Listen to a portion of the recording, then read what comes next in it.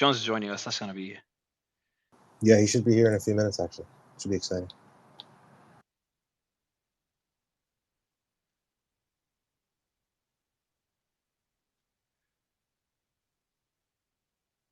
Nick, you there? Yep, I'm here. I was making sure that I was trying to make sure I had a nice, strong connection. Sometimes it's hard to find. Where in the US? Where in the US are you now? Are you in the US? Okay. Yes. Yeah, they still haven't like totally restored cell service out here, so it's fairly spotty a lot of times. What's happening in Maui now? Why are you still there? What are you covering?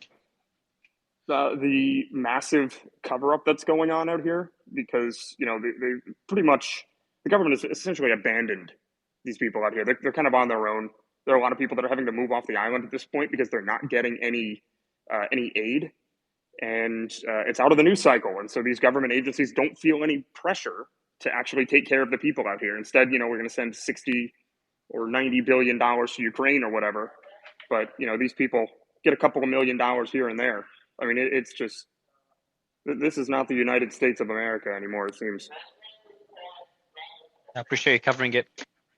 All right, so we're going to kick it off, Nick. I know we're going to be discussing the interview, but you wanted to give us a quick recap on the Biden news that came out earlier today before we kick off the discussion on the interview. And just for anyone listening, the interview with Putin will be released in exactly 50 minutes. So we'll be discussing it, what we expect, what we know so far, the video that was already released by Tucker, the coverage in Russia. We've got a panel that have been on here before. Jackson, obviously, has got a lot of knowledge on Russia, and even before the Gaza war, he's been on our panel a few times discussing the war in Ukraine. Michael as well. Daniel, you've covered the Ukraine war with us on a few spaces. I think Kareem and Sarah as well. FL, I think will be your first time joining us on this topic. So good to have everyone. We've got Alex Jones that will be joining us a bit later, among others. But Nick, do you want to give us a quick overview on the news relating to Biden? Yeah, so essentially, we figured out, I believe sometime last year, that Joe Biden had been storing classified documents in his garage next to his Corvette, as he said, which meant that they were apparently secure or something. And the Biden administration indicted President Trump for keeping presidential records after his term. Meanwhile, Biden actually never was supposed to be handling that information to begin with. It was sitting in his garage. It was turned over to the FBI.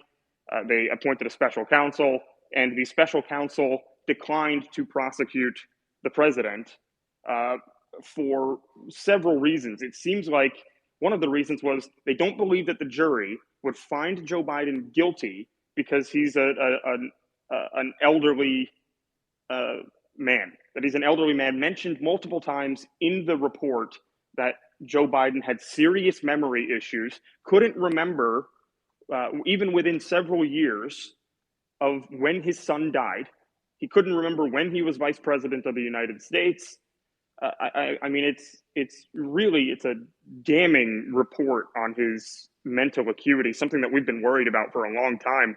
And Sarah, I don't know if you've seen any part of this so far, but what are your thoughts on that? I mean, is that alarming to you? It is alarming. Sarah, do you want me to read it out for you as well, just if you haven't read it, and for the audience, and then we'll give you back the mic and get your thoughts. Mr. Biden's memory also appeared to have significant limitations, both at the time he spoke to his wanted sir in 2017, as evidenced by their recorded conversations, and today as evidenced by his recorded interview with our office. That's one you're referring to, yeah, Nick? Yes. That's only part of it. Yeah, exactly. I'm going to read the rest of it. Mr. Biden's recorded conversations with his wanted sir from 2017 often painfully slow, with Mr. Biden struggling to remember events and straining at times to read and relay his own notebook entries. In his interview with our office, Mr. Biden's memory was worse. I didn't read this yet, and it's the first time I read it. He did not remember when he was vice president, forgetting on the first day of the interview when his term ended. Quote, if it was 2013, when did I stop being vice president? And forgetting on the second day of the interview when his term began. Quote, in 2009, am I still vice president? He did not remember, hot mic, Nick. He did not remember even within several years when his son Beau died. And his memory appeared hazy when describing the Afghanistan debate that was once so important to him. Among other things, he mistakenly said he, quote, had a real difference, end quote, of opinion with General Karl Eikenberry, when in fact Eikenberry was an ally whom Mr. Biden cited approvingly in his Thanksgiving memo to President Obama. Just to give you an idea of the extent of the report. Sarah, would love to get your thoughts. I do agree with Nick. I think that it's concerning. It's more than concerning. This is frightening. If he can't remember his time as vice president, he can't remember the time or the times of his own. He can't even read his own notes, and he can't remember when his own child passed away. I think that it's indicative of age. I think that he is an elderly man. I don't think he has the mental acuity to be president. And quite frankly, I think that if he's not able to get a driver's license, somebody with this level of mental acuity wouldn't even be allowed to get a driver's license. He shouldn't be allowed to run the country. Wasn't there, Nick, Ryan, wasn't there, probably you can answer that one as well. Wasn't there rumors that a lot of people are waiting for what Putin will say on Biden? There were rumors that he said something along the lines of Biden will not be president next. Ryan, you were telling me offline earlier. Yeah, that's the big thing I think that's the big thing that all ears are focused on, is to see what Putin says about Biden. That's the biggest fear that's coming out, and that's why preemptively they said that ignore everything he says. It's fake news. They're scared that he's going to say he's not running the country and he's not going to run again for president for the next term. And that's a rumor that we've been hearing all over the place, which again raises scrutiny of why is the mass media so scared of this interview? Yeah, we've got Jackson. You've covered Putin a few times on our space. What do you expect to see in this interview? What are your thoughts on these rumors, and what's Putin's incentive to do this interview in the first place? I think this is his first interview with a Western journalist since the war in Ukraine. Yeah, thanks for having me on again. I think, and I could be wrong, but I think that for everyone who has followed the Russia-Ukraine war and follows geopolitics closely, this interview is probably not going to be shocking or groundbreaking news or information that we garner. But I think it would probably be incorrect to assume that this interview has a target audience of people like us. I mean, I think that the idea that Tucker went into with this interview is he has watched the madness unfold for years and years and years, as we all have. We've watched the pro-war fake news lie and continue to, provide cover for NATO as they escalate this to the verge of World War III.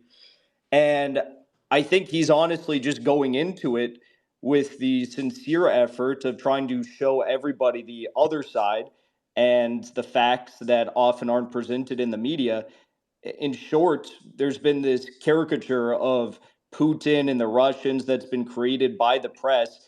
And this interview serves as an opportunity to smash that caricature and allow us all to have a moment to have a deep breath and reflect on where we've gone wrong in this world, and hopefully take a step back from the side of the cliff that we're currently hanging off of with regard to potential world war.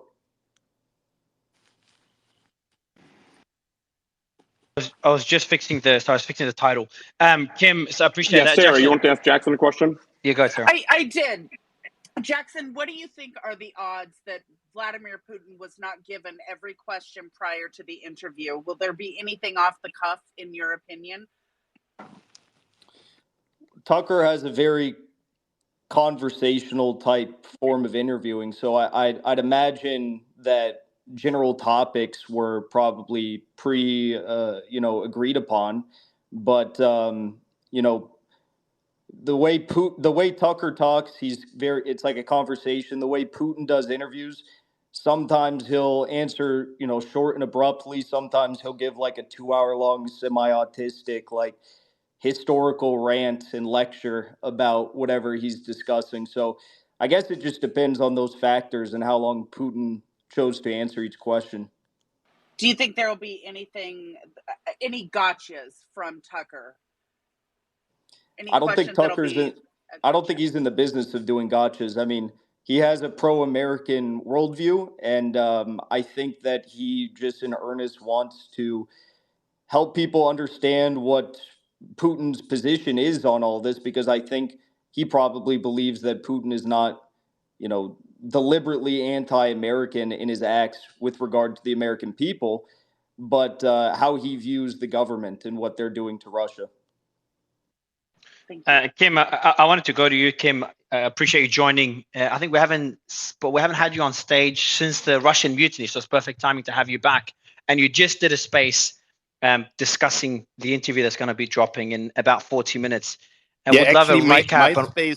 My space crashed as yours started, so good timing. Okay, but I'm happy to perfect be here. timing.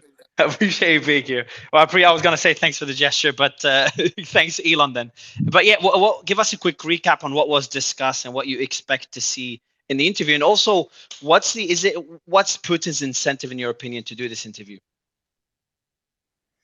I think Putin wants to reach out to the world. I don't think Russia wants a further escalation. I think they want things to go back to normal, and this is probably his attempt to say, look, Tucker Carlson is a guy who I know is not going to censor this stuff or edit it in any negative way, and that's why he's taking the opportunity. And is there anything in specific you're waiting for? I'm waiting for obviously any comments on the war in Ukraine and whether we could expect any peace deal anytime soon, a change of tone. Ryan, I was talking to Ryan offline, and he said a lot of people are waiting to hear Putin's comments on Biden. Is there anything specific you're waiting for? Well, I mean, Russia right now has the upper hand in Ukraine, and there's currently an offensive going on the front line, and things are not looking good for Ukraine. So I think it would be wise for him to take this moment and remind everyone, let's have this peace talk. Let's find a diplomatic solution to this problem, because otherwise, thousands more people are going to die, and the whole thing may escalate to something much bigger. So I just hope that this interview today is going to be another offer to sit down and make peace. And Daniel, Kim, the question to both of you, and then Nick, I'll give you the mic. Just one question, maybe give a recap for the audience on where the war is at. Everyone's been distracted with the war in Gaza. The fears, the concerns of a nuclear war that were dominating the narrative just a few months ago, no one seems to be mentioning them anymore, yet the war is ongoing. I would love to get a recap, and how concerned should we be on how the war is progressing? Yeah, I think that there's a lot of things that are going on right now. I mean, in the news just hours ago, Zelensky finally officially fired Zaluzhny, his commanding general, citing a number of mistakes and weaknesses when he actually gave his speech.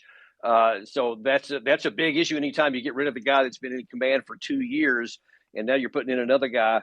But then on the battlefield, you have around the area of Avdiivka, where the Ukraine side has been losing territory, and Russia has been, in just the last 4 or 5 days, made a number of pretty sizable gains, and they're now threatening to cut off the last main supply route into that. And there's about, between who you want to believe, somewhere between 3,000 and 10,000 Ukraine troops in kind of a cauldron that are at risk. If they don't withdraw pretty soon, they may end up being trapped inside of that. And then you may have a repeat of the Bakhmut deal. And so, but all along the line of contact, you see that the Russians are advancing, meter by meter in some cases, but the Ukraine side is not pushing them back anywhere. They try local counterattacks, but the problem is they're short of artillery ammunition. They're short of reserves. They can't move people around as much, and so they don't have things to plug the gaps, and it's making it much easier for Russia to continue forward. And I think that according to the New York Times earlier today, that there's some real problems and risks that the Ukraine army could actually break in some places. I think that the situation is getting more and more dire for the Ukraine side. Yeah. So Kim, I'm going to ask you this, and Jackson, you feel free to jump in on this as well. Daniel, anybody that actually that has a pretty strong opinion on this. We're talking about, as we started the space, we talked about all of the aid, the tens of billions of dollars they're trying to push through to Ukraine. Where the hell has all the money that we've already given them gone? And is another 60 billion actually going to help? I mean, aren't we just prolonging the inevitable takeover? I mean, that's exactly right, Nick. It's just going to prolong the war. More people will die. It's not going to change the outcome of this war. And that's why I think it's so important that everyone who's going to watch this interview tonight is having a thought about, how are we going to accomplish some peace now? There's no point in sending more money to Ukraine. The outcome is not going to be changed with that. What we need to change now is that people are dying unnecessarily. To buy some more time to figure out if maybe the United States, through their proxy Ukraine, can bring Russia to the negotiation table with some terror attacks.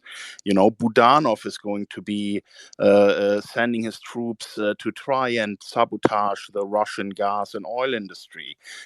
Victoria Nuland made clear that there will be a new axis in this war, and that is attacking Russian assets. Like, that's not going to solve anything. What the West needs to understand is that they bit off more than they chew, and that it's time to become reasonable and sit down and solve this so that this is not escalating further.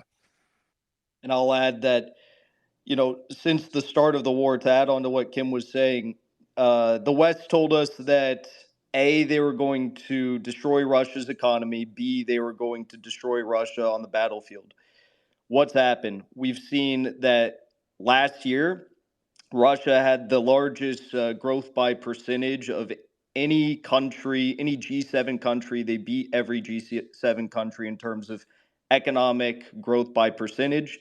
When it comes to the battlefield, they told us that the counteroffensive was going to be the end all be all to, getting all the way back to Crimea. And around the time that the counteroffensive started, Russia only had about 80,000 square kilometers of Ukrainian territory under their control.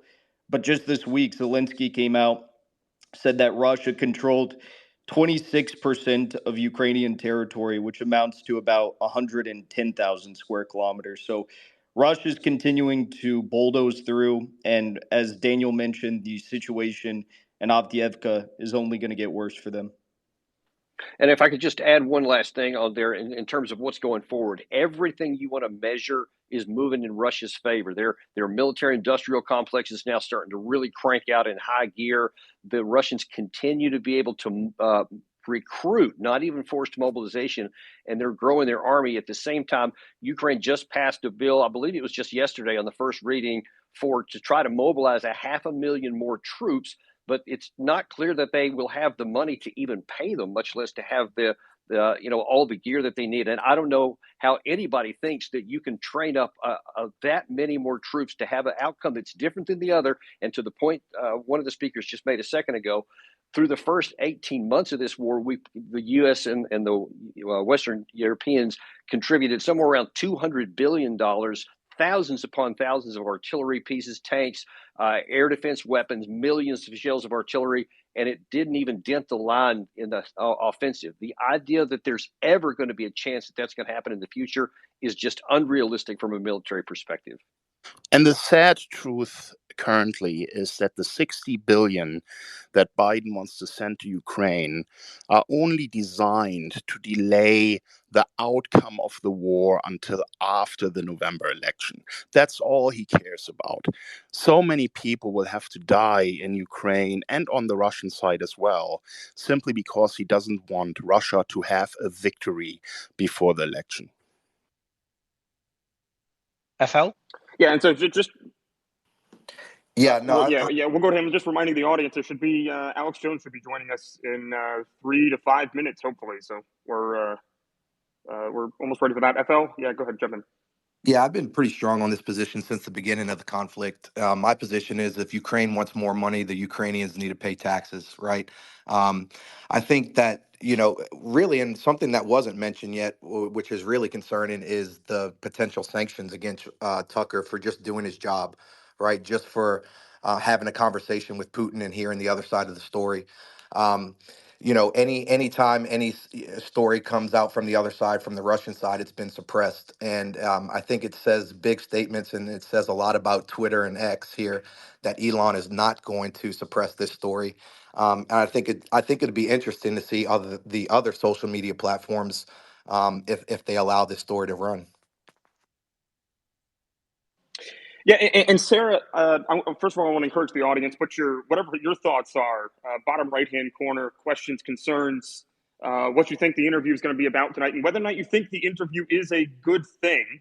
And Sarah, I know that has been a hot topic of conversation here about possibly Tucker being a traitor or working against the United States as a Russian asset. What are your thoughts on that? I think that he is there in the capacity as a journalist. Somebody said earlier that Tucker is very America first.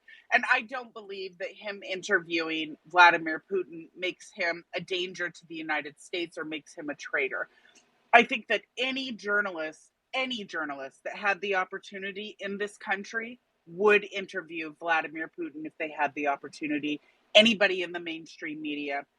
So I think it's very hypocritical of anybody to call a journalist, somebody doing their job, a traitor to the United States. I would interview Vladimir Putin if I had the opportunity. So would anybody on this stage. You know, it's interesting to think about it like that. Oh, go ahead, Nick. Well, no, I just wanted to welcome to the stage Mr. Alex Jones. It's a pleasure to have you, as always, sir. Thank you so much for joining us. Hey, it's great to be here with you guys. What an amazing, momentous day. Yeah, and it's awesome. I mean, what are you looking forward to out of this interview the most? And why haven't you been invited over there yet, Alex? Come on. Well, that's a whole other story. Let's not talk about me. I was given a full 2-year business visa 5 years ago. Then just like Tucker, I got threatened by the government. And I was honest about it on air. I said, listen, this Russiagate's so dangerous. I said, I didn't have a Putin interview lined up. I was going to go over there and do a media tour, and I canceled it just because I got threats. But you were asking, what was the first question? It was really important. I'll cover the second one. Yeah. It was. Oh yeah. What are you expecting? Yeah. What am I expecting today? Well, we know Putin's standard spiel. And again, I'm not a Putinite. I'm not a Russophile, but I'm a truthophile. And I'd say about 98% of what Putin says is, from my experience and research, is true, versus about 95% of what Biden or any of these guys say is a lie. It's kind of like Trump. I mean, you may not like what he says, but I'd say 95% of it's true, and the 5%, in my view, Trump's just wrong. You're going to see Putin come out. It's over 2 hours. Tucker did tell me that.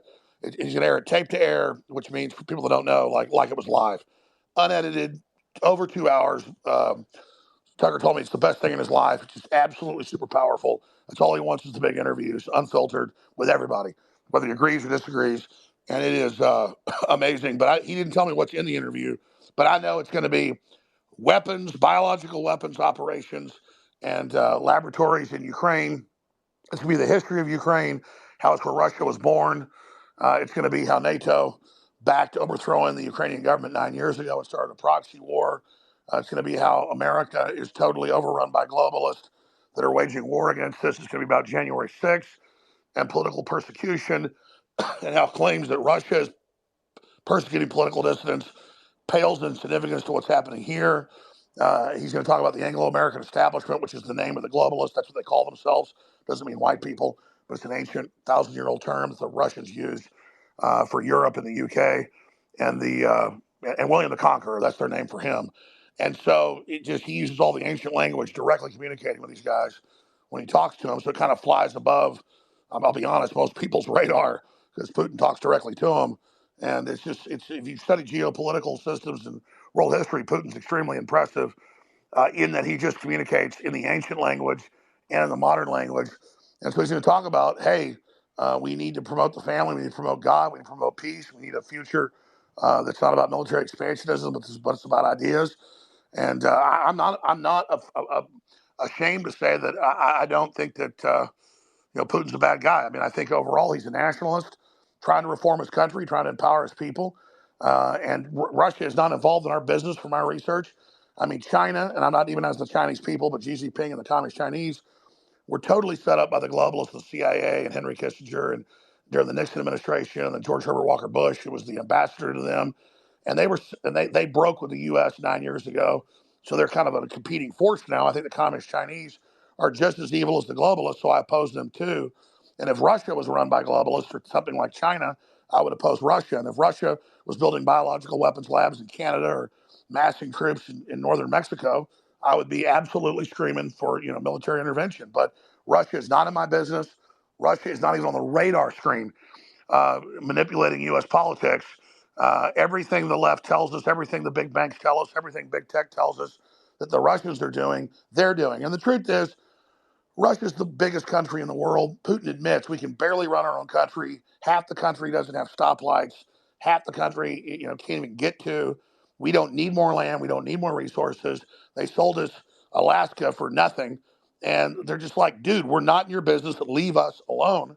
And I absolutely resonate with that and agree with that. So I know Tucker well. That's his view on it. He's not a Russophile, but he's an American file. And so it's not going to be a pro-Russia interview from Tucker's angle. It's not going to be a pro-Ukraine angle. It's going to be a pro-America angle. And I think that's what we're going to hear right now. So imagine the hundreds of billions of dollars spent on Russia or this war with Russia in Ukraine, if that was spent here in America.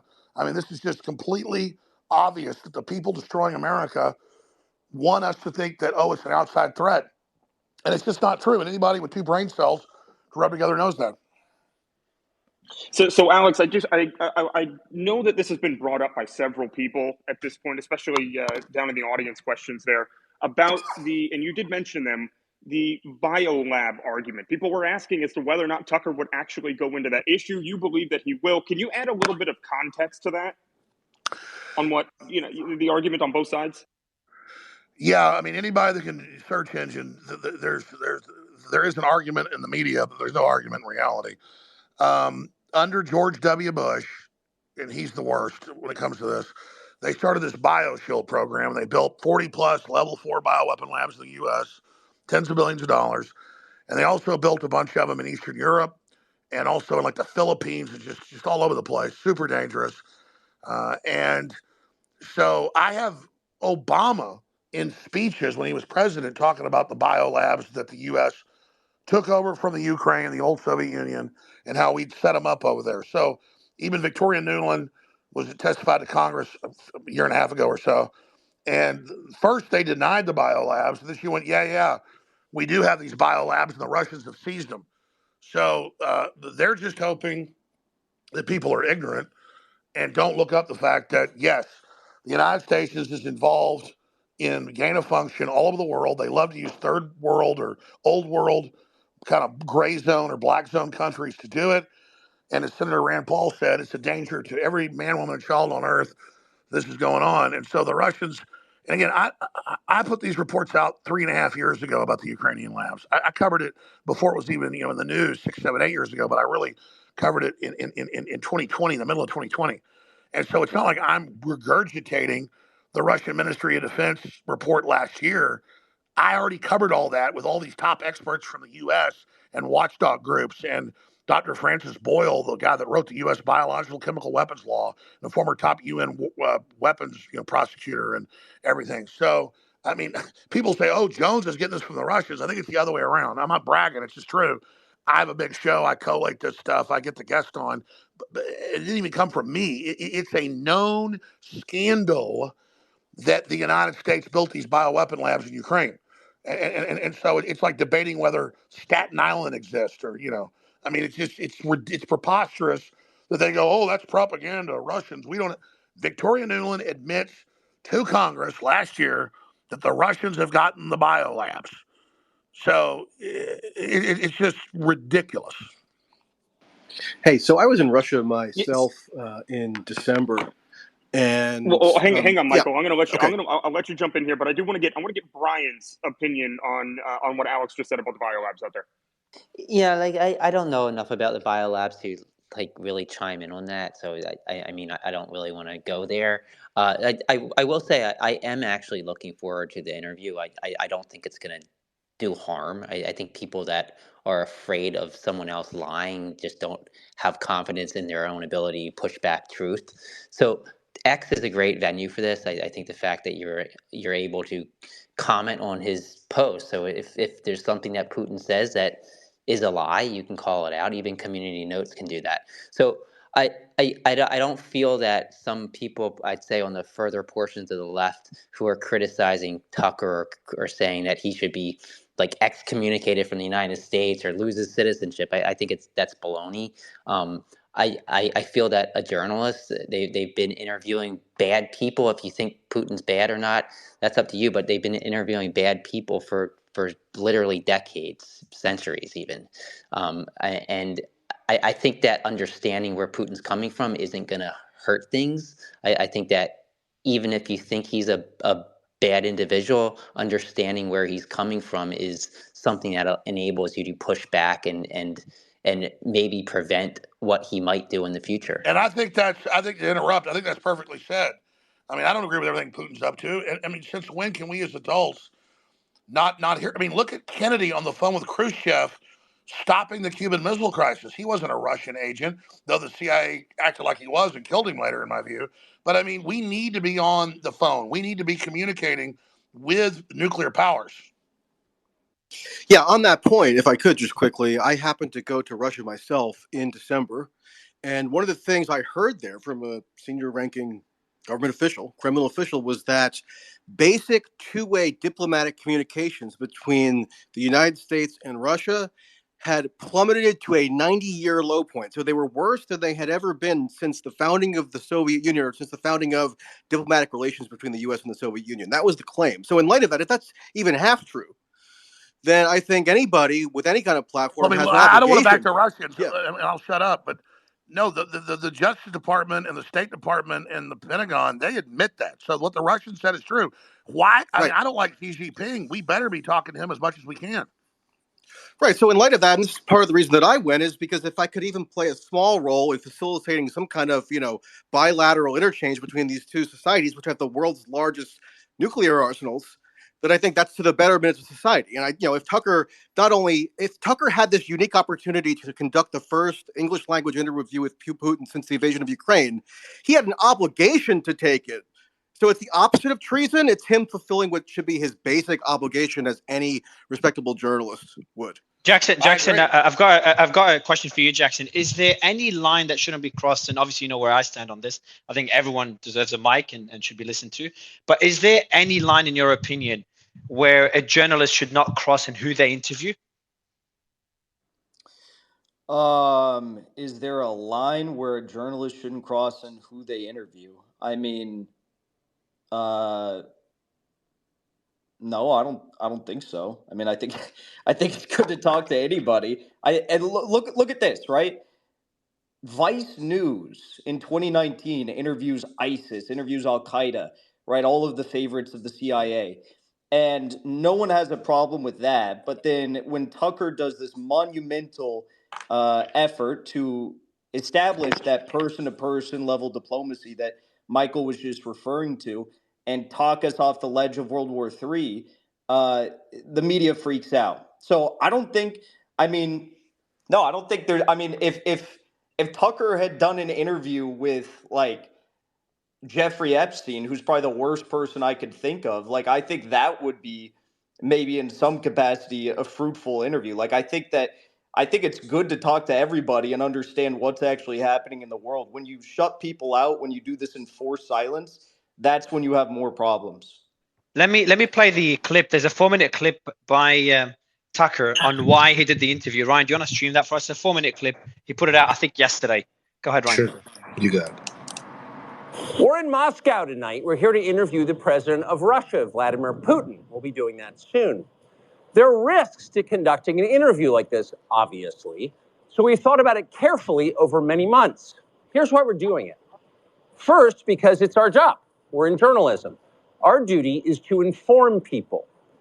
2 years into a war that's reshaping the entire world, most Americans are not informed. They have no real idea what's happening in this region, here in Russia or 600 miles away in Ukraine. But they should know. They're paying for much of it in ways they might not fully yet perceive. The war in Ukraine is a human disaster. It's left hundreds of thousands of people dead, an entire generation of young Ukrainians, and it's depopulated the largest country in Europe. But the long-term effects are even more profound. This war has utterly reshaped the global military and trade alliances, and the sanctions that followed have as well. And in total, they have upended the world economy.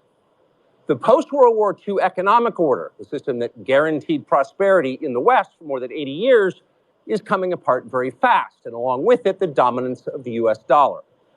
These are not small changes. They are history-altering developments. They will define the lives of our grandchildren.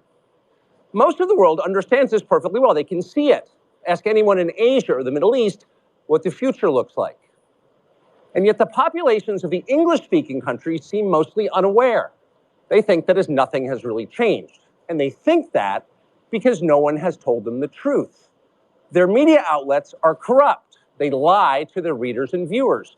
And they do that mostly by omission. For example, since the day the war in Ukraine began, American media outlets have spoken to scores of people from Ukraine, and they've done scores of interviews with Ukrainian President Zelensky. We ourselves have put in a request for an interview with Zelensky, and we hope he accepts. But the interviews he's already done in the United States are not traditional interviews. They are fawning pep sessions specifically designed to amplify Zelensky's demand that the U.S. enter more deeply into a war in Eastern Europe and pay for it. That is not journalism. It is government propaganda. Propaganda of the ugliest kind, the kind that kills people. At the same time, our politicians and media outlets have been doing this, promoting a foreign leader like he's a new consumer brand. Not a single Western journalist has bothered to interview the president of the other country involved in this conflict, Vladimir Putin. Most Americans have no idea why Putin invaded Ukraine or what his goals are now. They've never heard his voice. That's wrong. Americans have a right to know all they can about a war they're implicated in, and we have the right to tell them about it because we are Americans too. Freedom of speech is our birthright. We were born with the right to say what we believe. That right cannot be taken away no matter who is in the White House. But they're trying anyway. Almost 3 years ago, the Biden administration illegally spied on our text messages and then leaked the contents to their servants in the news media. They did this in order to stop a Putin interview that we were planning. Last month, we're pretty certain they did exactly the same thing once again. But this time, we came to Moscow anyway. We are not here because we love Vladimir Putin. We are here because we love the United States, and we want it to remain prosperous and free. We paid for this trip ourselves. We took no money from any government or group, nor are we charging people to see the interview. It is not behind a paywall. Anyone can watch the entire thing, shot live to tape and unedited, on our website, tuckercarlson.com. Elon Musk, to his great credit, has promised not to suppress or block this interview once we post it on his platform, X, and we're grateful for that. Western governments, by contrast, will certainly do their best to censor this video on other less principled platforms because that's what they do. They are afraid of information they can't control. But you have no reason to be afraid of it. We are not encouraging you to agree with what Putin may say in this interview, but we are urging you to watch it. You should know as much as you can. And then, like a free citizen and not a slave, you can decide for yourself. Thanks. Yehuda, I want to get your thoughts on this. So Yehuda. Yeah, go ahead, Nick. And then we'll go to Alex. Yeah, no. Listen. If this was 1944 and Father Coughlin, Catholic priest who supported the Nazis, wanted to speak to Hitler, I guess it would be a funny go. This is a man, frankly, I actually don't believe that Tucker Carlson, bow tie aficionado, is actually a Putin fan. This is a person who relishes in controversy. This is a person who wants to get clicks because he got fired for losing Fox almost $1 billion in a defamation suit.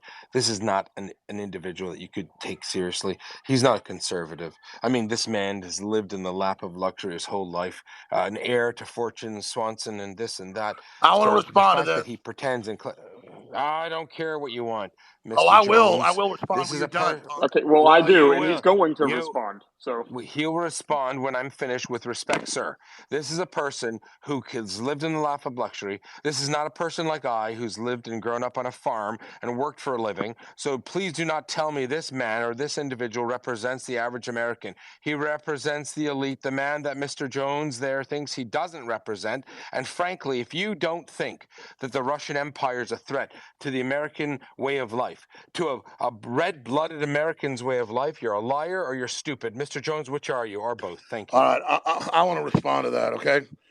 Here's the thing. I heard both communist ideology, that anybody that comes for money is bad, but I also heard he's a threat against American capitalism.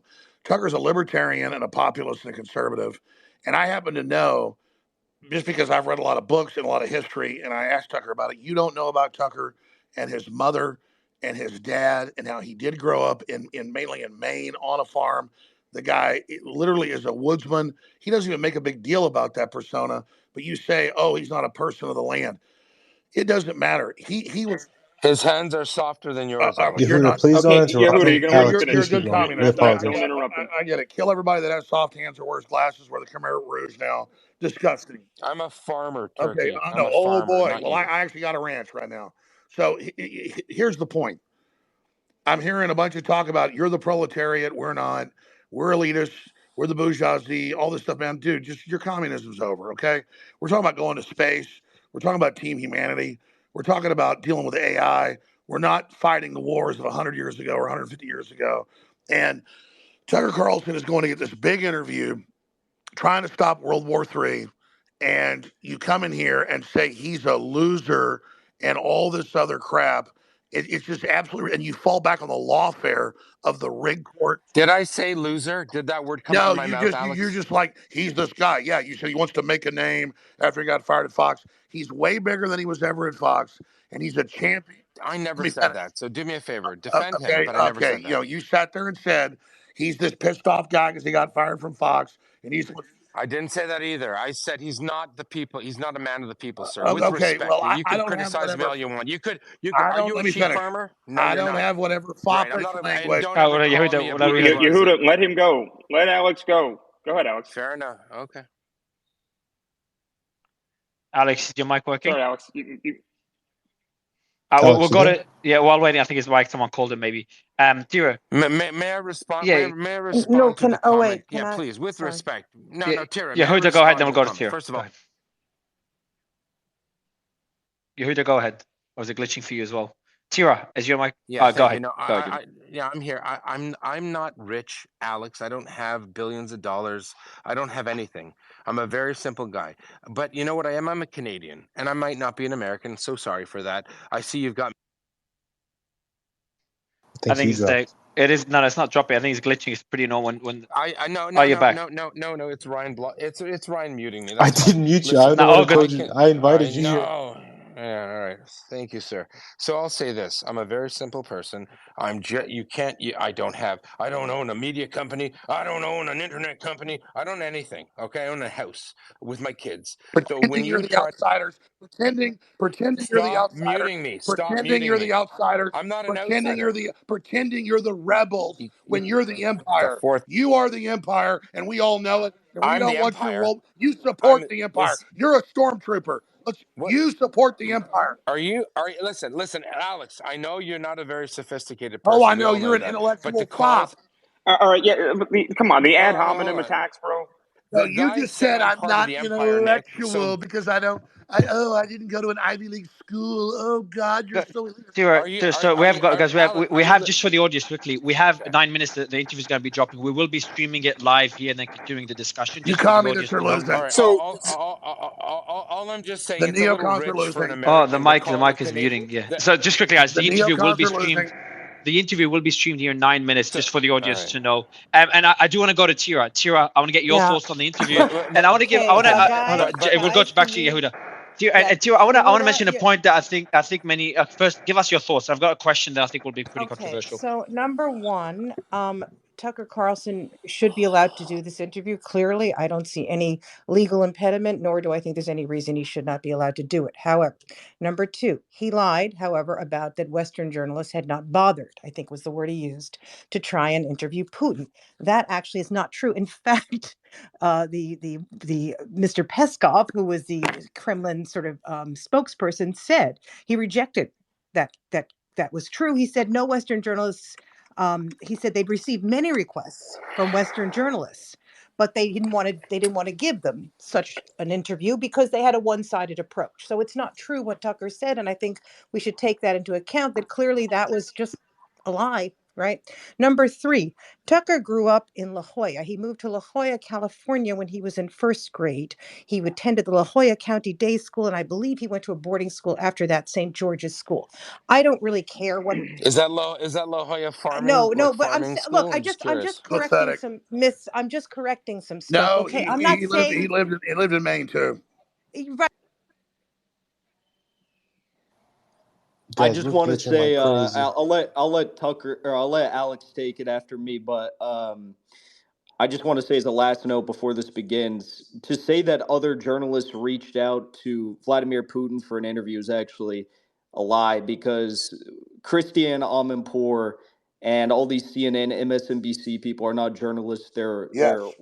They're war Could I prostitutes. finish, or They're would you like to they just like to that interrupt me, Jackson? they're no, you Jackson, were might muted. I finish? Your They're mic, I no, they're your death. mic, your mic cut out, Tira. So, Oh, Yeah, Yeah, so how's I'll we're, just Julian we're can finish. starting I now. Assange I'll doing? finish? just Yeah, go Because ahead. finish. I I'll just something All right, I Can, did guys. can not we mean put to. Tucker and Yeah. Julian I'll just Assange? finish. Can I All right, finish, guys. please? Please, guys. These Please. people Please. are death Oh merchants. They Oh, we'll are go. war please. pigs, and that's all I got to Yeah. say. Go Death Okay, ahead, Tira. fine. merchants. That's all you Go have ahead, to Tira. say. Good. I'm glad. Now, so I was saying, and I'm sorry if my mic cut out. I didn't see that it cut out. No, So it's it's happening to something's everyone. wrong. It's Okay, I'm glitching for so everyone. Just sorry. it's okay. Okay, All good. so All good. I'm not, look, I don't care where he went to school. I'm just saying that the idea that he is, a farmer and whatever, maybe he had a farm, but he also was quite wealthy. His father was very well connected. I believe he was an ambassador at one point. So, he's not exactly the norm, let's just say, but that's all fine. Doesn't matter to me, but just correcting some things. The biolabs, Victoria Nuland did not say they were biolabs that were creating biological weapons. What she said, excuse me, this is exactly what she said. These were part of the under Nunn-Lugar, which is like a 1991 law. Basically, the United States put out money to try and sort of secure some of these labs that had been actually in prior USSR territory. Now, you can say bad program, good program, but the USSR knew about these labs for many, many years But first and they knew that they denied that were. was the point. First they said No, Putin but lied what about I'm them being saying is labs.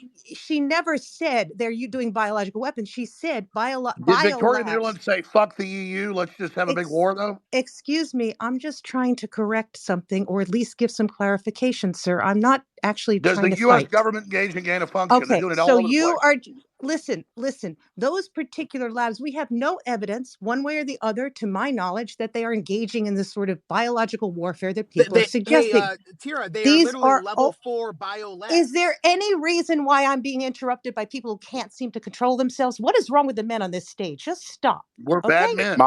And Mario, anybody Well, nothing who has we're clashes. trying to Apparently, spit the changed. truth. you are Nothing all has such changed in babies Guys, your and you guys, state. two can't seconds, keep two control of Guys, seconds. three at a yourselves. time. Three Yeah, at a go time, ahead. Okay. please. Yeah, Tira, All right. I will finish just off, finish and then up we'll by go to saying, Joshua afterwards. right. I will finish up by saying that these labs, there was money there to try and secure them because they were researching pathogens. They weren't necessarily doing gain of function. There's been no evidence of that. In Russia, by the way, has complained about these labs for many years. So this idea that it just suddenly they were informed of them is nonsense. They complained in 2011.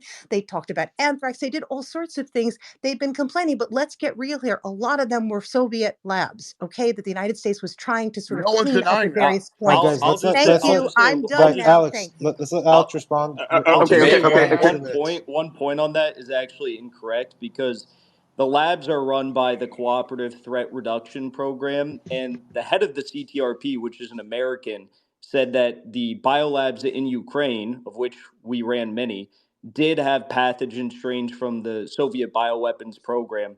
That was admitted at the Congress when Victoria Nuland testified, because they were worried about the fact that the Russians were taking them over. So they actually admitted to at least That's right. Anybody bioweapons can from the watch Soviet. that.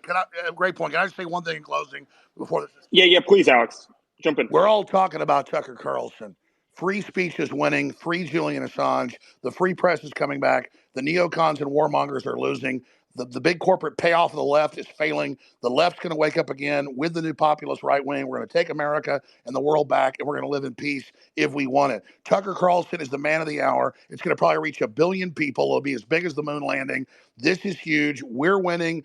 The people that wanted to censor are failing thanks to Elon Musk and Tucker Carlson and people like the folks hosting this. And I'm sorry if I was mean, but when I start hearing Pol Pot stuff about anybody that has an education or anybody that's wearing glasses can't be trusted, I am literally living in a nightmare. We judge Guys, people by what they do. time. Guys, You are. hold on May one I? second. May I Time. reclaim my Guys, hold time, on, hold on. Time to please? rock and roll. Interviews live. Let's get started. We're streaming it here. We're gonna have some fun, and we're gonna discuss it after. So let's do this. Appreciate you guys all for being here with us. Yeah, Alex, I'm really looking forward to your feedback on it if you have Yeah, time. and I'm Okay. surprised you believe The in the moon following landing. is an interview with the president of Russia, Vladimir Putin, shot February 6, 2024 at about 7 p.m. in the building behind us, which is, of course, the Kremlin. The interview, as you will see if you watch it, is primarily about the war in progress, the war in Ukraine, how it started, what's happening, and most pressingly, how it might end. One note before you watch. At the beginning of the interview, we asked the most obvious question, which is, why did you do this? Did you feel a threat, an imminent physical threat? And that's your justification. And the answer we got shocked us. Putin went on for a very long time, probably half an hour, about the history of Russia going back to the 8th century. And honestly, we thought this was a filibustering technique and found it annoying and interrupted him several times. And he responded he was annoyed by the interruption. But we concluded in the end, for what it's worth, that it was not a filibustering technique. There was no time limit on the interview. We ended it after more than 2 hours. Instead, what you're about to see seemed to us sincere, whether you agree with it or not. Vladimir Putin believes that Russia has a historic claim to parts of Western Ukraine. So our opinion would be to view it in that light as a sincere expression of what he thinks. And with that, here it is. Mr. President, thank you. On February 22nd, 2022, you addressed your country in a nationwide address when the conflict in Ukraine started. And you said that you were acting because you had come to the conclusion that the United States, through NATO, might initiate a, quote, surprise attack on our country. And to American ears, that sounds paranoid. Tell us why you believe the United States might strike Russia out of the blue. How did you conclude that? It's not that America, the United States, was going to launch a surprise strike on Russia. I didn't say that. Are we having a talk show or a serious conversation? Here's the quote. Thank you. It's a formidable series. Because your basic education is in history, as far as I understand. Yes. So if you don't mind, I will take only 30 seconds or 1 minute to give you a short reference to history for giving you a little historical background. Please. Let's look where our relationship with Ukraine started from. Where did Ukraine come from? The Russian state started gathering itself as a centralized statehood, and it is considered to be the year of the establishment of the Russian state in 862, when the townspeople of Novgorod invited a Varangian prince, Rurik, from Scandinavia to reign.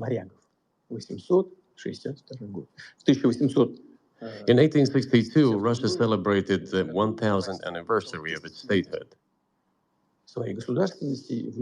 And in Novgorod, there is a memorial dedicated to the 1000th anniversary of the country. In 882, Rurik's successor, Prince Oleg, who was actually playing the role of regent at Rurik's young son, because Rurik had died by that time, came to Kiev.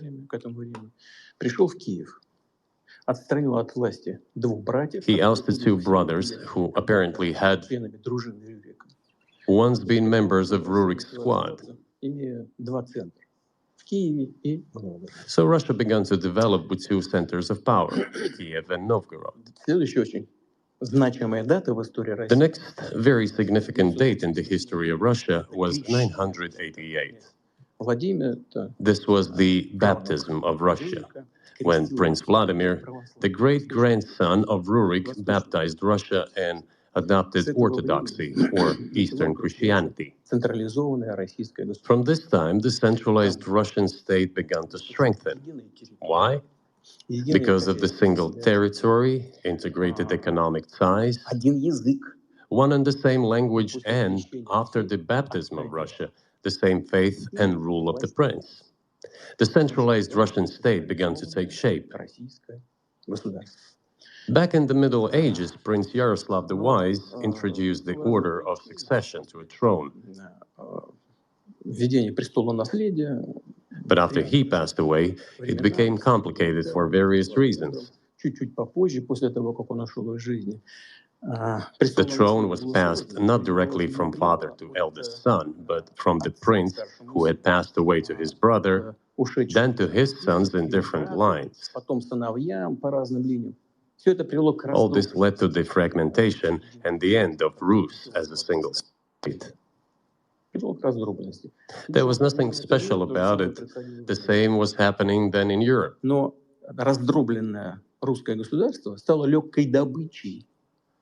But the fragmented Russian state became an easy prey to the empire created earlier by Genghis Khan. His successors, namely Batu Khan, came to Rus, plundered and ruined nearly all the cities. The southern part, including Kiev, by the way, and some other cities, simply lost independence, while northern cities preserved some of their sovereignty. They had to pay tribute to the horde, but they managed to preserve some part of their sovereignty. And then a unified Russian state began to take shape with its center in Moscow. The southern part of Russian lands, including Kiev, began to gradually gravitate towards another magnet, the center that was emerging in Europe. This was the Grand Duchy of Lithuania. It was even called the Lithuanian-Russian Duchy, because Russians were a significant part of this population. They spoke the old Russian language and were Orthodox. But then there was a unification, the union of the Grand Duchy of Lithuania and the Kingdom of Poland. A few years later, another union was signed, but this time already in the religious sphere. Some of the Orthodox priests became subordinate to the Pope. Thus, these lands became part of the Polish-Lithuanian state.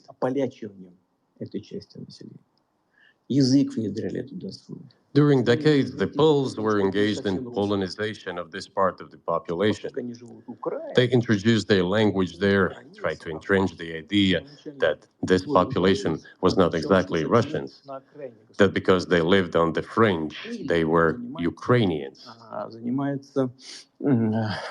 Originally, the word Ukrainian meant that a person was living on the outskirts of the state, along the fringes, or was engaged in a border patrol service. It didn't mean any particular ethnic group. So the Poles were trying to, in every possible way, to colonize this part of the Russian lands and actually treated it rather harshly, not to say cruelly. All that led to the fact that this part of the Russian lands began to struggle for their rights. They wrote letters to Warsaw demanding that their rights be observed and people be commissioned here, including to Kiev. I beg your pardon, can you tell us what period? I'm losing track of where in history we are. The Polish oppression of Ukraine. It was in the 13th century.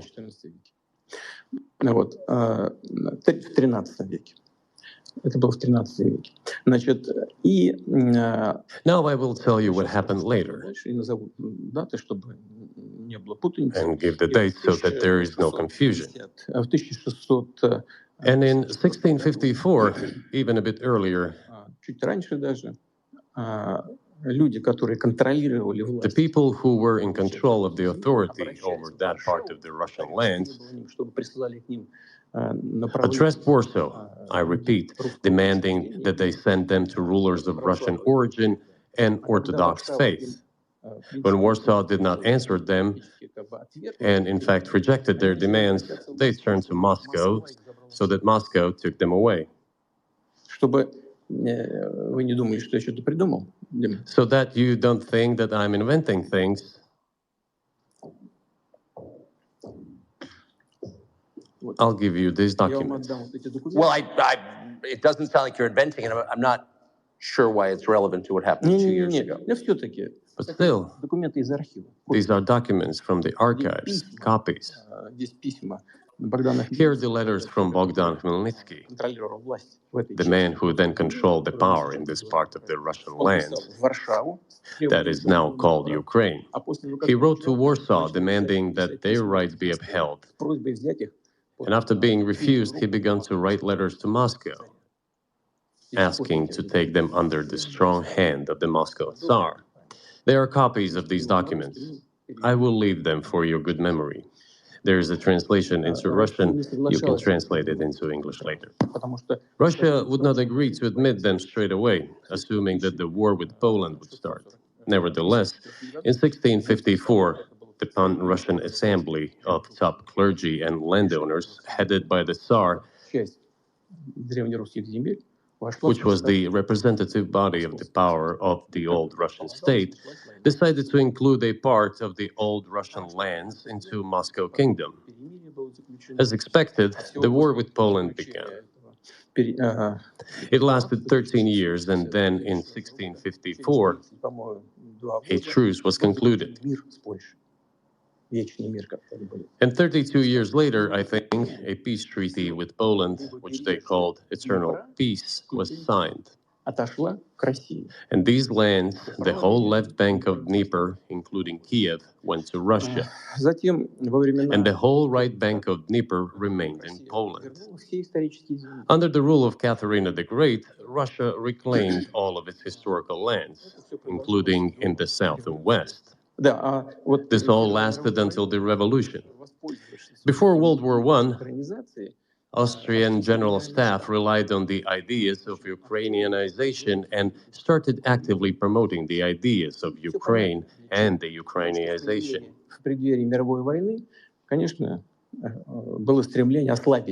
Their motive was obvious. Just before World War I, they wanted to weaken the potential enemy and secure themselves favorable conditions in the border area. So the idea which had emerged in Poland that people residing in that territory were allegedly not really Russians, but rather belonged to a special ethnic group, Ukrainians, started being propagated by the Austrian General Staff. As far back as the 19th century, theorists calling for Ukrainian independence appeared. All those, however, claimed that Ukraine should have a very good relationship with Russia. They insisted on that. After the 1917 revolution, the Bolsheviks sought to restore the statehood and the civil war began, including the hostilities with Poland. In 1921, peace with Poland was proclaimed, and under that treaty, the right bank of Dnieper River once again was given back to Poland. In 1939, after Poland cooperated with Hitler,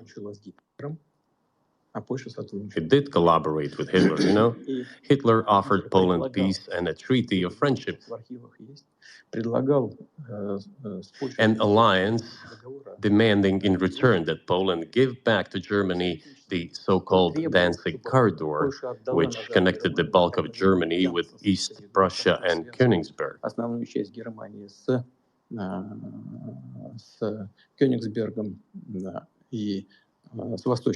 After World War I, this territory was transferred to Poland, and instead of Danzig, a city of Dansk emerged. Hitler asked them to give it amicably, but they refused. Of course. Still, they collaborated with Hitler and engaged together in the partitioning of Czechoslovakia. But may I ask you, you're making the case that Ukraine, certainly parts of Ukraine, Eastern Ukraine, is in effect Russia has been for hundreds of years. Why wouldn't you just take it when you became president 24 years ago? You have nuclear weapons, they don't. If it's actually your land, why did you wait so long? Sure. I'll tell you. I'm coming to that. This briefing is coming to an end. It might be boring, but it explains many things. I just don't know how it's relevant. Good. Good. I'm so gratified that you appreciate that. Thank you. So, before World War II, Poland collaborated with Hitler, and although it did not yield to Hitler's demands, it still participated in the partitioning of Czechoslovakia together with Hitler, as the Poles had not given the Danzig corridor to Germany and went too far, pushing Hitler to start World War II by attacking them. Why was it Poland against whom the war started on 1st September 1939? Poland turned out to be uncompromising, and Hitler had nothing to do but start implementing his plans with Poland. By the way, the USSR, I have read some archive documents, behaved very honestly. It asked Poland's permission to transit its troops through the Polish territory to help Czechoslovakia. But the then Polish foreign minister said that if the Soviet planes flew over Poland, they would be downed over the territory of Poland. But that doesn't matter. What matters is that the war began, and Poland fell prey to the policies it had pursued against Czechoslovakia, as under the well-known Molotov-Ribbentrop Pact. Part of the territory, including Western Ukraine, was to be given to Russia. Thus, Russia, which was then named as USSR, regained its historical lands. After the victory in the Great Patriotic War, as we call World War II, all those territories were ultimately enshrined as belonging to Russia, to the USSR. As for Poland, it received, apparently in compensation, the lands which had originally been German. The eastern parts of Germany, these are now western lands of Poland. Of course, Poland regained access to the Baltic Sea and Danzig, which was once again given its Polish name. So this was how this situation developed. In 1922, when the USSR was being established, the Bolsheviks started building the USSR and established the Soviet Ukraine, which had never existed before. Right.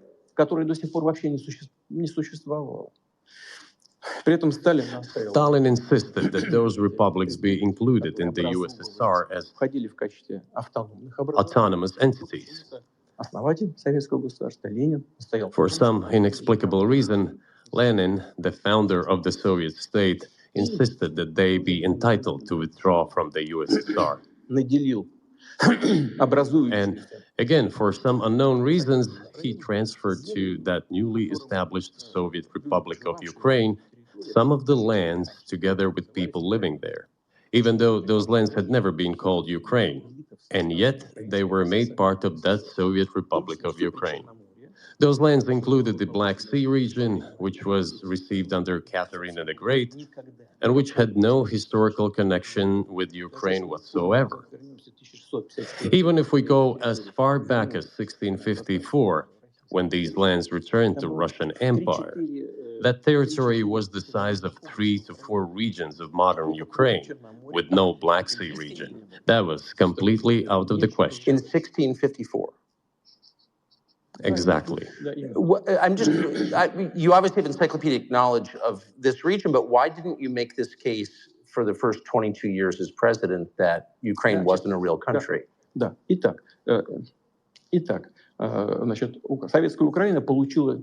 The Soviet Union was given a great deal of territory that had never belonged to it, including the Black Sea region. At some point, when Russia received them as an outcome of the Russo-Turkish Wars, they were called New Russia or Novorossiya. But that does not matter. What matters is that Lenin, the founder of the Soviet state, established Ukraine that way. For decades, the Ukrainian Soviet Republic developed as part of the USSR. And for unknown reasons, again, the Bolsheviks were engaged in Ukrainianization. It was not merely because the Soviet leadership was composed to a great extent of those originating from Ukraine. Rather, it was explained by the general policy of indigenization pursued by the Soviet Union. Same things were done in other Soviet republics. This involved promoting national languages and national cultures, which is not a bad in principle. That is how the Soviet Ukraine was created. After the World War II, Ukraine received, in addition to the lands that had belonged to Poland before the war, part of the lands that had previously belonged to Hungary and Romania. So Romania and Hungary had some of their lands taken away and given to the Soviet Ukraine, and they still remain part of Ukraine. So in this sense, we have every reason to affirm that Ukraine is an artificial state that was shaped at Stalin's will. Do you believe Hungary has a right to take its land back from Ukraine and that other nations have a right to go back to their 1654 borders? I'm not sure whether they should go back to the 1654 borders. But given Stalin's time, so-called Stalin's regime, which, as many claim, saw numerous violations of human rights and violations of the rights of other states, конечно, вполне можно, если не говорить о том, что они имеют на это право. One may say that they could claim back those lands of theirs while having no right to do that. It is at least understandable. Have you told Viktor Orban that he can have part of Ukraine? Никогда не говорил. Never. I have never told him, not a single time. У нас с ним даже на этот счет не было никаких разговоров. We have not even had any conversation on that, but I actually know for sure that Hungarians who live there Они, конечно, хотят вернуться на свою историю. wanted to get back to their historical land. Moreover, I would like to share a very interesting story with you. I digress. It's a personal one. Somewhere in the early 80s, I went on a road trip in a car from then Leningrad across the Soviet Union through Kiev, made a stop in Kiev, and then went to Western Ukraine. I went to the town of Beregovoye, and all the names of towns and villages there were in Russian and in the language I did not understand, in Hungarian, in Russian and in Hungarian, not in Ukrainian, in Russian and in Hungarian. I was driving through some kind of village, and there were men sitting next to the houses, and they were wearing black three-piece suits and black cylinder hats. I asked, are they some kind of entertainers? I was told, no, they were not entertainers, they're Hungarians. I said, what are they doing here? What do you mean? This is their land, they live here. This was during the Soviet time in the 1980s. They preserved the Hungarian language, Hungarian names, and all their national costumes. They are Hungarians and they feel themselves to be Hungarians. And of course, when now there is an infringement. Well, that is, and there's a lot of that, though. I think many nations are upset about Transylvania as well, as you obviously know. But many nations feel frustrated by the redrawn borders of the wars of the 20th century and wars going back 1,000 years, the ones that you mentioned. But the fact is that you didn't make this case in public until 2 years ago, February. And in the case that you made, which I read today, you explain at great length that you felt a physical threat from the West in NATO, including potentially a nuclear threat, and that's what got you to move. Is that a fair characterization of what you said? Я понимаю, что мои длинные диалоги, они... I understand that my long speeches probably fall outside of the genre of the interview.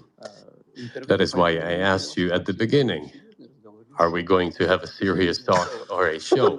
You said a serious talk. So bear with me, please.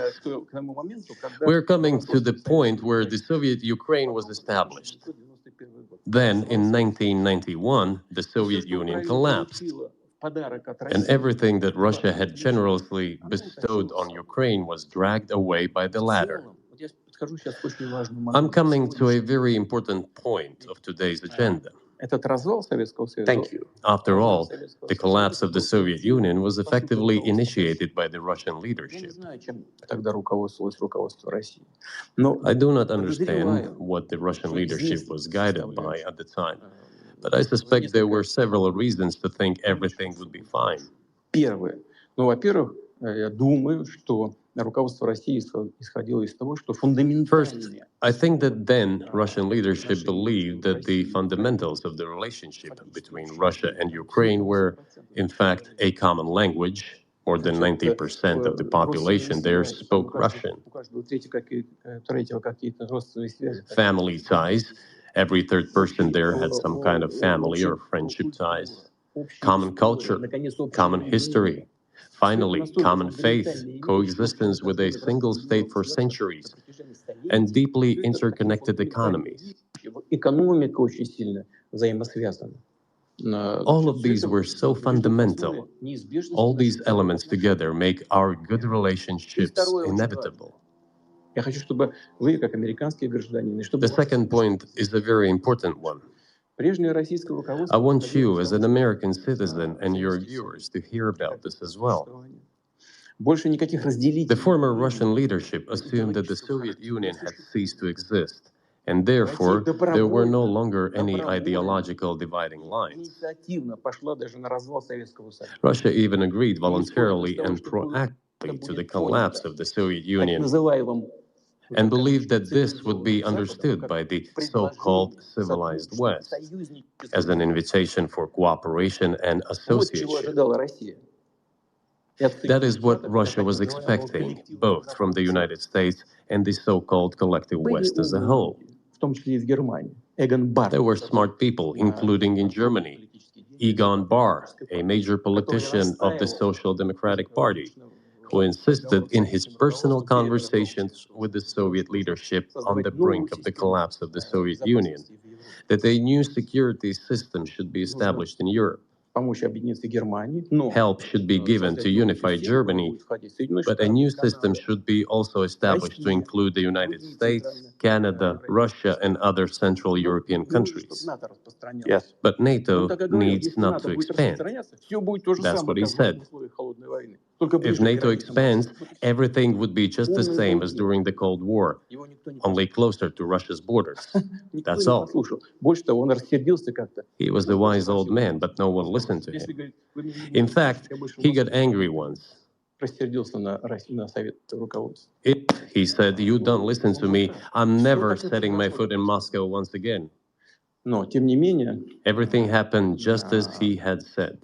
Well, of course, it did come true, and you've mentioned this many times. I think it's a fair point, and many in America thought that relations between Russia and the United States would be fine with the collapse of the Soviet Union and the end of the Cold War. That the opposite happened, but you've never explained why you think that happened, except to say that the West fears a strong Russia, but we have a strong China. The West does not seem very afraid of. What about Russia do you think convinced policymakers they had to take it down? The West is afraid of strong China more than it fears a strong Russia, because Russia has 150 million people and China has 1.5 billion population, and its economy is growing by leaps and bounds, or 5% a year. It used to be even more. But that's enough for China. As Bismarck once put it, potentials are the most important. China's potential is enormous. It is the biggest economy in the world today in terms of purchasing power parity and the size of the economy. It has already overtaken the United States quite a long time ago, and it is growing at a rapid clip. Let's not talk about who is afraid of whom. Let's not reason in such terms. And let's get into the fact that after 1991, when Russia expected that it would be welcomed into the brotherly family of civilized nations, nothing like this happened. You tricked us. I don't mean you personally when I say you. Of course, I'm talking about the United States. The promise was that NATO would not expand eastward, but it happened 5 times. There were 5 waves of expansion. We tolerated all that. We were trying to persuade them. We were saying, please don't. We are as bourgeois now as you are. We are market economy and there's no communist party power. Let's negotiate. Moreover, I have also said this publicly before. There was a moment when a certain rift started growing between us. Before that, Yeltsin came to the United States. Remember, he spoke in Congress and said the good words. God bless America. Everything he said were signals. Let us in. Remember the developments in Yugoslavia before the Yeltsin was lavished with praise? As soon as the developments in Yugoslavia started, he raised his voice in support of Serbs, and we couldn't but raise our voices for Serbs in their defense. I understand that there were complex processes underway there. I do.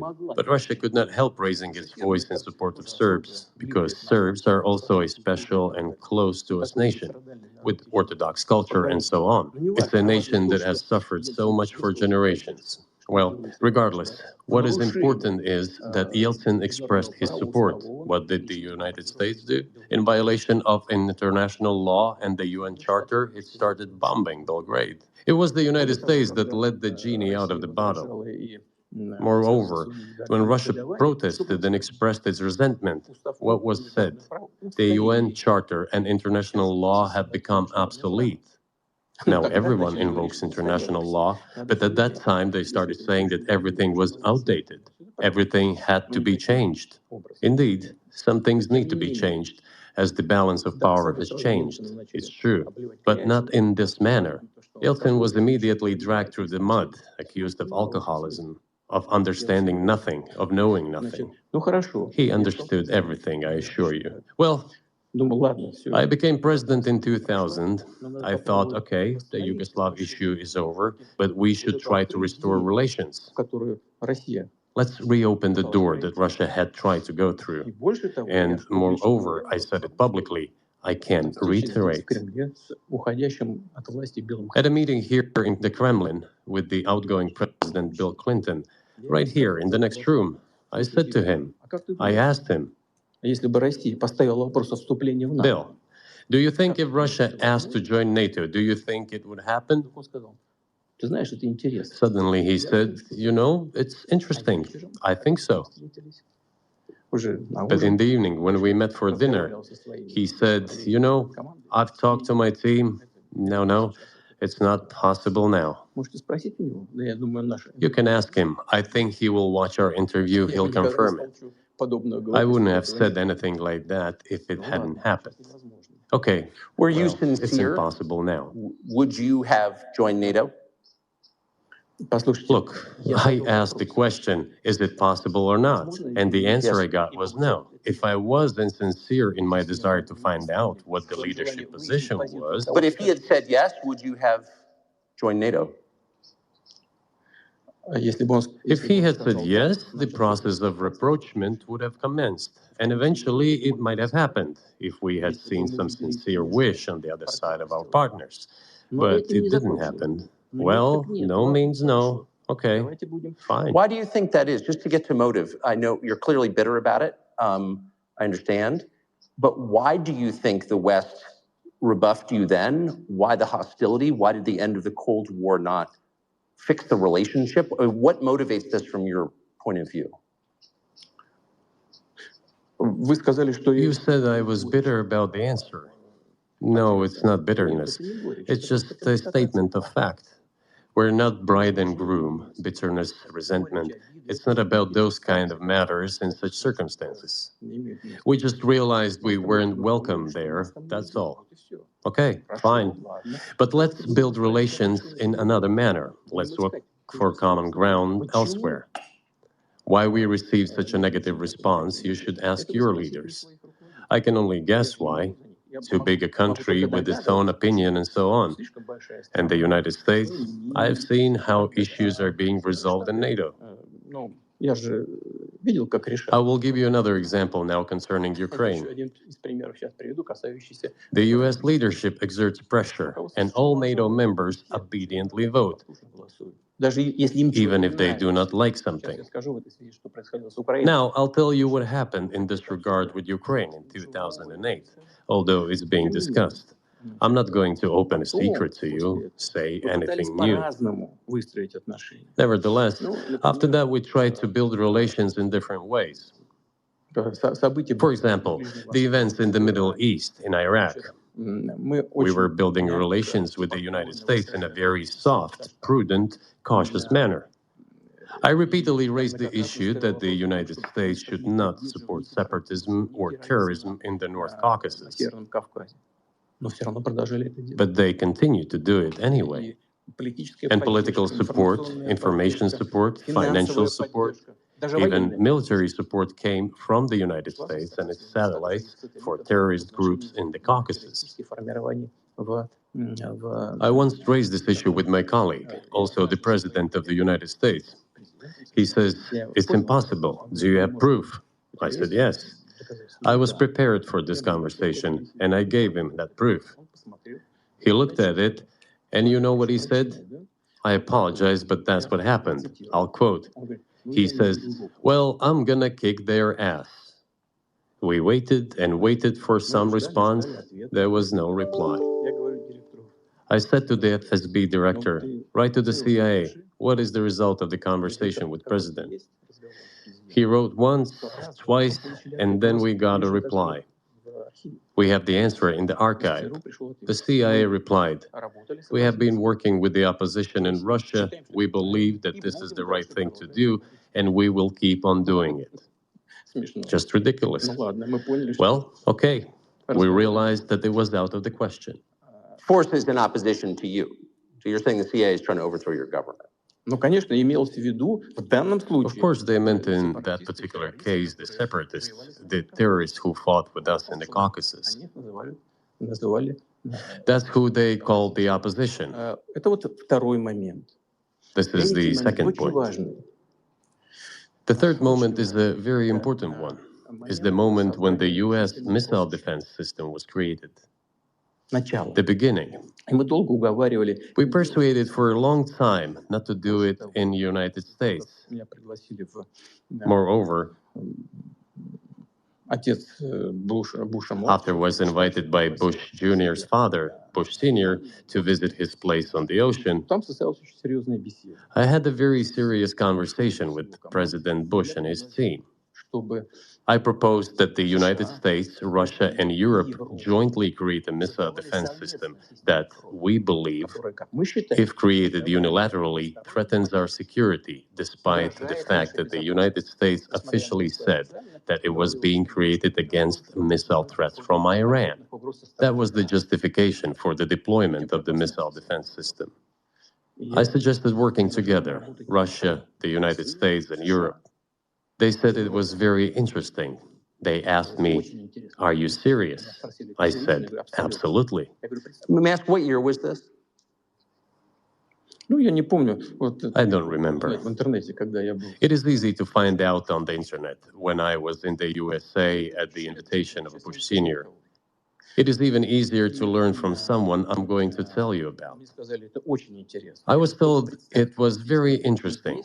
I said, "Just imagine if we could tackle such a global strategic security challenge together.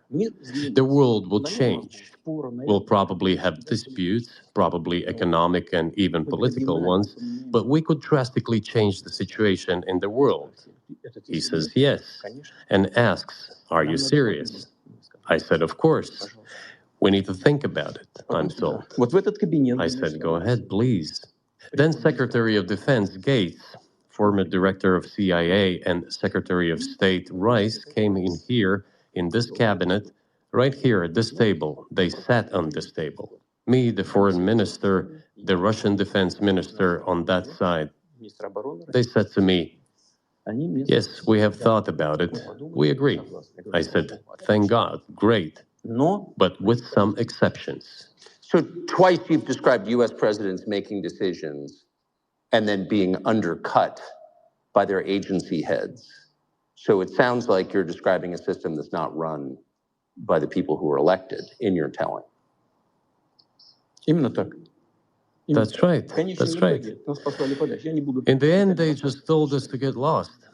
I'm not going to tell you the details because I think it's incorrect. After all, it was confidential conversation. But our proposal was declined. That's a fact.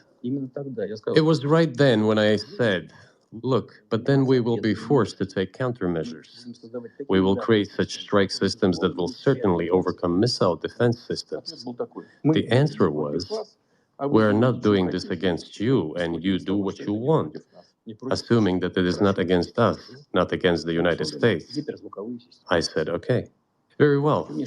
That's the way it went. And we created hypersonic systems with intercontinental range, and we continue to develop them. We are now ahead of everyone, the United States and the other countries, in terms of the development of hypersonic strike systems, and we are improving them every day.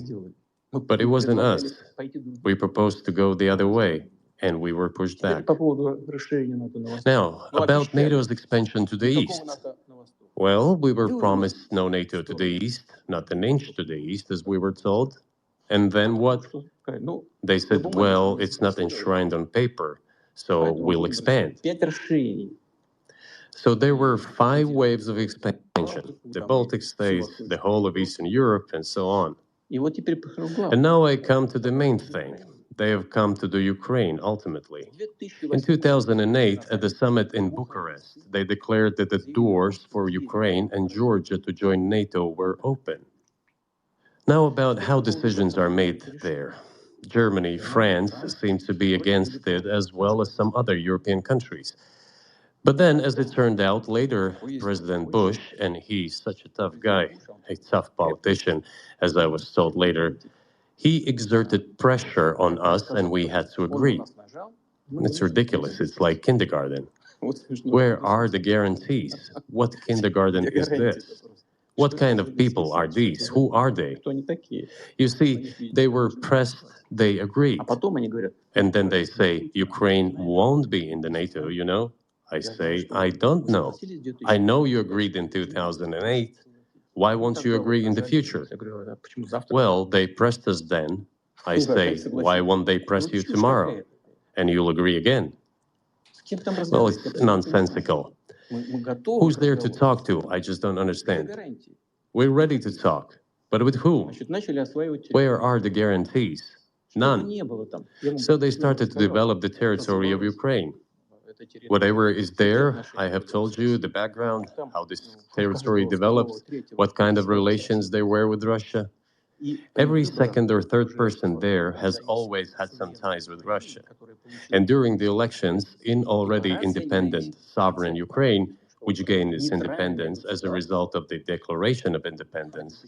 And by the way, it says that Ukraine is a neutral state, and in 2008, suddenly the doors or gates to NATO were open to it. Oh, come on. This is not how we agreed.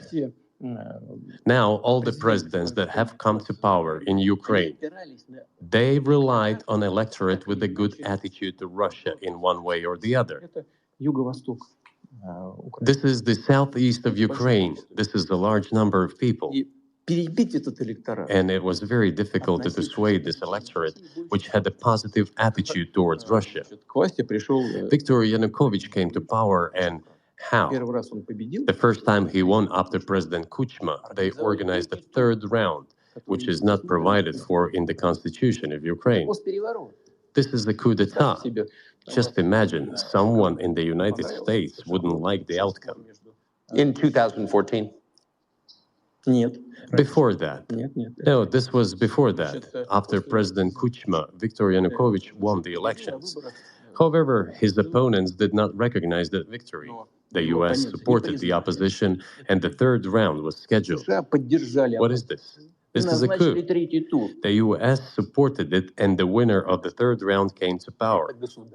Imagine if in the U.S. something was not to someone's liking, and the third round of election, which the U.S. Constitution does not provide for, was organized. Nonetheless, it was done in Ukraine. Okay, Viktor Yushchenko, who was considered a pro-Western politician, came to power. Fine, we have built relations with him as well. He came to Moscow with visits. We visited Kiev. I visited too. We met in an informal setting. If he's pro-Western, so be it. It's fine. Let people do their job.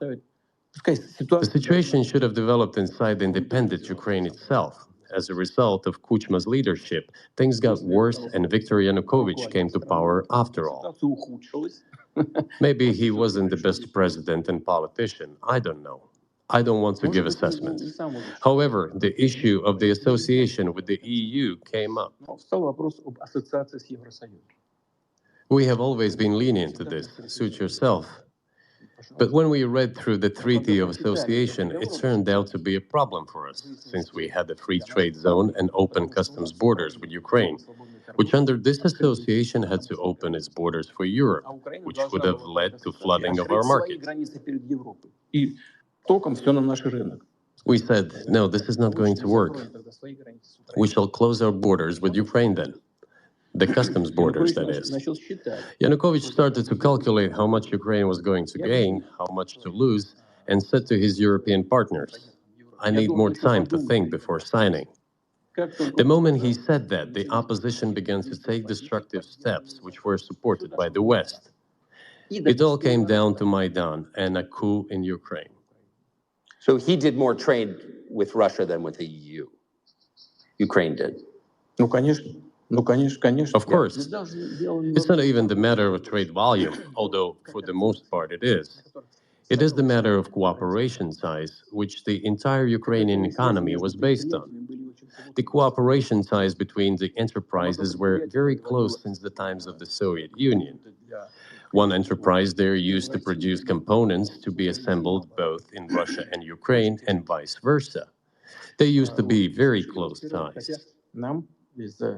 A coup d'etat was committed, although I shall not delve into details now, as I find doing it inappropriate, the US told us. Calm Yanukovych down, and we will calm the opposition.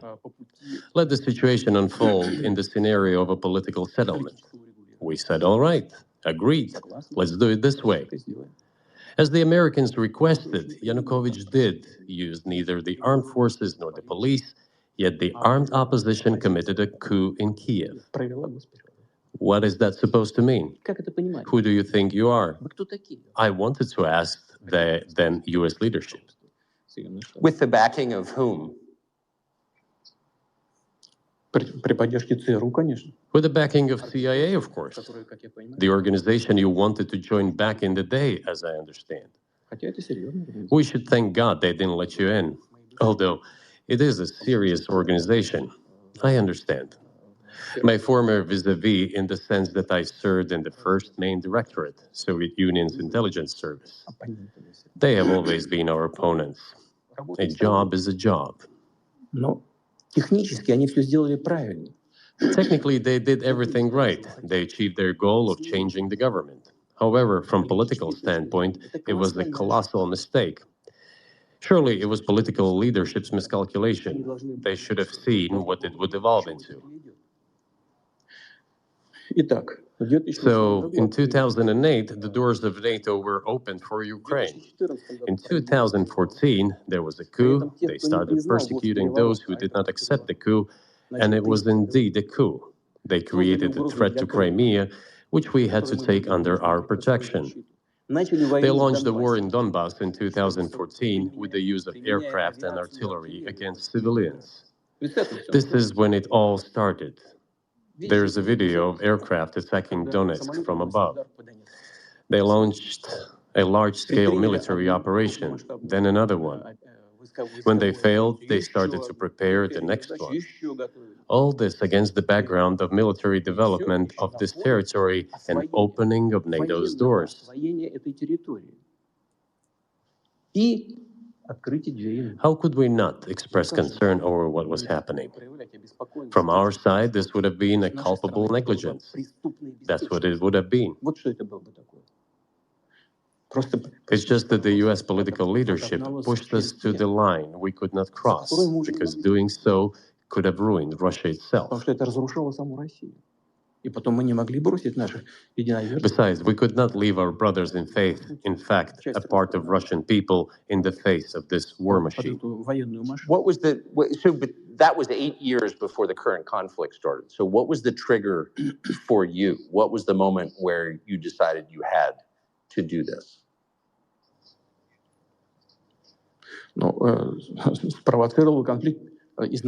Initially, it was the coup in Ukraine that provoked the conflict. By the way, back then the representatives of 3 European countries, Germany, Poland, and France, arrived. They were the guarantors of the signed agreement between the government of Yanukovych and the opposition. They signed it as guarantors. Despite that, the opposition committed a coup, and all these countries pretended that they didn't remember that they were guarantors of the peaceful settlement. They just threw it in the stove right away, and nobody recalls that. I don't know if the U.S. know anything about the agreement between the opposition and the authorities, and its three guarantors who, instead of bringing this whole situation back in the political field, supported the coup. Although it was meaningless, believe me, because President Yanukovych agreed to all conditions. He was ready to hold an early election, which he had no chance of winning, frankly speaking. Everyone knew that. Then why the coup? Why the victims? Why threatening Crimea? Why launching an operation in Donbass? This I do not understand. That is exactly what the miscalculation is. CIA did its job to complete the coup. I think one of the deputy secretaries of state said that it cost a large sum of money, almost 5 billion. But the political mistake was colossal. Why would they have to do that? All this could have been done legally, without victims, without military action, without losing Crimea. We would have never considered to even lift a finger if it hadn't been for the bloody developments on Maidan. Because we agreed with the fact that after the collapse of the Soviet Union, our borders should be along the borders of former Union's republics. We agreed to that. But we never agreed to NATO's expansion, and moreover, we never agreed that Ukraine would be in NATO. We did not agree to NATO bases there without any discussion with us. For decades, we kept asking, don't do this, don't do that. And what triggered the latest events? Firstly, the current Ukrainian leadership declared that it would not implement the Minsk agreements, which had been signed, as you know, after the events of 2014 in Minsk, where the plan of peaceful settlement in Donbass was set forth. But no, the current Ukrainian leadership, foreign minister, all other officials, and then president himself said that they don't like anything about the Minsk agreements. In other words, they were not going to implement it. A year or a year and a half ago, former leaders of Germany and France said openly to the whole world that they indeed signed the Minsk agreements, but they never intended to implement them. They simply led us by the nose. Was there anyone for you to talk to? Did you call a U.S. President, Secretary of State, and say, if you keep militarizing Ukraine with NATO forces, this is going to be we're going to act? We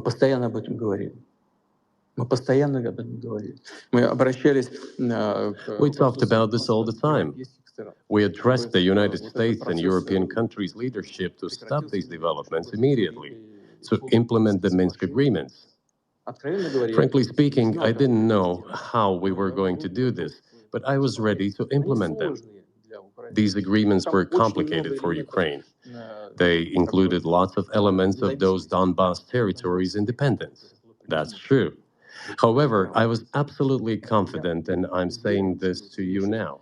I honestly believe that if we managed to convince the residents of Donbass, and we had to work hard to convince them to return to the Ukrainian statehood, then gradually the wounds would start to heal. When this part of territory reintegrated itself into common social environment, when the pensions and social benefits were paid again, all the pieces would gradually fall into place. No, nobody wanted that. Everybody wanted to resolve the issue by military force only. But we could not let that happen. And the situation got to the point when the Ukrainian side announced, no, we will not do anything. They also started preparing for military action. It was they who started the war in 2014. Our goal is to stop this war. And we did not start this war in 2022. This is an attempt to stop it. Do you think you've stopped it now? I mean, have you achieved your aims? No, we haven't achieved our aims yet because one of them is denazification. This means the prohibition of all kinds of neo-Nazi movements. This is one of the problems that we discussed during the negotiation process, which ended in Istanbul early this year.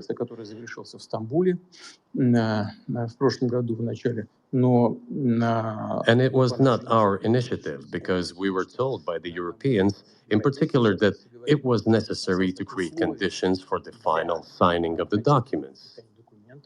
My counterparts in France and Germany said, how can you imagine them signing a treaty with a gun to their heads? The troops should be pulled back from Kiev. I said, all right. We withdrew the troops from Kiev. As soon as we pulled back our troops from Kiev, our Ukrainian negotiators immediately threw all our agreements reached in Istanbul into the bin and got prepared for a long-standing armed confrontation with the help of the United States and its satellites in Europe. That is how the situation has developed, and that is how it looks now. But what is, pardon my ignorance, what is denazification? What would that mean? What is... Да, вот я как раз хочу сейчас об этом сказать. Это очень важный вопрос. Денацификация. That is what I want to talk about right now. It is a very important issue. Denazification. After gaining independence, Ukraine began to search, as some Western analysts say, its identity. And it came up with nothing better than to build this identity upon some false heroes who collaborated with Hitler.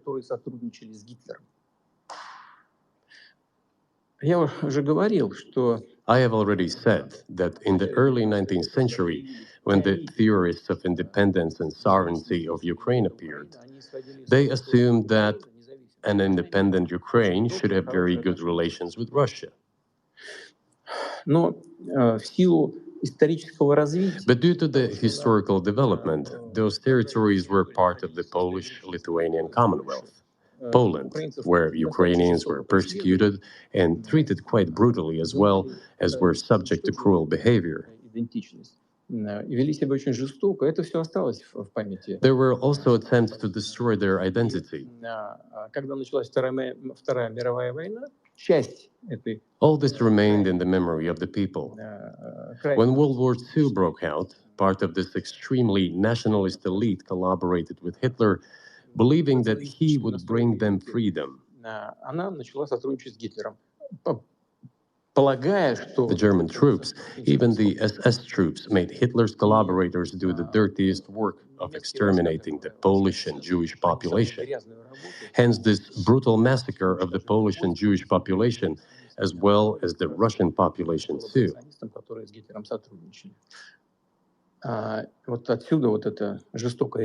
This was led by the persons who are well known, Bandera, Shukevich. It was those people who were made national heroes. That is the problem. And we are constantly told that nationalism and neo-Nazism exist in other countries as well. Yes, they are seedlings, but we uproot them. And other countries fight against them. But Ukraine is not the case. These people have been made into national heroes in Ukraine. Monuments to those people have been erected. They are displayed on flags. Their names are shouted by crowds that walk with torches, as it was in Nazi Germany.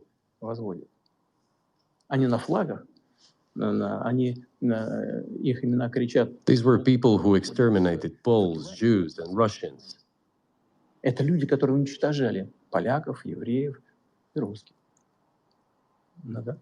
is necessary to stop this practice and prevent the dissemination of this concept. I say that Ukrainians are part of the one Russian people. They say, no, we are a separate people. Okay, fine. If they consider themselves a separate people, they have the right to do so, but not on the basis of Nazism, the Nazi ideology. Would you be satisfied with the territory that you have now? Нет, закончим. Вы же задали вопрос по неонацизму. денацификации. I will finish answering the question. You just asked a question about neo-Nazism and denazification. Look, the president of Ukraine visited Canada. The story is well known, but being silenced in the Western countries. The Canadian Parliament introduced a man who, as the Speaker of the Parliament said, fought against the Russians during the World War II. Well, who fought against the Russians during the World War II? Hitler and his accomplices. It turned out that this man served in the SS troops. He personally killed Russians, Poles, and Jews. The SS troops consisted of Ukrainian nationalists who did this dirty work. The president of Ukraine stood up with the entire Parliament of Canada and applauded this man. How can this be imagined? The president of Ukraine himself, by the way, is a Jew by nationality. Really, my question is, what do you do about it? I mean, Hitler's been dead for 80 years. Nazi Germany no longer exists. And so, true. And so, I think what you're saying is you want to extinguish or at least control Ukrainian nationalism. But how? How do you do that? Вот послушайте меня.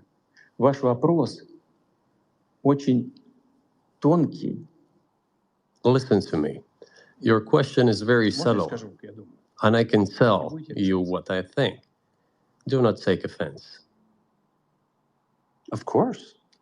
Он, казалось бы, тонкий, он очень противный, этот вопрос. This question appears to be subtle. It is quite pesky. You say Hitler has been dead for so many years, 80 years. But his example lives on. People who exterminated Jews, Russians, and Poles are alive. And the president, the current president of today's Ukraine, applauds him in the Canadian Parliament, gives a standing ovation. Can we say that we have completely uprooted this ideology if what we see is happening today? That is what denazification is in our understanding. We have to get rid of those people who maintain this concept and support this practice and try to preserve it. That is what denazification is. That is what we mean. Right. My question was a little more specific. It was, of course, not a defense of Nazis, neo or otherwise. It was a practical question. You don't control the entire country. You don't control Kiev. You don't seem like you want to. So how do you eliminate a culture or an ideology or feelings or a view of history in a country that you don't control? What do you do about that? А вы знаете, как вам не покажется странным, в ходе переговоров в Стамбуле... You know, as strange as it may seem to you, during the negotiations at Istanbul, we did agree that we have it all in writing. Neo-Nazism would not be cultivated in Ukraine, including that it would be prohibited at the legislative level. Mr. Carson, we agreed on that. This, it turns out, can be done during the negotiation process. And there's nothing humiliating for Ukraine as a modern civilized state. Is any state allowed to promote Nazism? It is not, is it? That is it.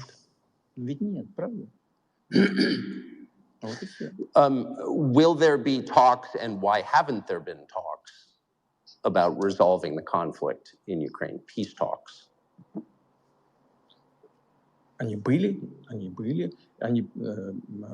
дошли до очень высокой стадии согласования позиций. They have been. They reached a very high stage of coordination of positions in a complex process, but still they were almost finalized. But after we withdrew our troops from Kiev, as I have already said, the other side threw away all these agreements and obeyed the instructions of Western countries, European countries, and the United States to fight Russia to the bitter end. Moreover, the president of Ukraine has legislated a ban on negotiating with Russia. He signed a decree forbidding everyone to negotiate with Russia. But how are we going to negotiate if he forbade himself and everyone to do this? We know that he is putting forward some ideas about the settlement, but in order to agree on something, we need to have a dialogue. Is that not right? Well, but you wouldn't be speaking to the Ukrainian president, you'd be speaking to the American president. When was the last time you spoke to Joe Biden? I cannot remember when I talked to him. I do not remember. We can look it up. You don't remember? No. Why? Do I have to remember everything? I have my own things to do. We have domestic political affairs. Well, he's funding the war that you're fighting, so I would think that would be memorable. Well, yes, he funds, but I talked to him before the special military operation, of course. And I said to him then, by the way, I will not go into details, I never do. But I said to him then, I believe that you are making a huge mistake of historic proportions by supporting everything that is happening there, in Ukraine, by pushing Russia away. I told him repeatedly, by the way. I think that would be correct if I stop here. What did he say? Ask him, please. It is easier for you. You are a citizen of the United States. Go and ask him. It is not appropriate for me to comment on our conversation. But you haven't spoken to him since before February of 2022. No, we haven't spoken. Certain contacts are being maintained, though. Speaking of which, do you remember what I told you about my proposal to work together on a missile defense system? Yes. You can ask all of them. All of them are safe and sound, thank God. The former president, Condoleezza, is safe and sound, and I think Mr. Gates and the current director of the intelligence agency, Mr. Burns, the then ambassador to Russia, in my opinion, are very successful ambassador. They were all witnesses to these conversations. Ask them. Same here. If you are interested in what Mr. President Biden responded to me, ask him.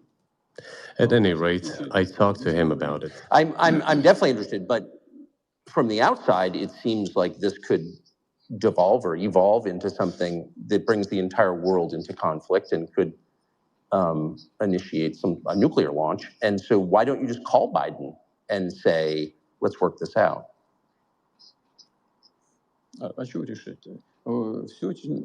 What's there to work out? It's very simple. I repeat, we have contacts through various agencies. I will tell you what we are saying on this matter and what we are conveying to the U.S. leadership. If you really want to stop fighting, you need to stop supplying weapons. It will be over within a few weeks. That's it. And then we can agree on some terms. Before you do that, stop. What's easier? Why would I call him? What should I talk to him about? Or beg him for what? And what?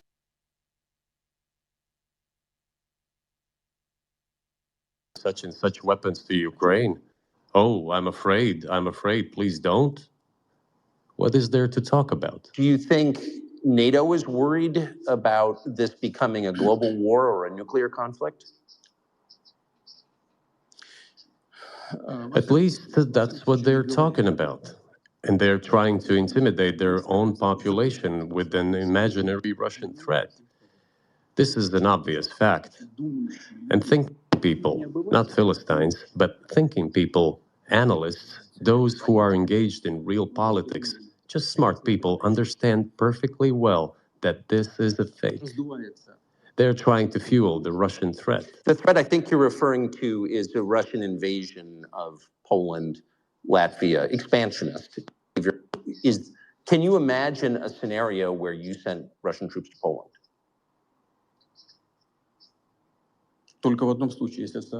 Only in one case, if Poland attacks Russia. Why? Because we have no interest in Poland, Latvia, or anywhere else. Why would we do that? We simply don't have any interest. It's just threat mongering.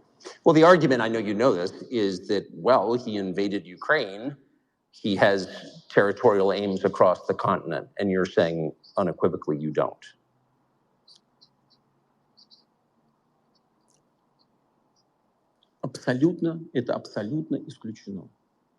It is absolutely out of the question. You just don't have to be any kind of analyst. It goes against common sense to get involved in some kind of a global war. And a global war will bring all humanity to the brink of destruction. It's obvious. There are certainly means of deterrence. They have been scaring everyone with us all along.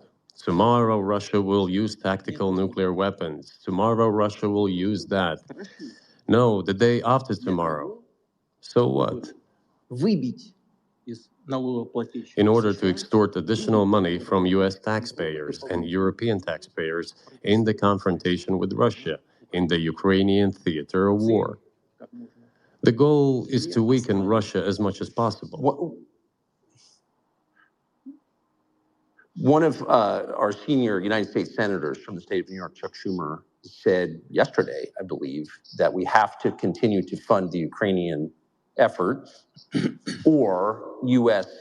soldiers, citizens could wind up fighting there. How do you assess that?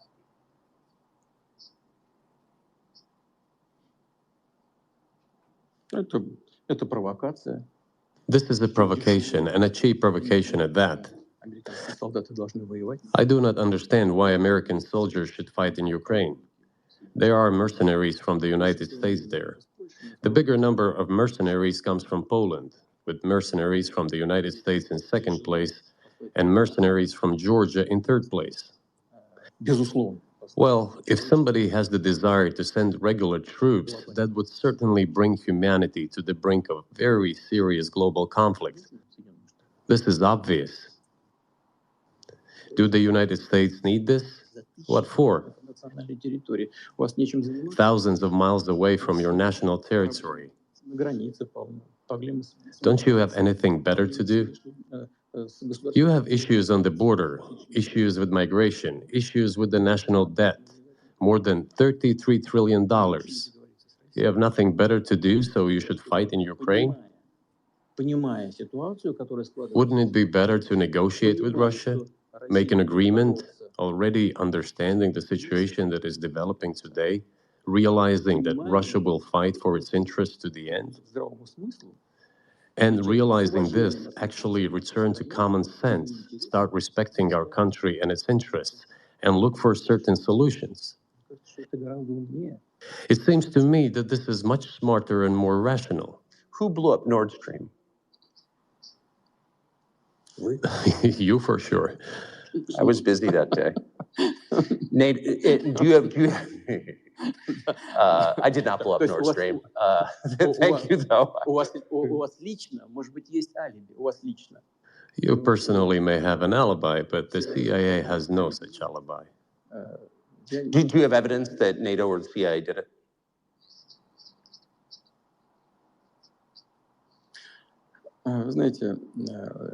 You know, I won't get into details, but people always say in such cases, look for someone who is interested.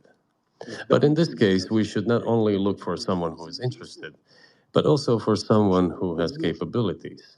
Because there may be many people interested, but not all of them are capable of sinking to the bottom of the Baltic Sea and carrying out this explosion. These two components should be connected. Who is interested and who is capable of doing it? But I'm confused. I mean, that's the biggest act of industrial terrorism ever, and it's the largest emission of CO2 in history. Okay, so if you had evidence, and presumably given your security services, your intel services, you would, that NATO, the US, CIA, the West did this, why wouldn't you present it and win a propaganda victory?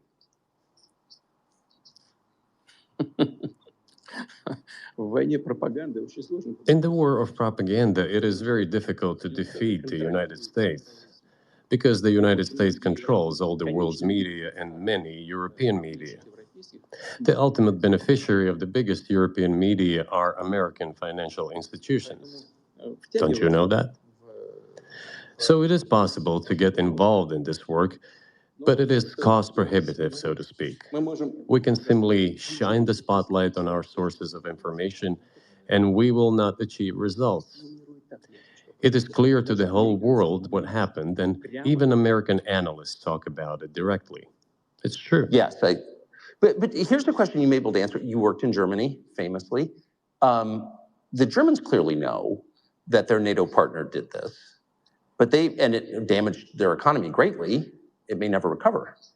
Why are they being silent about it? That's very confusing to me. Why wouldn't the Germans say something about it? Меня это тоже удивляет. This also confuses me. But today's German leadership is guided by the interests of the collective West rather than its national interests. Otherwise, it is difficult to explain the logic of their action or inaction. After all, it is not only about Nord Stream 1, which was blown up, and the Nord Stream 2 was damaged, but one pipe is safe and sound, and gas can be supplied to Europe through it. But Germany does not open it.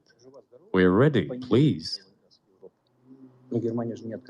There's another route through Poland called Yamal Europe, which also allows for large flow. Poland has closed it, but Poland packs from the German hand. It receives money from the pan-European funds, and Germany is the main donor to these pan-European funds. Germany feeds Poland to a certain extent, and they close their route to Germany. Why? I don't understand. Ukraine, to which the Germans supply weapons and give money.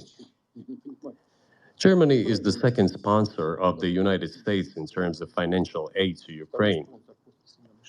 There are two gas routes through Ukraine. They simply closed one route, the Ukrainians. Open the second route and please get gas from Russia. They do not open it. Why don't the Germans say, look, guys, we give you money and weapons. Open up the valve, please. Let the gas from Russia pass through for us.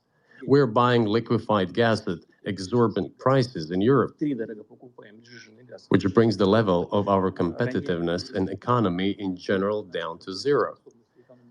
Do you want us to give you money?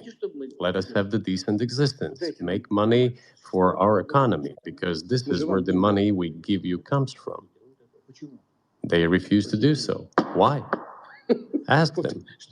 That is what is like in their heads. Those are highly incompetent people.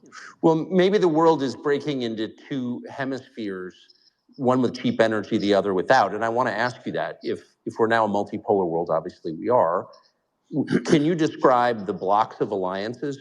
Who is in each side, do you think? Listen, you have said that the world is breaking into two hemispheres. A human brain is divided into two hemispheres. One is responsible for one type of activities, the other one is more about creativity and so on. But it is still one and the same head. The world should be a single whole. Security should be shared rather than meant for the golden billion. That is the only scenario where the world could be stable, sustainable, and predictable. Until then, while the head is split in two parts, it is an illness, a serious adverse condition. It is a period of severe disease that the world is going through now. But I think that thanks to honest journalism, this work is akin to work of the doctors. This could somehow be remedied. Well, let's just give one example, the US dollar, which has kind of united the world in a lot of ways, maybe not to your advantage, but certainly to ours. Is that going away as the reserve currency, the universally accepted currency? How have sanctions, do you think, changed the dollar's place in the world?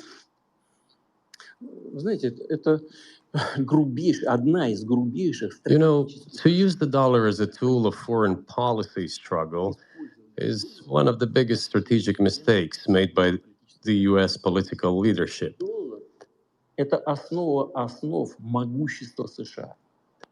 The dollar is the cornerstone of the United States power.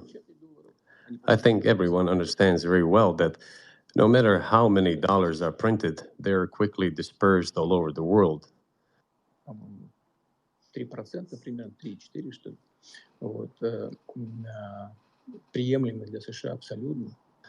Inflation in the United States is minimal. It's about 3 or 3.4%, which is, I think, totally acceptable for the US. But they won't stop printing. What does the debt of $33 trillion tell us about? It is about the emission.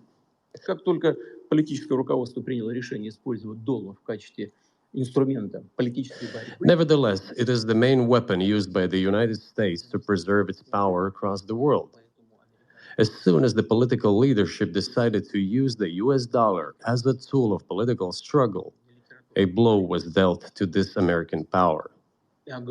I would not like to use any strong language, but it is a stupid thing to do and a grave mistake.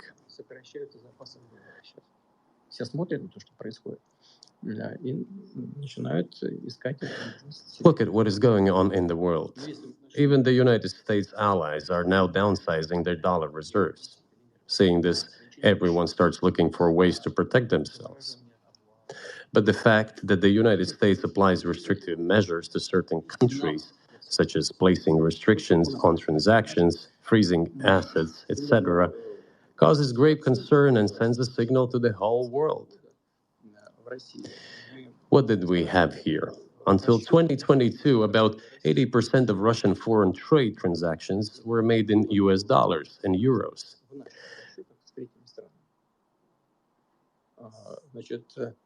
US dollars accounted for approximately 50% of our transactions with third countries, while currently it is down to 13%. It wasn't us who banned the use of the US dollar.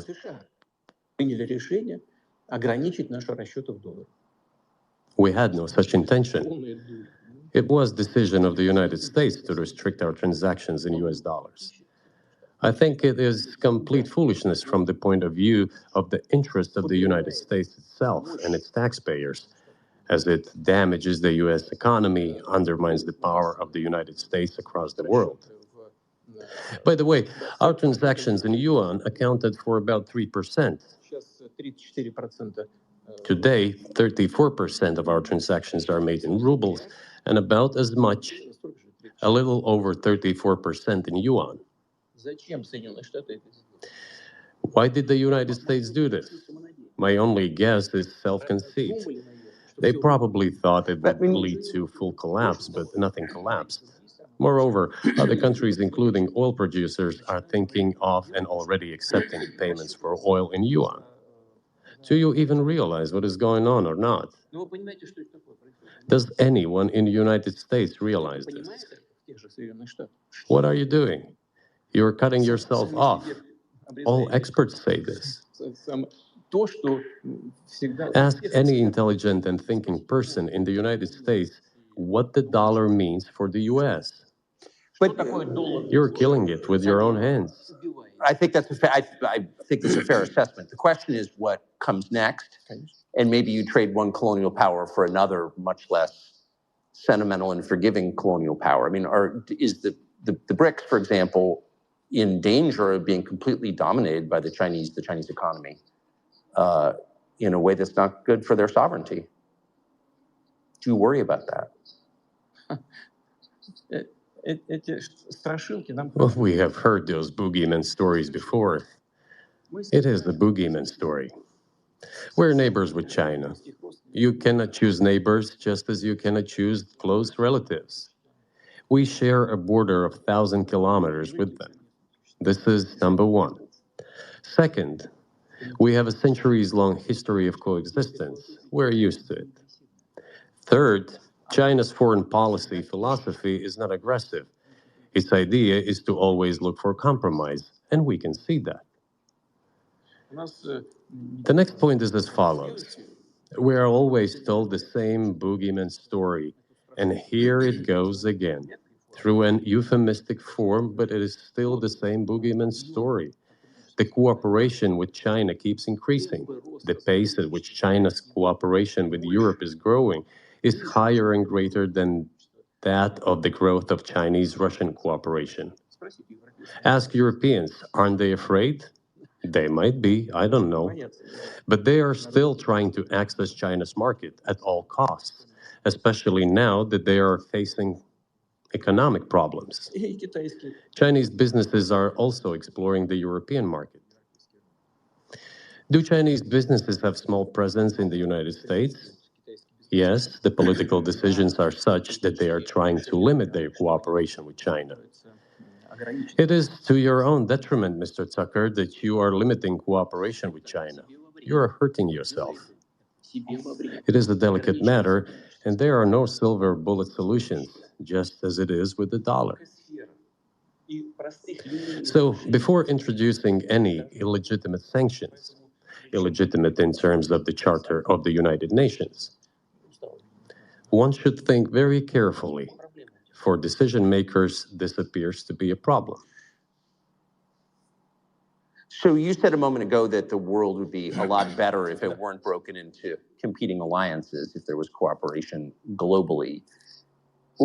One of the reasons you don't have that is because the current American administration is dead set against you. Do you think if there were a new administration after Joe Biden that you would be able to reestablish communication with the U.S. government? Or does it not matter who the president is?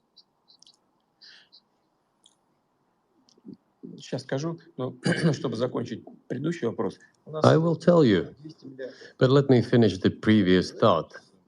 We, together with my colleague and friend, President Xi Jinping, set a goal to reach $200 billion of mutual trade with China this year. We have exceeded this level. According to our figures, our bilateral trade with China totals already $230 billion, and the Chinese statistics says it is $240 billion. One more important thing, our trade is well balanced, mutually complementary in high-tech, energy, scientific research and development. It is very balanced. As for BRICS, where Russia took over the presidency this year, the BRICS countries are, by and large, developing very rapidly.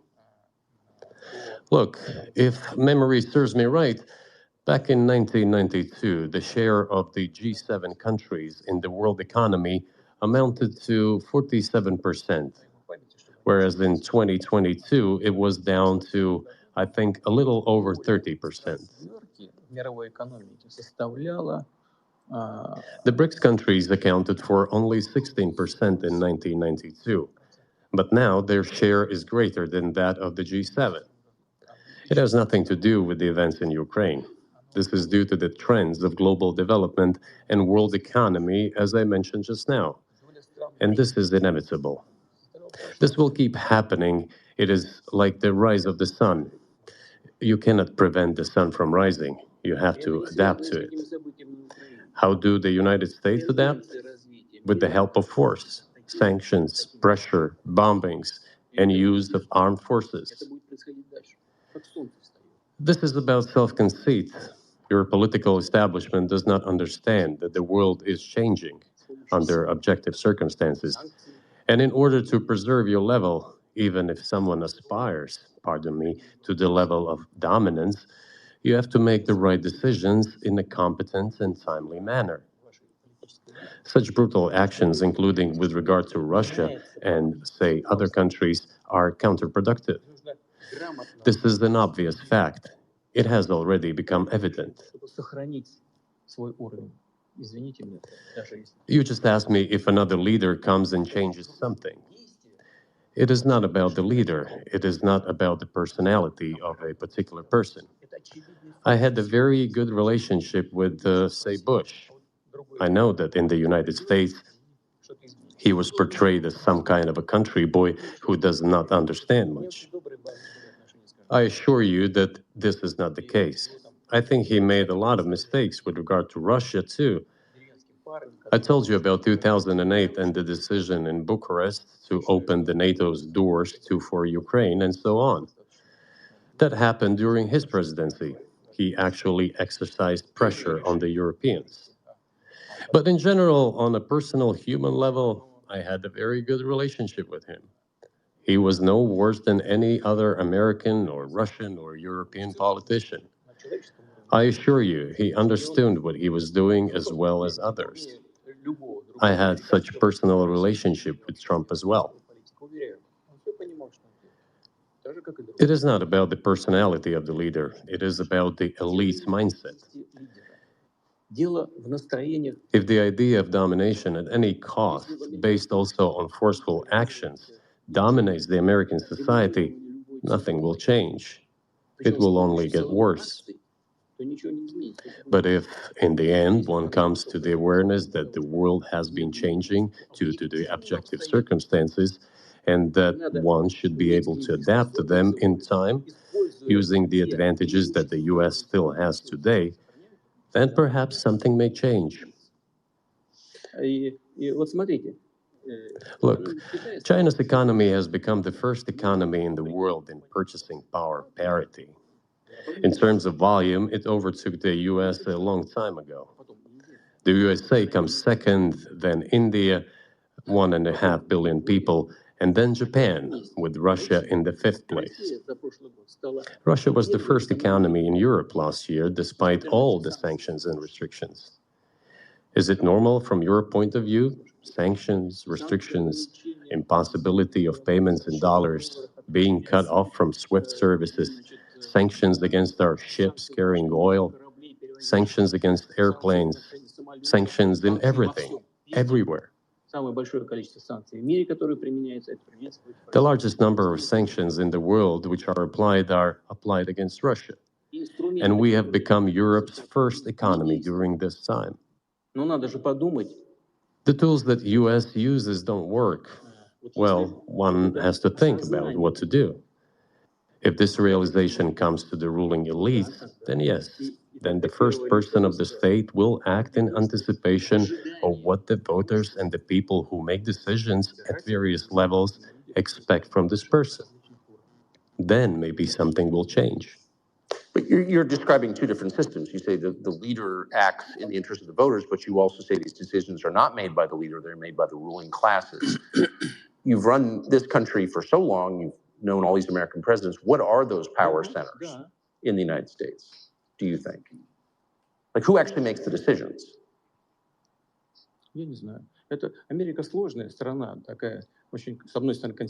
I don't know. America is a complex country. Conservative on one hand, rapidly changing on the other.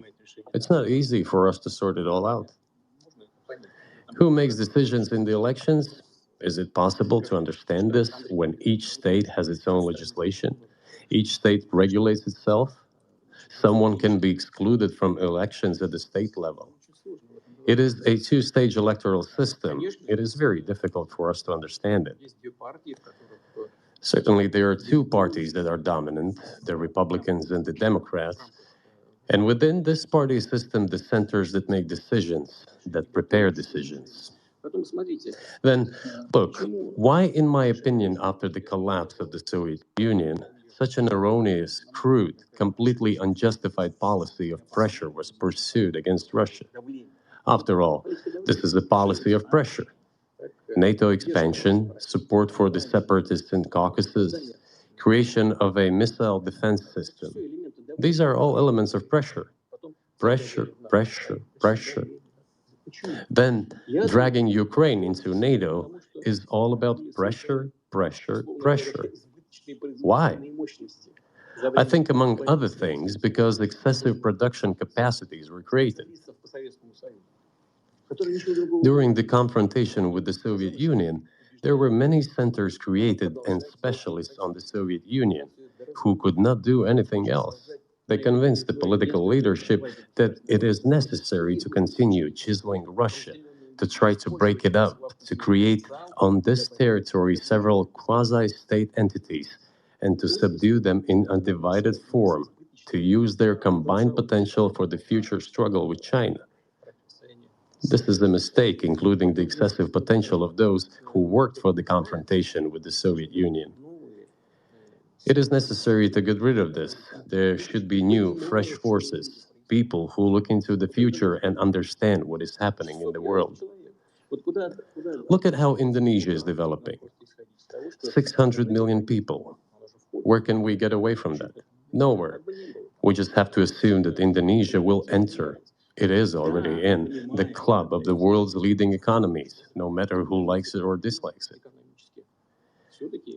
Yes, we understand and are aware that in the United States, despite all the economic problems, the situation is still normal, with the economy growing decently. The GDP is growing by 2.5%, if I'm not mistaken. But if we want to ensure the future, then we need to change our approach to what is changing. As I already said, the world would nevertheless change, regardless of how the developments in Ukraine end. The world is changing.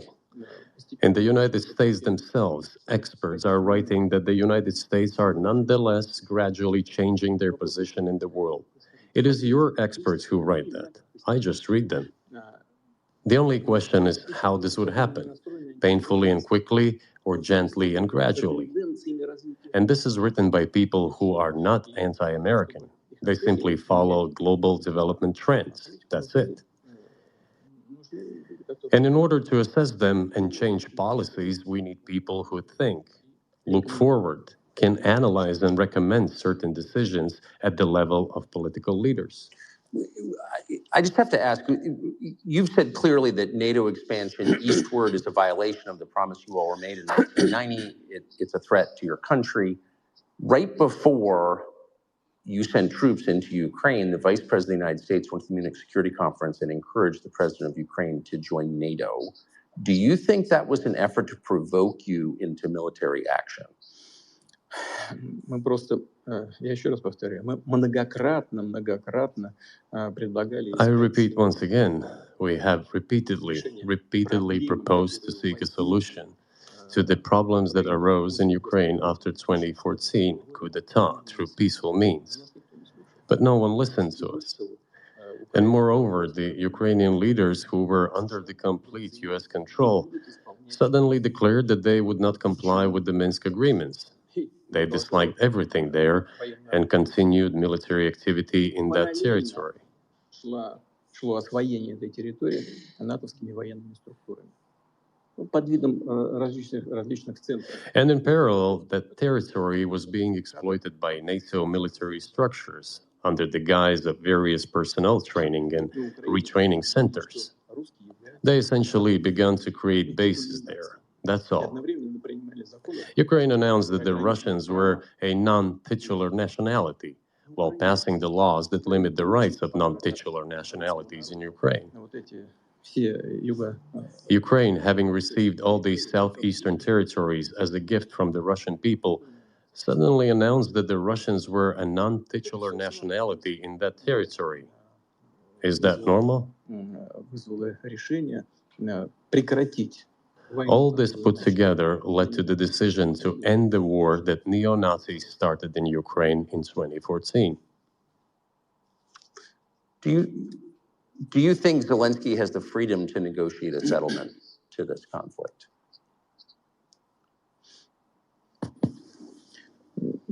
I don't know the details. Of course, it's difficult for me to judge. But I believe he has, in any case, he used to have. His father fought against the fascists, Nazis, during World War II. I once talked to him about this. I said, Volodya, what are you doing? Why are you supporting neo-Nazis in Ukraine today, while your father fought against fascism? He was a frontline soldier. I will not tell you what he answered. This is a separate topic, and I think it's incorrect for me to do so. But as to the freedom of choice, why not? He came to power on the expectations of Ukrainian people that he would lead Ukraine to peace. He talked about this. It was thanks to this that he won the elections overwhelmingly. But then, when he came to power, in my opinion, he realized two things. Firstly, it is better not to clash with neo-Nazis and nationalists because they are aggressive and very active. You can expect anything from them. And secondly, the US-led West supports them and will always support those who antagonize with Russia. It is beneficial and safe. So he took the relevant position despite promising his people to end the war in Ukraine. He deceived his voters. But do you think at this point, as of February 2024, he has the latitude, the freedom to speak with you or your government directly about putting an end to this, which clearly isn't helping his country or the world? Can he do that, do you think? Ну, а почему нет? Он же Why not? He considers himself head of state. He won the elections. Although we believe in Russia that the coup d'etat is the primary source of power for everything that happened after 2014. And in this sense, even today, government is flawed. But he considers himself the president, and he is recognized by the United States, all of Europe, and practically the rest of the world in such a capacity. Why not? He can. We negotiated with Ukraine in Istanbul. We agreed. He was aware of this. Moreover, the negotiation group leader, Mr. Arahamiya is his last name, I believe still heads the faction of the ruling party, the party of the president in the Rada. He still heads the presidential faction in the Rada, the country's parliament. He still sits there. He even put his preliminary signature on the document I am telling you about.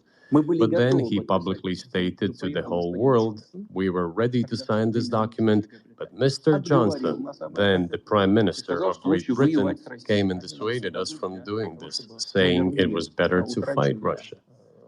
They would give everything needed for us to return what was lost during the clashes with Russia. And we agreed with this proposal. Look, his statement has been published. He said it publicly. Can they return to this or not? The question is, do they want it or not? Further on, President of Ukraine issued a decree prohibiting negotiations with us. Let him cancel that decree, and that's it. We have never refused negotiations, indeed. We hear all the time, is Russia ready? Yes, we have not refused. It was them who publicly refused. Well, let him cancel his decree and enter into negotiations. We have never refused. And the fact that they obeyed the demand or persuasion of Mr. Johnson, the former Prime Minister of Great Britain, seems ridiculous and very sad to me. Because, as Mr. Arahamiya put it, we could have stopped those hostilities with war a year and a half ago already. But the British persuaded us and we refused this. Where is Mr. Johnson now? And the war continues. That's a good question. Where do you think he is and why did he do that?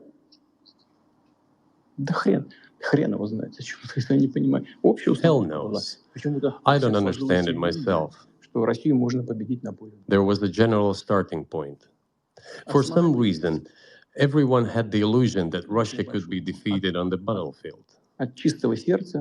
Because of arrogance, because of a pure heart, but not because of a great mind. You've described the connection between Russia and Ukraine. You've described Russia itself a couple of times as orthodox. That's central to your understanding of Russia. You said you're orthodox. What does that mean for you? You're a Christian leader by your own description. So what effect does that have on you?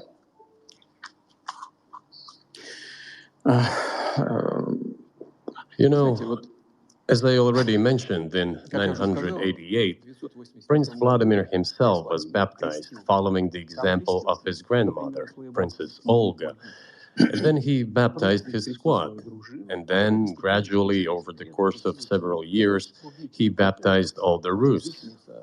It was a lengthy process, from pagans to Christians. It took many years. But in the end, this orthodoxy, Eastern Christianity, deeply rooted itself in the consciousness of the Russian people. When Russia expanded and absorbed other nations who profess Islam, Buddhism, and Judaism, Russia has always been very loyal to those people who profess other religions. This is her strength. This is absolutely clear. And the fact is that the main postulates, main values are very similar, not to say the same, in all world religions I've just mentioned, and which are the traditional religions of the Russian Federation, Russia. By the way, Russian authorities were always very careful about the culture and religion of those people who came into the Russian Empire. This, in my opinion, forms the basis of both security and stability of the Russian statehood. All the peoples inhabiting Russia basically consider it their motherhood. You say people move over to you or to Europe from Latin America. An even clearer and more understandable example, people come, but yet they have come to you or to European countries from their historical homeland. And people who profess different religions in Russia consider Russia their motherland. They have no other motherland. We are together. This is one big family, and our traditional values are very similar. I've just mentioned one big family, but everyone has her own family. And this is the basis of our society. And if we say that the motherland and the family are specifically connected with each other, it is indeed the case, since it is impossible to ensure a normal future for our children and our families unless we ensure a normal, sustainable future for the entire country, for the motherland. That is why patriotic sentiment is so strong in Russia. But can I say that the one way in which the religions are different is that Christianity is specifically a nonviolent religion. Jesus says, turn the other cheek, don't kill. How can a leader who has to kill, of any country, how can a leader be a Christian? How do you reconcile that to yourself?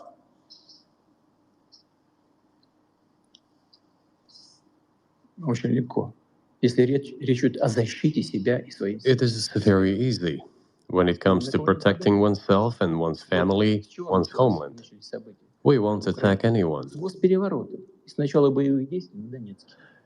When did the developments in Ukraine start?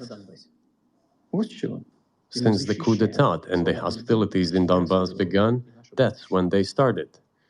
And we're protecting our people, ourselves, our homeland, and our future. As for religion in general, you know, it's not about external manifestations. It's not about going to church every day or banging your head on the floor. It is in the heart. And our culture is so human-oriented. Dostoevsky, who was very well known in the West and the genius of Russian culture, Russian literature, spoke a lot about this, about the Russian soul.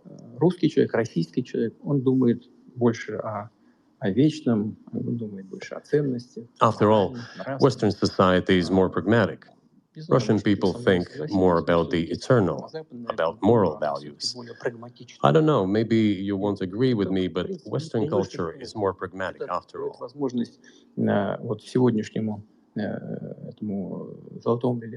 I'm not saying this is bad. It makes it possible for today's golden billion to achieve good success in production, even in science and so on.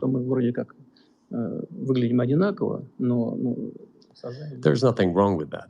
I'm just saying that we kind of look the same, but our minds are do you see the supernatural at work as you look out across what's happening in the world now? Do you see God at work? Do you ever think to yourself, these are forces that are not human?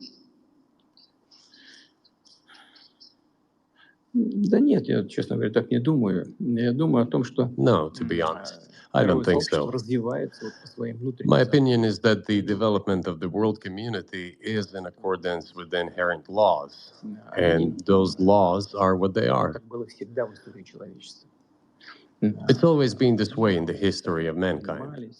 Some nations and countries rose, became stronger and more numerous, and then left the international stage, losing the status they had accustomed to. There's probably no need for me to give examples, but we could start with the Genghis Khan and horde conquerors, the Golden Horde, and then end with the Roman Empire. It seems that there has never been anything like the Roman Empire in the history of mankind. Nevertheless, the potential of the barbarians gradually grew, as did their population. In general, the barbarians were getting stronger and began to develop economically, as we would say today. This eventually led to the collapse of the Roman Empire and the regime imposed by the Romans.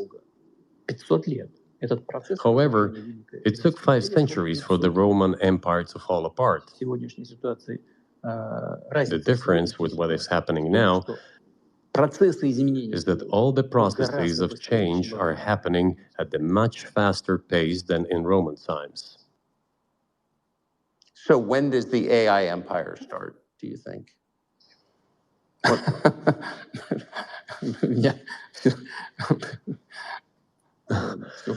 You're asking increasingly more complicated questions. To answer them, you need to be an expert in big numbers, big data, and AI. Mankind is currently facing many threats. Due to the genetic researches, it is now possible to create a superhuman, a specialized human being, a genetically engineered athlete, scientist, military man. There are reports that Elon Musk has already had a chip implanted in the human brain in the USA. What do you think of that? Well, I think there's no stopping Elon Musk. He will do as he sees fit. Nevertheless, you need to find some common ground with him, search for ways to persuade him. I think he's a smart person, I truly believe he is. So you need to reach an agreement with him because this process needs to be formalized and subjected to certain rules.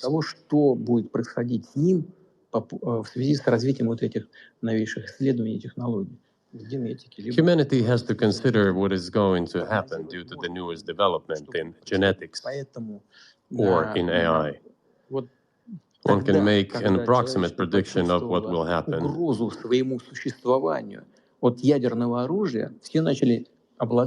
Once mankind felt an existential threat coming from nuclear weapons, all nuclear nations began to come to terms with one another since they realized the negligent use of nuclear weaponry could drive humanity to extinction.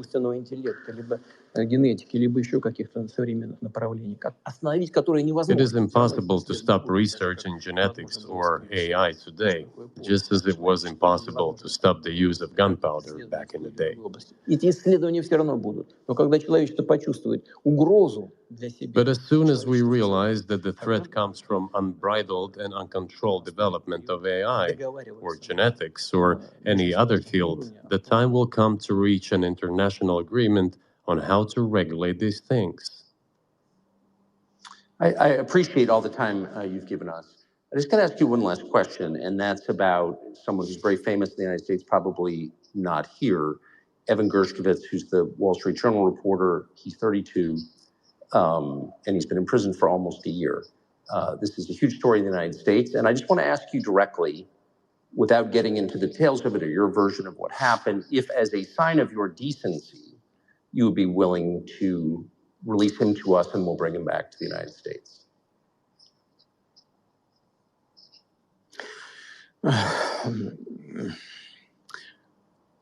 Мы столько сделали жестов доброй воли, что, мне кажется, мы исчерпали все лимиты. We have done so many gestures of goodwill out of decency that I think we have run out of them. Ни разу не ответил. We have never seen anyone reciprocate to us in a similar manner. However, in theory, we can say that we do not rule out that we can do that if our partners take reciprocal steps. When I talk about the partners, I first of all refer to special services. Special services are in contact with one another. They are talking about the matter in question. There is no taboo to settle this issue. We are willing to solve it.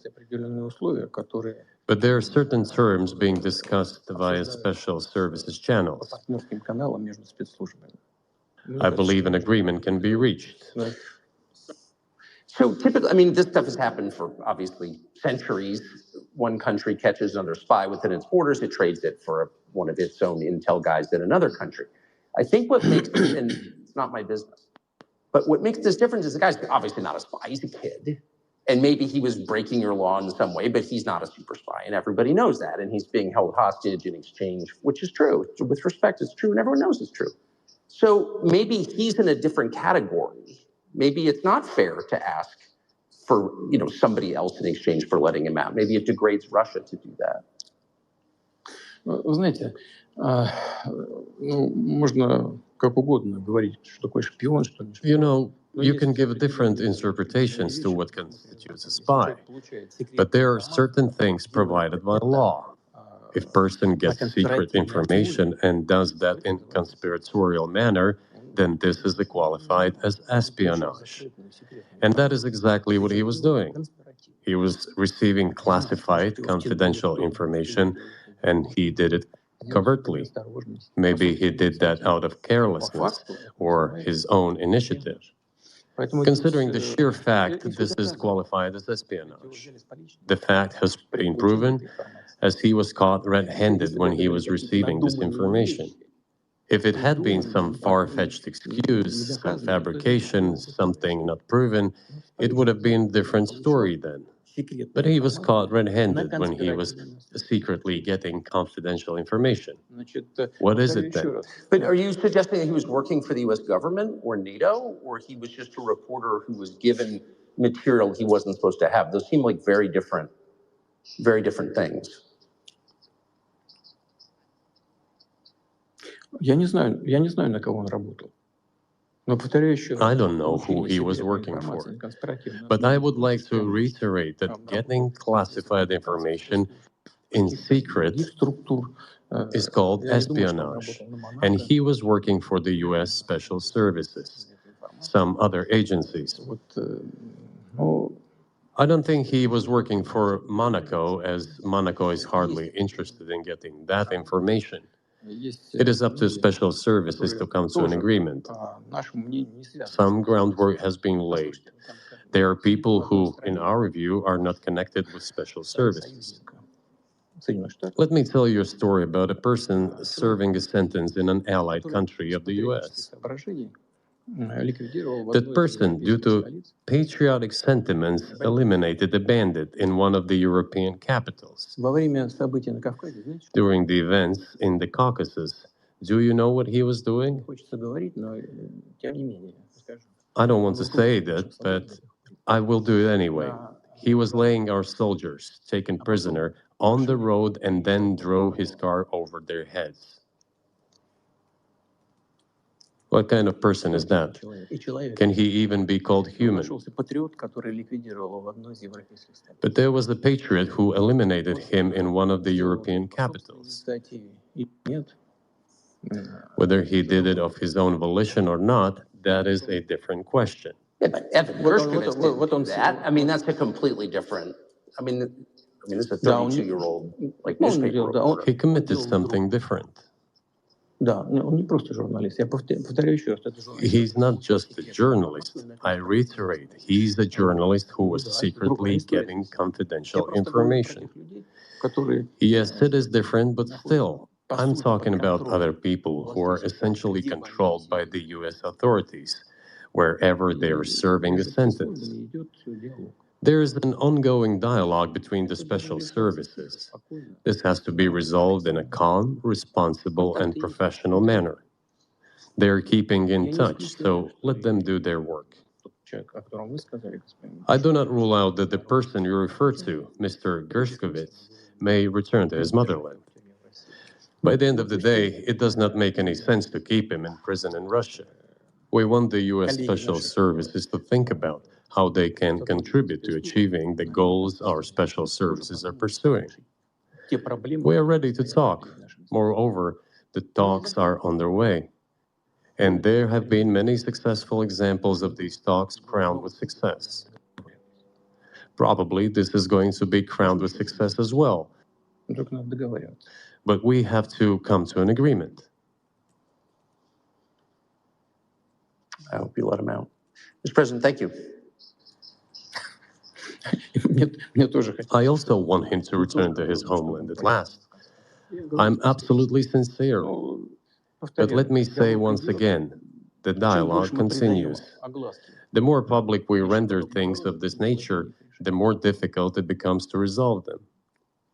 Everything has to be done in calm manner. I wonder if that's true with the war, though, also. I mean, I guess I want to ask one more question, which is, and maybe you don't want to say so for strategic reasons, but are you worried that what's happening in Ukraine could lead to something much larger and much more horrible? And how motivated are you just to call the U.S. government and say, let's come to terms?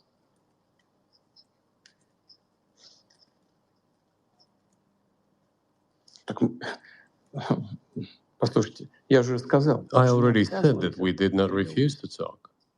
We are willing to negotiate. It is the Western side, and Ukraine is obviously a satellite state of the US. It is evident. I do not want you to take it as if I'm looking for a strong word or an insult, but we both understand what is happening. The financial support, 72 billion US dollars, was provided. Germany ranks second, then other European countries come. Dozens of billions of US dollars are going to Ukraine. There's a huge influx of weapons. In this case, you should tell the current Ukrainian leadership to stop and come to a negotiating table, rescind this absurd decree. We did not refuse. Sure, but you already said it. I didn't think you meant it as an insult because you already said correctly, it's been reported that Ukraine was prevented from negotiating a peace settlement by the former British Prime Minister acting on behalf of the Biden administration. So of course they're a satellite. Big countries control small countries. That's not new. And that's why I asked about dealing directly with the Biden administration, which is making these decisions, not President Zelensky of Ukraine. Если администрация Зеленского на Украине отказалась от переговоров, well, if the Zelensky administration in Ukraine refused to negotiate, I assume they did it under the instruction from Washington. If Washington believes it to be the wrong decision, let it abandon it. Let it find a delicate excuse so that no one is insulted. Let it come up with a way out. It was not us who made this decision, it was them. So let them go back on it. That is it. However, they made the wrong decision, and now we have to look for a way out of the situation to correct their mistakes. They did it, so let them correct it themselves. We support this. So I just want to make sure I'm not misunderstanding what you're saying. I don't think that I am. I think you're saying you want a negotiated settlement to what's happening in Ukraine.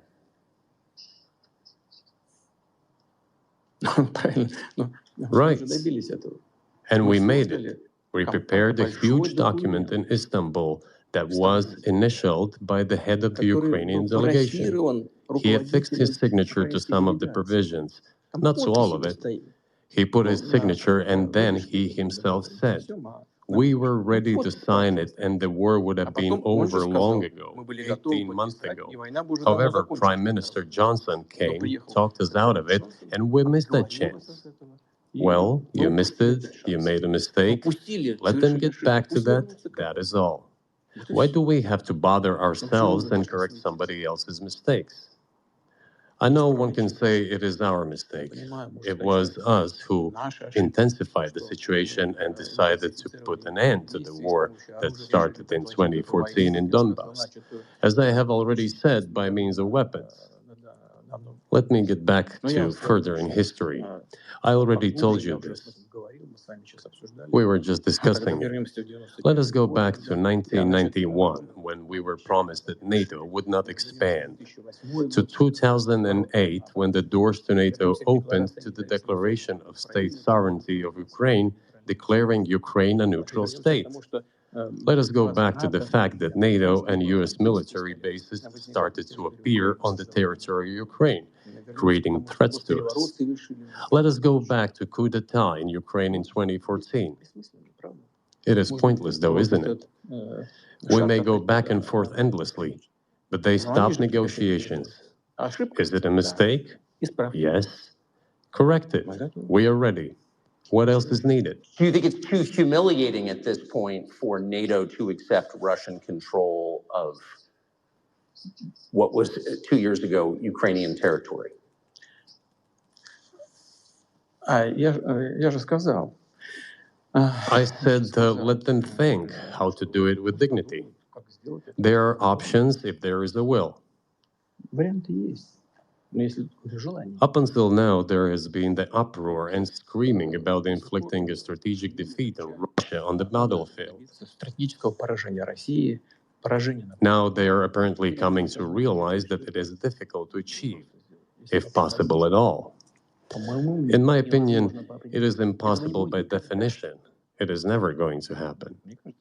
It seems to me that now those who are in power in the West have come to realize this as well. If so, if the realization has set in, they have to think what to do next. We're ready for this dialogue. Would you be willing to say, congratulations, NATO, you won, and just keep the situation where it is now?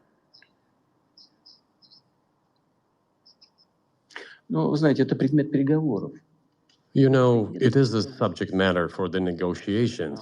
No one is willing to conduct, or to put it more accurately, they're willing, but do not know how to do it. I know they want to. It is not just I see it, but I know they do want it. But they're struggling to understand how to do it. They have driven the situation to the point where we are at. It is not us who have done that. It is our partners, opponents who have done that. Well, now let them think how to reverse the situation. We're not against it. It would be funny if it were not so sad. This endless mobilization in Ukraine, the hysteria, the domestic problems, sooner or later it will result in agreement. You know, this probably sounds strange given the current situation. But the relations between the two peoples will be rebuilt anyway.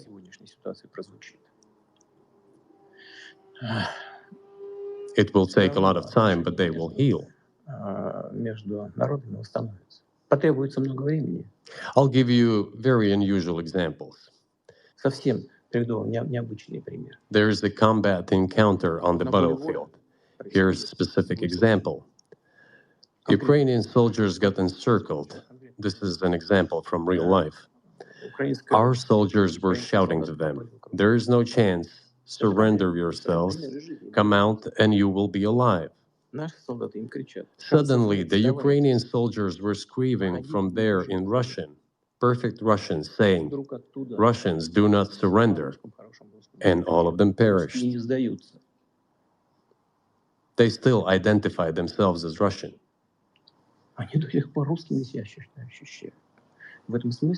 What is happening is, to a certain extent, an element of a civil war. Everyone in the West thinks that the Russian people have been split by hostilities forever. No, they will be reunited. The unity is still there. Why are the Ukrainian authorities dismantling the Ukrainian Orthodox Church?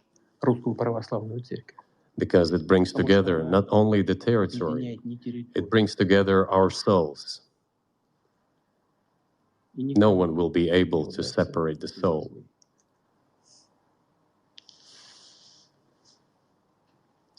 Shall we end here, or is there anything else? No, I think that's great. Thank you, Mr. President. Free speech. This is it. This is the initial history lesson, and then comments on pretty important topics. I think there's a few important points that were made. But let's kick it off. Nick, who do you want to go to first? All right, Nick, your mic is muted. Oh, there you go, Nick. Mario, you want to? I mean, are you checking the back chat? Let me check. Hold on. I don't know what's going on. Okay. You might, Ryan. Can you stream? Could you stream Biden? Biden. Yeah, go ahead. Yep. He's getting absolutely grilled. Mario, your mic sucks. Okay. That is your judgment. That is not the judgment of the press. That's look. My memory is not good. My memory. Nick, I'm rewinding. Give me 2 seconds. 40 years. At the same time, I was managing international crisis. Their task was to make a decision about whether to move forward with charges in this case. That's their decision to make. That's a council's decision to make. That's his job. And they decided not to move forward. For any extraneous commentary, they don't know what they're talking about. This is very important, guys. I'm just letting you know. Bottom line is the matter he's about to get is grilled now with questions. closed. I'm going to continue what I've always focused on, my job of being President of the United States of America. Thank you, and I'll take some questions. President Biden, something the special counsel said in his report is that one of the reasons you were not charged is because, in his description, you are a well-meaning elderly man with a poor memory. I'm well-meaning, and I'm an elderly man, and I know what the hell I'm doing. I've been president. I put this country back on its feet. I don't need his recommendation. It's totally out. How bad is your memory, and can you continue as president? My memory is so bad, I let you speak. That's your memory has gotten worse, Mr. No, look, President? my memory is not good. My memory is fine. My memory, take a look at what I've done since I become president. None of you thought I could pass any of the things I got passed. How'd that happen? You know, I guess I just forgot what was going on. Mr. President. Voters have concerns about your age. How are you going to assuage them? And do you fear that this report is only going to fuel further concerns about your age? Only by some of you. Mr. President, for criminal liability today, but do you take responsibility for at least being careless with classified material? I take responsibility for not having seen exactly what my staff was doing. It goes in and points out things that appeared in my garage, things that came out of my home, things that were moved not by me, but my staff.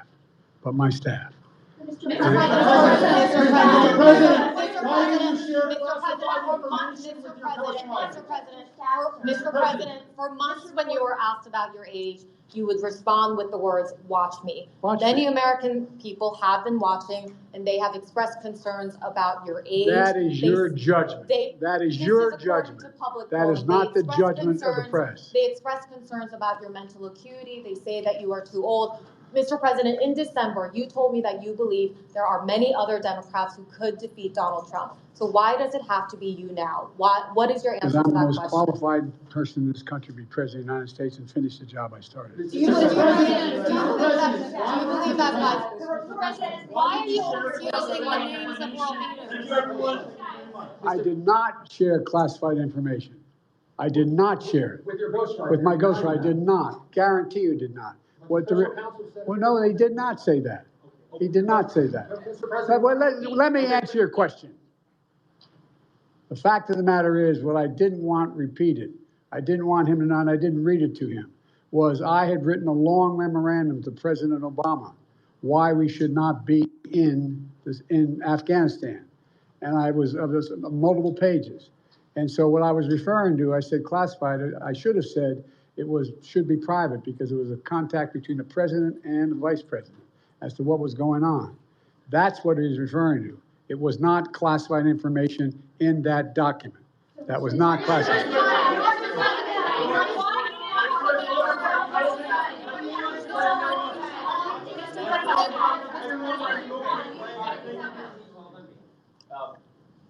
When you look back at this incident, is there anything you would do differently now? And do you think that a special prosecutor should have been appointed in the first place in both of these cases? First of all, what I would have done is overseen the transfer of the material that was in my office, in my offices. I should have done that. If I go back, I didn't have the responsibility to that. That was my staff was supposed to do that, and they referenced that in the report. And my staff did not do it in a way that, for example, I didn't know how half the boxes got in my garage until I found out staff gathered them up, put them together, and took them to the garage in my home. And all the stuff that was in my home was in filing cabinets that were either locked or able to be locked. It was in my house.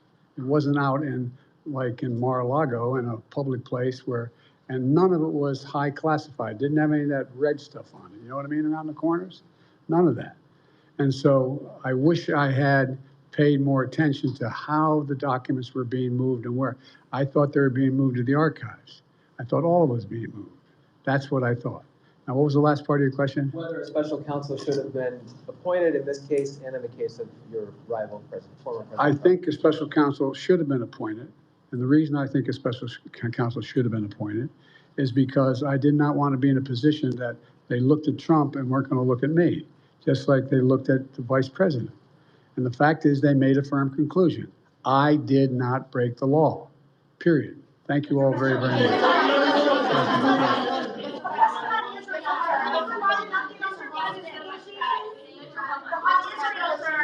Netanyahu says that he has ordered the IDF. Hostage negotiation. I'm sorry. Oh, that just happened now. I know. Okay, so I am up One on of the finally. grounds, I am. Go ahead.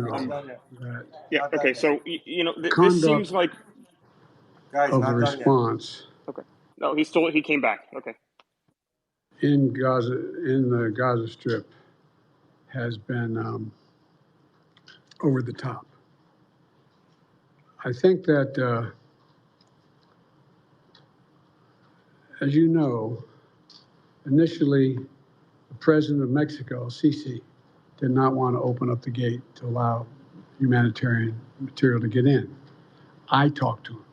I convinced him to open the gate. I talked to Bibi to open the gate on the Israeli side.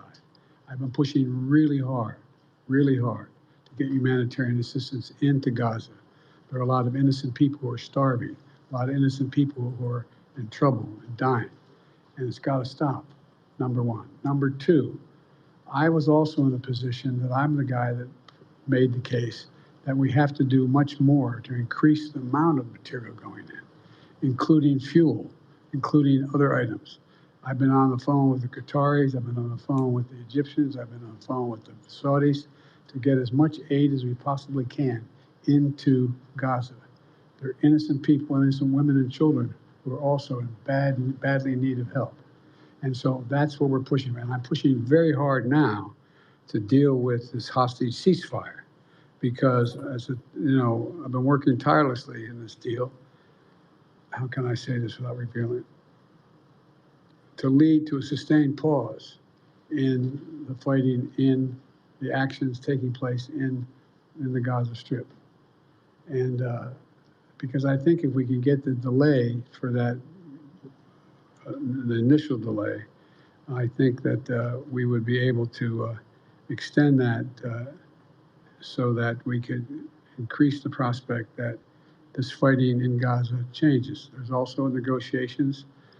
You may recall, in the very beginning, right before Hamas attacked, I was in contact with the Saudis and others to work out a deal where they would recognize Israel's right to exist.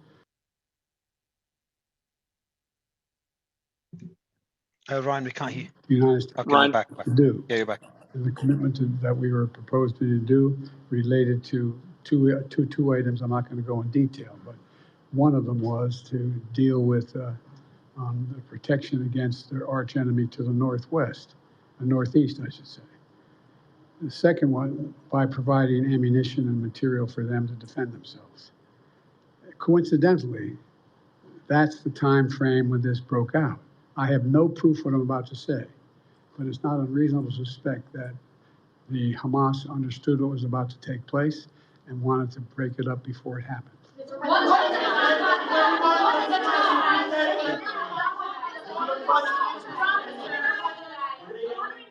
All right, he left for real this time. Nick, this was president really negotiation. Yeah, deals. Hit the nail. I can't even believe what I just listened to here. I'm shocked, and I think some of our panelists will be as well. Nick, I'd just like to congratulate President Sisi on becoming the new president of Mexico. Yeah, isn't that nice? That's a very powerful. Yeah, it's lovely. Great to be able to shift from guys. I think just quickly, I think this is important. After this, I just cannot see any way Biden will run again. I don't see that as a possibility. Yeah. Do you disagree, Nick? His campaign is going from bad. Not only win, I think after this, it's. I don't see him running again. What, after 24 or like prior to the election? After this and the report that came out earlier today. But so why is Trump getting Kamala Harris and Nikki Haley mixed up? No big deal then. I don't think he's going to drop out because he's still doing quite well in the primaries. Whether or not he did well in was it Nevada or wherever it was. But is so he I don't know if he's man, going to it's drop out. getting worse very quickly. I don't disagree with you, Nick. I think it's embarrassing, but I just don't know whether, based on the performance, that the Democrats will want him to stop because he's still winning the places that he needs to win. But anyway, sorry, I'll shut up because I know you guys want to. But I mean, what you got to think about it. I mean, this is a rapid decline, and what happened today is the only reason that he addressed the nation, well, in my opinion, anyway. And maybe Sarah disagrees. I'm sure Brian disagrees. Not Krasenstein. He's not here. But the other Brian, that he did this speech tonight specifically to prove, or at least try to convince the nation, that he is still mentally competent. Right? That's I mean, he doesn't do White House addresses. He doesn't take questions 90% of the time. He hasn't done a single interview since October of last year as the president of the United States. Meanwhile, you see President Trump would give interviews to, even people that I think that maybe he shouldn't have given interviews to. Sarah, isn't this disturbing to you? It was embarrassing. It was a little bit cringy. I will agree with you that he did do this presser so that he could show that, or state that, he is still mentally competent. But I don't think that this did him any favors. Mary, I can't hear Sarah. I'm disagree. going to drop down. Bring me back up, please. Yeah, no problem. Will do. Go ahead, sir.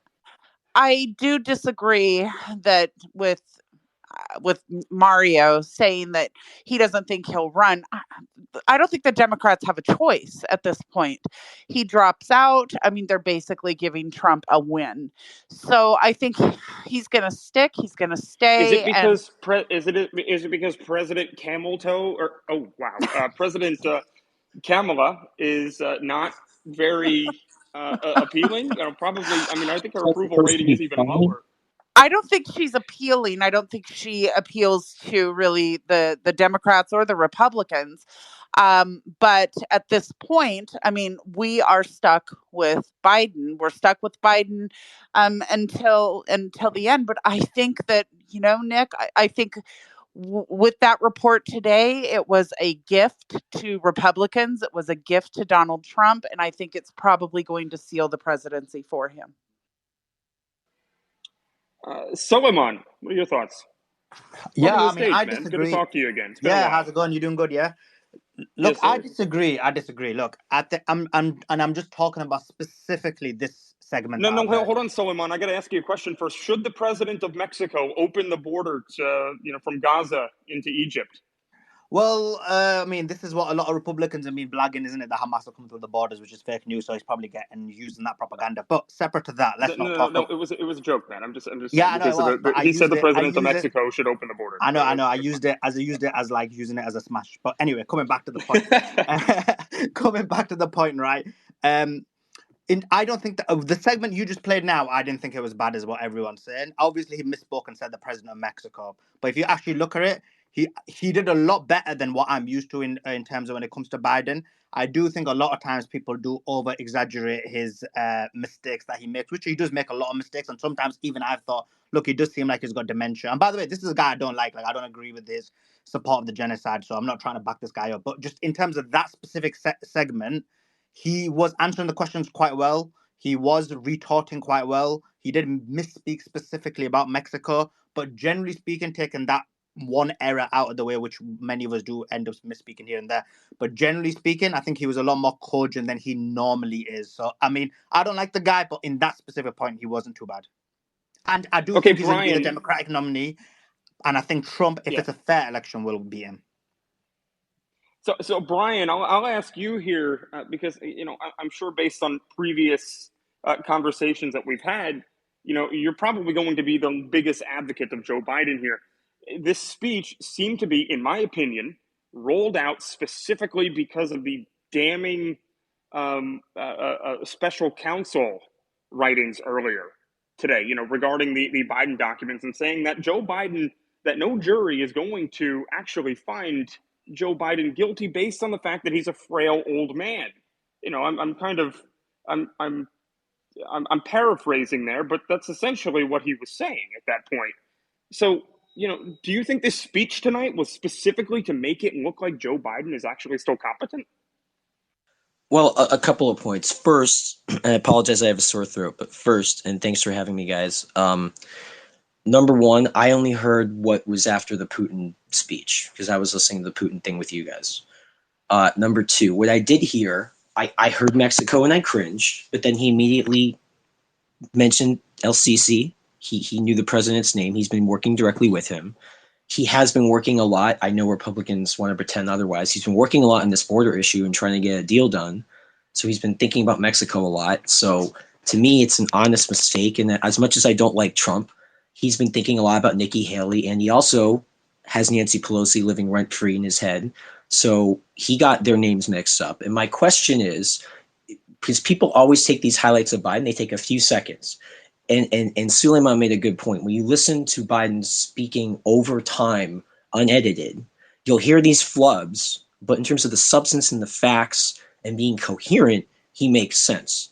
Trump does the same kind of thing in terms of okay, but Brian, we won't do the whataboutism yet. We'll definitely get to. I'm not going off for hours. I'm almost done. I have to mention, Brian, because it's on this I'm topic. almost done with going this to point. let you do your whataboutism. Oh my goodness, I got to keep hitting the mute button again. I have to talk about I'm in one the of the middle points that of you just made. my points. Oh my God! I told you we'll get in. I'll let you do your whataboutism. You just have to answer this question first. I'm not. Okay, this has I'm happened answering the multiple. question. Brian. You have to. Brian, you have I'm to. going to Just ask the actually. question. Brian. Just a heads up. Keep doing this. He is the moderator. He can just kick you off. So I'm just giving you a tip if you want to stay on stage. He's going to let you finish. I promise you that. Go ahead. Okay, Nick. so I'm going to keep the panel muted until I ask the question here. President Biden, over the past 3 days, has flubbed the names of, and not even just the names, saying that he met with the Chancellor of Germany that died in 1996, saying that he did it recently. And then one of the presidents of France, he also did the same thing, president back in the 90s, over the course of 72 hours. Is the guy still fit to be president of the United States? That's the question that I have for you. Okay, that's right. And Go ahead, Brian. You got on mute, bottom left corner. Could glitch a bit. We can't hear you. Just says FYI, Brian. All right, Tira, jump in until the Brian's mic works. So look, I feel that honestly, I agree with. Sorry, I Suleiman, was still muted. I couldn't come off mute. Sorry, go ahead. Yeah, go ahead, Brian, and then Tira. So look, I'm trying to answer with context, and I don't want to be forced to only speak about the context you want to hear. I'm trying to give you the context that's relevant to a fair answer. So please don't interrupt me. What I'm saying is, I watch both these guys a lot. Now, the last 72 hours, I've been doing stuff on Gaza and the border. I haven't been paying attention to what the president's been saying in the last 48 hours. This is the first time I've heard Biden speak in the last 3 days. I've been very busy with other things. What I will say is that both Trump and Biden flub these type of, we say the wrong word when we mean another word thing all the time. It happens a lot with both of them. The difference is, if you listen to Trump's entire thing where he's talking and does that, he doesn't make sense. He's incoherent. He's completely lying and all over the place. Okay, so to be clear, you're not going to address oh my God! what I just said, please don't interrupt me while I'm doing this. With Biden, he will make those flubs, but throughout what he's saying, he makes sense. He clearly knows the issues. He knows the facts. He understands the context. He can respond to people. He actually answers questions. Trump just rants like a guy standing on the street corner. The difference between him and Putin and Tucker Carlson is they're just as full of it, but they sound intelligent. They're lying just as much, and their ideology and their concept of reality in terms of how they present it to people, they know they're lying. They both know they're lying. How they present the facts to people, how they present what's going on. For example, Putin said we have the biggest economy in Europe. They're behind they're 12th in GDP. They're even behind Mexico in GDP. They're behind. Okay, Brian, I got to go back to one thing you just said, and this is how we do these panels, right? We have discussions here, so I'm going to continue having a discussion, and then Kim, I'll let you jump in as well. But you're talking. You said one of the things that you just said. After you didn't answer the question about Biden's competence. No, I answered. Biden's more competent. They both make the same type of mistakes by mixing words up, but Biden's more competent. You think that he can do another 4 years, correct? You think that's or 5 years, actually? Better than Trump, no question. Okay, Nick, could I speak now, Nick? But hold on. No, Dennis Brian, one more question about something that he said, because he has said a lot. You said that Biden will actually answer questions. However, the point that I just made a little bit ago was that Joe Biden hasn't done a single interview since at least October. I mean, we don't see him answer questions most of the time. He took 3 or 4 questions, and that was it. And then he, went away from the mantle. But not even the left-wing media is able to go and ask Biden any questions. Isn't that a little weird to you? I mean, he doesn't do interviews as often as Trump, who lived and died and thrived and every day wanted to be the center of attention all the time. Biden's not like that. He does most of his work behind the scenes. We will have more interviews with Biden. They don't need to be because somebody else is running the every country? month. No, absolutely not. But I do think that the media has done a terrible job of covering Trump and of understanding what he's doing and being accurate or fair covering him. So he goes directly to the people with a lot of different events and speaking to people. He meets people after these events. He handshakes and talks with individuals. He goes on social media. He has his press people. He's going around the media often because the media is not doing a good job covering these issues. But he is occasionally giving them, and not just like once or twice or 3 times a year. He is handling some serious crises right now, and he should be spending more time working on that than answering press questions. But yes, he will be giving more interviews. You will be seeing them. He wants to give us a break during the Super Bowl. I think that's great. I don't need to hear about politics during the Super Bowl. But you will see, I think. Okay, so he is avoiding the traditional presidential interview. He'll do an interview soon. Okay, there's a lot of feedback on your. Okay, well, listen, there's a lot of feedback on your mic. That's why I had to mute you. That's why I have to mute you while. Yeah, Kim. I'm gonna.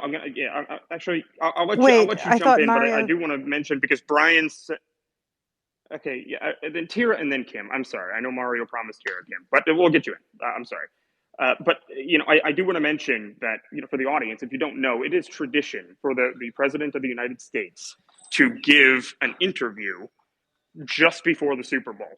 Biden has declined, I believe, 3 times now, which is pretty pathetic. 2 times. Tira, I'll let you jump in, and Kim, I want you to respond to. I'm 2 times. I mean, just I want to agree with Suleiman on what he said. I think this what I've heard of it, I heard some other bits of it. This particular sort of press conference was actually pretty feisty, and except for the mistake about Egypt, he seemed on point. He was angry, but he was very verbally competent. So it's not so much that the press conference will hurt him, it's that the report hurts him. Okay?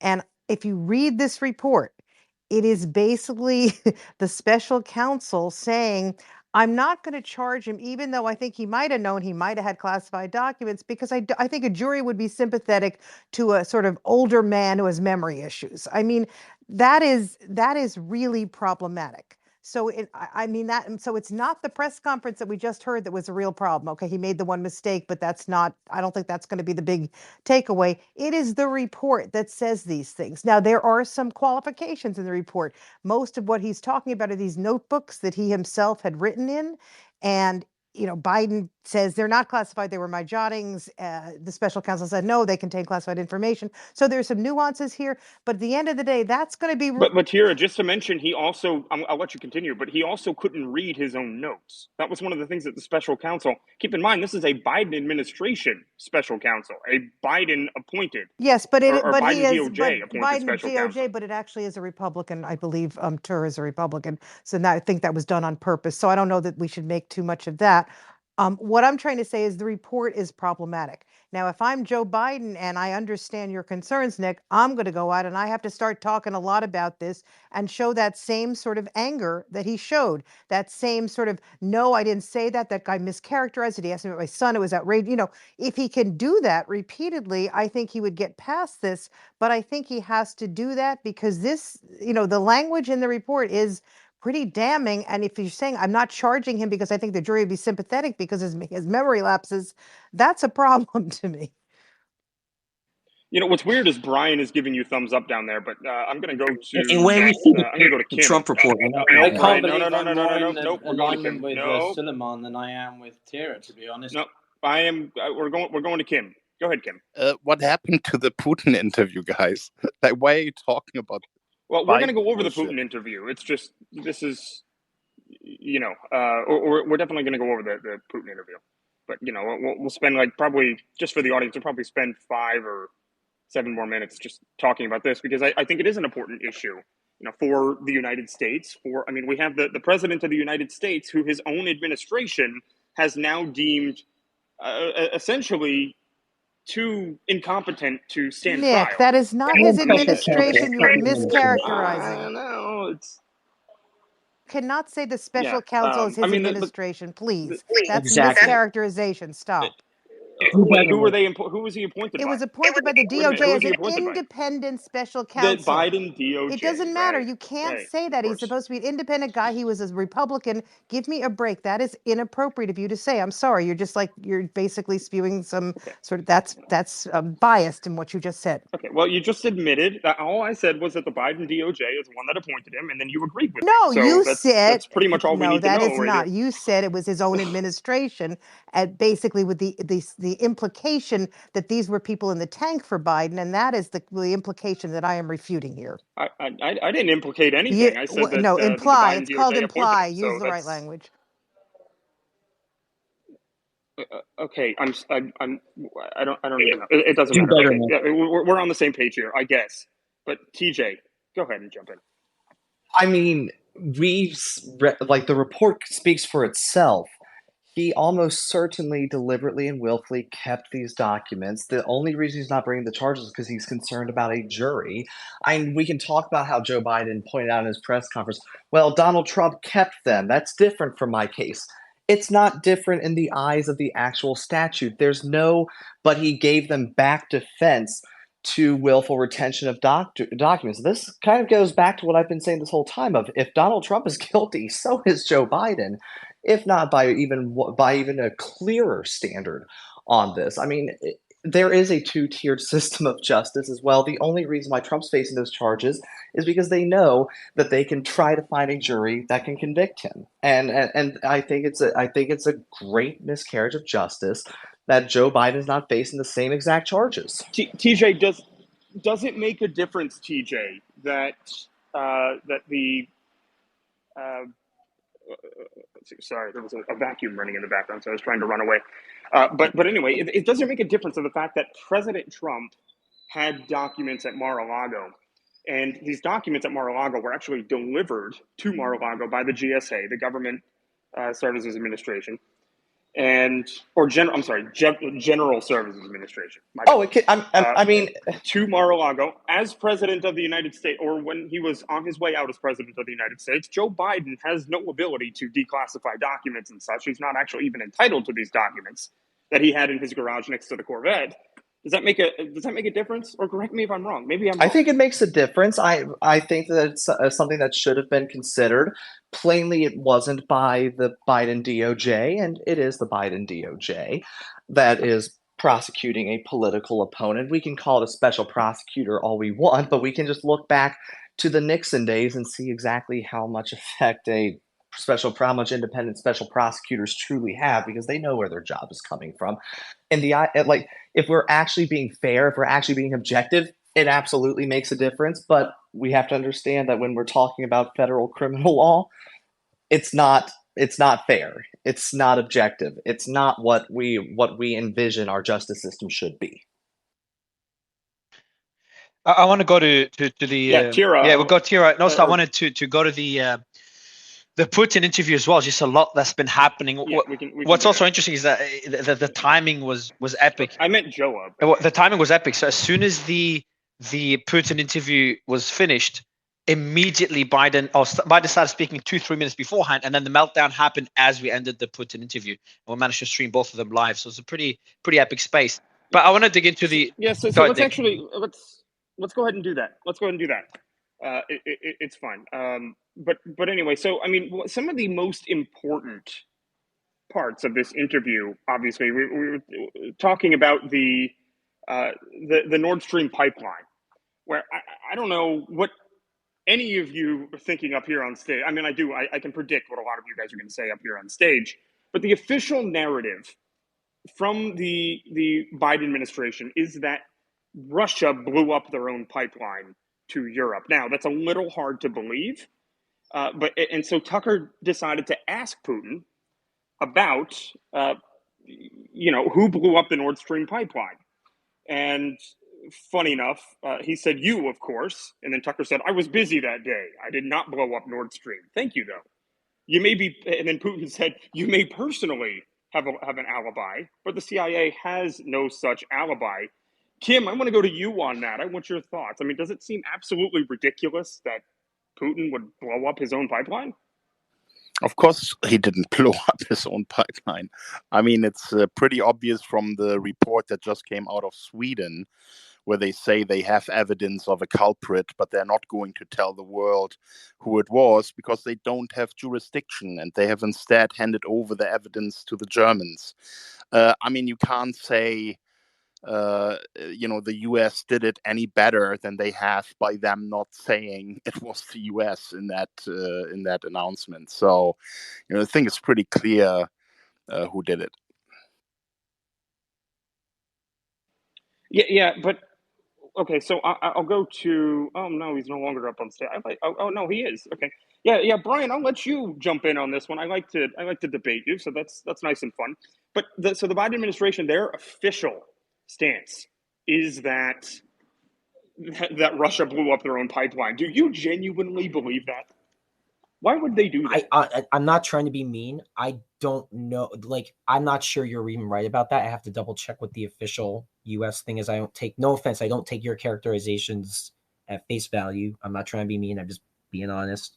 I mean, that's a pretty. It's a possibility. I mean, I didn't even go into detail. Don't trust what you gotta say, Nick. I don't know. Maybe if someone else wants to double check that while I'm talking. No, Brian, he's talking about the interview. He's not. No, he's talking about the interview, but Brian's saying that the U.S. stance is not that Russia, which I disagree with. I'm saying Russia's not saying that the U.S. You don't know if U.S. stance is that Russia blew up the pipeline. Yeah. But I want to go with the broader question, Brian. I want to go with the broader question, and I did bring up Simona, and then Jackson.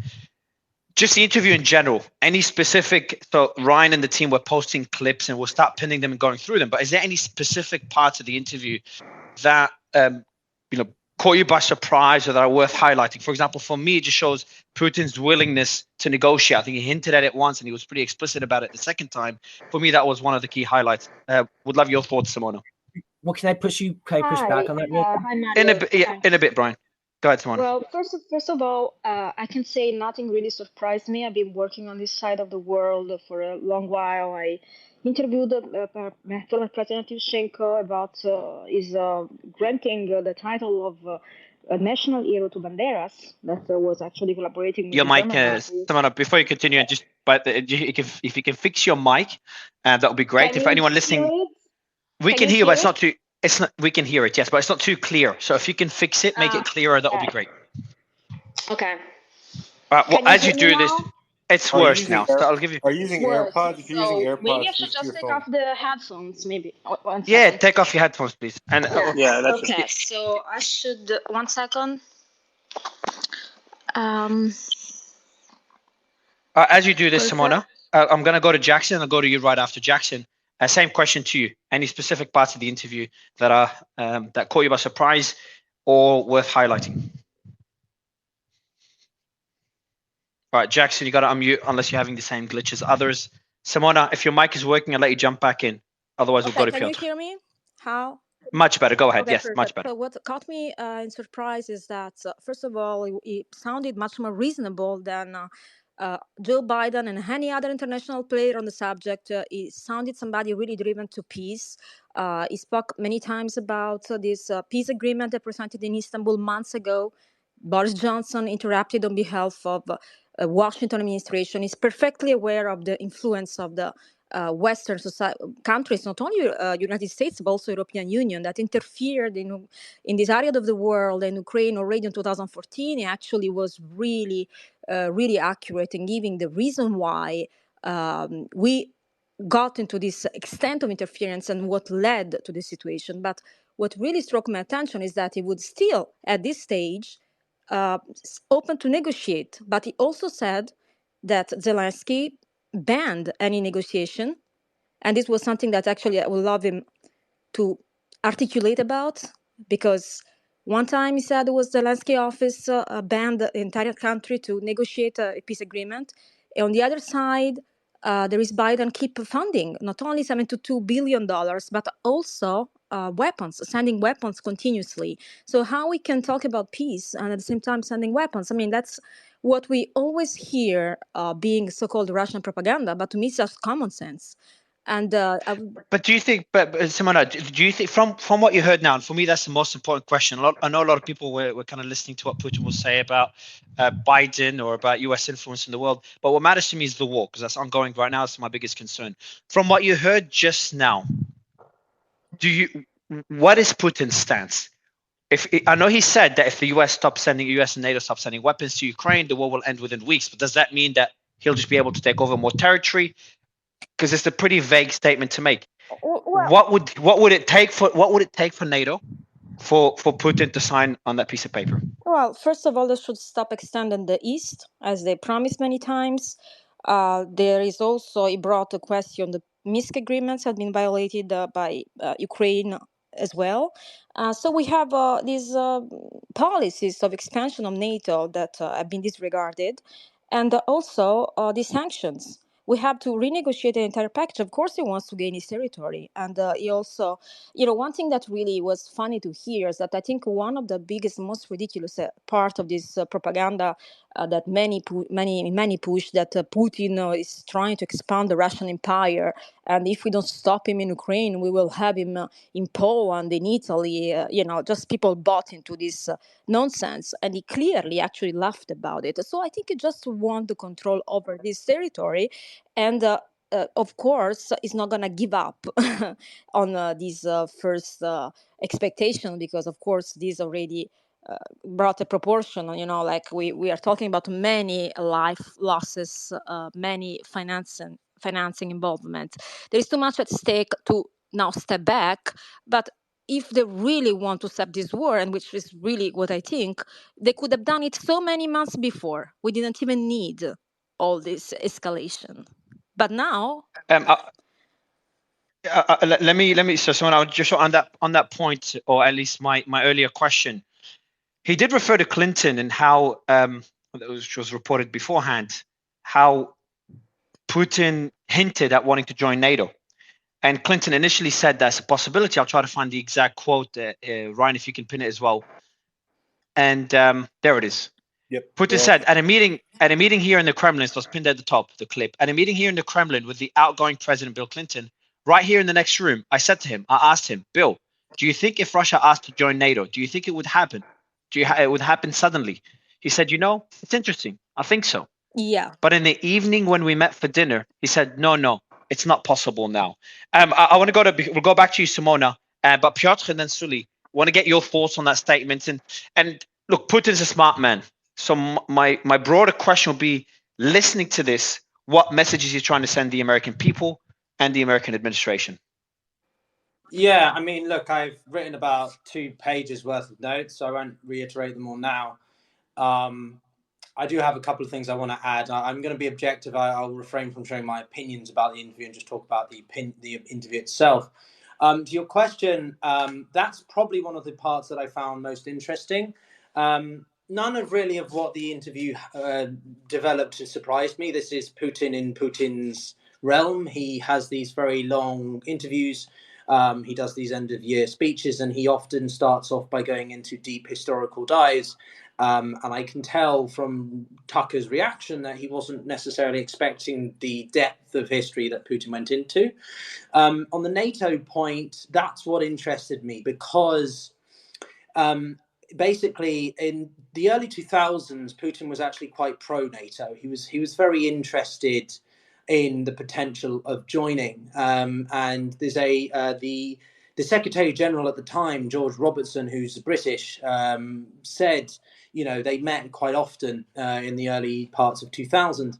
And Robertson said in an article a couple of years ago, he recounts when Putin said he made a joke. He made a joke in Russian about how could it become the House of Councils. Now, in Russian, councils is the same as Soviets. And it was a joke, but the Polish and some other Baltics misunderstood it. But basically, Putin was trying to sort of build a relationship with Robertson and NATO. And essentially what developed was that as the 2000s passed and NATO did suggest the potential inclusion of Georgia and Ukraine, this alienated Putin. And there was a missed opportunity in the early 2000s, not in just my mind, in Western. But just moving away from the history lesson. Moving away from the history of this. Yeah, I didn't mean history lesson, but I know it applies to you as much as it applies to Putin, to be honest. But I didn't mean about it. Yeah, no. But the question I have for you is, but for Putin to refer to that interaction with Clinton, what's the reason for it? Again, he's a very calculated man. It's very different to what we saw from Biden. Well, because think about the context of this interview. It is a performative play as much as anything. Whether or not you think it's truthful, everything he said, it's still optics. Putin is still aware of optics. And who is the most important element in the war other than Russia and Ukraine directly? It's the American public. Because if Putin can win round skeptics or those who are just anti the war and funding it anymore, that will put pressure on the American political system. That will put pressure on Biden, potentially a Trump administration, and ultimately favor Putin in the long run. But why? Because if Putin can outlast long enough the US funding to dry up, then that enables him to eventually begin to remilitarize, double down, and ultimately beat out the Ukrainians. Because whether or not the Europeans continue to fund Ukraine, it would be quite difficult realistically for them to completely defend against a Russian force that was fully mobilized with a wartime economy, Chinese funding, whatever it was. So Putin's playing this to the American people, but also X. He knows it's going to be put on X, and he knows that the audience on X is very international, and so it plays into the audience that is very international. We've covered the coups here, haven't we, Mario, in Niger and stuff. It was crazy days. It plays into all of that. So. But do you think if his strategy, and that will be my conclusion, if his strategy is to, I'd say, educate but also influence, and that's the strategy of anyone doing interviews, there's nothing wrong with it, but influence the narrative or the sentiment around the war within Europe, within the US. Do you think it succeeded, Suleiman? And then Kim, I'd love to get your thoughts on that same question. Do you think the interview was a success? Oh, yeah. I mean, I think the Putin's interview was a significant success. And if you look at the style of what these Russians do when they do the interviews, it's very controlled. I interviewed their foreign secretary, and he literally asked him a question. He talked for like 40 minutes. So they know how to control the narrative in order to relay all the specific points they want to do. So I saw that with Putin. He was basically controlling the narrative. In terms of answering your question, what he wants to get across to the people is Russia is about peace, and NATO is the opposite of that, and they're warmongers. And so then he's demonstrated that in a number of avenues. Clinton is an example. Him saying that he wants to join NATO demonstrates that he wants to create an alliance. He doesn't want separation. He doesn't want war or fighting. In addition to that, he mentioned, for example, Johnson stopping the peace agreement. He talked about the Minsk agreement. He talked about the fact that Boris Johnson broke the agreement. He talked about them blowing up Nord Stream. So all of these examples are examples of what? The examples of the fact that NATO have been someone who have been aggressive and warmongers, and he's actually a guy who's about peace. And in this current climate, when everyone's against Israel in terms of their genocide, everyone's against war and everyone's against his behavior. And so he's framing himself as somebody who's also against that. And so I think the interview was perfect.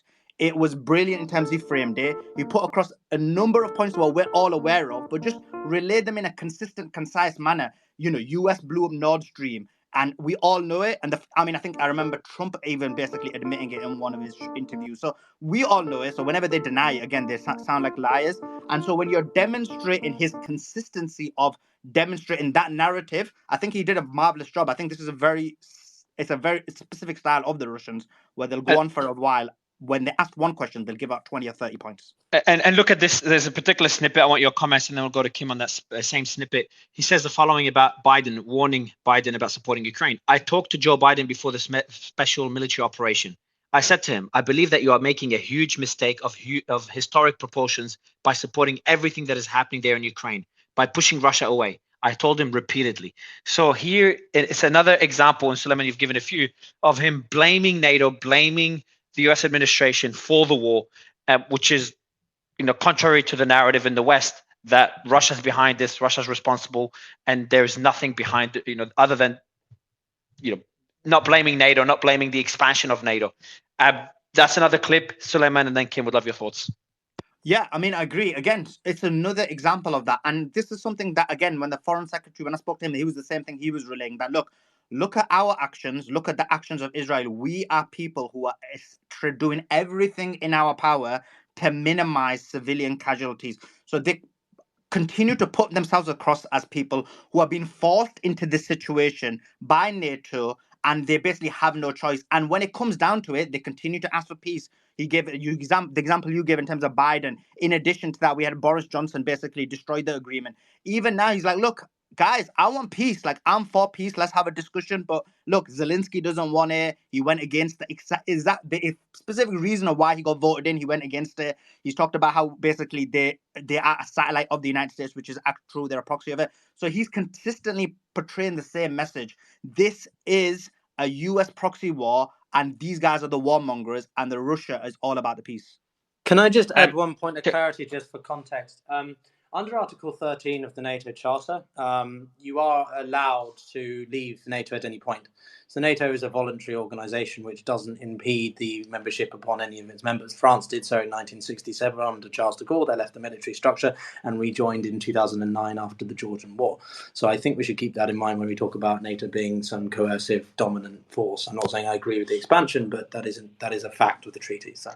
Kim, and do you think Tucker did a good job in the interview in pushing back and balancing the discussion? Yes, I do. I think I was quite impressed with Tucker, actually. I have to admit that I've never had as much of a problem with him as I have other people, but he was quite impressive in his questions. And as I tweeted out when he said, "I hope you do," in reference to to Evan, the journalist, I thought that was quite telling about how Tucker really. Well, I'm glad you are, Piotr, but the question was for Kim. Oh, my bad. Yeah, Mario made it sound like he was just being so nice. He wanted to hear my opinion on everything. My bad. Yeah, Sorry. no, I always love to hear you, Piotr. Very interesting. So good to see you too, Kim. Hope you've been well. Yeah. So what Putin has done in this interview, he has run the audience through all the steps that Russia has been taking to avoid war. It started with, during the coup times, the Maidan demonstrations, that an agreement was made with Western leaders as guarantors that there would be a political diplomatic approach to resolving the issues with the opposition that was demonstrating. And the Western leaders gave guarantees, and then they completely forgot about it once Maidan escalated with these snipers that killed so many demonstrators and police, which we now know, were not Yanukovych's people. And then he goes on to talk about, after the coup, how the attacks on Donbass and those areas of the Russian ethnic areas were negotiated in a Minsk agreement, where again European leaders were guarantors for those agreements, and again did not deliver, and then later even admitted that they never had any intention to honor those agreements. And so he goes on and on and on, and then he talks about the peace negotiations in Turkey. So when you look at everything that has unfolded here, I think Russia clearly was the prudent actor every step of the way, trying to resolve this diplomatically, and the West has worked against that. Especially the United States has constantly undermined any kind of peace and wanted this escalation to take place. So for me, what this interview delivers is really a very powerful witness statement for historians who are going to look back at this. And I don't think the US and their Western allies look good at all in the way they have conducted themselves.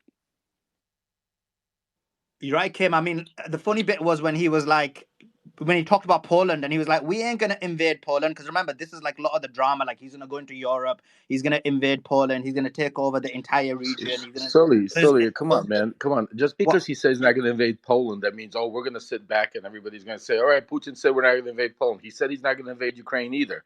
Remember when the troops were building up all over, he was talking about saying, I'm not invading. We're just doing military operations. And what did he do? He invaded Ukraine. And then we're sitting here talking about how righteous this guy is, how he wants peace. A person that invades a sovereign country does not want peace. This was not a war between two countries. This was a dictator invading a sovereign country, taking over parts of their land, destroying their economy, ravaging and pillaging their people. And now he's trying to say, he wants peace. Come on, guys. Let's get real over here. What the fuck are we talking about? Yeah, This let's guy's a get real. dictator. Let me respond to you, Lev, because we want to get real here, okay? When Putin started his special military operation in February, he did that because for March, the Ukrainian forces had prepared for an attack on Donbass to get rid of the militants, and it would have cost thousands of ethnic Russian lives. And Putin decided to prevent that from happening, and that's why he started his special military operation. Kim, says who? Putin? That's who you're going to believe? Putin says that this is what was happening, and that's why I invaded. Where's the proof of that the Ukrainians were going to attack Donbass? This is Putin's word. Everything that you're talking about and everything you want us to believe here is we need to believe Putin's word. So far, Putin's word over the history of Putin is not somebody that is out there to try the world peace. He's a dictator, somebody that looks out only for Russia, Mother Russia, and from the first day that he took over office, he turned around and said that his whole objective is to unite the Soviet Union. So when Simona comes out here and says that bullshit, I don't know. I'm having a little discussion here with Lev. Let me just reply to that. Lev, you are aware that 14,000 people died in Donbass because of the shelling of the Ukrainian forces in the period between 2014 and 2022, right? Hey, Kim, I understand what you're saying, but you're taking points out of a map that you tried to put. Yes, 14,000 people died, but is that why? also something that Putin just says that we shouldn't just believe because he's some dictator? Or can you agree with the facts that are well documented that Ukraine shelled these areas and killed 14,000 Russian Kim, I could ethnics? agree to that if you could agree that there's a war going on between Ukraine and the separatists that started in 2014 because Putin took over that part of the Ukrainian country. So yes, Ukraine is in a war since Kim, what of the 2014 and thousands of people died. Russians that have been bombed by Russia in the war so far? The Russians have bombed Russians in this as well. Whether or not you identify them as Ukrainians or Russians is a moot point, but we can admit that both sides have shelled both ethnic Russians and ethnic Ukrainians in this war at this point. And I think your comment about taking Putin at his word is a little bit far-fetched when you're not willing to take Western leaders at their words. If you're going to take No. I want to get Kim back in on this. Kim, respond. Yeah, so let me just respond to that. I don't need to take Putin by his word. It's well documented that the Ukrainian forces attacked those provinces and killed those ethnic Russian civilians, primarily civilians. Of course, once the military operation was underway, we're talking about a war here, there will be casualties on both sides. There's no question, including civilian casualties. But let's just put this in context, because when you look at the number of civilian casualties that we had since the start of the special military operation, which is, depending to what side you are listening to, between 4,000 and 5,000 people, and then look at what happened in Gaza over just a couple of months with 30,000 deaths. That explains very well how careful Russia actually was in their targeting and making sure that they're not attacking civilian areas and that they're focusing their attacks on whatever Ukrainian forces. You're comparing a country the size of Ukraine to the size of Gaza. Come on. Not only that, Piotr, what is he talking about? More than 20 million people, more than 20 million Ukrainians. They killed a lot of people. What I'm saying is that there's clearly restraint on the Russian side not to target deliberately civilians in this war, which you Kim, why did can't they say. target Wait, the let me Nick? just finish. Kim, Let wait me a just second. say. Piotr, Stop. we're No, gonna no, No, no, let stop, guys. Kim you are going finish. back. Let With Nick. no, hold on. I'm gonna mute the entire room because the mute button for Piotr isn't working. So Kim, yeah, go ahead. Yeah, you can finish, and then Piotr, I will let you respond. I promise. Go ahead, Kim. Yep. Piotr hasn't learned anything since the last time I was here. He just keeps interrupting people like he always does. So what I was trying to say is there's clearly a restraint on the Russian side not to hit civilian targets. You can't say that about the Ukrainian side, which keeps shelling, Donbass and those areas, and keeps targeting civilians, as has recently happened again. But none of that really matters now, because let's go to the bigger message of this interview and why Putin has done it and what Putin has actually said. And I think it was a very reasonable interview. Putin makes clear that he likes to negotiate a peace with the West. He would like there to be an end to this conflict, and he would like negotiations to start again.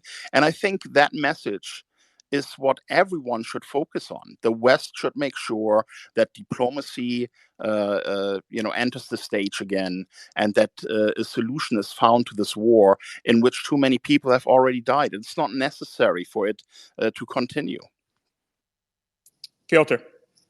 Yeah, thanks. I start off being respectful. I've been wishing you well and all that sort of stuff. I'll retract my better part of my statement then, and say that you haven't changed either, Kim. I really don't understand your personal interest in this area. It's of little concern to you, I think, someone who lives across the world, whilst I actually have personal fabric in this.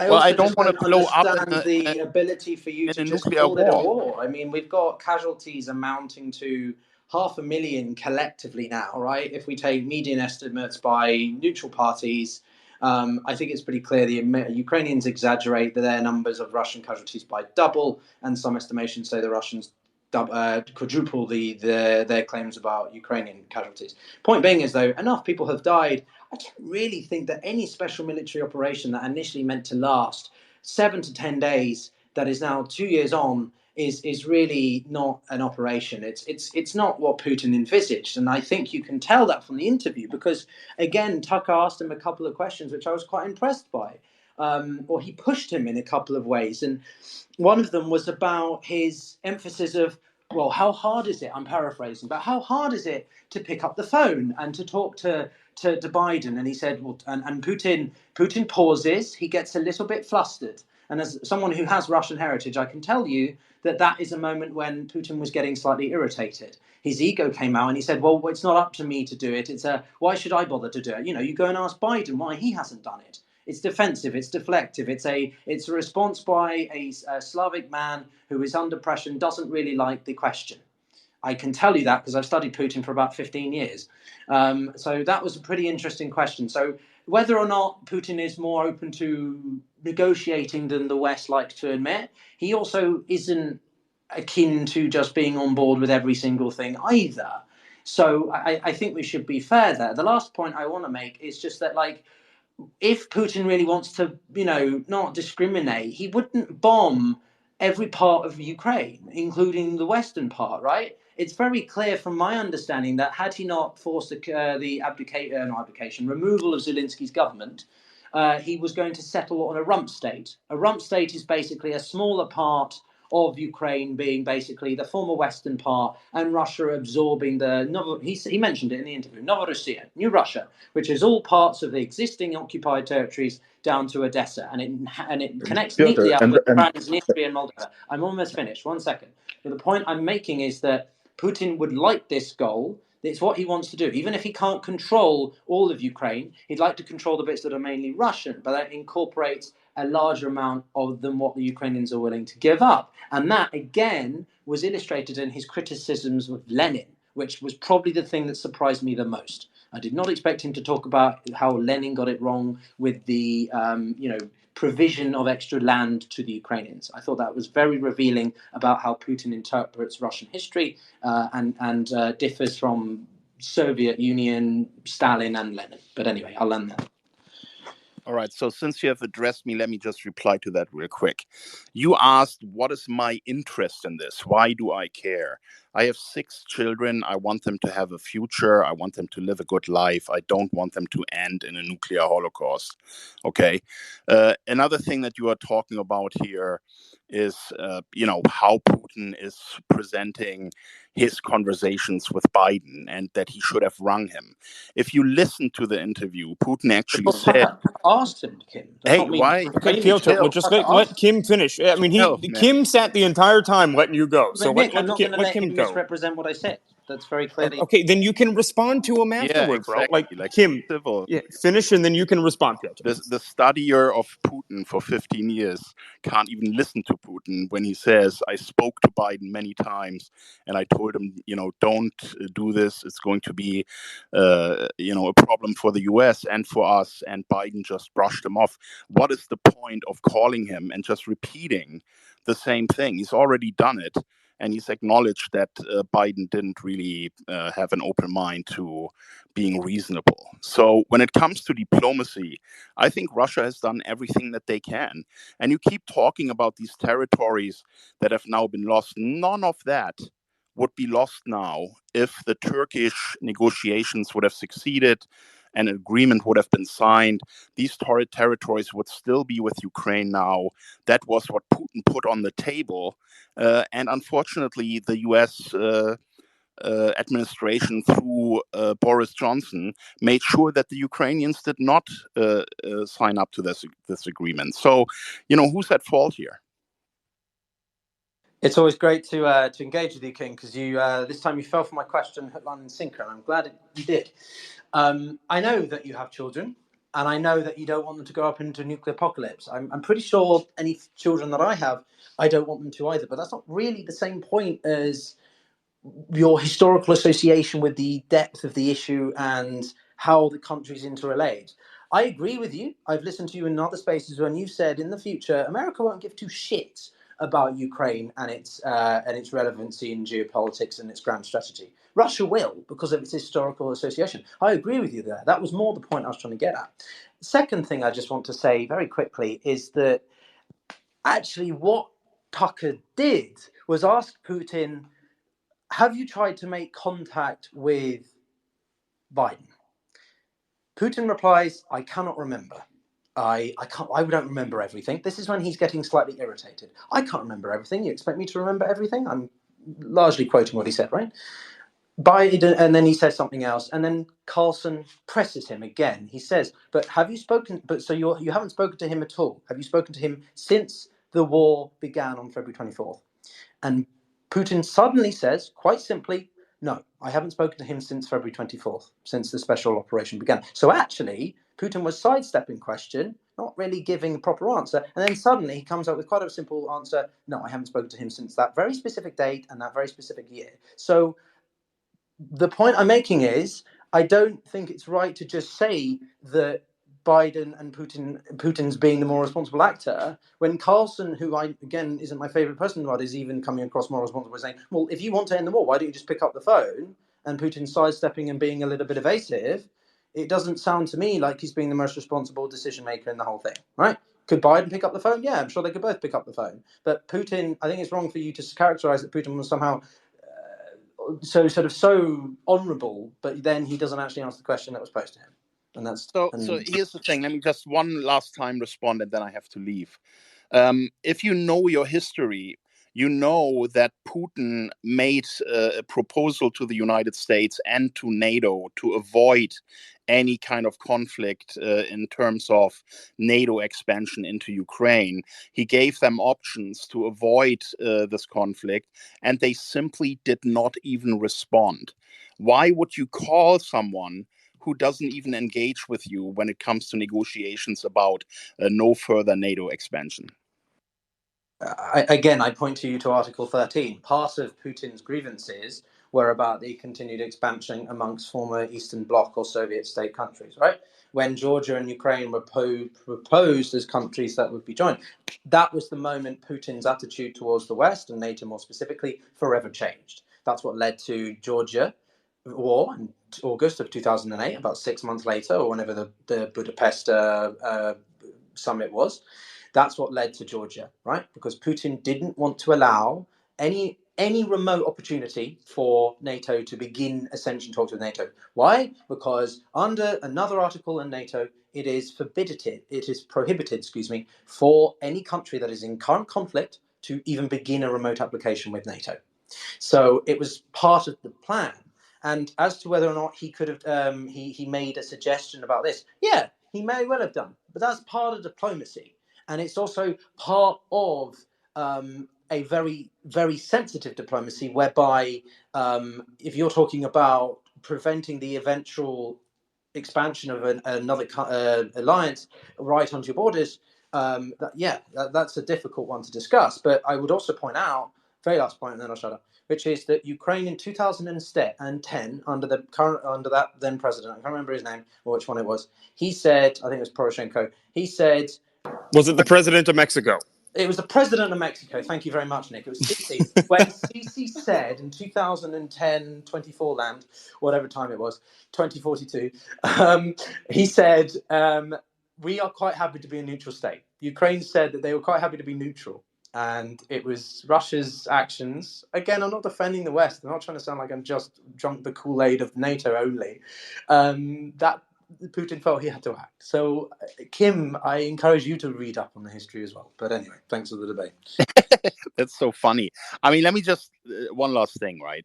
We heard Jens Stoltenberg, not too long, the head of NATO, in an interview, admit that Putin submitted a treaty to NATO to prevent this from escalating into a war. And he was quite upset. He was saying, why would we, NATO, accept anything that the Russians propose to us? That's not how it works.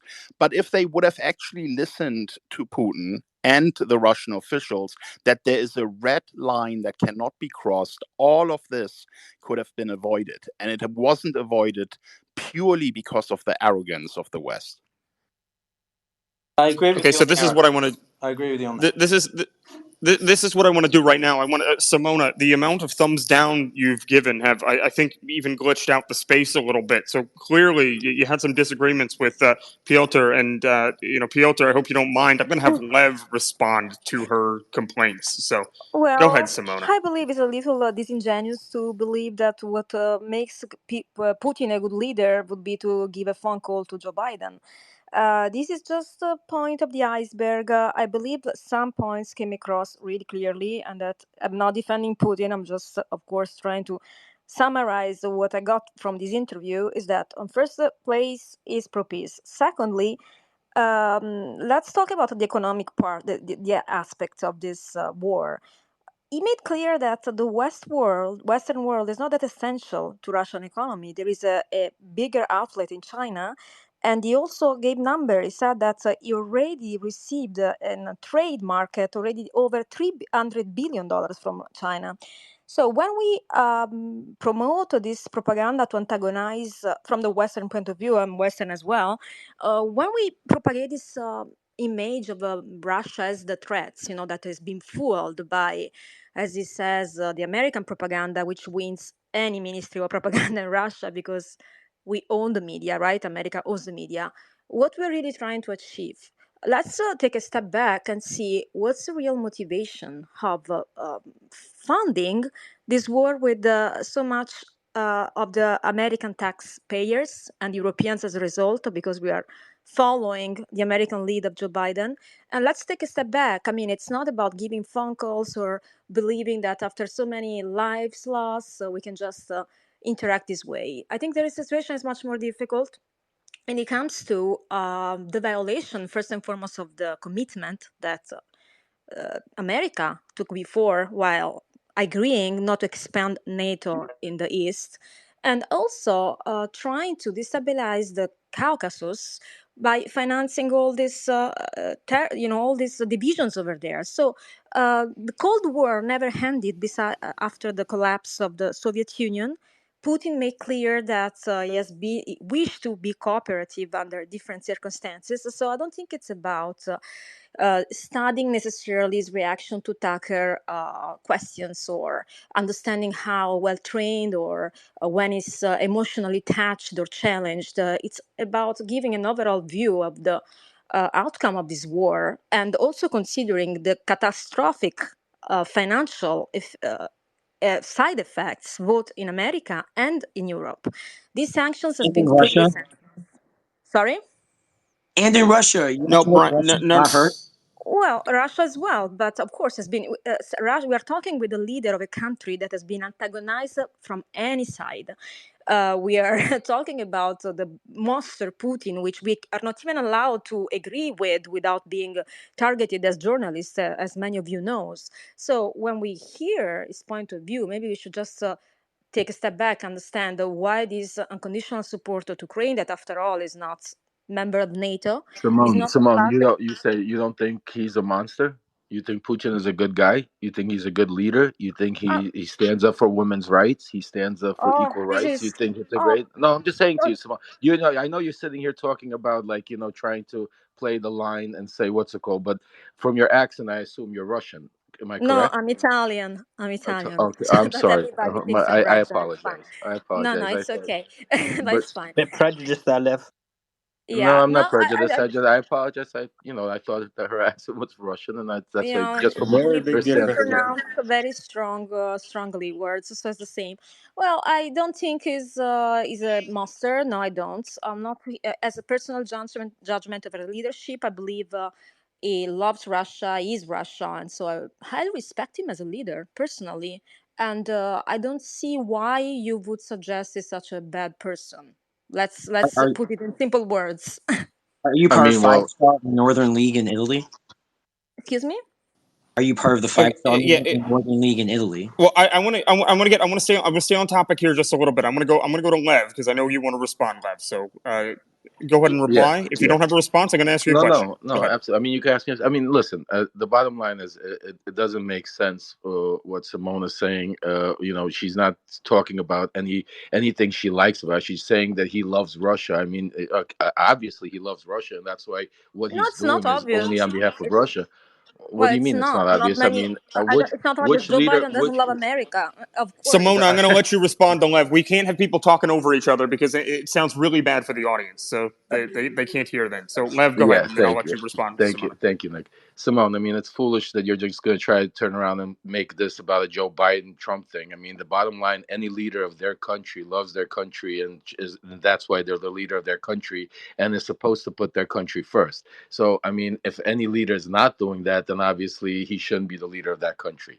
So, we're not going to talk about if Putin loves Russia. The bottom line is we're talking about a guy that basically a dictator that one day decided that because he can't politically or otherwise take over Ukraine, is just going to invade. And just to answer also to Kim, when Kim turned around and you said that they are targeting very specifically, let's remember Bucha. Let's remember when they came in the first week when they tried to take over Kiev, and when they went and massacred and took out towns of people, thousands, tens of thousands, raped, pillaged, destroyed, killed, burned. I mean, I know it happened 2 years ago, but that's how it started. So, I mean, when we sit here and try to talk about this guy's talking about peace, if he wants peace, Simone, Kim, all he has to do is stop and pull out.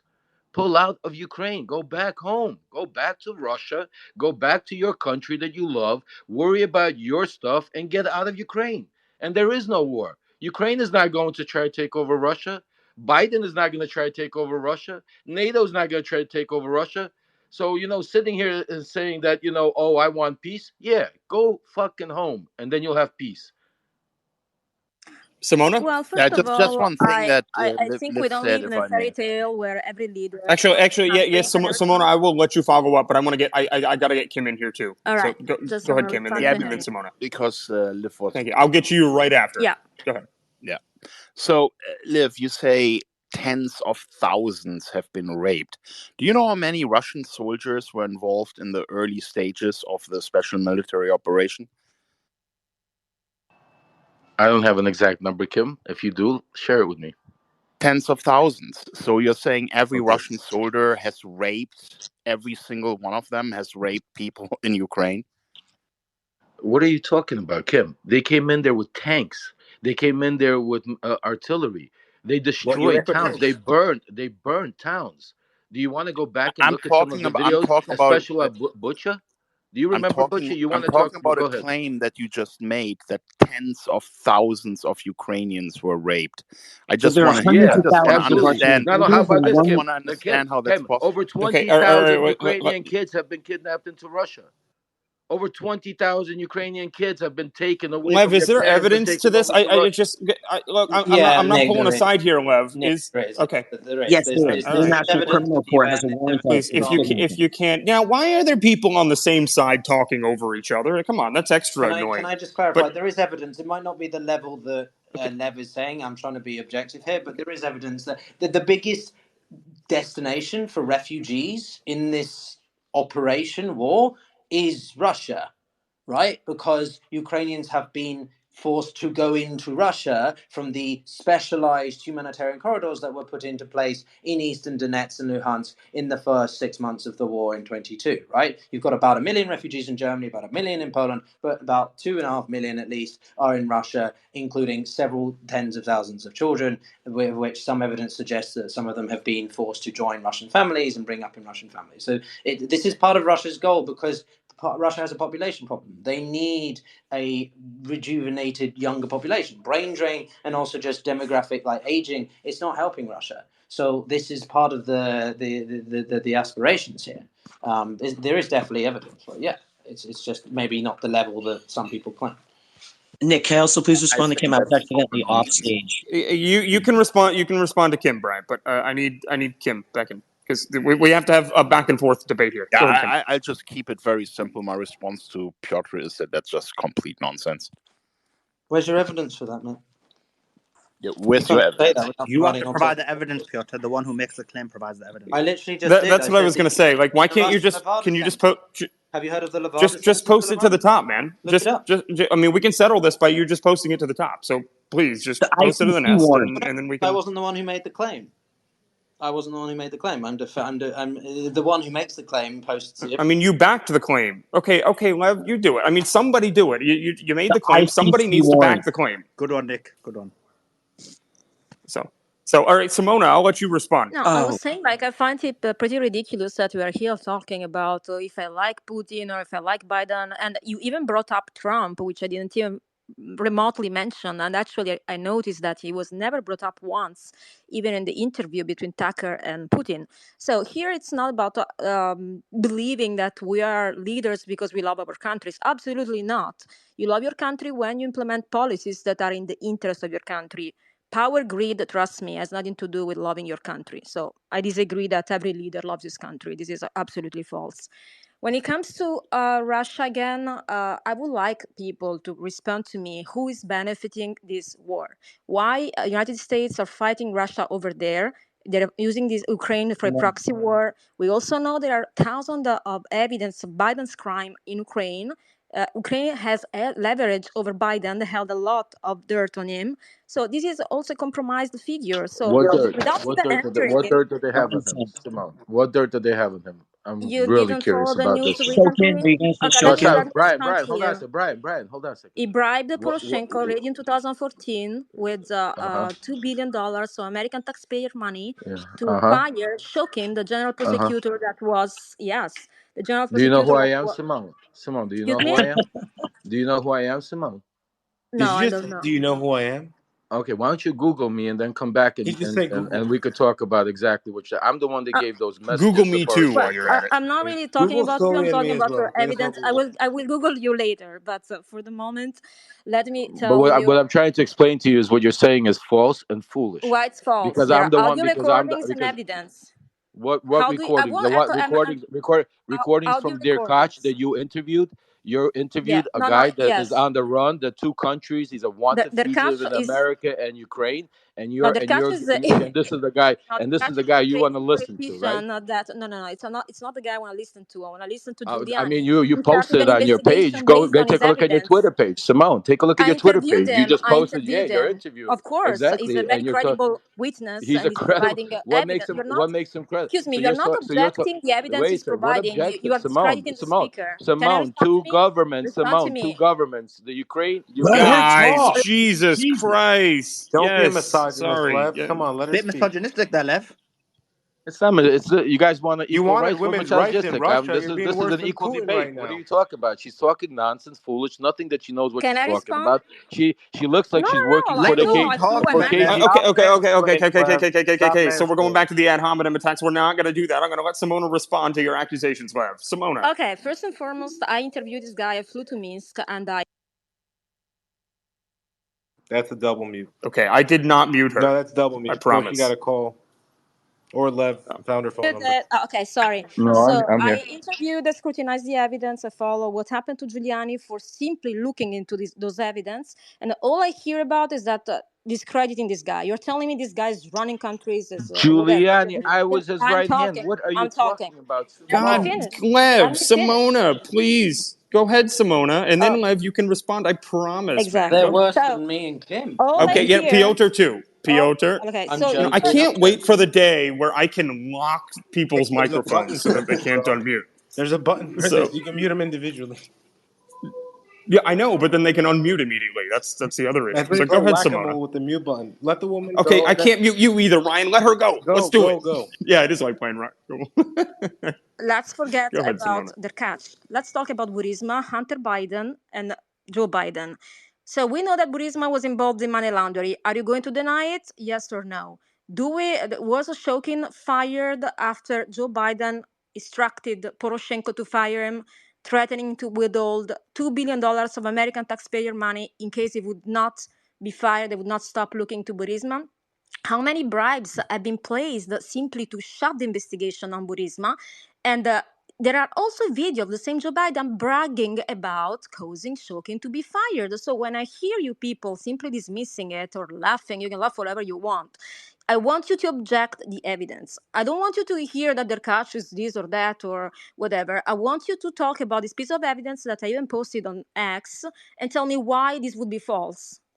Explain it to me. What evidence are you posting? My evidence? The stuff Court. that I brought from Ukraine, the stuff that Giuliani and Trump and sent me there, the bullshit that I've collected over the past year and a half. Is that the Why would evidence that you're talking about? Let's debate it. Tell me exactly which evidence. I'm talking Which about part? You the want which court decision that shows exactly the money laundering scheme. what court Five decision? witnesses, What court audio decision? recording. Which what year? What Digitex, court? No, no. No, Have no. you ever Stop, heard stop, Okay, about stop, stop, stop. Lev, you Digitex and asked her a WireLogic? question, Lev. Let her respond. Did Go you ahead, ever Simona. hear about that Digitex and WireLogic? Have you seen the court decision about the owner of Burisma, Slovensky? Have you seen that he has been His name is awarded? Lechevsky. He's not Your Slovensky. Russian is better than mine. Your Russian is better than mine. You see, you've been dealing with these people maybe more than me. So I would like to understand how you deny and dismiss all those evidence, even pretending that I don't know what I'm talking about, and why these are not real. Tell me why. Tell me. You can I'm go. the You can make your due because diligence. Go to the court in Ukraine, and you can you find want this me to court go do the decision. due diligence? You want me? I'm Yes, the you one should. that Before brought this talking, you should. evidence. I'm Before the you should. one that brought Simone. Stop. Just listen for a second. And while I'm talking to you, you need to Google because I'm the one that brought this evidence. All this stuff that you're talking about, I'm the one that brought it to Giuliani. I'm the one that brought it to Trump. I'm the one that brought Shokin out of Ukraine. I'm the one that found Kulik. I'm the one that found Telezhenko. I'm the one that found Lutsenko. I'm the one. That's how your dear Koch got. I'm the one that was involved until I got arrested for Trump because they didn't want me to continue doing that, looking for this whole nonsense about Hunter Biden. So when Why you sit there and concept? talk about you want me to do due diligence, I don't know what you're talking about, Simone. You sound foolish. Okay, I understand you've been arrested. You still didn't respond to me why these piece of evidence are bullshit. You're just telling me they're bullshit. I want Which people to piece of understand the evidence, why. Simone? Which one? The Which one? court Which orders specific one? in which you approved a bribe of $6 million. Have you? I'm afraid that you don't know what I'm talking about. Have Are you you talking read about a Burisma Yes. investigation? Okay, what? Yeah, no, the First of all, court let me ask orders you a in question. Ukraine, Hold on, in hold on, Ukraine, hold on, hold and the on, hold on, audio hold on. recordings. Let's talk about the audio recordings and What recordings? Biden Wait, you're jumping laughing. around. Take a deep breath. Take a deep breath Yeah, for a second. You're because jumping there are so around. Take a many. deep breath. There's so many. There's so Take many. a deep breath. I understand. I'm Pick breathing. your Are best. you? Lev, Listen, stop pick your talking like top. this to a woman on the stage, Kim, okay? Kim, Have some Kim, No, Kim, it's manners. because he's Kim, wrong. Kim. It's not Stop because with of the the Exactly. woman. Have bullshit. some Kim, don't manners. try. Oh, jeez, Lev, people. this I isn't mean, it's a fun. nice Don't heated keep it debate, up, but No, dude. Kim. Nobody if ever you're has going Wasn't to that answer part manners. of a the question, question? look, we're going to lay some ground rules out right here. I'm sorry, Solomon. Didn't mean to mute you too, but let's lay out some ground rules. You ask somebody a question, you let them answer without railroading them. So, Such a Simona, misogynist. it's for both of you guys. Go ahead, Simona. Such a misogynist, Lev. What did you say? Nothing. Keep going. God, Nick. Ryan, Come on, dude. Come I on, don't know. Ryan. Yeah, I'm intimidated now. So I was saying simply that I'm talking about evidence of corruption that I've reviewed. So as far as I'm concerned, I believe to be authentic because I verified that. But everybody, in particular Lev, is dismissing them, laughing, saying he was arrested to look into them. Can you explain to us why? Because you're just, talking nonsense. Simone, I really do, with respect, I'm just going to answer like this. Everybody on this panel, and probably majority of people listening, besides you, knows exactly why I got arrested, what I did, and I've been on plenty of not only television but on Mario Spaces, and I have discussed this millions of times, and I have no issue. I don't want to hijack this space and go into detail. If Nick and Mario and Ryan want to go into some of details that you want to talk about, I will be more than happy to. But I'm not going to jump from subject to subject. Pick your top 2, 1, 3, whatever you want, and we could go over each one individually, and I will respond to you. Or you Well, could tell her to buy the book, Lev. Oh yeah, well, tell her Yeah, about the actually, it's I postcard. would coming tell out. Well, you. Yeah, Oh my God! today. Don't shill his Thank you, book. Joa. Well, The Thank the you, Joa. two, postcard. You I have the don't Oh no, know. postcard. chill. Get the postcard. okay, yeah. So we don't actually have to do that. I did Is it tell available in Brian that hardback or can I find it on Audible? No, Sorry. no, Peter. I did tell Sorry. Julia in the request queue. Do check your DMs. Brian, I told you I'd let you respond. I know the audience is I going to yell at appreciate me. it. And just by the way, before you do respond, Brian, if you do want to yell at me, or if you want to yell at Brian, or you want to tell him that his profile picture sucks or anything, or you have comments down in the bottom right hand corner, it's perfect. That's the place to do it. Tag me or Oh, Ryan. and It's much easier. No, I shut just up. did some, Definitely It's tag, much tag hey, me. much, I want to dude. I I'm want to ask. doing my plug, bro. Give me a Brian, hold second. on, bro. Don't be a misogynist. Oh wow, Oh, Ryan. wow. All right, so yeah, bottom right hand corner, guys. Questions, comments, insults, whatever you got. If you want to yell at somebody on the panel, it's a good way to do it. Tag me or Ryan. It's much easier to see it. There are 3,000 comments, so that's why you need to do that. Okay, Brian, I told you that I'd let you go, so I'm going to let you go. Appreciate it. And I can't yell because I have a sore throat. So you're lucky. The people that Thank complain God. about the shrillness of my voice, you're in for a better experience. Let's go, So Brian. listen, I've got to push back about some of the greater narratives that we've been hearing tonight from people like Kim, but really it's Putin. Kim's just repeating everything Putin said. And this audience of Putin for tonight was the useful idiots around the world, the MAGAs, the people in Europe who are trying to end support there. Putin needs MAGA in Congress. He needs Trump, the MAGA in the House and Senate. He needs them more than he needs Iran and North Korea. Than China's words of support, which isn't much else. They certainly aren't sending Russia weapons. Because the only way he's going to win this war is if he cuts off support by convincing enough people in the West that he's this good guy and Ukrainians are really neo-Nazis. It's not Trump's fascist government that assassinates reporters and his own ministers he doesn't like.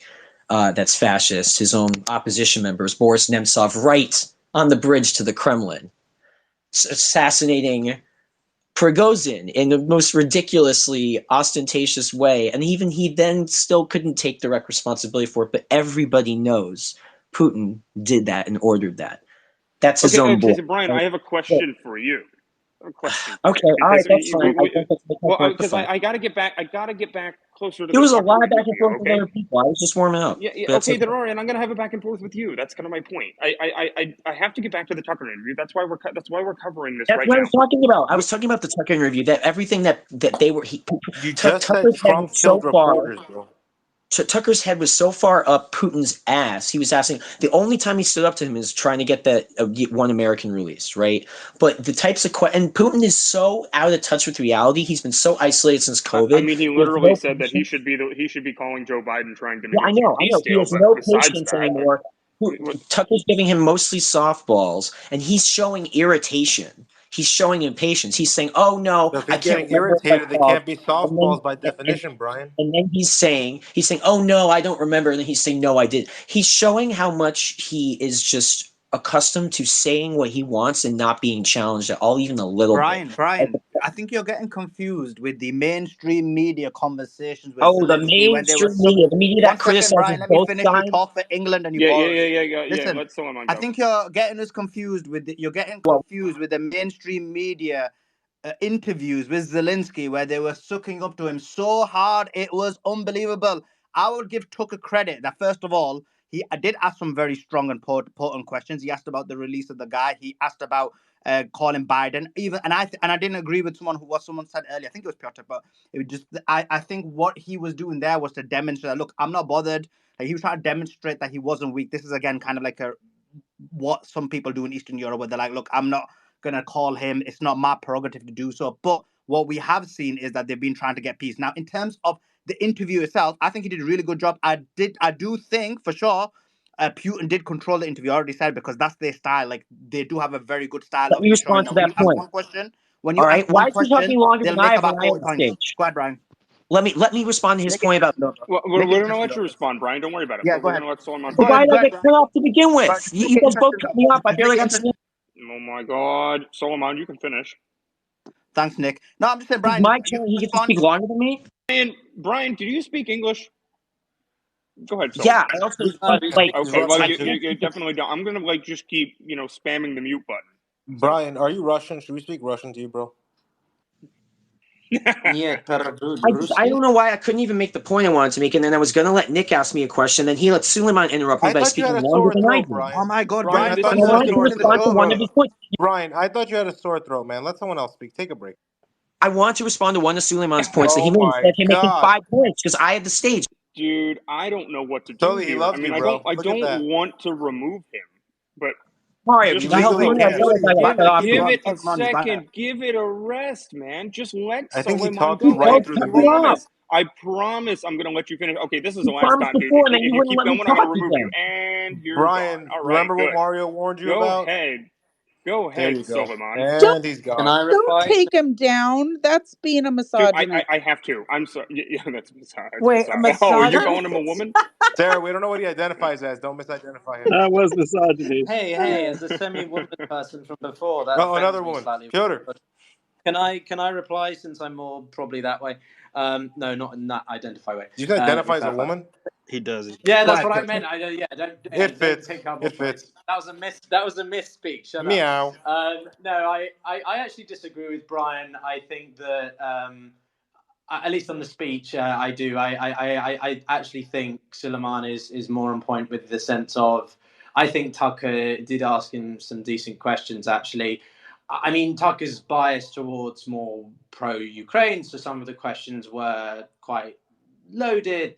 But, this was the Kremlin doesn't really allow interviews unless they are relatively coordinated. And I use that word particularly because it wasn't scripted. And I could tell it wasn't fully scripted because Tucker jumped in at several points with a sort of like, hang on, though, like a clarification, and Putin was a bit stumbled. And also, as I say, I've followed Putin for a while, and I can tell from the way he paused that is like Putin's like really trying to think of what he wants to say, right? He wants to make sure he gets the words right. So it was a pretty good interview.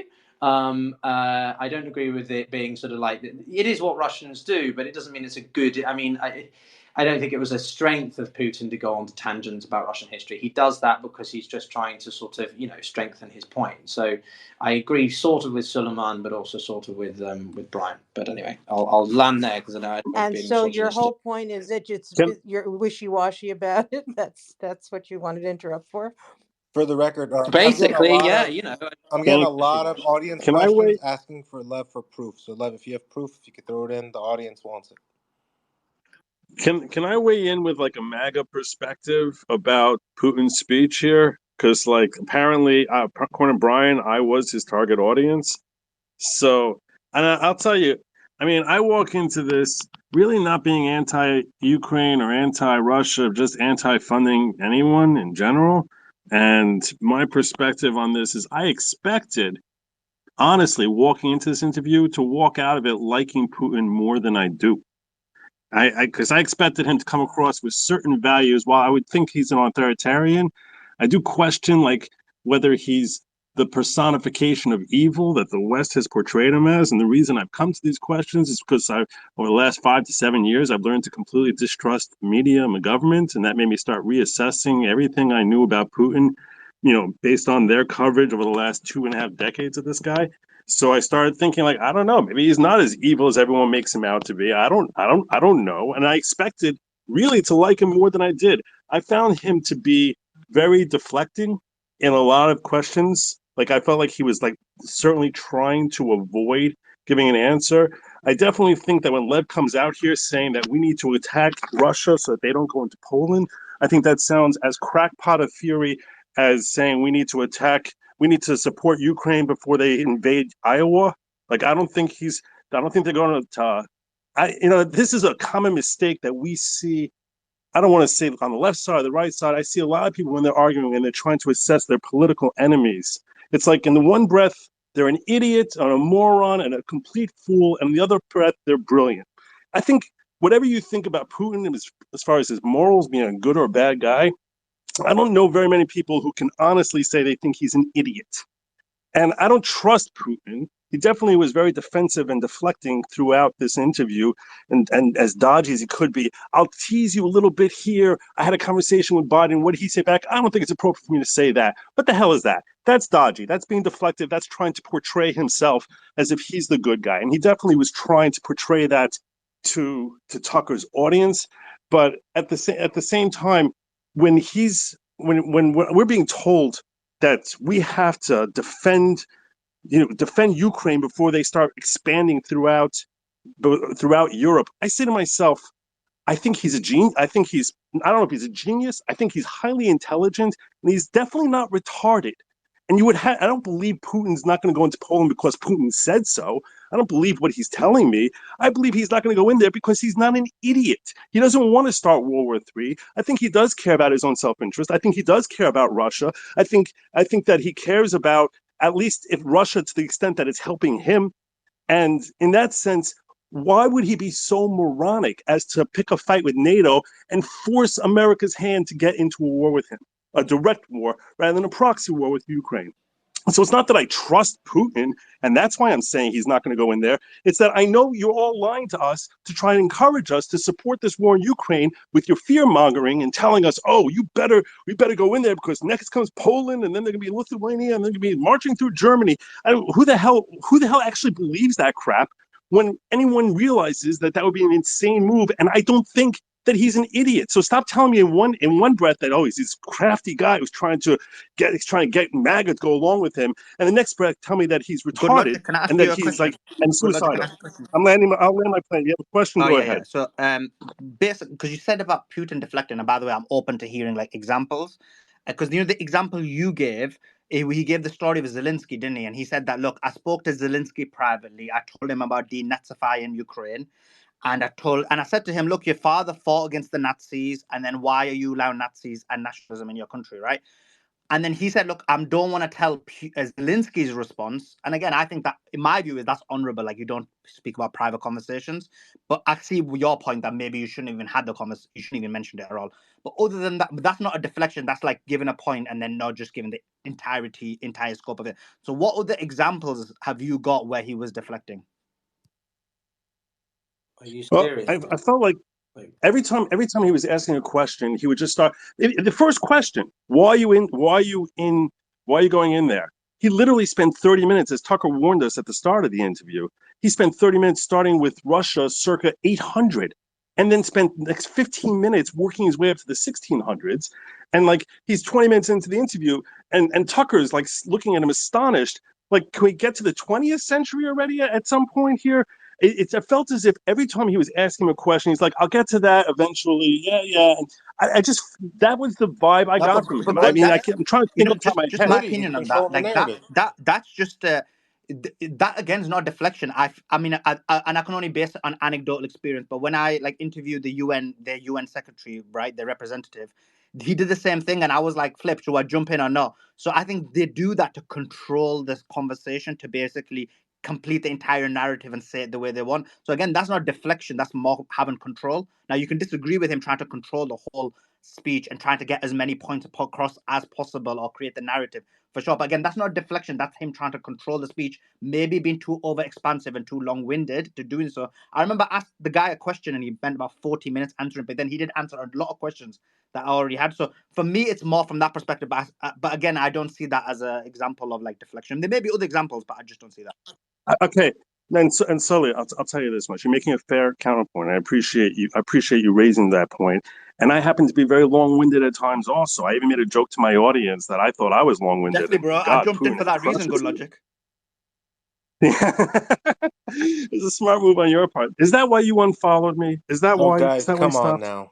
Look, guys, Anyway, come on. I'll just to answer your good question. logic. I tell the truth. I'm a big fan. Piotr and Brian have been quiet All for right, 2 minutes. guys, 4 at a time can speak over each other. All right, let's go to Julia. These two had their talk. Julia, yeah, I want to go to Julia too. Hi everyone. Just want to note regarding the history. I don't believe that it was just a deflection point or because Putin wanted to control the narrative. I think what Putin tried to do, but ultimately failed, in my opinion, he tried to show these nuances of history between Ukraine and Russia, because essentially it was one country when it was back when it was Kiev and Rus.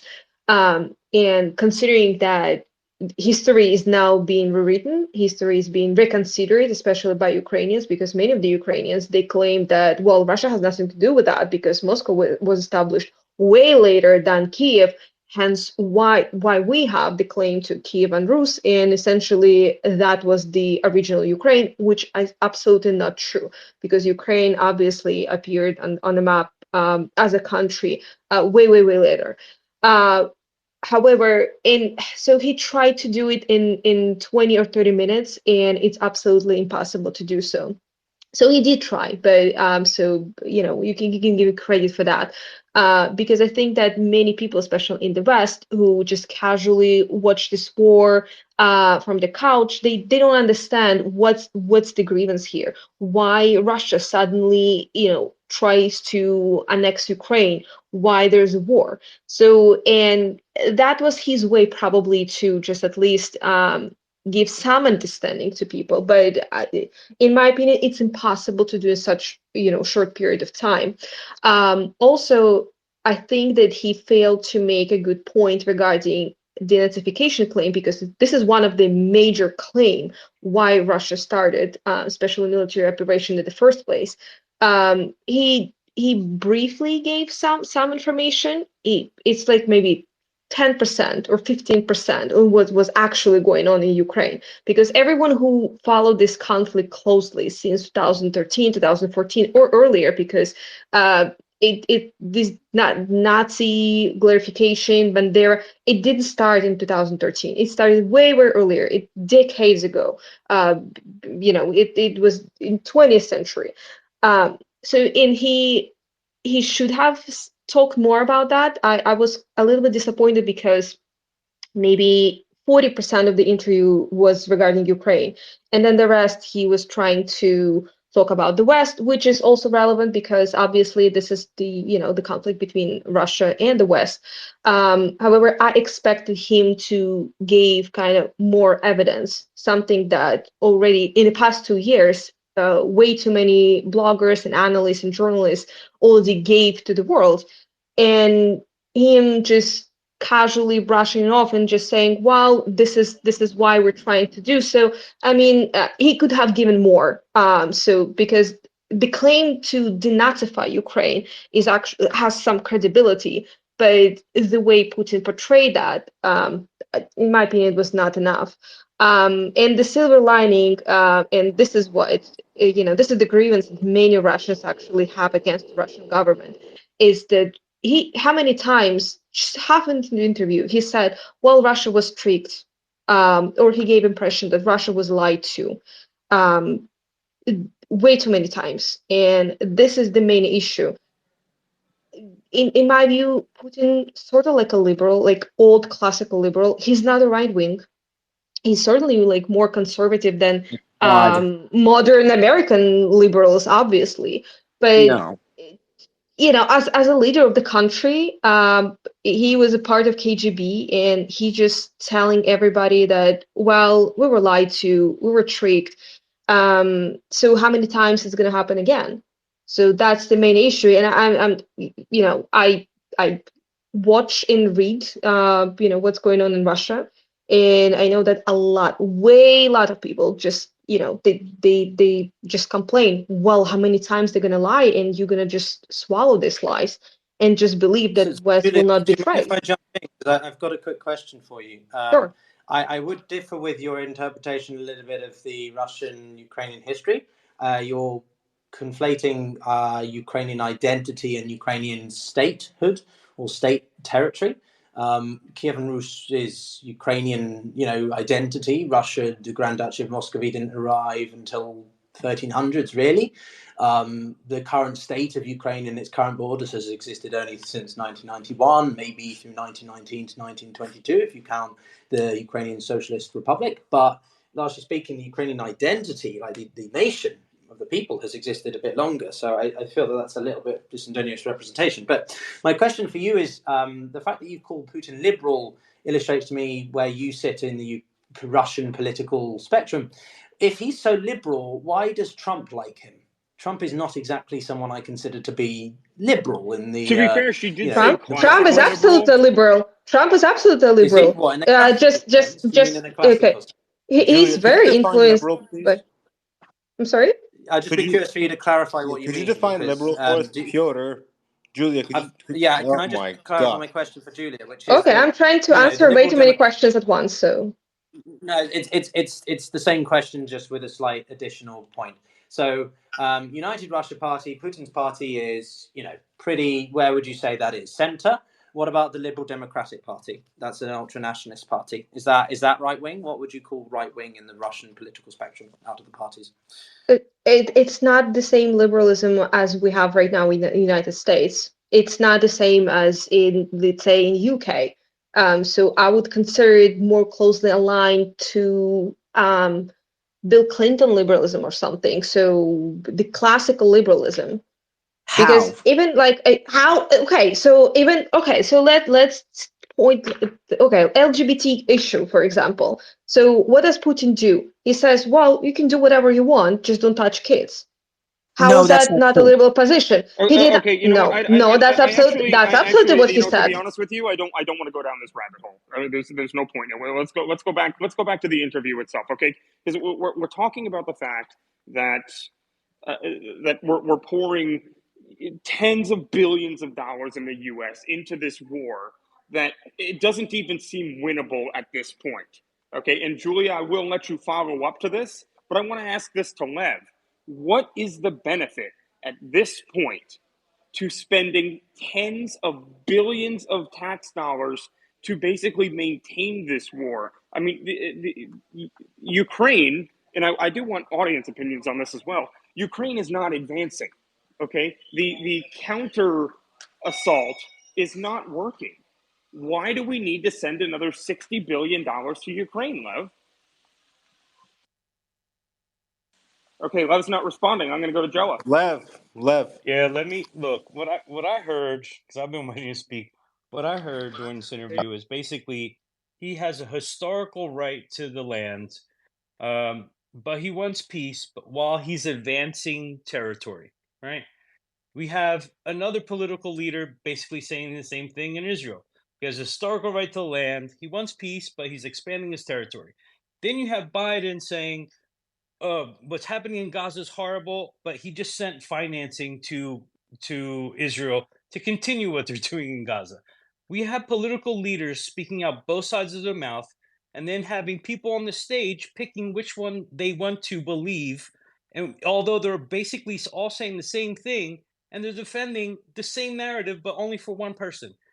And this is what I've been listening to all night, and that's absolutely insane to me. Like, Lev, you hate Russia. He just repeated the same thing Netanyahu says.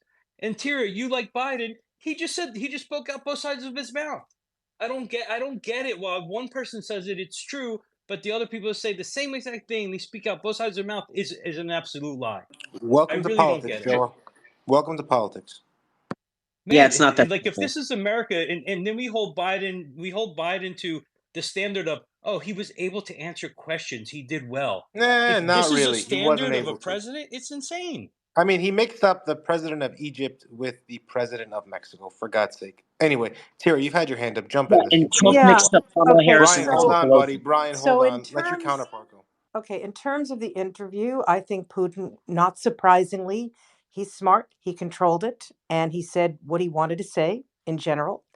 I don't I don't know. think I'm Tucker having did it. trouble. I'm going to jump off and then come back to Okay. pick me All up. right. Sounds good, I Lev. don't I don't think Tucker did a bad job, but I don't think Tucker either wanted to or was sort of had the ability, not sure which one, to actually do any sort of pushback. I mean, I'll take it as an example. Just, we've got the whole history. I understand that, Ukraine's part of Russia, Russia's part of Ukraine, we're merged, etc.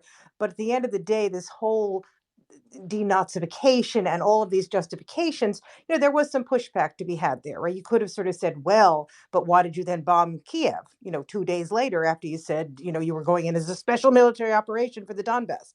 There were things that could have been said. I don't know that anybody would have had the fortitude. I can't blame Tucker for this because that would have been really difficult given the circumstances of the interview. But Putin was allowed to say what he wanted to say, which is, I'm a reasonable guy. We did this because we sort of had to. This was historically necessary, but also necessary because we were protecting Ukraine from its own people, in essence. And then he moved on. So I guess my view of this is I think that, once again, Putin got what he wanted. He got a very big platform and he speaks. Look, I wish either one of our two major potential candidates could speak that well, truthfully. He's a smart guy. It's impressive. Okay. Yeah, and Tira, what specifically did you disagree with, though? I mean, Um, I guess what I'm saying is he did not, or nobody said to him, why did you really, Tucker tried, but why did you really do Ukraine? He got away with saying like nonsense. Okay, let's get real here. Every time you say special military operation for what is essentially an invasion, you're letting somebody give their own version of things. Let's just say that's propaganda, right? You could have sort of said, well, when you went in, why, if you're just doing one portion of the country, why did you then bomb the other portion of the country? Immediately, literally 2 days. Can I help you, Tira, for one But second? Tira, Can I are help we you? Can I allowing help these you? leaders to He speak couldn't out of say both it. sides of their mouths Could here? could I Like could I just No, Biden but and everyone else, like they're but constantly speaking out of both sides. well, I'd that really might like what you is be to true, address but Not that. you're as, asking, not as often as he but we're could. being Joe? asked for our opinion of this particular interview. And like I said, I don't think Tucker had much pushback. But then again, once again, given the circumstances, you're sitting probably in the Kremlin in a situation controlled by Vladimir Putin, who's really smart and probably has done these sort of things a million times. You're probably not, even had you had someone who was willing or had the fortitude to really ask tougher questions, I don't know that you would have gotten anywhere because Putin's really good at deflecting, saying what he wants to say. I mean, look, that whole 15 to 20 minutes about Russia and Ukraine and the history and Kiev and 800 and 1600, whatever, that was all what he wanted to say. Tira, There was no question. real reason. Tira, Tira, can you question. answer my Do you question now, think please? one second, one second, one second. Tira, do you think the whole let's be honest, the whole liberal side of the world freaked out over this interview preemptively and let's be honest, nothing crazy came out of it. Nothing that we didn't know already came out of it.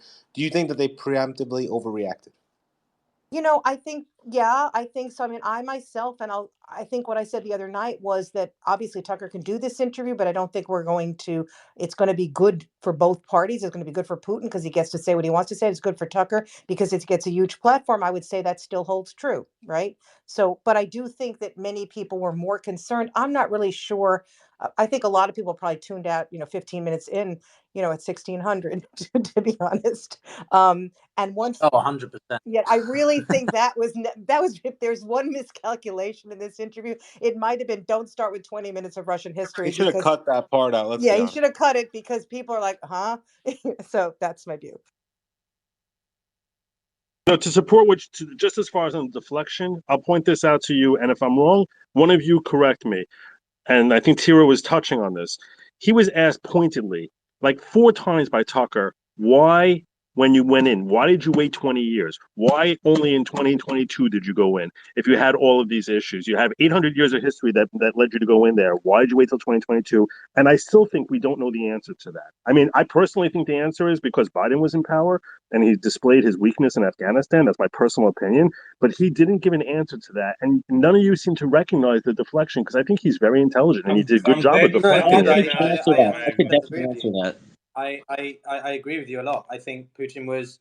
That's why when Suleiman, I don't know if he's still here, when he said that he was just going on these longer. I mean, that's what I do when Mario asks me a question about something, I try to give you an answer that is not just a surface level. I try to go on to stuff. But that's why all of you then, nod off and tell me to shut the heck up, right? Because I'm saying too much. And that's what Putin does. I don't know if it's just a Russian Slavic trait thing, but he went off deliberately on these very, very deep tangents. And even at one point, Tucker said, so I want to ask you about something. And it's like, no, I want to stay on this question. And he literally just completely ignored Tucker's of the question and continued on about something else. And in the first part of the interview, even the BBC and other outlets picked up on this. They said, even at the beginning, Tucker was like, I want to talk about Ukraine. I want to get to the substance of Ukraine. And he kept going back about the history and all this stuff. But deliberately because he didn't want to get to Ukraine until he had justified the historical significance of the relationship between the two, whether you agreed with it or not. That's what he wanted to do. It's about framing. It's about all that sort of stuff. It was carefully curated. Putin is a very intelligent man.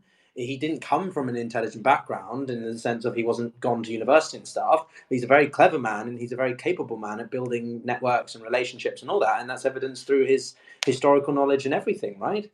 And the last point I'd just make is that I think there isn't one singular reason behind this. It's NATO, it's Ukraine's strategical significance, it's the historical significance, it's the United States, it's the current events with Biden and the weakness of the US, it's populism. There's so many immediate and longer term factors that play into why he shows. Piotr, he needs shipping into the Belt and Road Initiative, and that's why he needs it. And they've said it in 2014 that this is exactly where it's going, into Donbass region, because you need that region in order to support Crimea, in order to support a warm water port.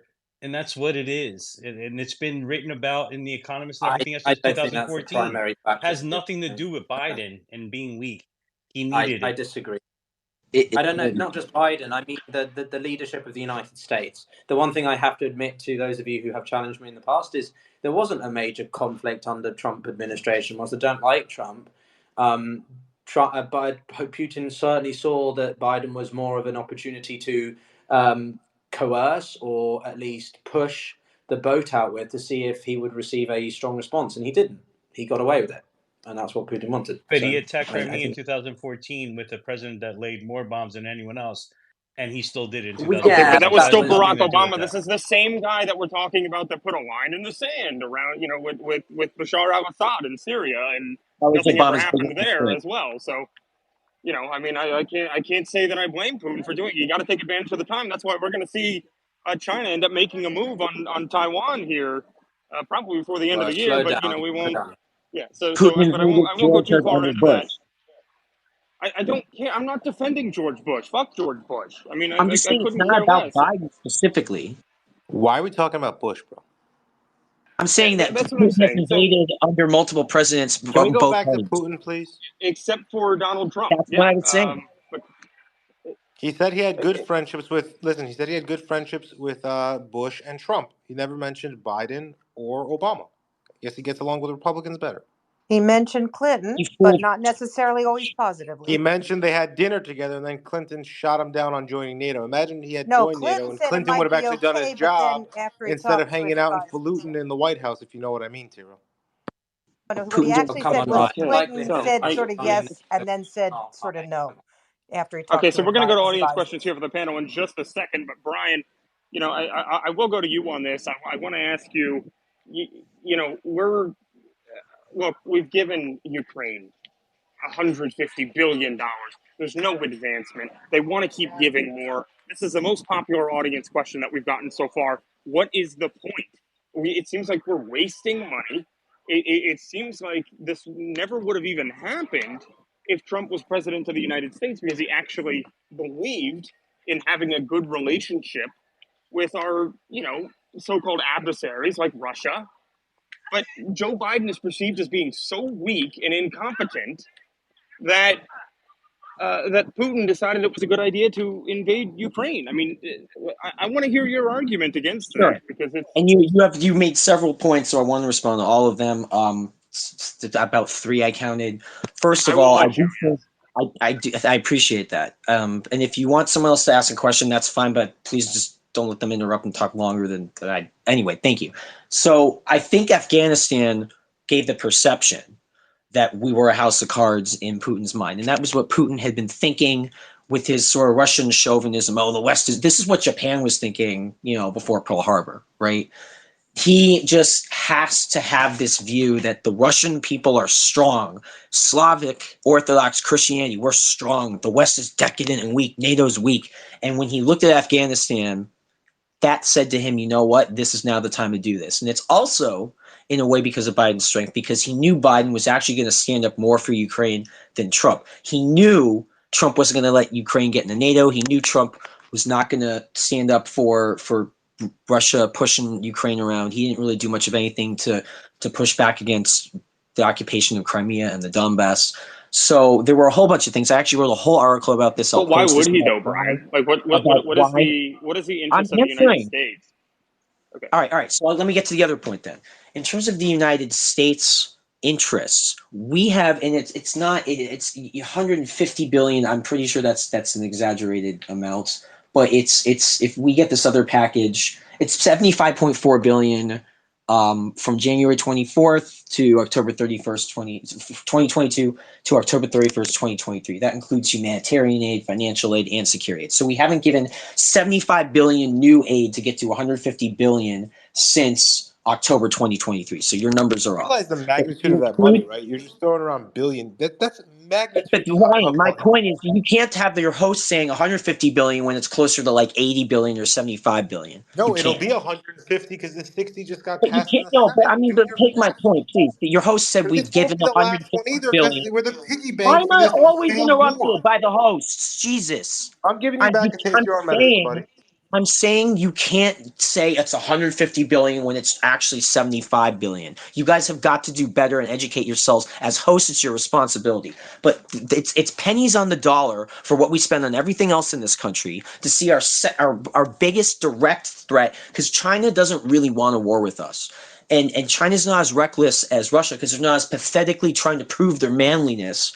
China knows they're powerful, although they're having some problems Literally now. just said he wanted peace talks and Boris Johnson Oh my fucked it God! up. So let me and made respond to that, Hold Ryan. on, Brian, hold on. Brian, that. this is a Hold on. This is a conversation, conversation, dude. Always Listen, interrupt me more than other people. How does he talk through the mute button? This guy's got some witchcraft. Listen, he literally said they did a full document. He signed it. It was ready to go into peace talks. Then Boris Johnson effed it up and caused 18 more months of war. The guy actively multiple times during the interview, I listened to it multiple times because I was clipping it, said that he's open to peace talks and negotiations, and he does not want to expand the war. Look, I'm not a Putin file.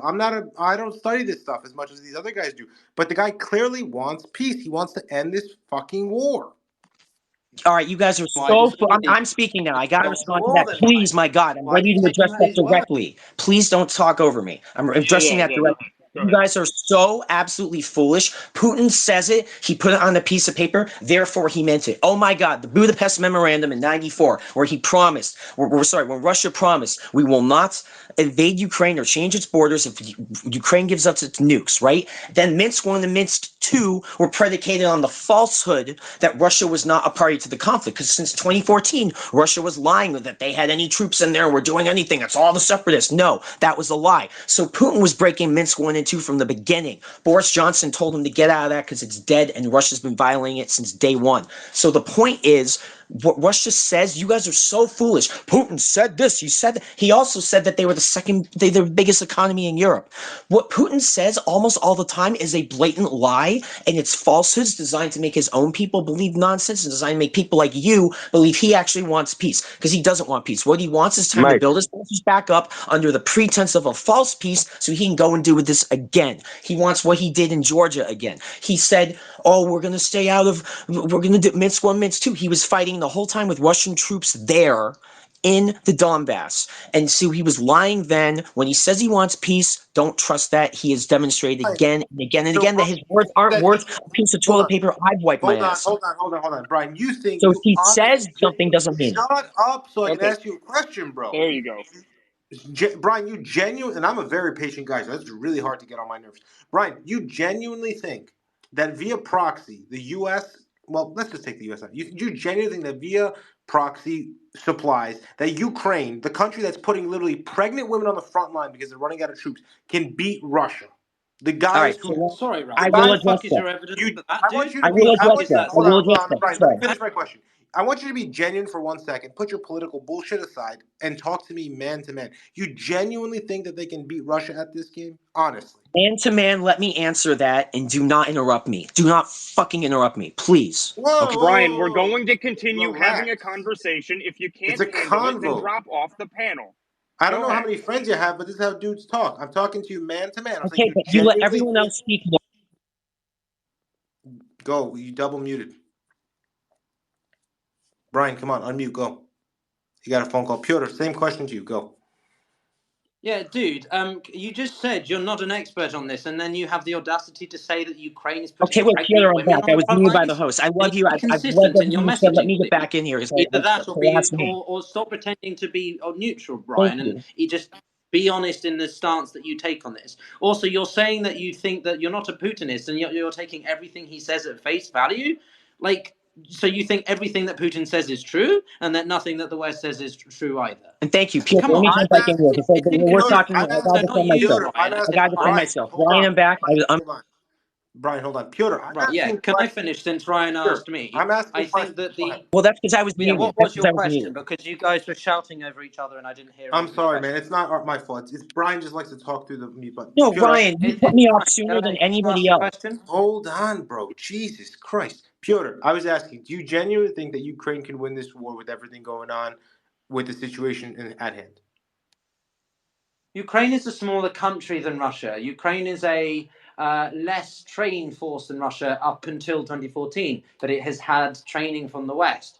The reason that Ukraine has troops that comprise women, not pregnant women, that's for sure, is because the Ukrainian army is more diversified. The Russians are very old-fashioned in the way that they approach military warfare. They think that the more numbers that are cost and lost in a war, it's a glory figure, whilst the Ukrainians don't look at it that way. I'm not saying Western warfare is the best ever, but there's a difference in terms of how the Soviets/Russians approached war versus the West.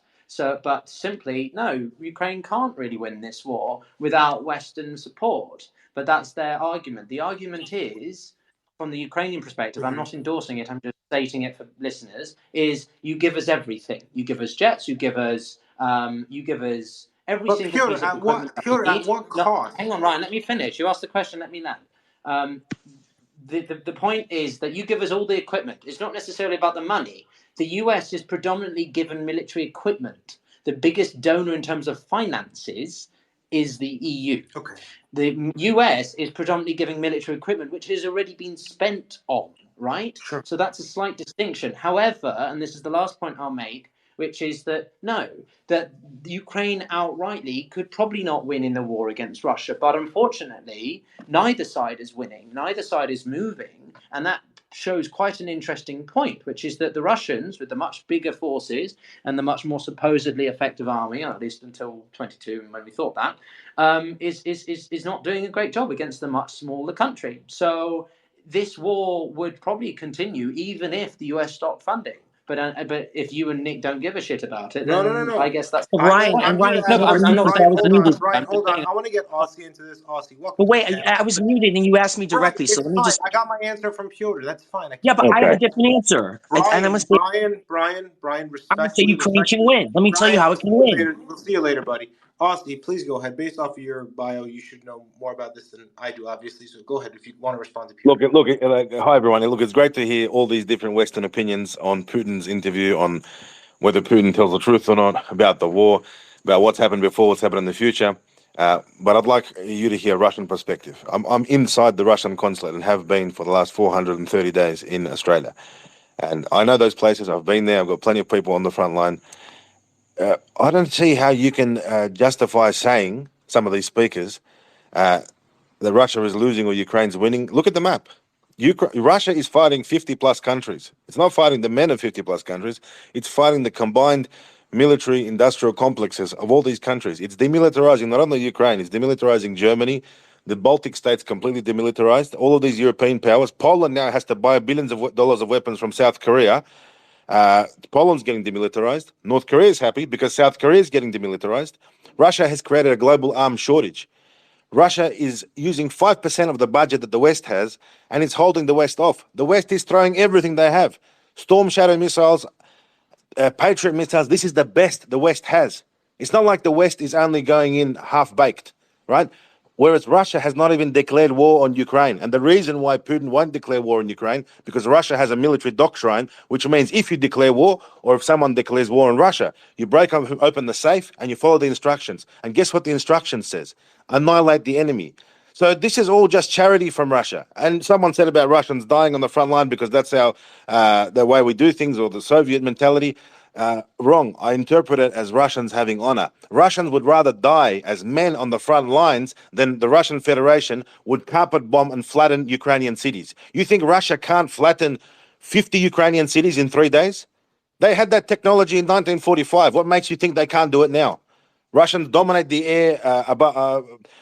They can just swarm attack, carpet bomb. Plenty of old weapons they can still use, which can flatten Ukrainian cities. But Russian troops are dying. There is a sense of chivalry. There is a sense of being old-fashioned about it. There is a sense of military tradition, and Russians fighting face-to-face on a 1,000-kilometer plus front. This is the biggest front line the world has ever seen since 1945. More tanks on both sides have been destroyed in this one special operation in the last 2 years than in every single conflict that any country has been involved in since 1945. Take all the rest of the conflicts and add them up together, you won't get anywhere near what's happening now. What you were saying about some of the speakers, a female I believe it was saying about the historical references that Putin was making in the beginning, how it was boring, how the Western audience, wasn't listening and so forth. That's because the Western audience has an attention span of a 5-year-old child. They're only good for looking at TikTok videos, which are 40 seconds with music and subtitles to keep their brains engaged. But the reason why Putin was using this interview to give it historical context, if you listen very carefully, he was talking about the claims that NATO countries, the Eastern European NATO countries like Hungary, Romania, Poland, have to the Western Ukrainian regions. That's what an escalation will look. Unless the West wants to make peace, and obviously I think we can all agree in this group that Putin is genuinely thinking about peace. Let's just call it a day. Whatever borders you occupy now, let's call it a day. Russia didn't claim the Western regions. Russia didn't even claim Kiev. Remember, Russia claimed pretty much what it has now, plus minus a little bit of a few pieces of land here and there. I'm sure the Russians will settle for the Kherson region, not for the Kherson city. There's no way the Russians are moving from what they've dug in. There's no way another counteroffensive from Ukraine is going to push the Russian forces out. Ukraine is, on the other hand, it's at 99% of capacity. It's so desperate to fight, and it's doing a good job. And the reason why Ukraine does a good job is because they're Russians. That's what Russians say. Why are Ukrainians stubborn? Why are they fighting? Why are they going into battle? Why are they dying in the hundreds of thousands? Because they've got that same Russian mentality. Someone said here it's a Western army. It's not Western. The technology is Western. The uniforms are Western. But the meat, the flesh, the brains, it's still Soviet. Where do you think Zaluzhny studied? Where do you think Sirsky studied? This new commander-in-chief that just was appointed today. They all went through the Soviet academies. They went through the Soviet schools.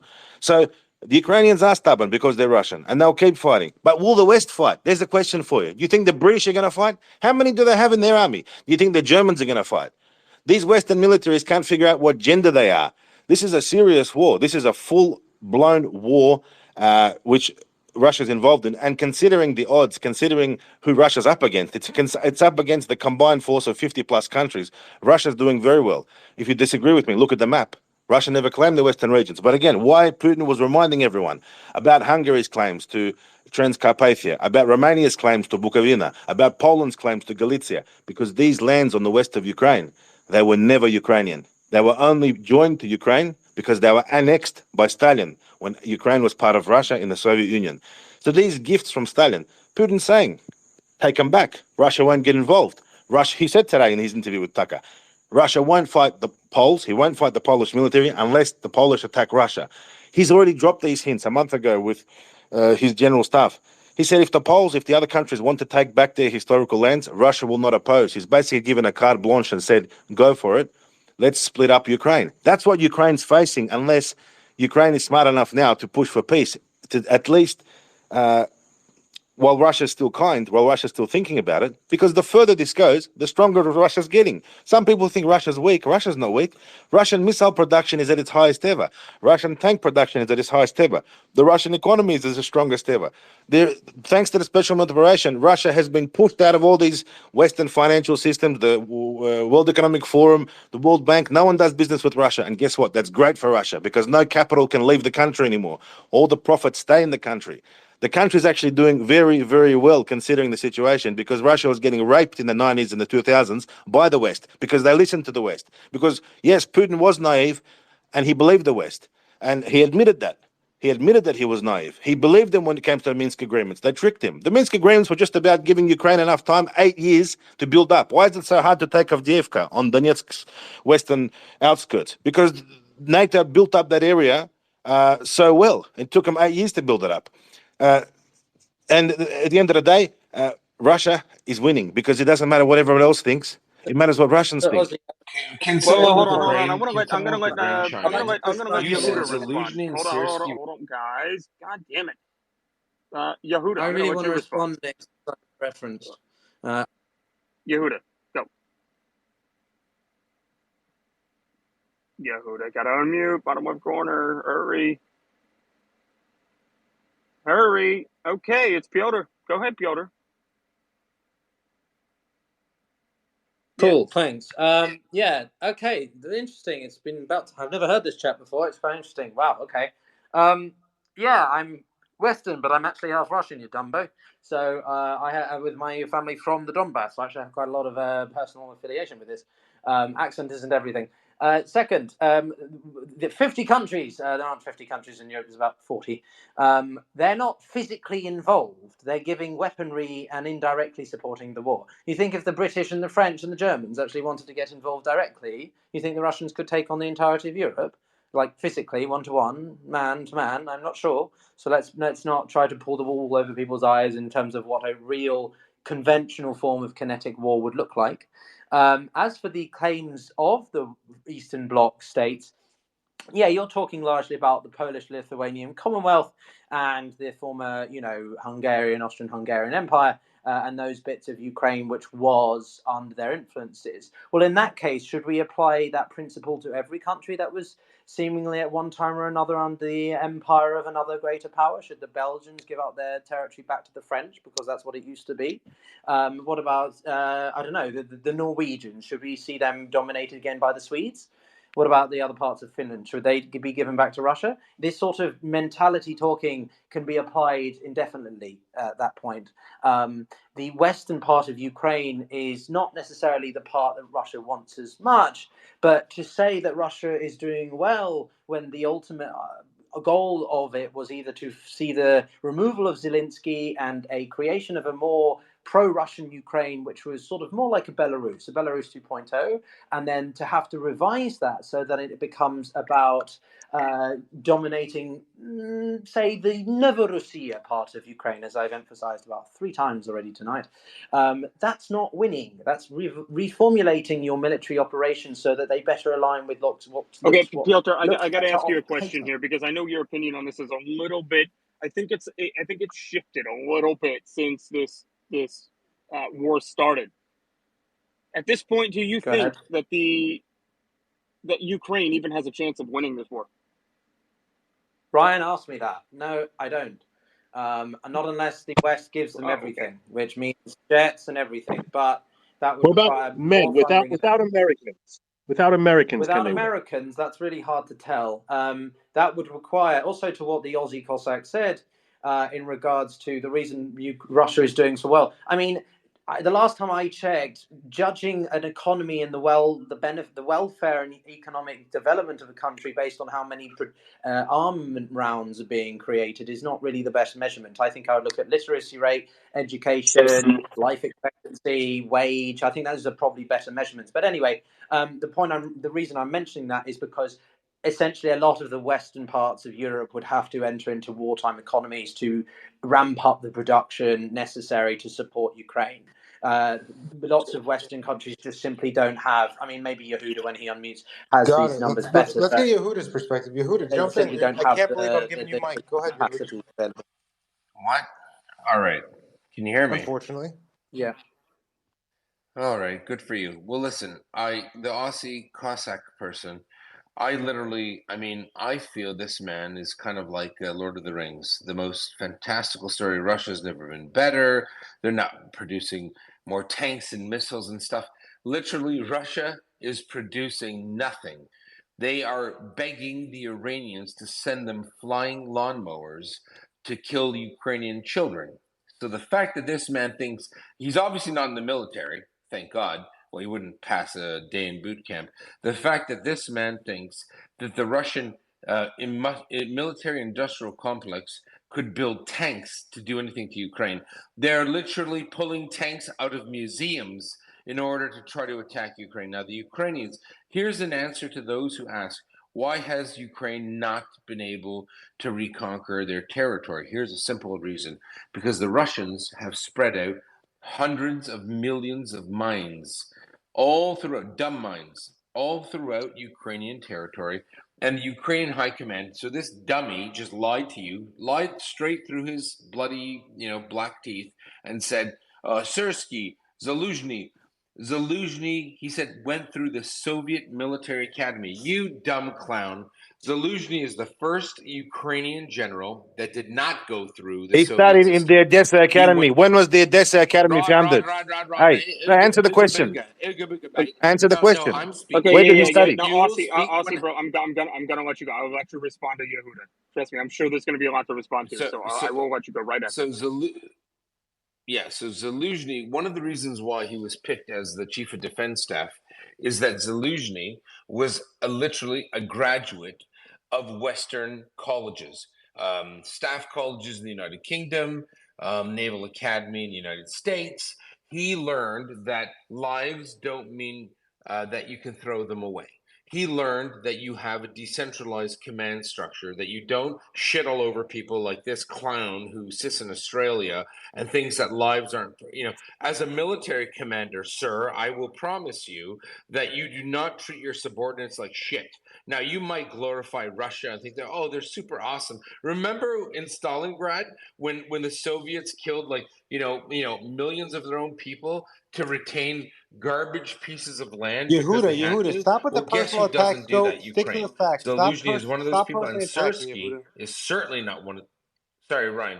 Stick to the facts. Enough You know, of the fact that you insult Soviet troops in Stalingrad who defeated the Nazis shows what kind of a person you are. I don't even have to say anything. You're just embarrassing yourself, mate. You're embarrassing yourself. Listen, Turkey. As a Jewish officer, I'll tell you one thing. I don't embarrass myself. You embarrass yourself, sir. And after the great contributions of the Australian Army Yehuda, at enough ad Gallipoli, hominems. We're talking about Putin here. We're not talking about Australia. Ryan, Please. Ryan, please. I know you don't like me. Yehuda, And I I have don't no. like you. This isn't about me. We're talking. It's about Putin. Stick to the story, please. Oh, righty. I am telling you about military tactics, Ryan, which you know nothing about. So why don't you listen to Aren't me? you a crypto guy? So, Go. I'm That's a why crypto Aussie's guy? here. Do I Talk to look like? Aussie, not me. Aussie, please. Can you handle it? Okay. All right. Firstly, I'm okay. Listen. What I'm talking about I'm not a crypto guy. I'm talking about military. So this individual spoke outside of his lane, and he spoke about military. Russia's doing really well. They're not doing really well. All right, they have $300 billion in whatever they have in foreign currency reserves that they've been doing to prop up their economy. They can't build tanks. There's the T-90 is shit. There's 4 of them. Their airplanes are shit. Their hypersensitive missiles are shit too. You are shit if you believe this. Ukraine will win if the West continues to support freedom and democracy. The only reason why Russia has an edge is because they have a lot of people and they have a lot of garbage equipment. They have a lot of garbage minds. Well, that's what it is. So the fact that you should sit here and say that, oh, Russia's going to win because they've got superior tanks, mate. No, they don't. Their tanks are shit. T-72s, T-80s. You don't even know what that is. You don't even know what a combat estimate includes All right, with a Yehuda, Russian enough, tank. Yehuda, You don't Yehuda, know what enough, any of it is. Yehuda, You're a enough, liar and you're dumb. enough with the ad hominem attacks. He hasn't said shit to you, Aussie. Please feel free to respond to him. And if you could refrain from the ad hominems that he does, I'd really appreciate it. well, look. He did it to Ukraine. His tone and the way he wants to approach the conversation is a sense of desperation. You're not Bitcoin in the had a military. tough Sorry. day. Okay, are Well, you before going to you let him say, respond? Okay. Aussie, Bitcoin had a tough day. Give him a pass. Just go ahead. I'm not a Bitcoin guy. Why do listen, you keep saying that? if you served in the American military or you are serving, that's fantastic. But I'm going to ask you a few questions. Have you ever been to the front lines in Russia or Ukraine or Donbass? Yes. You have been to the front lines. What year? Yeah, have you? What year? Yesterday. What year? Yesterday. You're in Ukraine right now, are you? Yeah. 2023. You're in Ukraine right now, yeah? 2023. What year is it, Taco? It's 24, Taco. What you were There you go. 2023. okay. There So you go. you're there in 2023, right? Okay. All right. That a small Google search of me and my name. Listen carefully. You'll find out things about me which will shock you. From 2014, from 2015, when it was all kicking off, right? But you probably wouldn't even know the conflict started then, because you're one of these people that think the conflict started on the 22nd 50 of years February. old, Turkey. I'm 50 years old. How old are you? 33, 34 actually. It's very soon. Where are Then we shut the going with fuck this? up. Can we just keep on the Yehuda, stick conversation, to the please, point. guys? Why? What's with you in these personal attacks every time he's asking you a basic question? The guy Stop! You is keep Sorry, calling him Taco. mate. He's asking you questions about the front lines. He's showing you respect. Show some You're not respect doing a back. good job at selling why we should continue putting tens of I billions of said dollars into Turkey, not Ukraine. Bro, Taco. I think we should just defund Ukraine based off of this debate that Yehuda had. Look. Listen, he's entitled to say whatever he Well, it likes. won't happen. I said Turkey. You can He say, said Turkey. listen, you can say whatever you like, but I can tell you one thing: nothing you think or nothing you say or your opinion, you personally, whatever your name is, will change anything. And it must Call me feel. Bob. Listen, it must feel very futile to be a person like you. There's nothing you can say. There is nothing you can do that will change anything to do with this conflict, right? I just want to tell you that. So the You American understand? government is giving billions of dollars. No. You personally. The American government is giving Yehuda, billions. man, I don't want to. I respect you. You I want to be do put on not want to timeout like remove you. Brian? I do not want to remove you. They're Please definitely related, let Nick. him They're speak. definitely related. Listen, can I?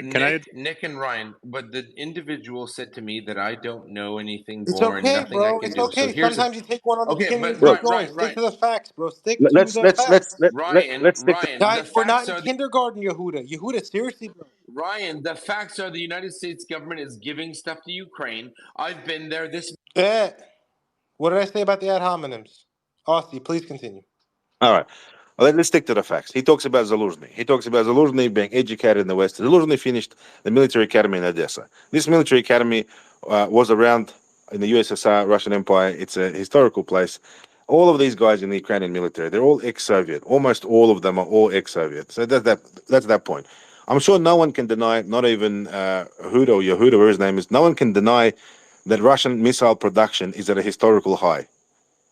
Whatever you say, You may say the missiles are useless, or they're bad, or they're made from washing machines, or they're made from microchips from washing machines. Whatever the usual pro-Ukrainian propaganda line is on Twitter, you may repeat that. That's you're entitled to, but it doesn't change reality that Russian missile production is at an all-time high. It doesn't change the Yeah, but reality. Ozzy, all-time high. It's at an all-time high because of the war. What's your point? Well, the point is that Russia it's one thing to make Russia mobilize and to push Russia in a position where it's becoming great again. Russia is now becoming great again. The question is, when will this stop? Russia will keep increasing its military output. It'll keep increasing its missiles. It'll keep increasing its approach to militarizing itself. The problem is not mobilization for the West of Russia. The problem is demobilization. How do you see Russia de-escalating? How do you ever see Russia de-escalating the next 5 years or 10 years? Why don't you think about peace with Russia? Vladimir Putin gave all these historical examples at the start of his Tucker Carlson interview for a reason, to say what could happen if the West doesn't want to sit down and negotiate. Russia is ready to fight and keep fighting, and it will fight. And I'm sorry to say, as much as tragic as this sounds, and you can remember the Stalin quote about death of one man a tragedy, death of a million statistics, Russia will give 1 million. Russia will give 1 million. It will give 2 million. It will give 10 million. The Russian Yeah, the mentality is to glorification fight for of war is it's a fight for their land. An American Patriot missile on the border with Russia in Kharkov region shot into Russian airspace, internationally recognized Russian airspace, took down an airliner. How would the Americans like it if the Russians gave Mexican cartels S-400s? That's the equivalent of what's going on Russia's border. So it shot down an yeah, but Russia IL-76. doesn't. Like, it wasn't a Russian airliner. Yeah, It was a Russian military aircraft. IL-76, Let's make that clear. sure. IL-76 military transport plane carrying 65 Ukrainian prisoners. Now, all of these acts of aggression against Russia. You want to talk about, you were saying earlier, Putin doesn't keep his word, or the Budapest Memorandum in 94. Well, Putin wasn't even around in 94. He was only became president in 99. And I disagree. I think when Putin says something, he does it. Putin doesn't bluff. If he says he's going to do something, he does it. And all you have to do is listen to what he's saying to know what's going to happen next. And if he's giving these historical examples, and if he's saying that he will not only he won't oppose Hungarian nationalists, Romanian nationalists, Polish nationalists from taking their land back. That could be the end of the conflict, when Ukraine just simply gets carved up and you're left with nothing, right? And everyone will be happy. The Poles will be so happy. You know how much nationalist sentiment there is in Poland because these banderovцы, these Ukrainian Nazis who served in the Galicia division in 1941 and onwards, collaborating with the Nazis, they massacred Poles. Mass graves of Poles. They killed Poles, they killed gypsies, they killed Jews, they killed Russians, they killed their own Ukrainians. The same huge national sentiment in Romania and in Hungary, especially when Yeah, but what does ethnic. that mean? I mean, there's Nazis all Sure. over the place. There's Nazis in America. There's Nazis all over the place. That's not the majority of Ukrainians. It's a very small portion of Ukrainians. Yes, Majority of you're Ukrainians right. are not Nazis. So what are you talking You're about? right. The majority of Ukrainians are good people who have been forced by the 1% in Kiev into this war and being conscripted and mobilized. The These 1% Ukrainian. on 3 occasions. What are you talking about? Also, the conflation that you make. You called Ukrainians Russians earlier, and then you called them Soviets, which is not really the best way to call it. I think what you mean to say is they're Slavic, but because you deliberately want to see the Ukrainians under the auspices of the Russians, you use the term Russians as a way to misidentify what Ukrainian people are. Slide tactic, but unfortunately, I'm not going to fall for it and let it slide. As for the European nationalists, the Hungarians and the Poles, as far as I can tell, the Poles have actually voted in a much more moderate pro-European party, with Donald Tusk making it pretty clear earlier, even if it was today or yesterday, what he thinks about the current situation. So, and as for Viktor Orban, pretty sure the Hungarian people are not very happy with the politicalization and reduction in liberal democracy values that he's done in the country in the past 14 years. So I think you should stop trying to conflate and apply the principles of Putin to other parts of Europe, which weren't exactly happy with what happened in, say, 1967 with the Soviet actions in that revolution and clamping down of it, and other places. Okay, just because there are sentiments that appeal to people like Orban and Putin, or say Got you, Vucic Piotr. and Piotr, yeah, got you, man. I want to get, that I want to Hey, get all, guys. Let can me we get can all we source in on this. Piotr, TED Talk too long, bro. Love you, man, but let me get all source. No, it's not. You let Ozzy go on for It's way okay, longer. bro. It's okay, before man. He's Ryan, if you new. don't mind, can I get because Julia does have pushback on this topic, so I kind of wanted Of to. course, I'm Nick. Of course. gonna, Let's go to Julia. oh, shut up. And then all source. Oh, Wow, I have way come too on, many Ryan. points to push back on. So going back to the main point, like but several people raised that question. What's the point? Why does United States subsidize it? The West just overall, throws money on it. So Maria actually tweeted on January 29th that U.S. military exports reached record $238 billion because countries that send weapons to Ukraine want the United States to replenish their own stocks. That's basically your answer right there, because it's very financially beneficial. On top of that, United States can control the flow of gas because that's, we knew about it before, and Putin actually touched on that as well. So the Nord Stream pipeline, was blown up essentially. One of the pipeline was closed, and now United States can transport LNG to Poland, and Poland was supposed to be a big hub to transport it across Europe. So that's why Poland, this, I believe it was Sikorsky, who was so happy that this happened that he accidentally gave away the game because he just said, "Thank you, United States." Another question, that I don't really appreciate the fact that a lot of people understand that Ukraine does not stand a chance, but people just want to continue funding this war and essentially plunging Ukraine into more debt, obviously killing more people on both sides, while at the same time, Julia, how many people have died on the Ukrainian side at this point? you don't have. I'm just curious. There is no. You will not be able to find exact number. That's the first Is thing. it close to like Ukrainian side, 100,000? way more, way more, way more, 80,000. way About more, 80,000 UK way estimates, more. but the Russians put it It's. obviously. It Did seems, you listen Julia, to to be the interview of higher. Lutsenko? I believe it was Lutsenko who a Why month didn't you ago. win in 3 days? Why didn't you win in 3 days, Julia? Uh, Why? who said about 3 days? Who was talking about 3 days? Putin. How many? Putin No, said in Putin. 3 days. Putin. So No, Okay, Putin never 3 days. said. No, no, no, You're a no. liar. Putin never said it in 3 days. That's first thing. Why You're Israel is weak. Your still fighting country's weak. Hamas? That is not so. Like, Why listen, didn't you win in 3 days? Yeah. because Why that didn't was you win in not an 3 days? objective. That was not the objective. Because you're weak. You're weak. You're So, weak. You have a okay. So failed if state. Russia, You have a failed listen, state. You have a failed state, and Putin's a loser. That's why. I don't care about. So listen, you're telling me right now. I first of all, I live in the United Ukraine will States. win. Yehuda, let Ukraine her will win. respond. You asked a question. Go ahead, Julia. He's never Love talked to a woman Ukraine. Uh, before. Oh my I God.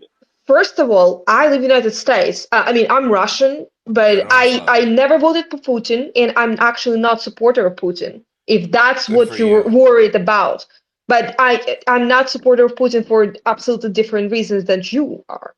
So can That's you one say thing. Slava Ukraini for Okay, me? can you let her? Because No. I Yehuda, don't shut want to up. have to. I don't want to remove I know it's you. your I So first what really time don't. talking. Yehuda essentially wants is for more Ukrainians to die. That's what Bingo. a lot of people. No, we That's want Ukrainians to live. Stop killing them. I'm not killing anybody. You support people who kill Ukrainians. Shame on you. She literally. Zelensky killed Ukrainians. I didn't mute. So okay. Okay, so what Putin essentially did 2 years, almost 2 years ago, when with that was in Istanbul, he gave basically a way out for the West and Ukraine. The conditions that Putin was supposed to sign was not ideal to Russia. First of all, Donbass was supposed to go back to Ukraine. Ukraine that bombed essentially Donbass. You can talk to a lot of people. Even like when people make a point that, well, there was lots of Russians among separatists. Well, in 2014, when you had Mariupol and Ukrainian soldiers basically training the guns at regular residents of Mariupol. What was that about? There were no Russians at that point. You can go back and watch the interviews. You can see the footage from. Not a single Russian was there. That's first thing. So why no one wanted to sign this peace agreement? We could have ended You this just made it up. madness 18 months The ago. Russians murdered 100,000 Ukrainians in Mariupol. So what you want to do? So what you want to 100,000 do? Ukrainians. So what do you want to do? You want to continue throwing money at this?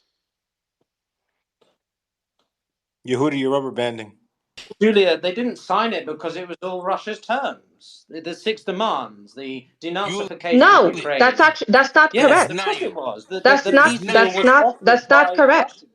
Because Yes, it is. The entire peace because process was Ukrainian initiated by the delegation was Russians. constantly That's why it running took place to in talk on the phone with the Belarus. United States. Get That's what out happened. of That's not Ukraine, correct. Yulicha. When the That is peace absolutely process correct. began, If you it listen to occurred interview on of David Belarus's Arhamia, territory that's Exactly. Oh my God, people! Guys, one at a time. Julia, you can finish, and then we'll let the other people respond. Yehuda's I just guess. Nick. Yehuda's just excited. It's his first time talking to a woman. Julia, go ahead. Oh no! So that's Ryan, absolutely correct. Ryan, if So you insult me again, I will find you and give you a big hug. Okay, buddy. oh, wow. Okay. I So don't swing that way. the objective should be right now to end this madness. And one group of people it just wants to do they're not gonna be on the front lines. They're not gonna pay out of pocket, people like Yehuda, for example, but they want Western taxpayers to subsidize it and essentially to do what? To kill more Ukrainians. So, and at the end, Ukraine will No, sign a peace can someone agreement with Russia. respond? Can you It let will someone happen. respond to her? It will Yehuda, you're happen gonna be able one to way or respond, another. bud. Can I Eventually, address that? it will happen.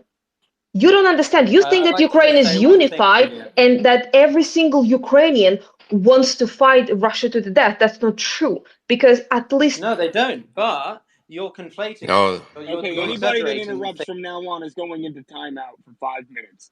But I'm gonna by get the way, somebody else in here. Piotr, I wanted to ask you a question as well, because that point you raised a few minutes ago regarding the pregnant women. So can you tell me, if Ukraine does not send pregnant women to the front lines, why did they show off this military uniform specifically made for pregnant people? They made the entire report about that. I can send you the link if you want. That was, I believe, back in 2022. Somewhere at the end of 2022. So why did they make the uniform if they don't plan to send pregnant women over there? Peter, Just I a can answer question. that. I can answer that. I can answer that. Can As we somebody in the let Go military. ahead, also. normal Yeah, people reply? so I've got 2 points to make. We are letting Julia. people reply. All sorts. Sorry, all sorts. So what I was going to say Wait. is Also, that all sorts are going to respond. Piotr, let someone else I speak. need new people no, in but I this just wanted debate. to. I said Enough. My Piotr, goodness. enough. All source, please go ahead, You're man. on strike 2.5, Piotr. Come on, man. The All only sorts. person I said I was going to go first. the only person Nick won't put on timeout is Julia. So let all source go. Oh, shut up! Oh my god!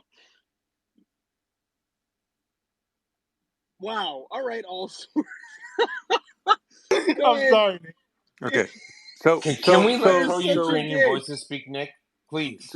So what I would say, You let Julia. this Julia Putin hack go on. Can we have a pro? Oh my god. So All sorts, please go.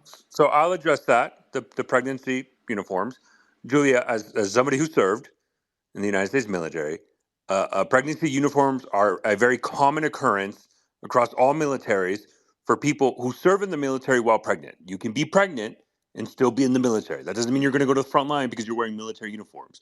Go to any U.S. military installation and you can buy it in your military clothing and sales stores. You can buy pregnancy uniform because it is a way so that you can wear the uniform and be in standards while still wearing the uniform, right? So this idea of wearing that people or that the Ukrainian military that probably this has existed for a long time, and it obviously it's going to grow because you're going to have people that are women that join the military, and they might get pregnant while they're in the military, and they might serve roles that has nothing to do with direct combat, such as administrative tasks, nursing tasks, logistical support, etc. And they want to serve, and they're going to give them uniforms to accommodate their medical necessities. So this is not a conversation that is even worthy because it's just a common practice.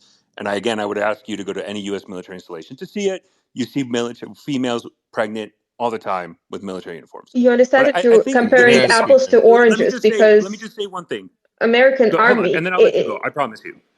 Just one May last I point. Just speak, one last please? point. Just Ryan, Nick, please. when we're having, It's going to be balanced. We'll let Julia respond, but I want to let all I will, sorts Nick. go. Yeah, Yeah, I no, want to I just know. respond to Let it. No, me, let me. Julia, I'm going to let you respond. Don't worry, but I got to let all sorts finish, and then you can respond. Yeah. I just, this is the only thing that when we're talking about casualties, I always find it very interesting that everybody talks about Ukrainian casualties and never brings up Russian casualties. And I think there's very clear examples of where Russia's military degradation is occurring. For example, Ozzy before said, "Why doesn't Russia just bomb it? They have the capabilities." And to be frank, that is their. And then he's like, "Well, no, because they're fighting with honor." Okay, I'm sorry. As somebody who studied extensively Russian military doctrine, we all know it's an artillery-centric military. If you look at Syria, in Syria they raze cities to the ground with their Tu-22s and bombed Syrian towns. And they're an artillery-centric unit where what they do is they use maneuvers, surround the area. They use maneuvers to support fires, and then they bomb it to the ground with artillery. The reason why they haven't been able to do that in Ukraine Yep. is because they haven't been able to gain air superiority. And the last point is, of Russia's military degradation, we are seeing more and more times where Russia is forced to use older and older tanks from the Cold War. Specifically, we're seeing the 8th, 10th Naval Infantry Brigade stationed in the Dnipro River in the Kherson battle using T-55s. These are tanks that were modeled and constructed and built T-55s. in 1954, right? And so when we're talking about Ukrainian military casualties and et cetera, we also need to highlight the absolute degradation of the Russian military. Thank you. Amen. Julia. Okay. Okay, just to Julia, respond to that. So regarding the army, you're comparing basically apples to oranges because the Ukrainian army is not the same as Israel or American army. Is Israel, for example, it's normal for girls to serve. Same in America. It's not conventional for Ukrainians. Like, can you just throw me the number? Like, how many women serve in the Ukrainian army versus like how many men? And I will tell you that overwhelming majority will be men. So it's not something that you can compare to America and just say, well, because they may be pregnant, that's why they like you can go to any store. No, I agree. There are That's not true to Ukraine. 60,000 women serving in the Ukrainian army, according to a report as of July 23. And Well, but I'm just telling you, I don't know how that many men. I'm just okay. That's not true. That's I not true. appreciate it. 50% of the Ukrainian women population is now conscripted. And guess what? Okay, so we're One of my going good to friends, wipe out the Natalia. entire population rather than just, How about you know. Nick, may I please speak, please, as someone with some experience in it. My friend, who I worked with, is Natalia Kalmykova. She's now the Deputy Defense Minister for Defense for Ukraine. So, Julia, I know you can never aspire to be that because your Russian misogynist state Oh treats my you like shit. God. All right? No, Can no, you no, do no, no, no, three no, no, no. sentences without attacking May, someone, Yehuda? Like Ryan, it's okay, like so verbal Tourette's with you, dude. Like, go 3 sentences. no, you know what? You know what? I'm so sorry for highlighting the How do ecumenical you call equality someone a of You the. just misogynist called and a then insult Can a woman I a woman? finish one misogynist. You fucking You just think sentence? that called a woman a because you cannot misogynist. Russia, articulate your point and Russia. because you can You know, argue with me, I'm gonna be upset because I'm you're tired of trying hearing to your lies. basically call me I'm names. not crying. You know what? Do Really? you know? I don't care who you are. This is how I he don't. flirts, I'm Julia. talking Don't take about. it personally. I'm talking about the Russian state, not you. I don't know who you are, and I'm glad I don't. I'm talking about the misogynistic realm of the Russian state. There are women all over the Ukrainian military. They fight in equal measure. Okay, they fight on the front lines. They fight as combat medics. They do the business. You don't, or other people don't. I get it. Russia is a misogynistic, patriarchal state. But guess what? When you limit and you avoid 50% of your population and treat them in an infantile way, guess what? You're going to lose. And guess what? The Russian military was supposed to beat, by all measures, the Ukraine in 3 days, 1 week, 2 weeks, 3 weeks. It's 2 years later. They can't even take back the east bank of the Dnipro. They can't take Kharkiv. They can't advance in Zaporizhia. They can't do anything. All they can do is lay thousands and millions of mines and stop the Ukrainians. But guess what, Julia, or whoever, ad hominem Ryan, They cannot stop Ukraine from liberating their whole goddamn country. And the West is behind them. And if they're not behind them fully now, they will be soon, because they know that if you don't stop Russia in Ukraine, they'll go for Poland, like what's his name, Soloviev and Margarita lady. Semenian. They will want Simonian. They want Latvia. They want the Baltics. Guess what? We are there in the Baltics. All of NATO is sitting, waiting. Guess what? Finland's border guards could waltz to St. Petersburg. Your country is a failed state. Don't try to screw with Europe anymore. Let Ukraine Okay, win. can you Why repeat don't it you 3 more listen? times that Shut, please, it's with respect. failed I'll state? shut up after this. Please, with respect. Allow me finish. to respond to this bloke, okay? No, Austin, go. Aren't you? How does your internet working in the embassy there in Russia, the Russian embassy in Australia? Austin, please go ahead, bro. No, let me finish You my point. You were Let me insulting finish him. There my- was no point. You're making fun of his internet. Who I'm does not that? insulting him, Ryan. Who makes fun of Stop people's being a internet? Hezbollah supporter. What are you, 12 years old? I'm just saying he's in the Russian embassy in Who Australia. cares where he is? Okay, what's the big? I'm Austin, just go saying, ahead. I hope the internet Yehuda, connection you're is going good. to time Let out me again. finish. Yehuda, please. I'm going to finish. I'll land my plane. I'm going to land my plane. I'm going to stop. All I'm saying is you can't besmirch the great Ukrainian nation for fighting the good fight with men and women doing the good business. Do me a favor, Julia. Yehuda, one Aussie question. Cossack, One question. Get out of Ukraine. Go back to your country and everything Well, I will live be in well. Brooklyn. Thank you. Yehuda, one question. Will Ukraine capture Moscow? Are they going to get to Ural Mountains? They don't want Moscow. Kamchatka? They're not Russian. They don't want to invade other countries. They don't want to invade other countries. Thank you. Okay, Yulia, allow me, please. No, Allow they're me, not please. genocidal terrorists. This guy, Okay. Ryan Robziani, I would love to have him as a spokesperson for the United States, appearing on every Russian major TV channel, appearing on Solovyov, appearing on RT. You would be the perfect person we could put in a studio and show you as someone who represents that arrogance, the U.S. arrogance which we are fighting. You would be perfect to inspire Russia to be great again. You know, as a Russian Oh shit, patriot, Ryan. listen Wait, to Ryan? this. Ryan, look You at said you, Ryan? Ryan. Yeah, Oh looking my good for god. you, Ryan. So, You're a terror supporter. sorry, no, Ryan. Twice. Who was the bloke speaking? The one who kept saying misogynist It and all was that? Ryan. It Maybe I'm was confused. Ryan for sure. No, that Yeah. was Yehuda. That was It's not Lev. Ryan. It's Lev. That I was withdraw. not I Ryan. withdraw. It was Lev. Apologies. My apologies.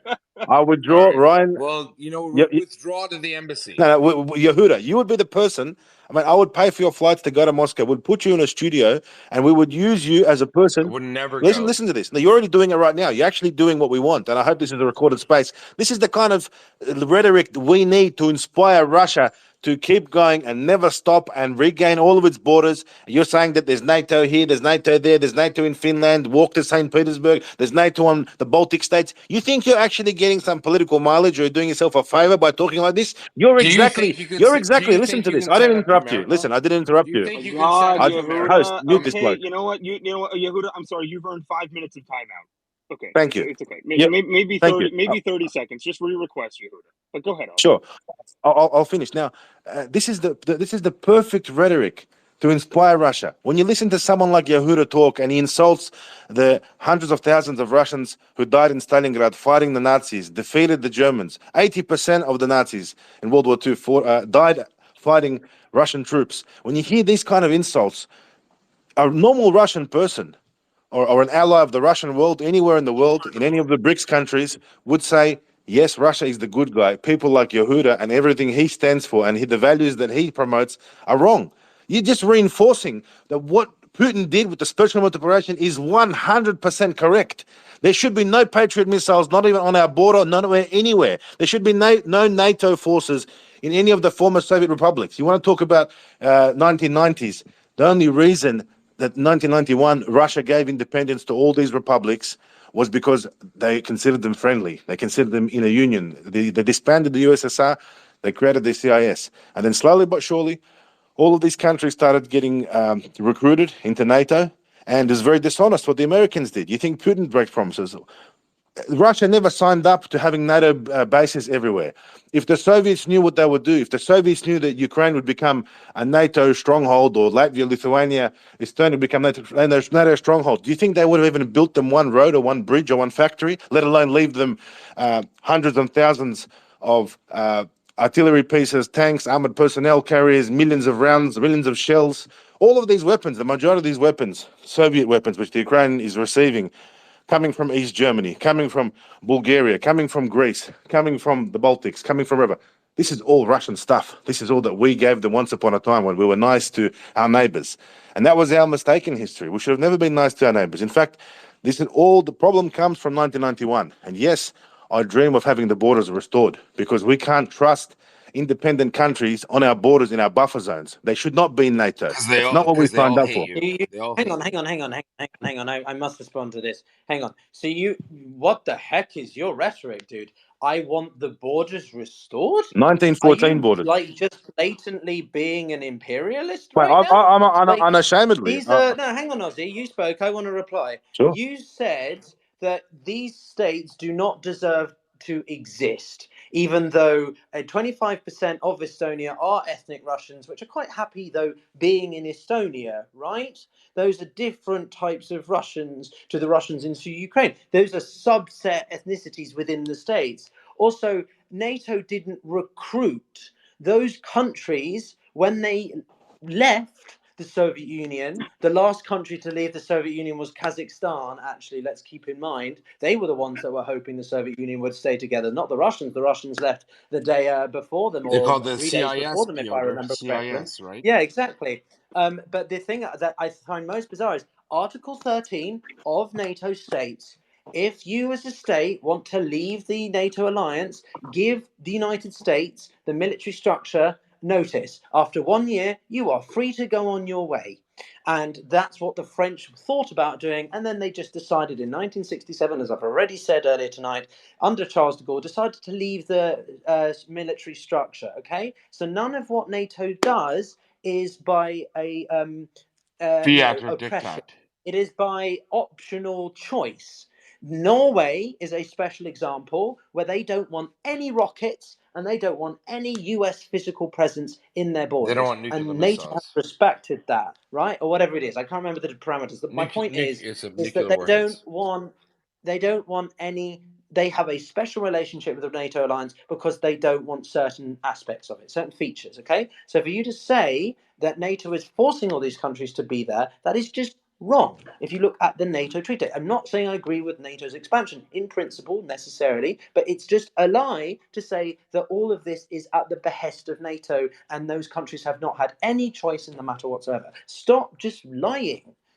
You're talking to Yehuda about add making on up to shit. You're that? just making up. You not only said you think it should go back to 1991, but you then said 1914, where I believe even Finland was part of the Russian Empire, if I remember my history correctly, Looney Tune. and Poland. I mean, what are you saying?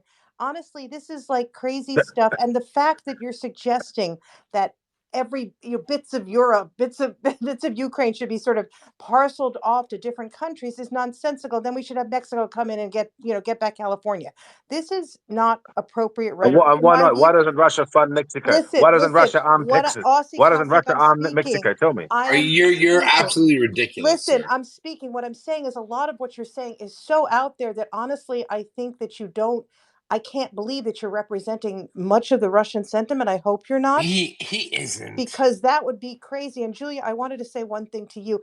I don't know what your point was about pregnant soldiers. Are you suggesting that, Ukraine is sending them to the front, forcing them to fight? What is your point? Because I thought that was sort of bizarre. It's okay to have My pregnant women point serve in was armies.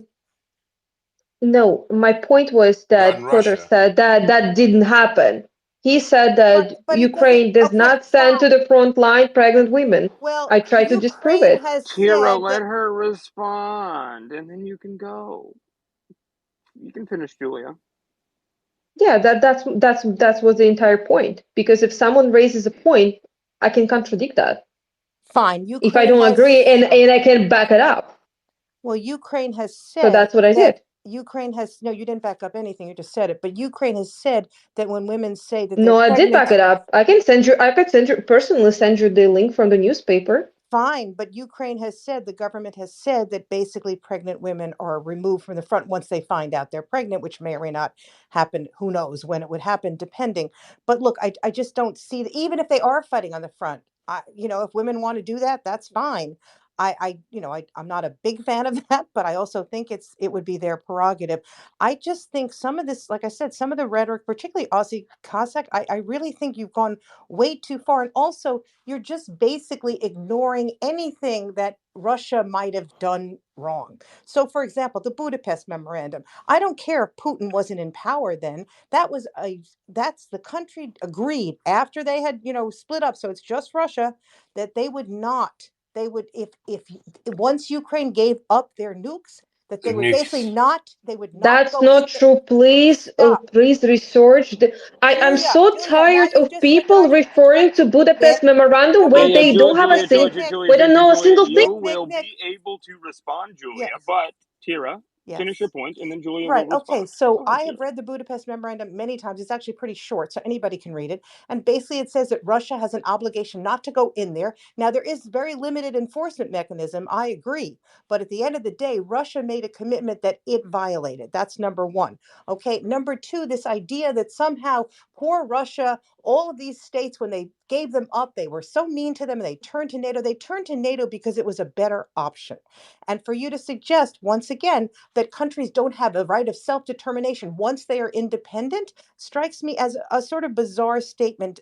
Certainly from an American standpoint, I find that really sort of horrific, frankly. They have the right to do it. NATO has the right to accept them. Obviously there was language, or there were spoken discussions about NATO not expanding past a certain point, but that was never memorialized. And, that's where the thing stands now. But to suggest that they were basically turning against Russia and poor Russia, that's nonsense. NATO is a better option. Russia was not a great option for these countries. You have to understand that people chose sort of capitalism. And I think that makes sense. Thank you. Okay, Hey, okay. can If you I allow make a me few to respond. observations about the Tucker Carlson interview? No, If I told Julia if she could respond, and then okay, Michael, you're welcome to jump in so that we can pivot back to that. But Julia, if you would still like to respond, then respond, and then we'll go to Michael. Well, regarding the Budapest Memorandum, I've seen in the last 2 years way too many people just either not understanding what that means, they don't understand the difference between a treaty, memorandum, they don't understand the difference between assurances and guarantees, they don't understand that the nuclear weapon that Ukraine supposedly gave up, actually, that's not what actually happened, because the control and command points were actually in Moscow. And those nuclear warheads, basically, you couldn't just keep them in Ukraine, because at some point the material deteriorates or something like that. I'm sorry, I'm not a scientist to refer to that. And Ukraine just simply didn't have money to maintain that. So Ukraine could have kept it for another 10 years, and it would have been a pile of garbage controlled in Moscow. So what was their point? And again, that was the insurance. Nobody. So did the countries actually sign it? Did they actually talk that, well, this is a guaranteed thing? I just don't understand why people Wait, keep mixing it up. They keep talking about this as if something that it's like a law that was supposed to be upheld by all countries. Yeah, Yulia, would you allow me to respond to Yulia's allegations against me as well? Uh, when Clinton visited the United States, when that was being signed in when Clinton visited the Soviet Union, should I say, sorry, when that was being signed in '94, Yeltsin, even though he was a weak leader, even though we consider him a traitor and he betrayed Russia's national interest by allowing all these things to happen, even he put his foot down and said that the Americans are not fulfilling their end of the agreement, and their end of the agreement was not to expand eastwards. That yes, Russia will sign these agreements, but so there's no NATO on their doorstep. And what happens? NATO on the doorstep. Now, Yulia was alarmed. Sorry, not Yulia, the other lady, the American voice, was alarmed about my Tira. rhetoric about the return of 1914 borders. Let me tell you this: we were brought up as kids from a young age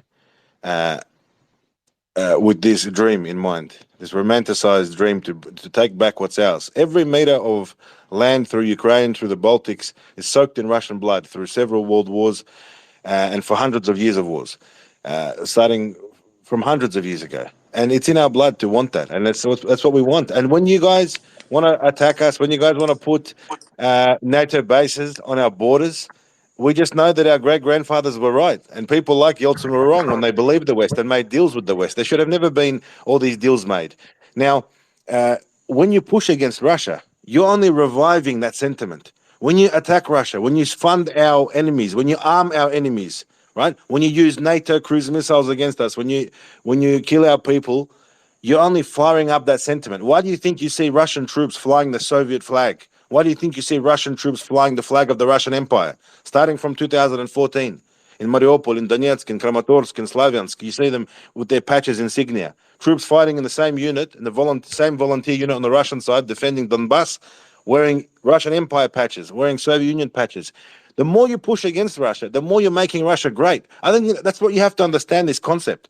If you didn't touch Russia, if you left Russia alone, right? If you didn't bomb Donbass, if you didn't attack Russia in any way, shape, or form, if you didn't encroach on its borders, Russia would be doing what it was doing in the 90s, consuming Western goods, Can consuming someone else Western speak? ideology. That's all I can say. So the more Yeah, you push, the may more I? there'll be that rhetoric. It'll be Could, a So great could what I you're the saying respond is Soviet. that since I we was basically have mentioned? to No, may I ignore Could I speak? Russia May and I let respond Russia speak? since do I was whatever it mentioned, wants? please? Could I respond? Sorry, Tara, go ahead. Let me Go just ahead. read one thing. The United States of America, the Russian Federation, the United Kingdom of Great Britain, and Northern Ireland reaffirm their obligation to refrain from the threat or use of force against the territorial integrity or political independence of Ukraine, and that none of their weapons will ever be used against Ukraine except in self-defense or otherwise in accordance with the Charter of the United Nations. It was signed by Russia, by the United States, and by the United Kingdom. So I don't know what Julia's talking about. That was a commitment. You can say what you want to about it. That is considered a commitment. Okay. They broke that commitment as far as I'm concerned. Even Putin doesn't say it was self-defense exactly. He said they had to go in to denazify it, but he's Tira, not and saying actually, can I add to self-defense. that? Thank you. Can I add to that just one more thing? Because everybody always brings up the expansion of NATO when there was no firm treaty or commitment about that. What everybody never mentions about this conversation at all, because again, the expansion of NATO was never solidified in a treaty that the NATO would not expand eastward into Russian borders. I mean, sorry, westward to Russian borders. But it was the 1997 Russia NATO Act, right? Look up the Russian NATO Act of 1997, where Russia committed when they signed a treaty with NATO as an alliance, as a whole, where it's NATO as one, Russia as another. Russia acknowledged that the decision of individual states to join and any military alliance or however they want to frame their own national security is up to them.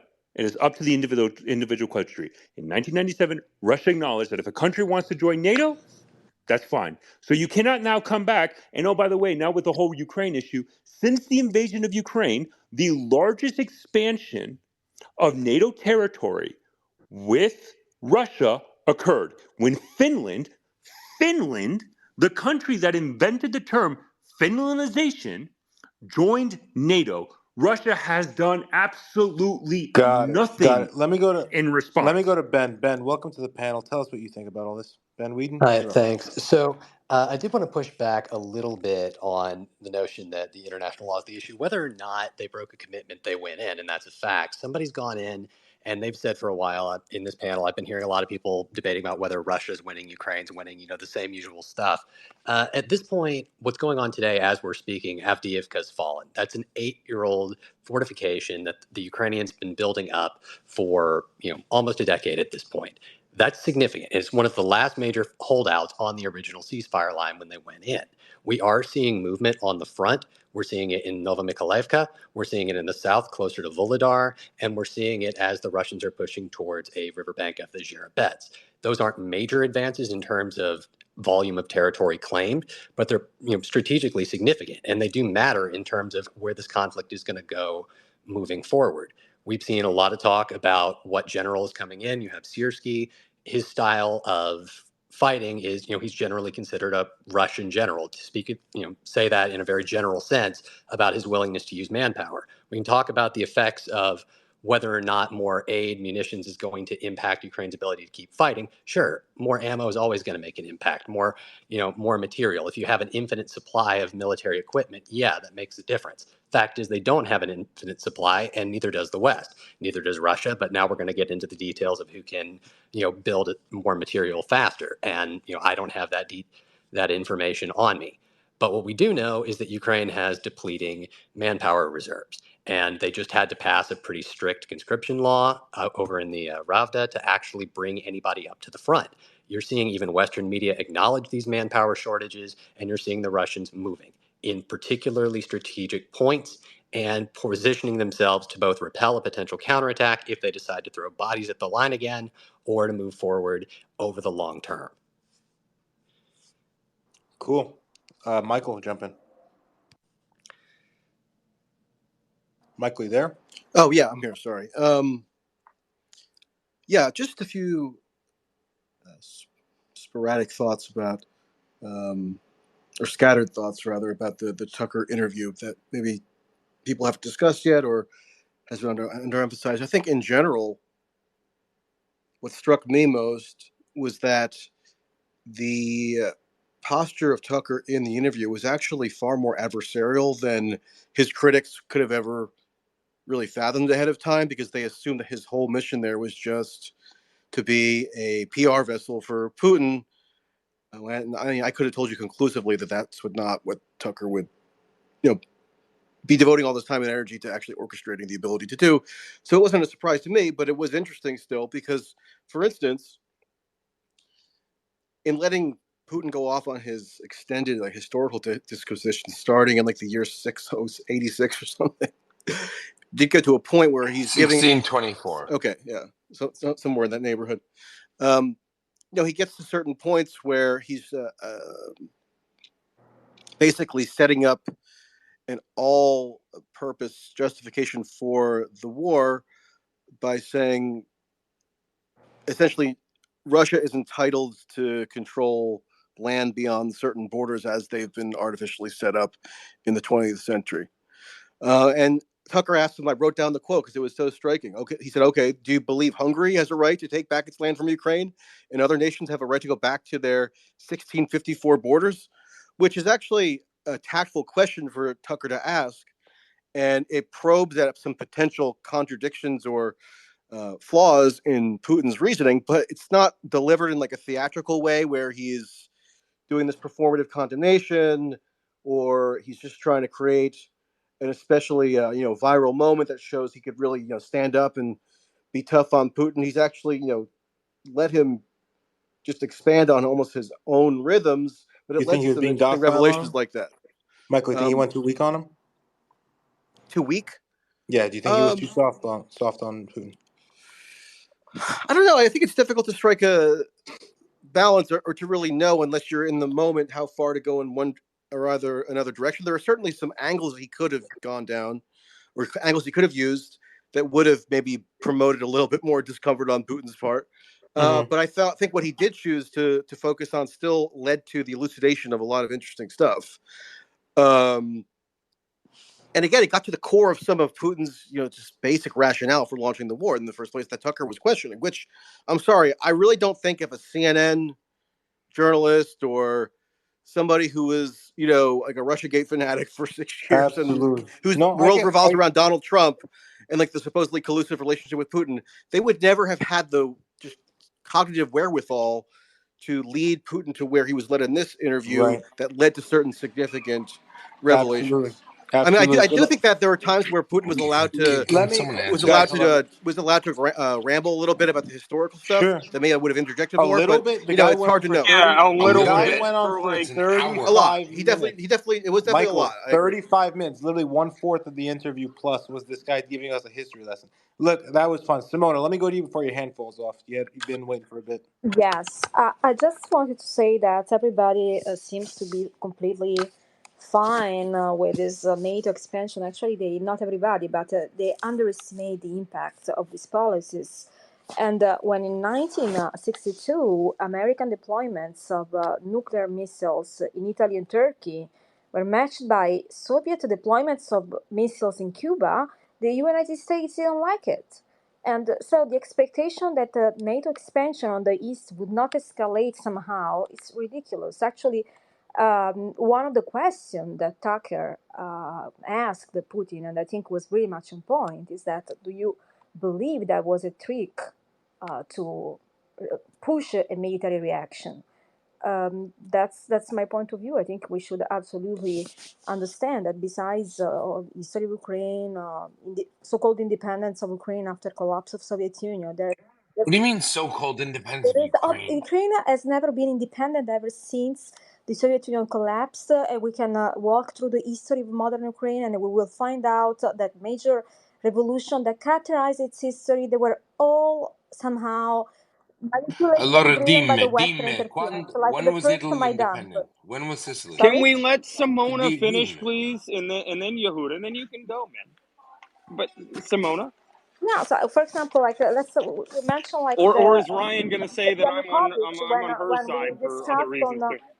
on Hey, buddy, 2014 pick one. accession to the European Union. We were in negotiation with the European Union, and Yanukovych was simply going through, those requests, this violent revolution, Maidan, was triggered, and then we had the influence by the CIA, by other Western players, just to escalate this perception that Ukraine somehow had more in common with the European Union than Russia. Well, actually, we have to understand it's part of the same bloc.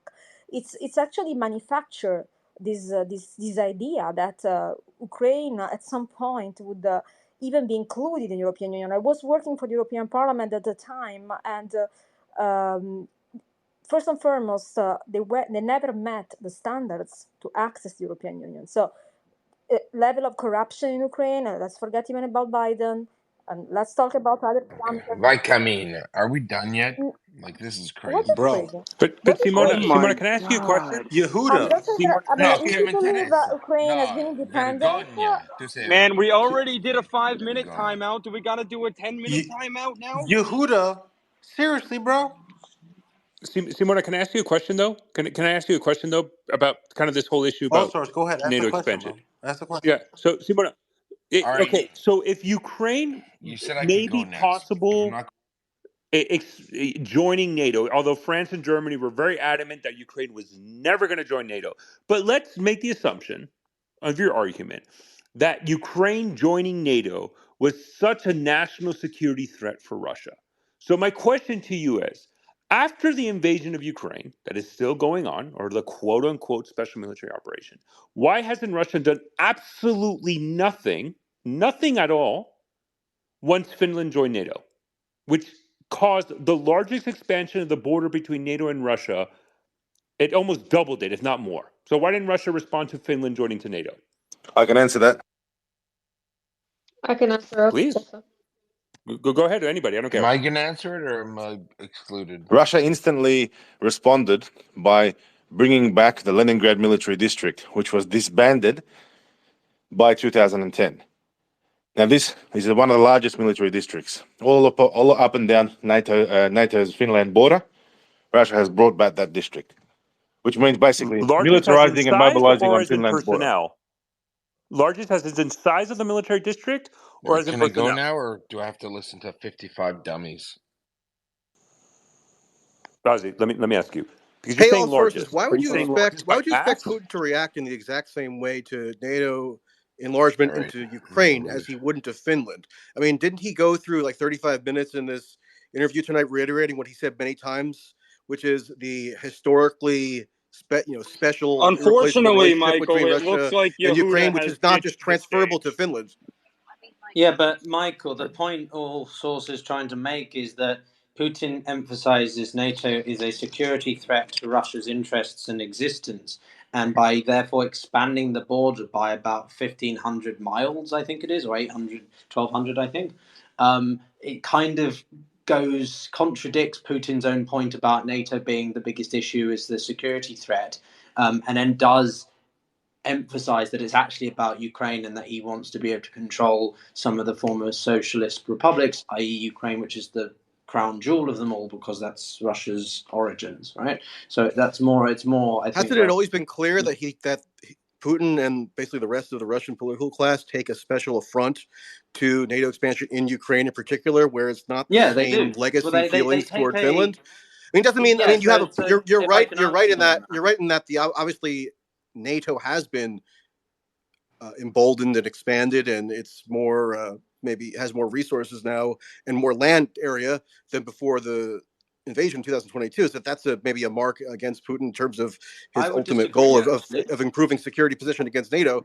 But I don't think that means that necessarily have to act like there's no distinction that can be made between NATO and this very particular sphere of influence that he's emphasizing the significance of over and over, and Finland, which he views as having a different historical Obviously, Yeah, trajectory. so I would obviously. differ. I'd slightly differ with you, Michael, actually, in that But prior to 2014, let's say there's not a clear cutoff point. NATO didn't really have much of an existence in the 2000s. NATO was squandering to try and figure out what its purpose was. It tried to work with the Russians on things like coin, counterinsurgency operations in the Middle East, I think, and the Balkans, and they also did a lot of terrorist work.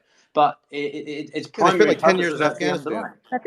Yeah, and geopolitically Afghanistan. speaking, But the Ukraine is other not thing I was Finland. just going to add was that the Russians did. I mean, all source mentioned it. It was the founding act of 1997 under the Clinton administration when he first came in. That's what Putin was referring to when he was talking in the interview about Clinton. He was building on those relationships he'd had with Clinton, and then in the the early 2000s, I think 99, he established the NATO-Russian Council, which was an even deeper initiative to try and work together in Russia in the areas that I've just said. So this goes back to something that Ozzy Cossack said, which was sort of there was no formal agreement. There was this statement about no further eastwards was actually more a verbal promise between George H.W. Bush and the then Soviet leader Gorbachev. There's actual communiques, written documents of their what's the word? Memorials or whatever the word is. Their memorandums The transcripts, of what correct. happened. You're exactly right. Well, And the same that's was said between Yeltsin and Clinton, and the same was said then when Putin came to power. And in fact, the crescendo to all of this, the icing on the cake, the Yeah, but cherry on the Ozzy, you topping said that is there was a written documentation, which is not true. you It's all talk about verbal. NATO expansion is an entitlement. Actually, NATO doesn't make any sense in most of NATO the European was countries to me. you're not listening to what I Again, said. had a NATO specific expanded time after the at World the War, but request of the again, countries that wanted to join, Simona. But well, hey, of Peter, course, but isn't these the are point policies, so isn't the that's point that another issue. isn't the point that you're not really saying anything that Putin himself probably wouldn't also acknowledge when you say that, because NATO has expanded to Finland, but it's not being treated as the same kind of threat? That proves that it was never about NATO as such. In the first place, it was always about NATO. It was always about Ukraine.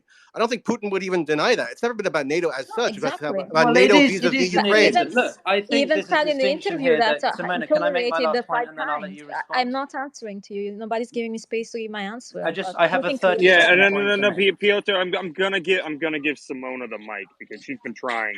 So go ahead, Simona. well, just I think like it's not about NATO expanding here or there. It's about agreed policy that United States would have avoided to expand with NATO to the east, and still Russia's related it 5 times. So the fact that it happened before reinforced that the continuous expansion was creating a military colony just around Russia, and it's of course is going to cause a problem. And the fact that you talk like it's normal and should be tolerated, and NATO is such a good thing to have at your borders, well, I disagree completely with. But wait, Peter, But that's before you not what jump I'm in, but saying. that's my That's not what point. I'm But saying, that's my Simona. point. I don't disagree with you on that point. Ukraine I is agree separate. with you on. I agree with you. Look. There's two points you and Ozzy are combining, which I disagree with, and Yehuda doesn't like me for this because I don't know, acknowledge this point, right? I have a problem with I'll put it this way. I empathize with the Russian perspective about feeling encircled and encroached upon by NATO. I can understand, being Russian myself, how they said it because my father's told me enough about it from the Russian perspective, okay? But it's wrong to say that NATO is not something that was desired by the states. Do I agree with the expansion? No, not necessarily. But is it something that happened by the request of others, not because of the imposition of NATO itself? No, it's not. Those are two different Th- things, and I think that's what I'm This trying is No, to there is brilliant. explain. no This is without brilliant. Ozzy, if I saying may, we're cornering uh, Russia, and Can so I just but again, small why is remark? nobody answering the question specifically? Why is it that when Finland joined NATO, Russia didn't initiate "quote unquote" a special military operation to seize Helsinki, Okay, but when Ukraine, although was never going to, France and Germany said flat out multiple times Ukraine is never going to join NATO. okay. Why then is the justification of the expansion of NATO used as a talking point to justify the invasion of Ukraine when they didn't do the same against Helsinki? Okay, That there's a allow me dichotomy to, there that nobody's answer But this. addressing. can I answer Allow me that? to answer this, please. Okay, so first point is that yes, all these little countries joined NATO, and there was lots of promises made, and well, Russia was assured that NATO was not a threat, and so forth. When it's also Putin came to power on the 31st of December 1999, when Yeltsin resigned, Putin came to power on the 1st of January, the year 2000. One of the first things he did was said to the United States, he says, okay, Russia will join NATO too then. If everyone's joining NATO, we'll join NATO. And then they said, well, okay, if Russia joins NATO, then what's the point of NATO?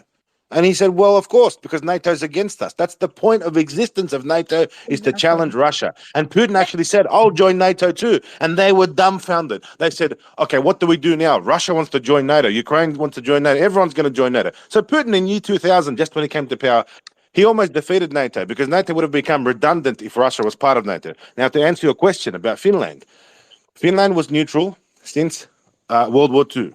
Since there was a Soviet-Finnish Winter War, 1940, which the Soviets lost a lot of casualties, but in the end they won. Then when the Germans attacked the Soviet Union in 1941, 22nd of June, the Finns got cocky again and backed the Germans. When the Soviets defeated the Germans, the Finns freaked out and made a deal with Stalin. Stalin said, look, I won't touch you, I won't invade you, just make sure you're neutral. And that was enough for Finland to be neutral right up until, and Finland never joined NATO all those years and lived peacefully next door to Russia. No one had a problem. To They answer the did seize question, Finnish territory. They did. Don't forget that they did seize Finland territory. But go ahead. they just pushed back a bit of territory to put St. Petersburg or Leningrad at that time out of the artillery range because it was so close to the Finnish border. Now, the Finns fought very bravely, they fought very hard, and in the end, the Soviet Union didn't invade them, they just took a bit of their land just to make it safer. Now, when Finland joined NATO just recently, I don't think Russia sees it as such a threat. Finland's only doing that because it's part of the, keeping up with the Joneses. That's what everyone's doing. Russia's not that interested in Finland. There's nothing there that Russia needs. But then And Russia, it's not about Finland. It's not about one single case. It's about a pattern of expansion. That's what started escalating. You just said it. Annexed it only recently. Why continuing this pattern? That's what constituted a threat to Russia. It's not about Finland. It's about the trend that has been initiated. So why not invade Finland? no, I don't Why think can't Russia It's Russia worried not invade about about. Finland? It's Finland. not about Finland. It's not about Finland. It's first The, of But all. nobody's answering. hold, hold on, hold on. Why not invade Okay, Finland? okay. I could answer you No, also. no, no. I'm gonna let no matter how much Ryan is gonna talk shit for me. Me doing this, but I am gonna let Julia respond because she's been trying to. So go ahead, Julia. Yeah, keep in the Yeah. comment section with my insults, Go please. Bottom ahead. right hand corner, guys. Say Go whatever you ahead. want to. Don't She forget can the talk. second. Okay.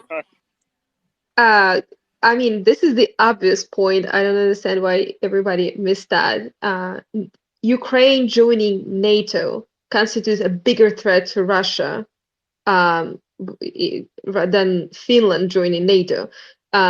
Finland is like what, 5 million people, and they have like active personnel of over like a little bit of 20,000 people.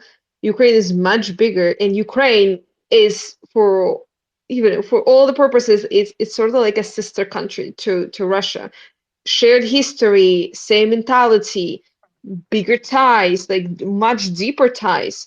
So imagine if you have a brother or a sister joining an alliance against you because NATO is by definition is against Russia. They might pretend and say that no, we're not. We're trying to cooperate and essentially fool Mr. Putin again.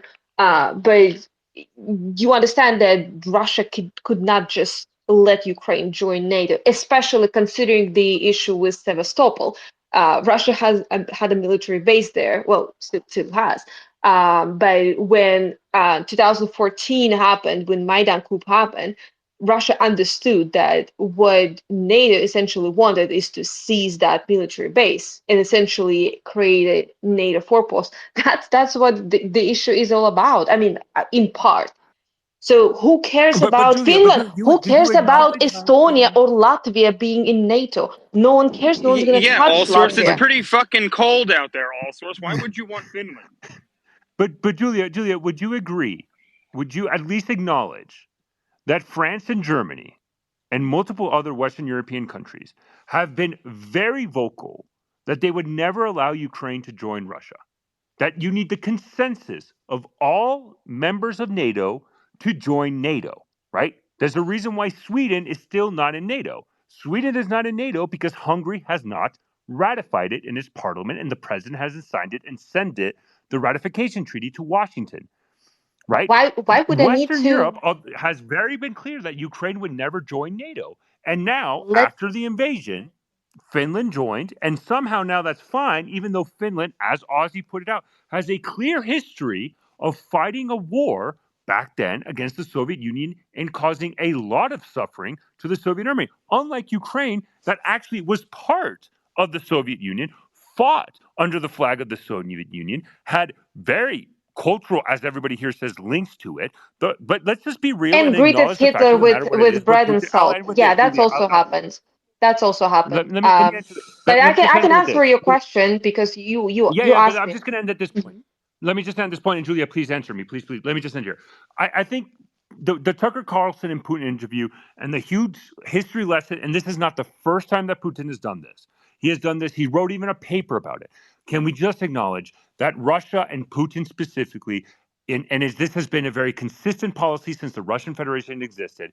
They have never believed in an independent Ukraine. Can we just acknowledge that that's the reason why Russia invaded Ukraine? They don't believe they should be independent. Let's stop with the Ukraine. It's never going to happen. But all Okay, let's sources, that's start with not the mutually first question. exclusive with. I'm sorry, go ahead. Okay, no. Okay, let's start Julia with the was first promised a question. response by all source, so Yeah. go ahead. So the first question was asked like why I should like why I can acknowledge what France or Germany says. Why would I care what they say if the chief of NATO says that, well, it's possible like Ukraine can possibly join NATO maybe at some point in time. It's not right now, maybe it's later. So, okay, even if we agree that France says, let's say Macron says, well, Ukraine will never join NATO, why would Putin believe that again? So, how many times Putin was fooled by the West? Way too many times. He admitted that in the interview. So, does it really matter what they say, even if they said so? We shouldn't consider, like, should we take their words? Why? I just don't get it. With regard to sovereignty, so it depends what sovereignty you mean. So if you mean the sovereignty on paper, sure. So Ukraine technically was independent since 1991. Is Ukraine truly independent in the sense of being independent country, sort of like United States? No, absolutely not. Because a country cannot, by definition, a country cannot be sovereign if it's indebted to IMF and exist solely on the funding from other countries. I'm sorry. You're really going to throw the What? IMF funding What? as a justification Uh, for What? not being sovereign? What are you I'm talking sorry. about, If Julia? wait, What the wait, wait, wait, hell? wait, wait, wait, So wait, that makes wait. half of Hold on. Africa not a real country then, Hold on, a because they're half of question them was are indebted to the asked. IMF. Like, what are you talking about? Ukraine is not the only country that technically on paper is sovereign, but in reality is not. If someone like Boris Johnson make determination whether the war proceeds or not, how like in what way Ukraine is independent? If they have to report to United States that they fired their top chief general, so if they have to, all like if Zelensky makes a tour around the world asking for more money and everyone sees that on the paper, yes, they're Yes. That's not independent, but reporting to the Yeah, yeah. in, So, in IMF. not so, so That's we're. it's not in intelligence. reality. Oh, so It's why sort do of you talk like about the IMF and then the US? I don't understand your argument, Julia. Like, what are you talking Okay, about? wait Like, but because I half can, of I Hey, can, Africa's. so I can pivot off of this point. This is my pivot point because we got to go back to the interview. I'm sorry if you hear waterfalls in the background. I'm walking around Maui, Hawaii. You should definitely check out my Maui content because they're being Humble fucked flex. while we're sending all of What's this the money to situation? Ukraine. What's the situation? While we're sending 60 billion to Ukraine, Maui is being fucked. So I just said that around probably 50 people, but everybody needs to know that. But yeah, so I want to go back to one of the points that Putin made, which I think was a pretty good point, is that the U.S. weaponizing the U.S. dollar, freezing assets all around the world, and that the U.S. dollar made up between 50 and 80% of all transactions in Russia, and is now only making up 13% of transactions due to U.S. sanctions. The U.S. dollar represents the U.S.'s power all around the world. Okay, was this a mistake? That's what I want to know. That's what the audience wants to know as well. Why did this happen? What was the point? And I'll jump to AB on this one. I'll let you come in. Welcome to the stage, AB. Oh, thank you. That's a good question about was it a mistake? I mean, you say correctly that the U.S. dollar represents one of America's strong suits in terms of its power. But I guess if that is indeed one of its powers, then it's only a power if you can use it as a power sometimes, right? So it may or may not have been a mistake. I think we should fact check. I don't know the answer as to whether that figure quoted by Putin is accurate or not. But it may have The been. Russian It's economy, possible. It's AB, has not really suffered from it. I mean, it seems like the Russian economy is doing very well. They're still the largest economy in Europe.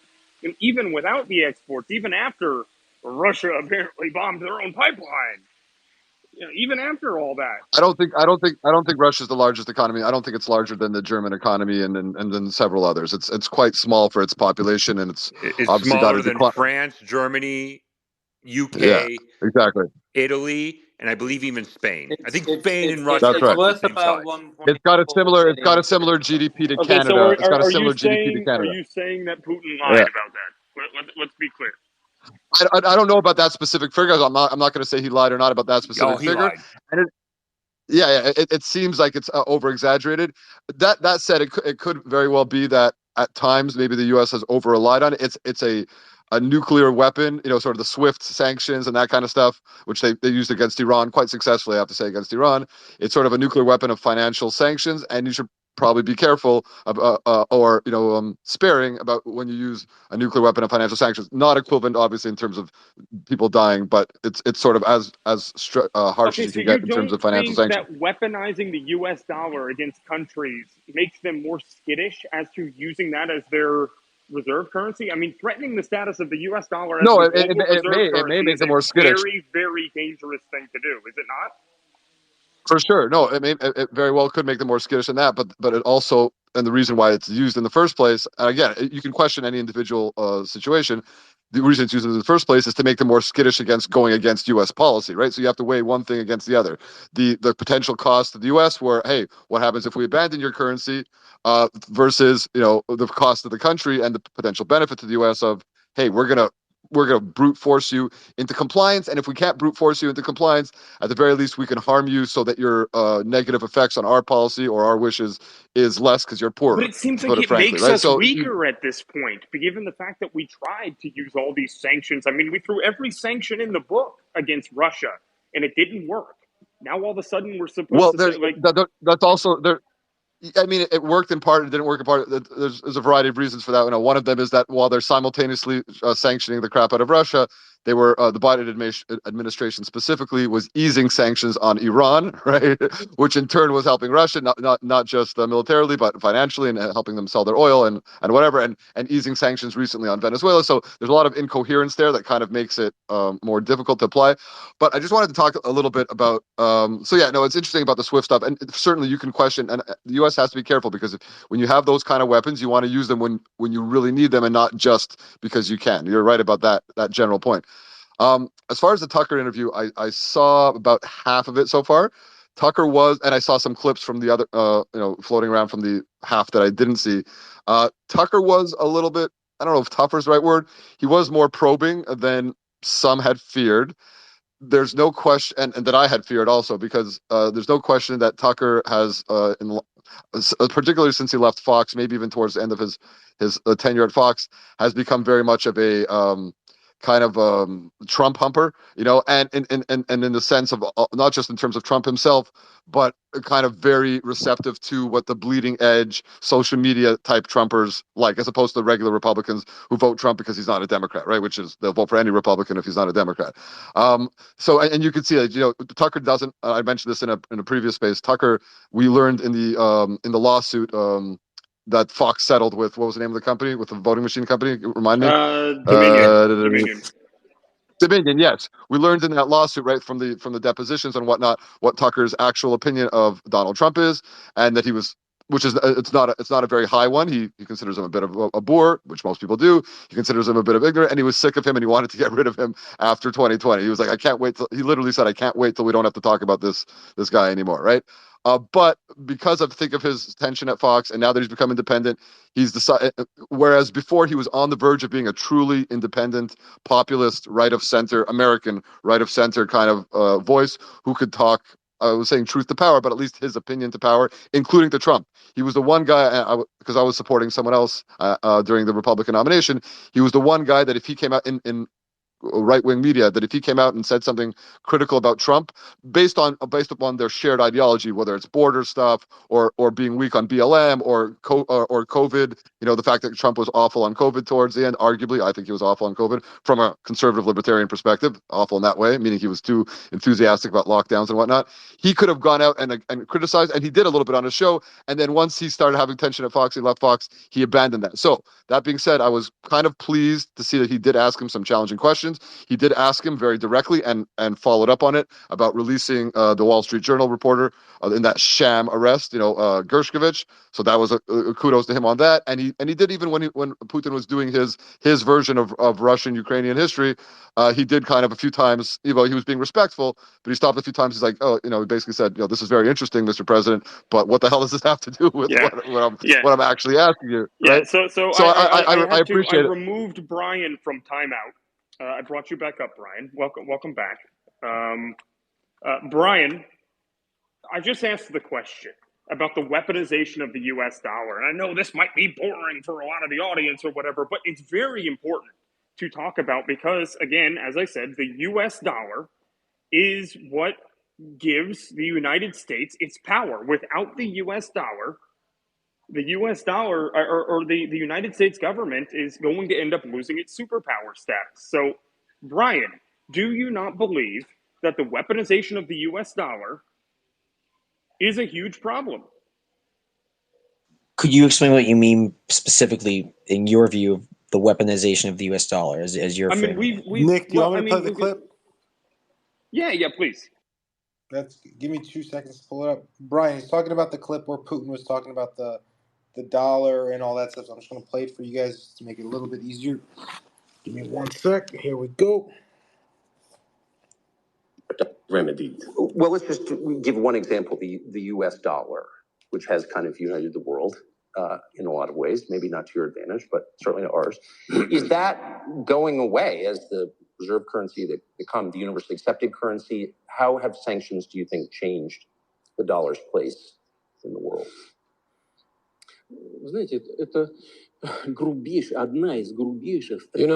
To use the dollar as a tool of foreign policy struggle is one of the biggest strategic mistakes made by the U.S. political leadership.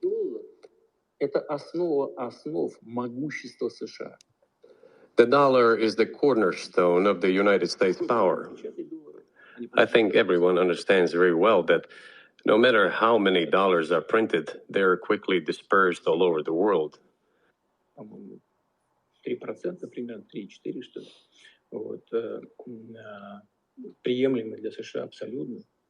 Inflation in the United States is minimal. It's about 3 or 3.4%, which is, I think, totally acceptable for the U.S. But they won't stop printing. What does the debt of $33 trillion tell us about? It is about the emission.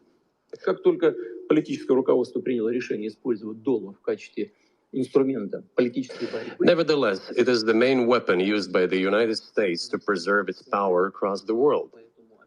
As soon as the political leadership decided to use the US dollar as a tool of political struggle, a blow was dealt to this American power. I would not like to use any strong language, but it is a stupid thing to do and a grave mistake.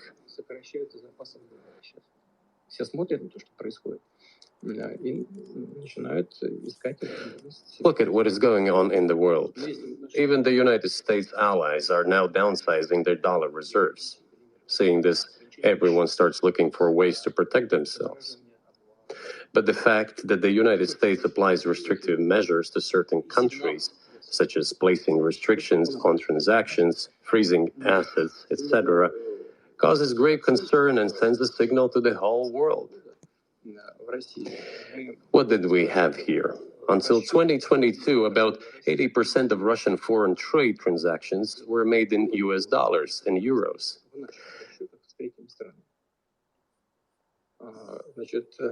US dollars accounted for approximately 50% of our transactions with third countries, while currently it is down to 13%.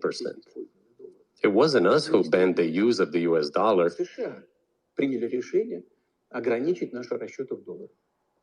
We had no such intention. It was decision of the United States to restrict our transactions in US dollars. I think it is complete foolishness from the point of view of the interests of the United States itself and its taxpayers, as it damages the US economy, undermines the power of the United States across the world. By the way, our transactions in yuan accounted for about 3%. Today, 34% of our transactions are made in rubles, and about as much, a little over 34%. Good enough, I think, right, Nick? Yeah, go ahead and cut it. But I want to go to you, to Joe, you on that. You know, you are Well, wait, you were rabid. just asking me a question. What happened here? Do you remember the question, Brian? Yeah, Okay. you I were was going to asking me call about the Joe a weaponization rabid of. Biden supporter, but I think we have one that's more I know, but rabid. you So, literally had just asked me a question and said, no, "Let's it's play the okay. clip," You and can. now you're cutting me off Yeah, again. sure. Okay. You know what? Go ahead, Brian. We'll let Isn't you. that am I crazy or am I being accurate? No. I mean, I heard it I too. just sometimes I forget, like Biden forgets who when he was vice president and when his son died or whatever. But go ahead, and, Brian. and like Trump doesn't remember his wife, what she looks like, and she says that E. Jean Carroll is his wife. Sure, I okay, definitely Not remember attractive. what his wife looks like. She's pretty all hot. right. Go ahead, Brian. No, he's talking So about the ex-wife, Nick, not the the good-looking ex-wife, So, I mean, this is with Putin is saying that the U.S. is making a mistake. What he really means is he feels threatened by this, and he doesn't want the U.S. to do whatever it is. The Russian economy isn't even a tenth of the U.S. economy, or it's around the tenth, depending on which year you're looking at recently. And it just approved a record budget that is increased by 25% in spending, and it hit a record deficit earlier in 2023. So the dollar is something that actually really scares him. And if you remember that infamous meeting in Trump Tower with Don Jr., Paul Manafort, Jared Kushner, the Veselnitskaya, and other people connected to the Kremlin, that was a lobbying effort to offer dirt on Hillary in exchange for relieving the Magnitsky sanctions, which targets high-level Russian government officials guilty of human rights abuses. They were so annoyed by that because the Kremlin oligarchical elite really loved their jet-setting ways. The dollar is a weapon that's really hurting him. Now, what Putin has been able to do, because he's almost How? is How is what it he's been hurting able to them? do. I'm getting there. What he's been able to do is do a lot of short-term measures that are propping up the Russian economy in totally unsustainable ways. People talk about our deficit and ours being unsustainable, which it is over the long term. In the short term, what Russia's doing is unsustainable. Their defense spending is accounted now for a huge portion of their domestic spending. It's not sustainable. They have like gas. We do that here too, Brian, Brian. you really don't know what you're talking about. I'm sorry here. Like Brian, when I was America trillion of our, issues. while you were playing the Putin clip. That everything I said is true. no, it's You not, can do Brian, your because own we research. spend $1 trillion No, it's a not. year on military here in the U.S. and But we defense. can't because our economy is, and the dollar means something that the ruble never will. At its height, Oh the my Soviet God. Union's military power was somewhat comparable to ours if you take away the nuke, Brian, never their economy. you're missing Okay, Okay, the so I the am point. the dollar is look, very Brian. I strong. am the tyrant here, and I'm going to let Joa jump The in. dollar So is a go ahead, weapon Joa. we're using, and we're winning against Putin with it. Okay, It's just the tyrant has made a decree. Joa. all right, tyrant. Thank you, Joa. Please show Yeah, your true look, colors. Brian, I think you're missing the point. You're comparing economies, and I don't think that's what Putin said. As I said, No, I but that, don't I like know Putin, it's not but what everything he Putin says said. is not. I'm Hold saying on, that let me he's talk. doing that. You Brian, hate when people bro, the interrupt you, bro. timeout's gonna go up to like 30 minutes at this point. I mean, it's like forgetting your passcode on your phone. It just keeps going up. Joa, go ahead. Yeah, I think you're missing the point, Brian. And the thing is America was trusted with creating the world reserve, using the dollar for the world reserve. It broke that trust when it started using it as a sanction. That's why there's been 42 countries that have joined the BRICS trying to create an alternative to the US dollar. That Good is luck with going that. to spread. No. That is going to spread. Okay, keep interrupting me. You hate when people interrupt you, but then you do it, so people do it back to you. I hope you realize that. So keep I it do a up. quick interjection and then you continue. Yeah, Twitter's there. mute Yeah, button sucks. I'm just letting you know. Go yeah. ahead. When once you start sanctioning people by weaponizing the dollar, that is a problem. Countries will look for an alternative in case they get sanctioned. That is equivalent to having a nuke in every central bank in every country in the world that U.S. can just blow up whenever they want. That is a problem for country sovereignty. Do you understand that? That is what Putin is saying, and I agree with Putin on that point. I disagree with him on a lot, but on that point, I agree. That is a huge problem, and it has not worked. All the economies, most of the economies have been down. It hasn't worked. They've been able to get around it. Iran has the playbook on how to get around it, and they are right. Let me They're ask you a growing. question. If it's a They're huge not going problem, down. how can we get around it if it's a huge problem? If it's a huge You problem, it's just a had huge problem. Saudi Arabia. Brian, you just had Saudi Arabia want to join them, and then they paused it Yeah, but you because they think got a they're going to give contract up from their Lockheed U.S. Martin. reserves? You think they're going to not invest in U.S. bonds and the dollar? Still, they're playing both sides, brother. They're not Yeah. buying in the BRICS. They're Listen, just playing both sides. I know they're buying look. They're buying U.S. bonds right now because they're the strongest bonds. Yes, but that doesn't mean that an alternative system. They're not knocking. They're not trying to knock out the dollar. They're trying to create an alternative system in case The the dollar Saudis doesn't are. work, and that will work. It will work. It's They've never already going to be tested an it with alternative. Dubai. Look at the countries that are joining it, Brian. These are not like far right countries that are joining. You have like UAE that's already joining. They're actually working with them Yeah, and I know, actually but they're created a playing both test sides. system They're not for it. going to abandon the dollar. They're going to get what they can from both sides. And No by the way, one's China talking about immediately abandoning the fighting dollar. China. Get it through your head. Get it through your head. It's No one not is going to be a real abandoning the alternative. dollar. It will The, never be an you, equivalent alternative. bro, are you listening? Like, I don't think it's Okay, like so this is having what I want to do. Visa. I want It's the like having audience. I want Visa the and audience to make it. MasterCard. Joe, I'm going to let you go, but I want the audience to vote. Who is worse, Yehuda or Brian, when it comes to interrupting? Bottom right hand corner, guys. Go ahead, Joe. They're definitely Yeah, related. it's like having Visa. I interject and then I let you keep going. I don't talk You over just did people. it again, bro. You I mean, just you're keep not going to doing win it. the poll that way. Yeah, go ahead, Joe. Yeah, Brian's trying to make it seem as if like one's MasterCard, the other one's Visa. Forget Visa. That's never going to work because MasterCard's the king.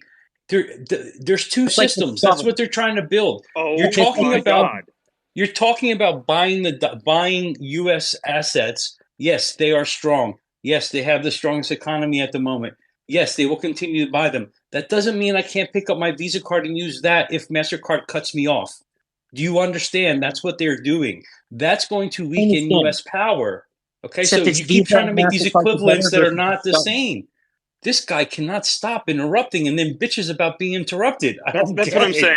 So, like, You're right. Yeah. Brian, you're really pushing the limits. But just quick, Joel, question I have in terms of percentage of defense spending, how sustainable it is. Have you looked at the percentage of GDP that the Russia spending for defense versus the US? Have you looked at the numbers? Not trying to put you on the spot. Curious if you've looked at the numbers as well. No, I have not actually. But I Von would Von assume it's Piotr high. Von Ben Piotr. I know you've got other things to say in a bit, but have you guys looked at the numbers? Because maybe there's other sources to the one I found. Jump in if you have. Sorry, can you? What's the question? Sorry, The percentage of GDP that Russia spending for defense. Well, they spend in terms of money. They spend about $65 billion, which, if you take their GDP in nominal value, that's about 1.5. The US spends 800 billion, but its GDP is 25 trillion.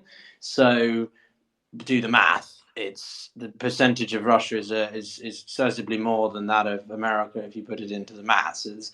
America's is a fraction. They spend more than any other major military combined.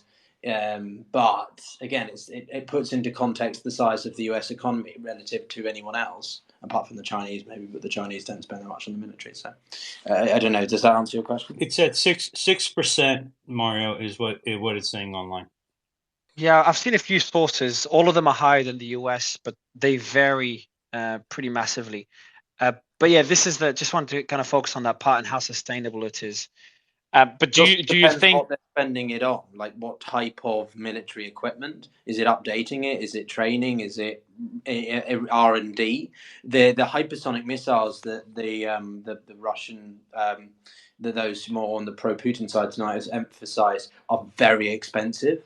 So yes, they have the technology, but the only reason Putin launched that rocket against Poland or against Lviv when Biden was in Poland 2 years ago was a performative piece of art. That was it. He didn't start deploying them across Ukraine because they're so expensive to make and operate as well. And just Joe, very quickly on the BRICS. The big problem with the BRICS is the main currency that could potentially be it is the renminbi. But until the Chinese initiate an open capital account, the Chinese they cannot be the same par as the dollar. I'm not denying the BRICS has potential, but at the moment they can't seem to settle on whether they want to use one of the existing currencies or develop some kind of new one. That's where CBDCs Yeah, from what they tested, Piotr, it was a new currency backed by reserves. That's what they were testing out with that innovation bank in China, along with United Arab Emirates. What are the chances Let's of go that back to the working, though, interview. Joa? That's okay. Yeah, all right. I'll let Ryan go. Go ahead, No, Ryan. Nick, please go ahead. Ask Joe the question. I just wanted to know what the chances of it working are. Ryan's been bullying me the entire space. He even made Julia leave. I'm sorry, Nick. I'm sorry for interrupting before, guys. Sorry about that. Okay, thank you, Brian. How I come you appreciate that. apologize We when forgive. Mario says it, but when Nick and I say it, you throw a fit? Yeah, no. Well, because you guys were being jerks about it. Yeah, I'm kind of an We're asshole, sorry, but Brian. go ahead, Joe. If you can answer my Yeah, question, and then we'll pivot back.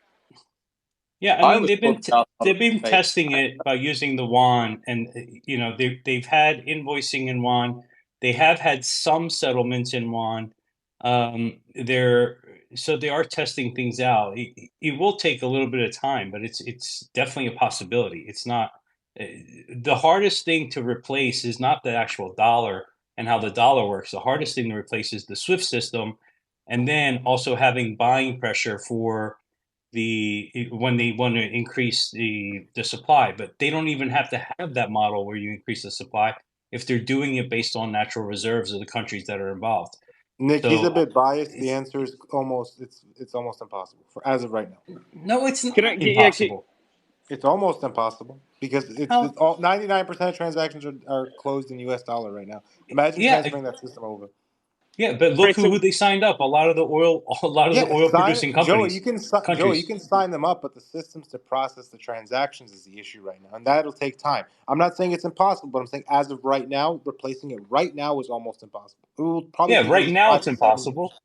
Yeah. I just see it in 5 years being. I see it in 5 years being possible, where other people put it out 10 years. That's the difference. okay, Joa, I will. Let me go to Tira on this one, and then Joa, I know you're going to want to jump in on this, even though this is probably one. It seems like we've agreed on the weaponization of the dollar, unless I wasn't listening enough. I was kind of distracted a little bit, but Because I want. He because was you are DMing being Julia, bullied, and Tira. we all feel very sorry for you being bullied, I'm Nick. not being bullied. I'm having a Stop great time. texting. That's the Stop reason this texting. space isn't Tira, he over just met yet. the I don't know woman. what He you're just met talking his about. wife tonight in here. What are you talking about? I could have shot this space down, 3 hours ago, but I'm having a good You time. missed So, Julia. Julia's coming back. Don't worry. I texted. Julia's coming back, Nick. Don't worry. but anyway, so I'll ask You Tira. guys want? I got a clip here that's really good, and I think it'll pivot Is Tira it a and clip Joe. of me? Please don't be a clip of No, me. no, no, no, no. I saved those for later, bro. That's for Oh our yeah, Zoom call. that's blackmail. That's when we do a review. But this is about Putin talking about superior humans that can be engineered to save us. So let's listen to this really quickly. So when does the AI empire start, do you think? Yeah.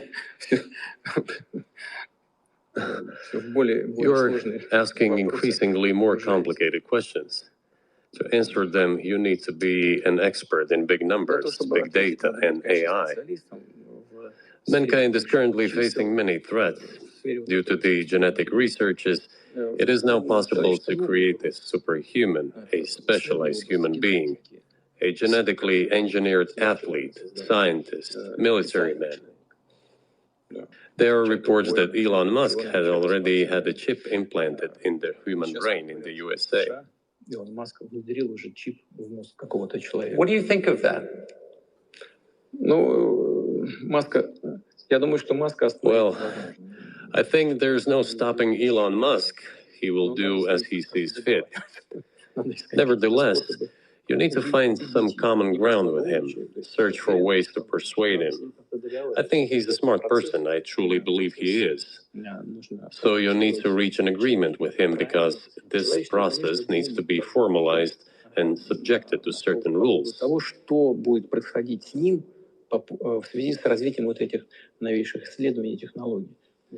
Humanity has to consider what is going to happen due to the newest development in genetics or in AI. One can make an approximate prediction of what will happen. Once mankind felt an existential threat coming from nuclear weapons, all nuclear nations began to come to terms with one another since. I think we got the idea. Superhumans, genetically engineered. He's a fan of Elon. What do you think, Nick? You're asking me? I actually thought he made a lot of sense there. The truth is, I That's think not good. That's not good audio, though. We need you to push back on look, that. Yeah, I had Tira, said, stop. You're supposed to. You were defending Epstein last time I heard you on here. What the oh hell, my man? God, no. Well, I you know, had people we have DMing me about you and Epstein listen, we defending, have and an then you're like, example of a AI is super. cool. Okay, we have an example of a superhuman individual on stage in Nick, and I think we can see how upsetting that is, quite No, I frankly. believe that's Thank you, ladies' man, Tira. Nick. To you, Tira. Hey, can we upgrade Tira's rating to a 10, guys? Need the team to Uh Okay, do oh, that? Tira, so you're competing with Julia now. I think Julia has me, except for she's in Brooklyn too. Well, you're in Hawaii, but maybe something How can the work hell do I you out ain't know moving that, to Tira? Brooklyn. I'm not moving to because she Brooklyn. That's said not it, happening. didn't she? She said it. I I listened. Oh, we don't yeah, listen I'm when. not moving there. Oh, well, no one's asking you to move for her, Nick. That's not okay. Shoot your shot some other time. Anyway, I just told her that he is. Oh shit. Okay, hang on. I'm trying to. Oh, Piotr's wingmanning for you. You're done, Nick. You oh might have my a conversation. God, Yeah, well no, that's it's like, Piotr, I need you to not wingman for me. Go talk shit about me in the okay. Yeah, So tell her look, he's pro-Russian or I something. think what's interesting about those comments is he's viewing Elon Musk as sort of more important than leaders of many countries, right? I mean, that's what he's basically saying. You got to make a deal with Elon Musk. You got to talk to him. You got to see what can be worked out. Which I think is an interesting comment and speaks to Elon's the range of his interests and what he represents in many ways. But honestly, I've always been worried about this. I mean, I think things we create have the capacity to outpace our ability to control them. I think we should all be concerned about this. And I did appreciate the concept that when we got nuclear weapons, we got together and sort of talked about it. What do we do? And I'm hoping we can do the same thing. Now, maybe other people disagree and just think, but even Elon said at one point, wait 6 months, let's see what's going to happen because these things can be dangerous. And I believe they can be. Does everyone agree or disagree? What do you about think could be dangerous? the runaway of technology? Yeah, I'm terrified by AI. To be honest with you, I agree with you. Actually, I thought that some of what Putin said there was more reasonable, but that's because I think he has a. There's a certain mentality, I think, in Russia, which is sort of not to allow the technology to sort of get too carried away and sort of to dominate you. Whilst in the US, it's sort of Russia does hold on to its sort of traditional values in that way, and sort of therefore that tech is sometimes more of a detriment than it is a positive, and that is something that I personally feel as well. Like I'm not all this stuff about Apple Vision. I'm never going to get those. Like I just Come on, don't be a boomer, Okay, Piotr. I They're think pretty I cool. think blah I blah think it blah blah. All right, sorry I guys, think but this comment showed I his agree with Tira, is weakness. what I'm saying. I agree with I Tira. think this comment actually showed his weakness. To be honest, Nick Go or on there, Ryan. Joe. Go on. Yeah, Matt. because he asked him about AI, and then he started talking about superhumans, and they're not related. And then Like Kira one, called me a superhuman, so I'm Clip it. Well, he did, but he pivoted to Somebody clip Neuralink. it, He Ryan. pivoted to Neuralink, which has some, which is Elon again. So I think he was trying to put them all in one basket. Yeah, but when he's talking about like super military, super athlete, that has to do with CRISPR more than likely. Don't hear enough about CRISPR on spaces because it's a huge thing. But he kind of tried to conflate the two and then brought it back to Neuralink. But it showed a bit of weakness when it comes to AI. It doesn't like from his answer. The way I read that is he's looking into DNA editing, but he's not looking into AI as strongly because he didn't really answer he diverted. And I think that you have shows to something. consider the possibility there's a translation error in there too. Russia's I actually kind of agree Okay, with so Dylan. I want to go back, guys. I want to go back. I gotta go back to the Putin interview because look, we're going on how many hours now, Ryan? When did we start? So we're on fucking hell. I think we're at 6.5 hours now. No, more than that. Even more. Almost 7 hours on the space, and Nick, we're going to before continue Rick going. But kills guys, us. we're not stopping here. We're not stopping here. But I do want to say, like, we're going to get through this Tucker interview at some point, right? There's a lot of conversation here. There's a lot to digest because, the rest of We the didn't even do Western the media history lesson refuses to yet. talk to.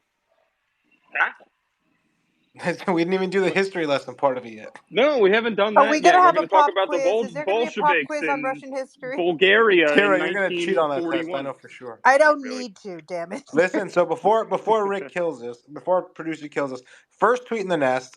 Take a look at it. We have a No, fantastic Rick's not newsletter. allowed to kill this. I'm going to go. We're going to go for the rest of the night, Ryan. No. Keep I in know. mind, it's only 7 o'clock here in Maui, so we're. Well, it's only midnight here in New York, and some of us need sleep. But I'm just Right, kidding. so it's Look, late there's a night time. That Wait, way, it's Ryan, I now. thought you said It's you went now. out all night every night. You're out at 2, 3 in the morning. Remember Kira, you why were. do you keep talking about our personal messages in front of everyone? Yeah. First So pin post. now it's Ryan and Nick uncensored. That's what because now the There it is. FCC no longer regulates us, so we can say There whatever we the fuck go. we want to. Sorry, folks. Get ready for this one. But look, first tweet in the nest is the newsletter. It's fantastic. Sign up if you haven't. It's absolutely free. There's also a Telegram channel. Join it there in case things get wonky. There's some coverage there. There's some stuff that goes in there. Make sure to join both. They're absolutely free. And look, if you're enjoying the space, retweet it. Drop a comment down below. Tell us what you think. Tag us. We'll read it. If you tag us especially, we're kind of forced to read it. And yeah, look, I think that, honestly, I think that Putin was playing dumb. I think he's got a whole AI system going on there. Nick, back to you. Oh, I agree with you. So Actually. I got to because we're doing late night spaces now. We'll shift a little bit. So I'm bringing up a please connect. Julia's please back. Connect, please connect. No, Julia's not back. Julia's not back. That's why But, he's running the space. He can't sleep. He needs to stay up at night. Damn it. Stamina training, tutor. Exactly. Yeah. So, but I did bring up the American shaman himself, Mr. Jake Angeli Chansley, up here on stage. I have to go to him to ask, did you watch the Tucker interview? And what are your thoughts on it as the American shaman? Welcome to the Nick and Ryan Late Night Show. Jake, welcome to the stage. Hey, what's going on, guys? Yeah, I watched the whole thing. And I heard you guys didn't even get through the history lesson yet, right? Oh no! Please! We're trying to ignore the first 45 minutes of that because the first 45 minutes audience numbers will drop. Our audience numbers will drop to like 310. So we're gonna avoid that. Well, I'll just say that the first 30 to 40 minutes is actually kind of important, but I understand why it kind of bores people. The history of Russia or that whole, and also obviously Eastern Europe, is something that we're not really taught in schools. So we don't understand the long history that goes into what is culminating in Ukraine right now and how it is that it relates to things like Germany, how it relates to things like Nazis and the fracturing of the identity of the Ukrainian people, whether or not Ukraine is even considered a country or was considered a country for the longest time, etc. So that's kind of what he gets into in the first half hour or so. But Tucker kind of steers him back to modern times. And then he goes through World War II and World War I and World War II and how it is that all those things kind of culminated in the formation of NATO and the role that Ukraine was not supposed to be playing in NATO along with Poland and other Eastern European countries, and ultimately how it is that the United States basically broke every agreement that they made along with NATO with Russia, and how it is that Bricksuit, I think did you bring something up about this when you were DMing me earlier? Like you said that there wasn't any sort of formal agreement, right? Yeah, the Accords were never. It was not a treaty. It has no power under law. It was not ratified by the appropriate branches of the American government to become a binding agreement. And there are no mechanisms in the Budapest Agreement for what happens if there is a territorial incursion. So, unlike NATO, which has the Rule 5, where if one member's country's territory is invaded, triggers a response by all the other members of NATO.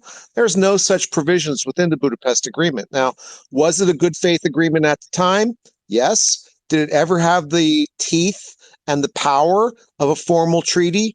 No. So, you can't treat it as a treaty being violated because it never was a treaty. Well, I'm not suggesting that there was a treaty being violated. The point I'm making is what he was saying about all of this stuff and the history behind it, and basically pointing the finger and saying, look, dude, after the Soviet Union fell, America hasn't kept its agreement. NATO hasn't kept its agreement, whether or not it was on paper or not. We've tried coming to the table. We've tried talking to the United States. We've tried talking to NATO. We've tried basically creating a different order of the world. But every time we do, the president will say, yeah, we can do that. And then later on, the bureaucracy comes back and says to Putin in Russia, no, we're not doing that. Or, yeah, we'll consider it. And then they come back, no, we're not doing that. And then he was talking about how they also funded and was helping the opposition party in Russia to kind of basically break up the Russian government and stuff like that. So it was there's huge elements of truth in that, and also the point was, I think we were talking about maybe 45 minutes ago, why no reaction when Finland became part of NATO? Well, it's a totally different thing. Finland becoming part of NATO versus Ukraine becoming part of NATO. You don't have the lines of supply in Finland. You can't pump an army that could threaten Russia through Finland. You'd have to travel all those forces by air or by ship into that area of the country, into the Baltics. And Ukraine is, it's got all the infrastructure to come from Germany through Poland, etc. It's much more of a threat having Ukraine being a NATO nation than it is Finland. So, okay, so I know I'm going to get yelled at for this, but I am going to let Brian respond. So please yell at me in the bottom right-hand corner. It helps our space out. So go ahead, Brian. In 1939, the Soviet Union invaded Finland because they were afraid Germany was going to come up. Brian, I said we weren't going into the history lesson. Come on, I'm just saying, my point is he said that Finland's not a threat. No, all the countries on Russia's border are a potential threat if they're hostile. The thing is, these countries haven't been hostile, including Ukraine. Russia's the one that's been threatening. Russia's the one that, if you want to talk about the Budapest Memorandum not being formal, fine, but you got the 1997 Russia-Ukrainian Friendship Treaty, which was signed and was more formal, that the borders were inviolable. And then you have the Minsk 1 and 2, where Russia pretended they weren't a party to the conflict when they were. So again, you can't trust anything Russia says. Everyone's, negotiate. And the history lesson was bonkers. I'm sorry. This is his fantasy that Brian, he published. Okay, so this seems to be and I'm asking you this. I'm not trying to cut you off. I will ask this question to you and I know there's going to be a panel response to it. Now, a lot of the things that this is my opinion based on, because I was forced to listen to all 2 hours and 7 minutes of the interview. That we broadcasted here on the space. But I will say that it seemed like, honestly, Putin was a lot more coherent. He seemed very sharp and intelligent. He was very good. His answers were almost too long sometimes, but they all made sense, right? The arguments made sense. But you don't hear Like, Joe Biden won't do any sort of interview like this. That would never, ever, ever happen. So, but I want to know, can we not look at what Putin is saying and being like, okay, it makes sense for the Russian government? I mean, because you can't It's blame Putin mythology. for Mythology being, can make sense, but it's not you accurate. can't blame Vladimir Putin for being Russia first, right? But I get you that. can't I blame him get for that. lying and not having the history back. The lost cause mythology was coherent. It was Where absolute was the bullshit. The lie? South Where was the was the lie? victim. Like, The point out South the was lies the for Putin's me victim. history in the lesson interview. was The actually whole thing accurate. I mean, he about went Kievan through Rus from a sort being of Russia, it wasn't really pseudo-historiographical Russia. It point, was a but what he precursor did come to out and Russia. say Okay? was, you know, It what was it a gets into precursor. the It's not the I same. mean, Brian, it's. I mean, Belarus is pretty much an arm of Russia at this point. So I Well, don't know and what and you're. and Nick, I one thing mean, I think we're why aren't we part of forgetting, the UK? At the but same time, we were part of England. Does that make us English today? well, Borders change, buddy. but Okay? Brian, Seriously. if I Okay, so may, borders change, but why? I mean, is that because look, when you're Because Borders trying people to change, decide but bring, they when you were trying, look, okay, wars and what the did the U.S. consequences of I'm trying to play devil's advocate here, Brian. When they were trying to bring, when Russia was essentially trying to push into Cuba and sort of run Cuba, that what did the U.S. do? That was like they went into a frenzy, right? It's too close to the border. I'm just playing devil's advocate here. I'm not pro Russia. I'm not pro Ukraine. I'm America first. I'm pro America. But what I'm saying is the US wouldn't allow that either. But when you see Ukraine end up, like we're trying to, you see the Biden administration coming in and deciding that they're going to try to push Ukraine into NATO, does that not make sense to think that Russia would, be a little bit on a it's defense a false front? But that's equivalent. It's a not false true, equivalent. Nick. So let me That answer is you. For not God's sake, true. let me answer you. It's a false equivalent. At the height of the Cold War, all right, when Khrushchev is there and it's nuclear weapons at the height of the Cold War, okay, and they're putting nuclear weapons and they're lying about putting nuclear weapons there, that's not the same as us literally. Oh no, Brian. Oh thank no, God. he's gone. Yeah, okay. just By throwing the this way, out there, guys, Nick. just in the meantime, yeah, Jake, I'll let you go, but I just want to remind everybody: if you do comment in the bottom right hand corner and yell at me for letting Brian speak or whatever, make sure you tag me or Ryan. That way, we can actually see it. There are 3,700 comments. If you don't tag me or Ryan, it's very hard for us to see it. So, I'd like Well, I so just definitely do want to that. throw out there that I think it's funny that Brian is talking about disinformation coming out of Russia, and I'm not saying that it doesn't. Lord knows that propaganda. 95% of what comes out of Joe Biden's mouth Yeah, is well, I literally was going to say the disinformation. American It's proven. media.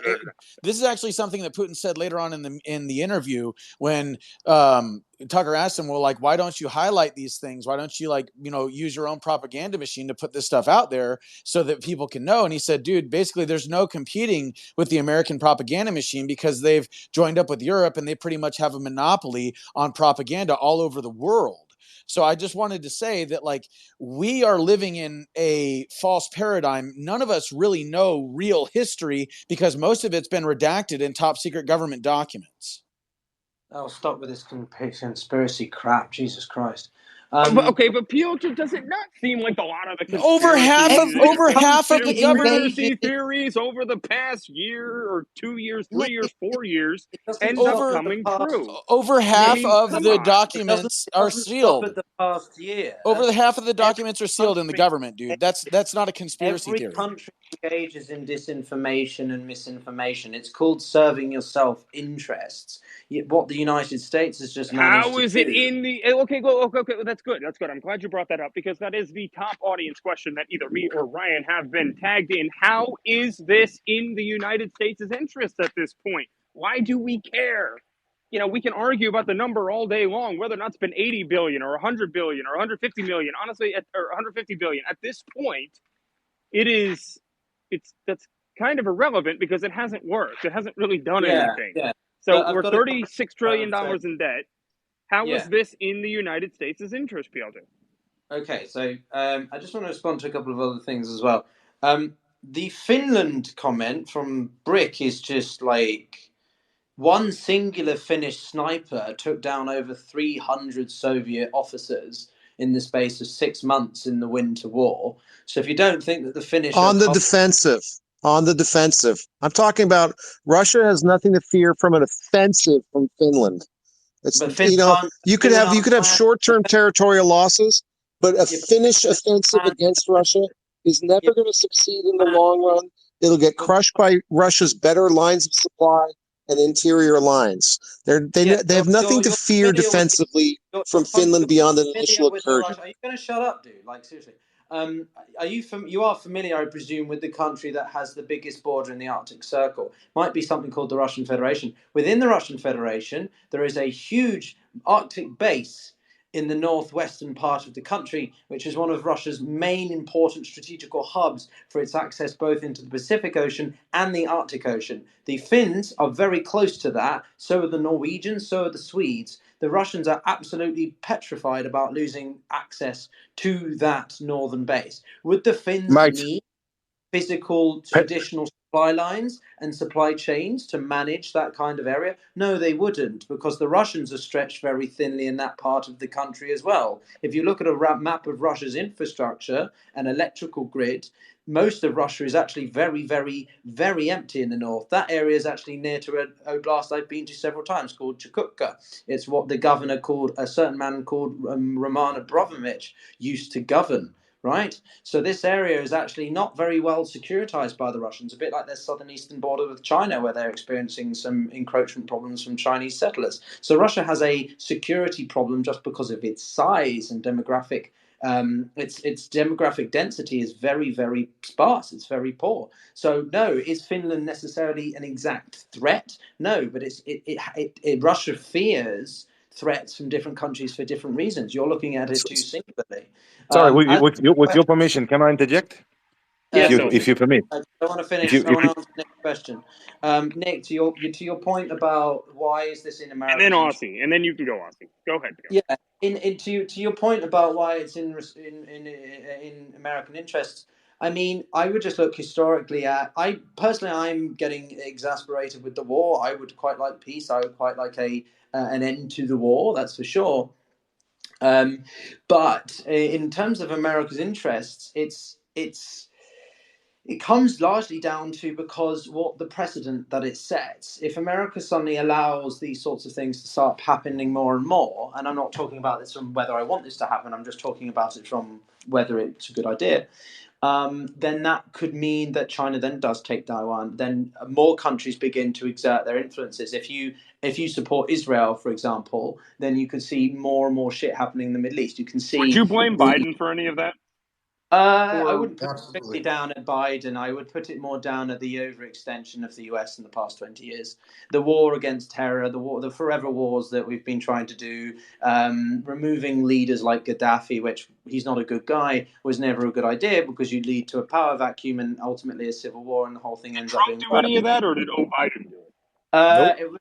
It was Biden, but the neocons and George Bush led the way as well as Biden. Well, I'm not defending them, so you can say whatever you want about George Bush.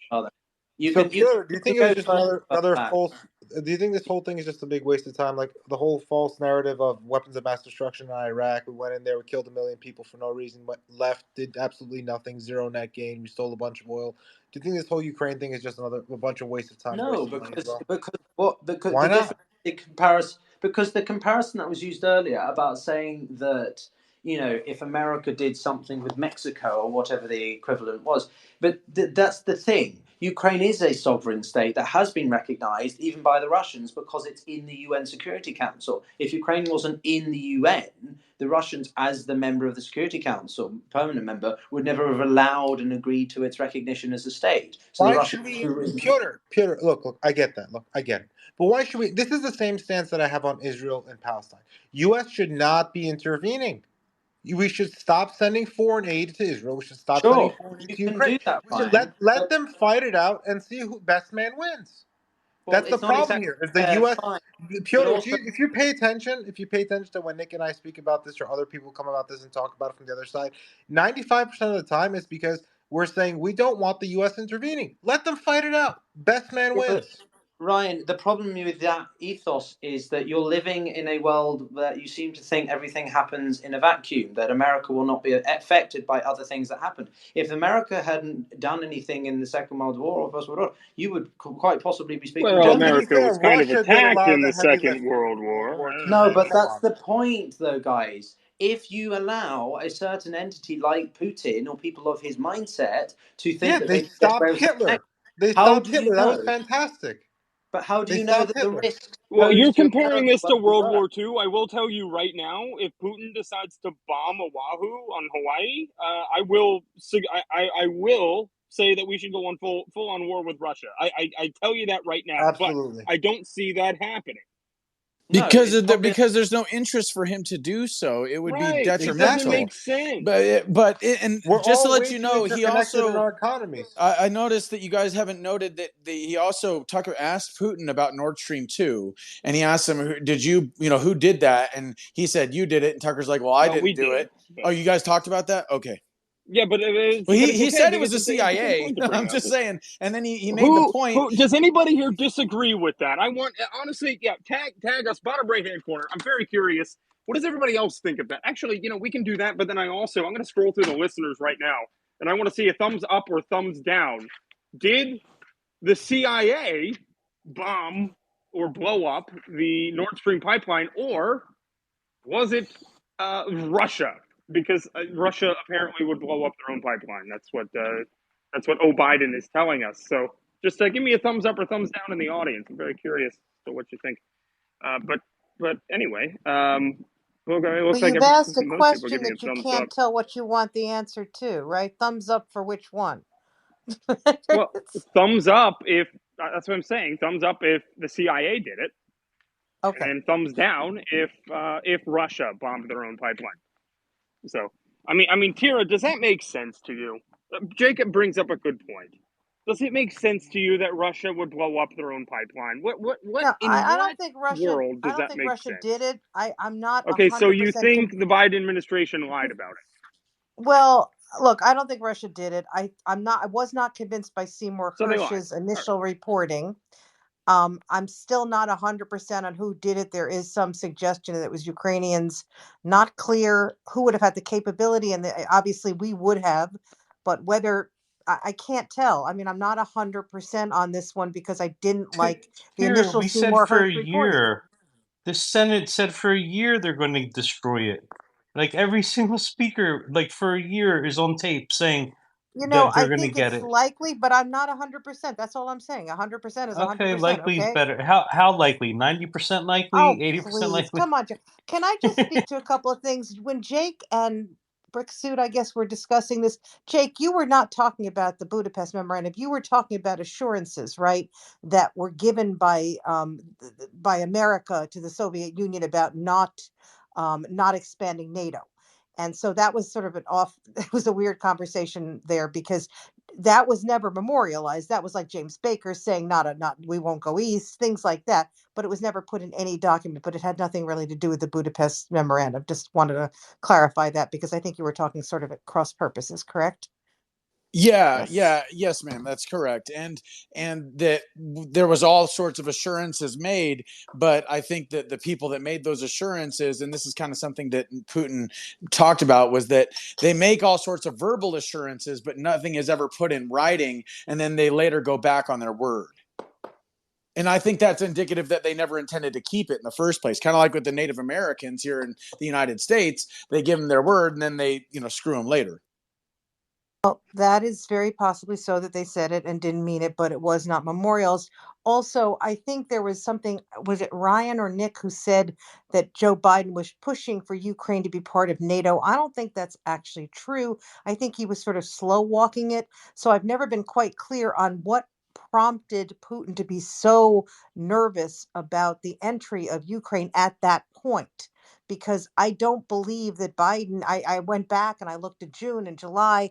He was sort of saying, well, maybe at some point and we'll look into this, but he was not actually saying, let's go right away. That did not happen It until. was the fear of losing Ukraine to the West. Ukraine is a country that is torn between Russia and the West. Some Ukrainians like the idea of the EU and NATO because of various reasons we've discussed, but also because Ukraine is very different. Western Ukraine is more influenced by Poland, Hungary, the Polish-Lithuanian Commonwealth, the stuff that we've talked about, whilst Eastern Ukraine, parts of those oblasts as part of New Russia and Novorossiya were more influenced by Russia. Both Russia and Ukraine had a free visa system. They still do, I think, or did. And more recent, in the past like 10, 15 years, Ukraine began to develop relations with the EU. So they could go on a temporary visa to study, I think it was, or something like that. And basically, the thing about the Russians is they didn't want to lose Ukraine to the West, because part of that is a security thing. The Great Plains of Eastern Europe, from where Napoleon and the Nazis have invaded, Ukraine is a huge, basically direct route to Moscow. So there's some people argue that it's because Putin wants to basically just have a buffer state between Russia and Eastern Ukraine, or i.e. NATO, Eastern Europe, or i.e. NATO. And other people argue it's because of the symbolism of Ukraine and its history to Russia, and so on and so forth. So it's very multifaceted. One thing they also Piotr, mentioned, though, was I don't think that it was. I don't think that Biden was pushing it in December. Well, at the point at which Russia made it sort of an issue, I'm not sure that it was being pushed to any greater or lesser degree than it had been 6 or 8 I'm months just ago. historically saying the tug of war Western that Ukraine sort of represents in the eyes of different people. Well, when Tucker asked him about ending the conflict, Putin continued to talk about the denazification of Ukraine, and he also brought up the coup that happened in 2014 on several occasions, and the parties responsible, and how it is that they basically were working with people that were pro-Nazi in Ukraine, and that the underground Nazi movement in Ukraine is a result of this fracture in the ideology, or the identity of Ukrainians. And then he noted that whole thing that happened in Canada, where Trudeau and Zelensky were sitting next to a known Nazi working with the SS, and they all gave him a standing ovation. And so he's saying, basically, this just goes to show that this ideology of Nazism is still alive and well in the world, and it must be dealt with. And that was one of the reasons why he was saying that basically the war, is continuing, because this Nazification of Ukraine is still very real. But are you saying that you're saying that the Americans worked with a Nazi underground movement in Ukraine to topple the pro-Russian government? Yes, that is what Putin was saying. Now, if you look into Operation Gladio, which is basically responsible for the formation of NATO, that's largely Nazis that were involved in Operation Gladio after World War II, with these underground Nazi cells all throughout Europe, and then many of them also migrated to Ukraine shortly afterward. So there's a lot of history here that we don't know.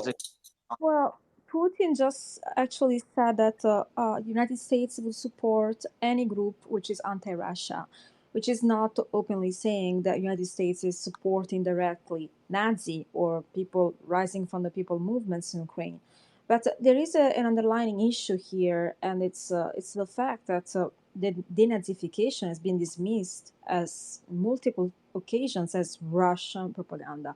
Well, actually, when we deepen the history of Ukraine, we know it's a fact. And when we go and see how Ukraine built up its identity and the rise of people's movement, and then the presidency of Yushchenko, everything led to escalate and emphasize this degeneration of nationalism into Nazism.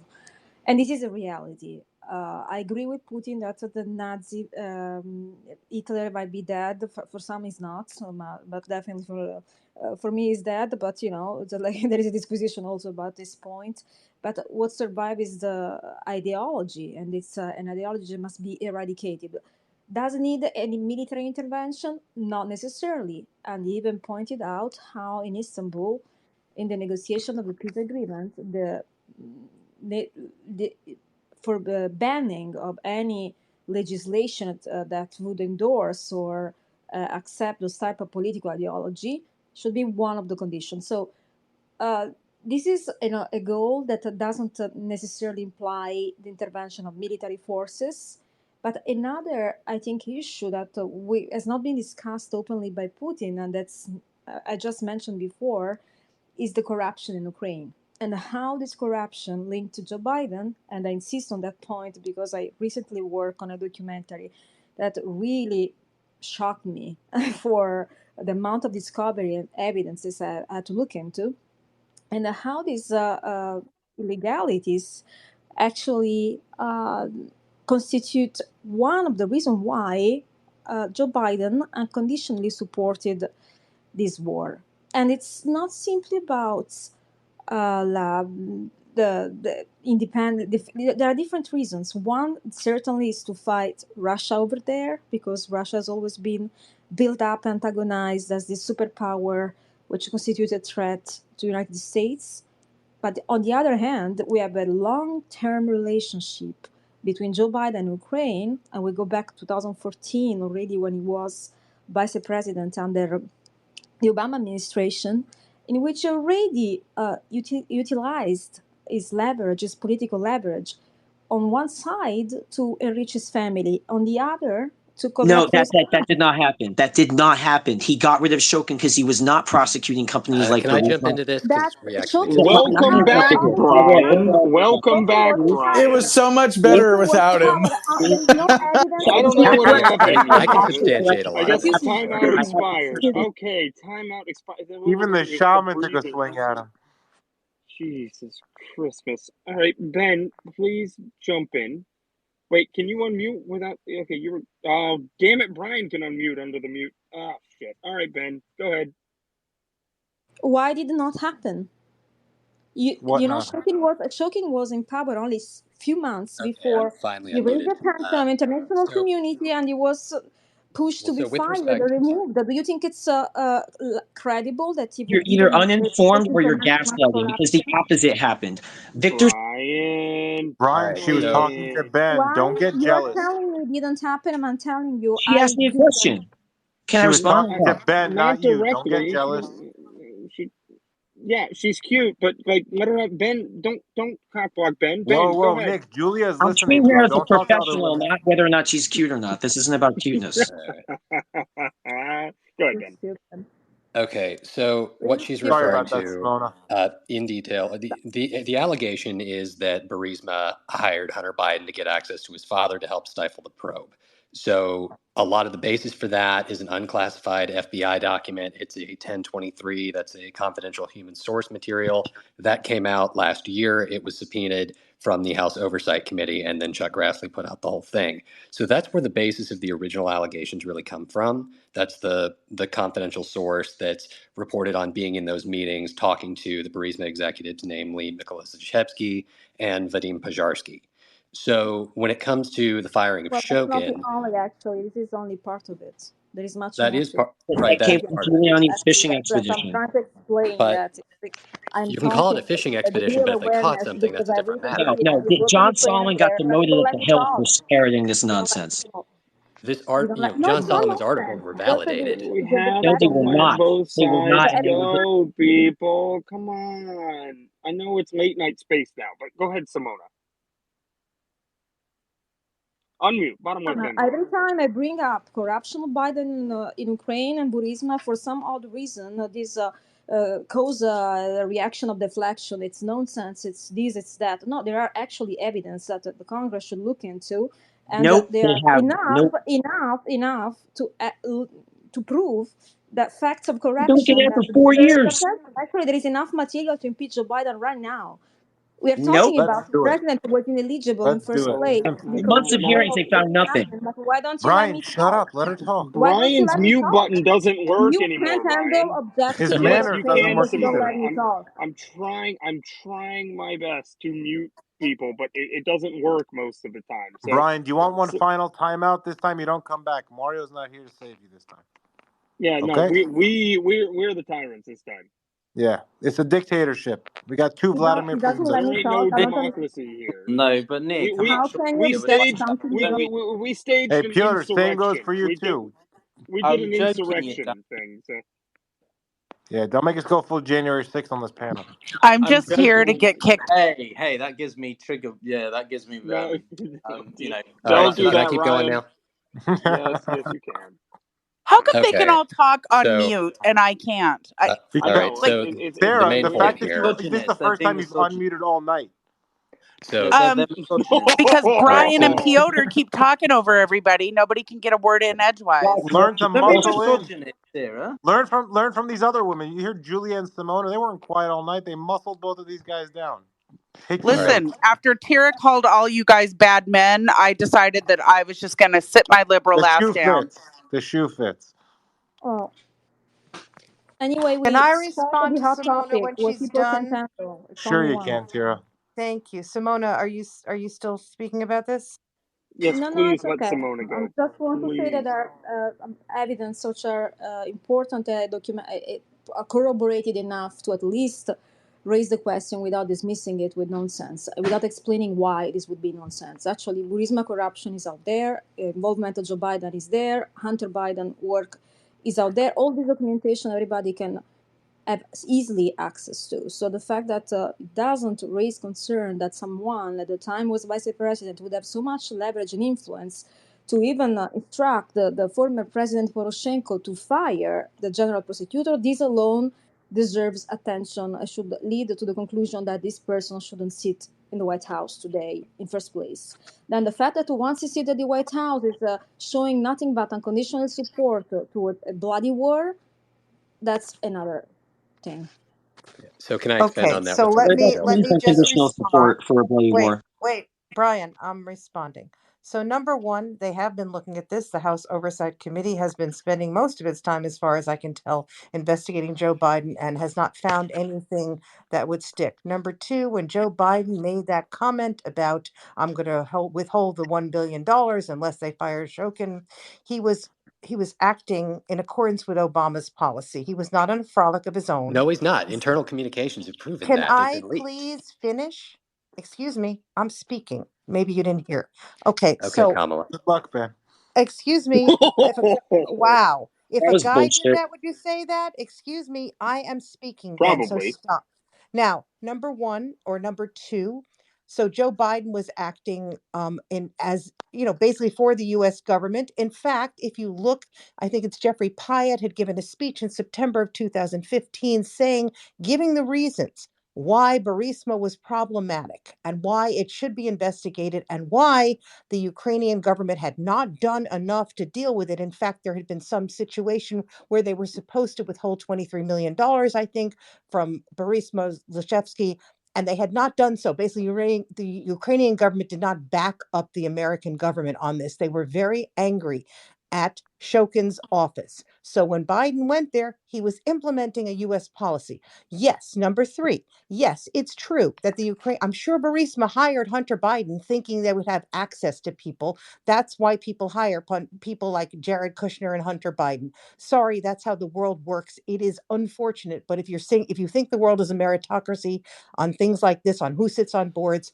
think again. Now, as to Kira, are you specific, a buyer of Hunter Biden's paintings? can I just finish? She wants As the to laptop next. specifics, Let her finish. And then as to specifics of what Simona I think is talking about. So I've just said he was not acting on his own, that the investigation of Burisma predated in effect Hunter Biden, right? It was of Zlochevsky and what he had done with Burisma. It had nothing to do with Hunter Biden, and that was said by many people. As to the whistleblower complaint, what we know is that the whistleblower is considered credible, but in the complaint itself, more or less said, I can't back up what Zlochevsky was saying. This is a guy who exaggerates. Zlochevsky, meanwhile, said he had like 17 tapes. We haven't seen any of this evidence, which is why the FBI did not want to release this, because it was not considered credible information. So yes, they have looked at this, but at the end of the day, they have found nothing there that would say that Joe Biden did anything wrong or implemented a policy that was outside of I'm U.S. sure he policy. did a Yeah, few Well, just those things. like are just actually like our they said, there's documents nothing from on having Hunter talked I Biden's to just would Joe like laptop. to Biden. Guys, respond to he's that funding a because How are you genocide sure? in the Middle How are East. you really, sure? What information do you have? How are you sure? Are you really Okay. expecting a corrupt government to investigate No, itself no, and not come up with dirt? assuming bullshit. How are you can I sure? What respond because information do you know? Are you talking to me? so talking to Yeah. Anyone me? who says they're sure, Hold how do you on, Brian. Let know? Jake Well, respond. I don't all I even know know that who the is reason being why Jake was talked to at this point, Ryan. Brian's I'm not trying to even talk to sure. Jake. Brian's trying Okay. to talk to Jake, but seriously. Brian's I'm answering his asking him own how he question. knows for a fact. Okay, Brian, let him answer. Jake, please. Well, if you look at if you follow the What money, fact? okay, What fact? Not if you follow the money and you look in the testimony, if you look into the testimony of all these people that are Hunter Biden's business partners, if you look at the Hunter Biden laptop, which the intelligence community intentionally suppressed right before the 2020 election, if you look into all of the people, like whether it be China or Ukraine or even Russia, that all had stake in Hunter Biden, if you look and you follow the money, and then you look and you see the way that How did American Russia have policy, stake in Hunter Biden? the way that Can I talk about one How second? did Let Russia me have stake comment in and you Hunter will Biden? continue. yeah, Could you explain that? I hate all of you. I hate all of you. Just saying. what did I I love do? all of you. I love all of you. I'm sorry. I'm just kidding. You know what? I'm Guys, fine. I'm it's just kidding. after I it's honestly, I after love you dark. all, or else I would not have you on the stage. Because like I said, I am a tyrant. But Your words, your lips say you hate me. Your DMs say otherwise. But Oh boy. continue, Oh, Nick. he's DMing you too. Don't boy, say please, God, I'm Julia, not if you're trying to listening, bang it's not everybody that up kind of on Oh no, stage, no Sarah, matter what Julia's Ryan going to is be saying. really upset by that. Don't do I this. know. She's Julia, from don't worry, she's Brooklyn, mad. man. Once her She's gonna earrings come stab off, you. I'm running. She's gonna stab you, J-Lo style. I'm Ben, just go ahead. saying that you cannot expect a corrupt government to investigate itself and come up with dirt and then start prosecuting the very people Bingo. that are enriching themselves through corruption in DC. I mean, The it's DOJ While is they just fund a prosecuting Hunter genocide. Biden and Bob Menendez. What the hell are you talking about? sorry, what? Wait, Jay. The I Okay, so don't know. Brian, DOJ that's is actually a good prosecuting question. Hunter Biden That's and a Bob good. Menendez. What are you Yeah, talking dude, about? That's a dude, They're dude. good prosecuting question, Brian Menendez. Brian, you gotta stop mumbling when you retort. I'll tell you what I'm the talking about. DOJ is What you prosecuting Hunter no, Biden and they're listen, Brian. prosecuting Bob Menendez. Brian, stop. Let him answer. Look, what they're quote unquote prosecuting Hunter Biden for is menial compared to what they could be. It's called prosecutorial discretion. Okay. And they have tried to craft a plea deal that was a sweetheart plea deal for him. And then it got struck down by the court. Okay. And then there's all sorts of malfeasance that have come out. I guess you have amnesia about that, but there's all sorts of malfeasance that have come out already in the last year regarding Hunter Biden and this quote unquote prosecution. And the fact of the matter is, dude, it's a sweetheart deal that he has gotten from the Biden DOJ is Keep talking points. dude, no, these are not, and you're You interrupting, have dude. no, everything you say is just talking points. You Perhaps, have no thought. Okay, Brian, and let him gone. finish his talking points. I'm sorry. I know everybody up here is going to be very disappointed, God and bless the you, audience Nick. is as well. But Brian is Thank you now so gone. much. I'm sorry to break If the you didn't news, believe but in God, there's your answer right there. thank you. I Jake. mean, look, my thing is, dude, Hallelujah. is like you have to let people talk because then they will show you the weaknesses in their argument. So letting people talk and listening to what people have to say is the first step to diffusing or disarming their argument. And I'll just leave it there. I don't think that it's wise for, especially when you look at history, to trust a already corrupt government to investigate itself. We saw what happened with JFK. We saw what happened with 9/11. We saw what happened with the Vegas shooting. We've seen what happened with Sandy Hook. All I'm saying is that when you trust criminals to enforce the law, then it will be rules for thee, but not for me. And that's what we're seeing with Hunter Biden. That's what we're seeing with this whole Obama chef being drowned in a freaking 4-foot Let's not puddle. open that can of worms, Jake. All I'm Wait, saying what is, happened, Is it Jake? Michael or Michelle? Who knows? Jake, I don't, Let's what not open up that happened with? can of worms. Wait, Jake, what happened Big with Sandy Mike, Hook?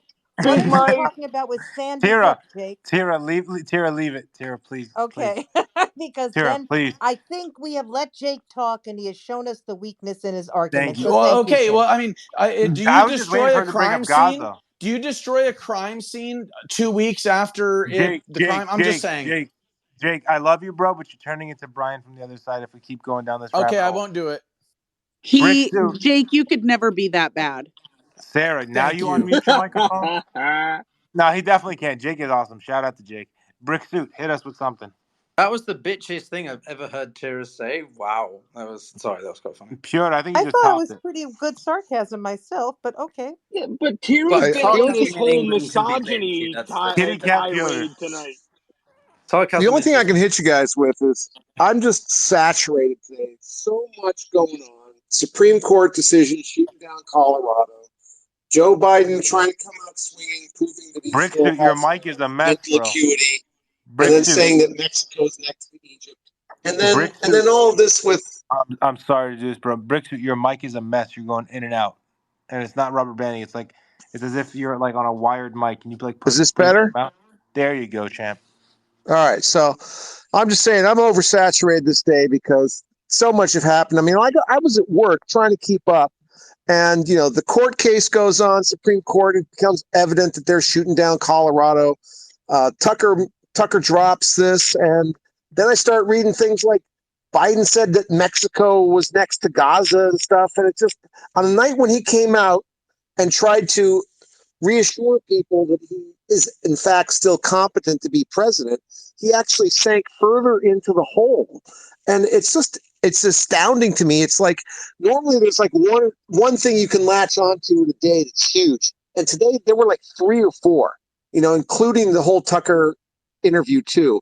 Just the amount, Tell us and what you just, think about the Tucker the death interview. knell, the continued direction that this is showing. The MSN has lost control of the ability to control the narrative. There's no MSN reporter. There's no mainstream reporter who could have done that interview with Putin as effectively as Tucker did. And that's just the reality. There's nobody. There's none. NBC wouldn't risk it. Bricksuit, CBS let me wouldn't get a risk little it. ABC controversial. wouldn't Let me get risk a it. little controversial with you. I think, full transparency, with all the hype and dipe, it was a big old nothing burger. No new information, nothing came out. All it did was make Putin look fantastic and make him look like a strong leader, in my point of view. Again, not a Putin file, nothing like that. I'm just coming from the point of view of this interview for 2 hours plus. The guy literally showed the world that, hey, I'm not the sick, frail man that everyone portrays me as to be. I can answer questions and kick your ass left and right. What do you think, Bricksuit? I think you're totally right. I mean, you look at a clash surprise.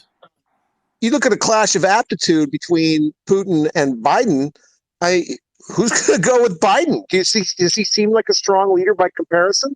And going back to Nick's point from maybe an hour and a half ago, where we were talking about Putin correctly calling out the weaponization of the dollar as being detrimental to the U.S. in the long run. He's absolutely correct. Now, it may have had short-term effects in dissuading Russia from doing some stuff. It may have been a temporary roadblock from them, but in the long term, it's hurt us a lot more than it helped us in the conflict with Russia. So we coined a new term in the background called ATR, always trust Ryan. So I'm going to trust myself one more time to go to Chief, sorry, brain is Fucking dead. hell. What a lie. I have screenshots to prove it. Chief, go ahead, bro. Yeah, well, I'll say this. I agree with you, Ryan, because the Of interview course was you do. talking about a lot of things we already knew about. We knew about the pipeline being bombed. We knew about, I guess, how Russia would view the whole conflict with Ukraine. We knew a lot of the things that he was talking about with the CIA and other intel groups.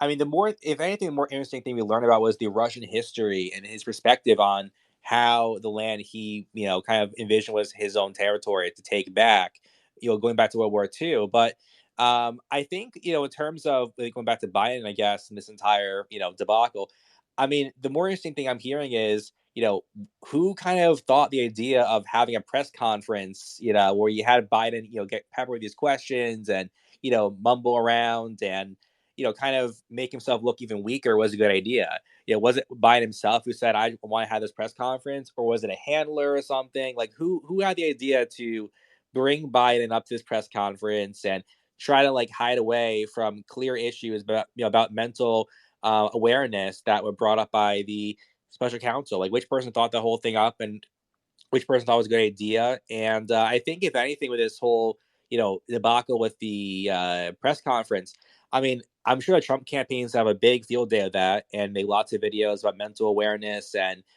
fitnessy presidents and all of that. And we'll see how the whole thing goes. But I know there's a lot of speculation about if Biden will be replaced or whatever. I think he'll still be the nominee, but he really shot himself in the foot with that press conference and did a bad job. I mean, What'd you he think? What'd you definitely think messed about the up. interview? What'd you think about the interview? So And I liked it. should Russia send a counter? Should Russia send their Tucker Carlson over here to talk to Joe? to Joe Biden.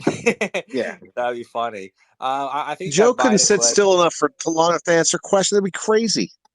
Yeah, That'd be hilarious. I think that Biden would have like a heart attack. Honestly, like he would be so like mortified to have an actual journalist who would not be really in favor of him asking questions. A lot of times you have these softball interviews with Joe Biden and even with Zelensky too, and with Putin, there was some criticism. There is some pointed points that Tucker made, and asking to bring back the Wall Street Journal reporter and whatnot. So I think to have like a pointed interview, a very blunt, honest conversation with Joe Biden for like 2 hours, I don't think he'd be able to do it. I don't know if he'd be able to hold up on that whole thing. So, I don't think he'd be able to do it. I don't think he actually would ever do it. But I'd like to see that. I think it'd be interesting to hear.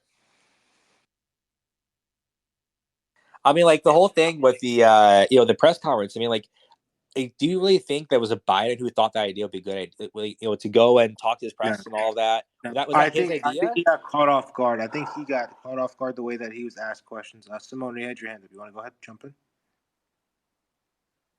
Who did? Simona, I think, had her hand up. I'm not sure. Yeah, I can't hear anybody.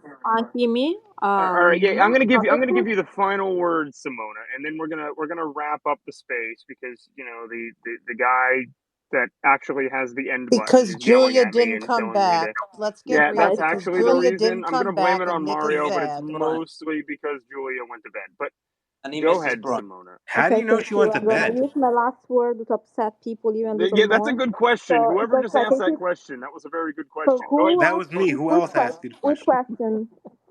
Sorry, I missed the question. No, Well, Simona. They okay, were so just thank you. joking. Okay, I don't so think Nick can I was hear just you. like I'm gonna do this last remark. So definitely the Department of Justice seems not to find ever any wrongdoing on one side.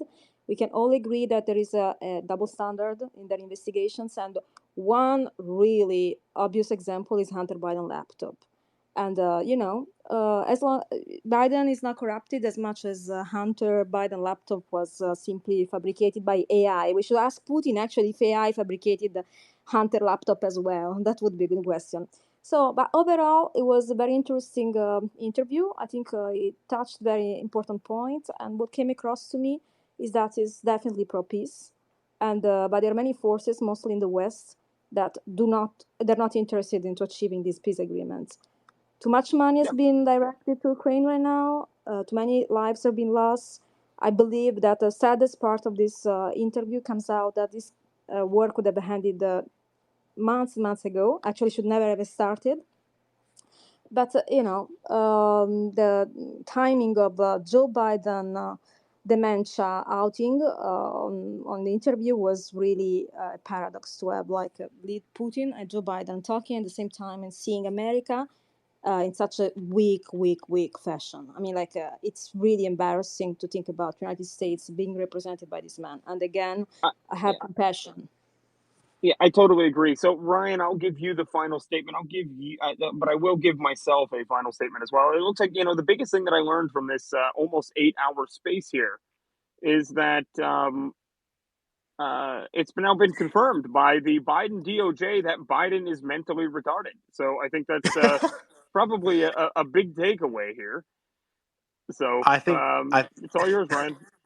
I think my final word is I never thought Nick would find love on a Twitter space, but hey, crazier things have happened. Dude, it's not the first time. I've already told you in the background of other things. But, oh, buddy, I think we've all been there, man. I think we've all been there. You end up on the blacklist if you're wrong, man. Just letting you know. Just warning Absolutely. everybody now. But remember, Ryan's always right.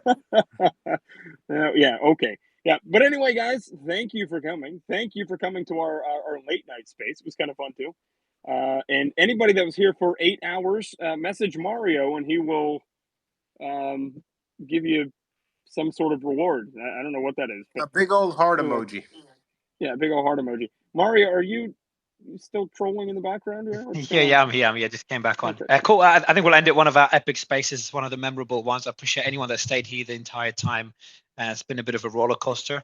I appreciate the panel, the co-hosts. We'll see everyone tomorrow. Not sure what the news will be, but something will happen. And get some rest, everyone. Thank you so much. Bye.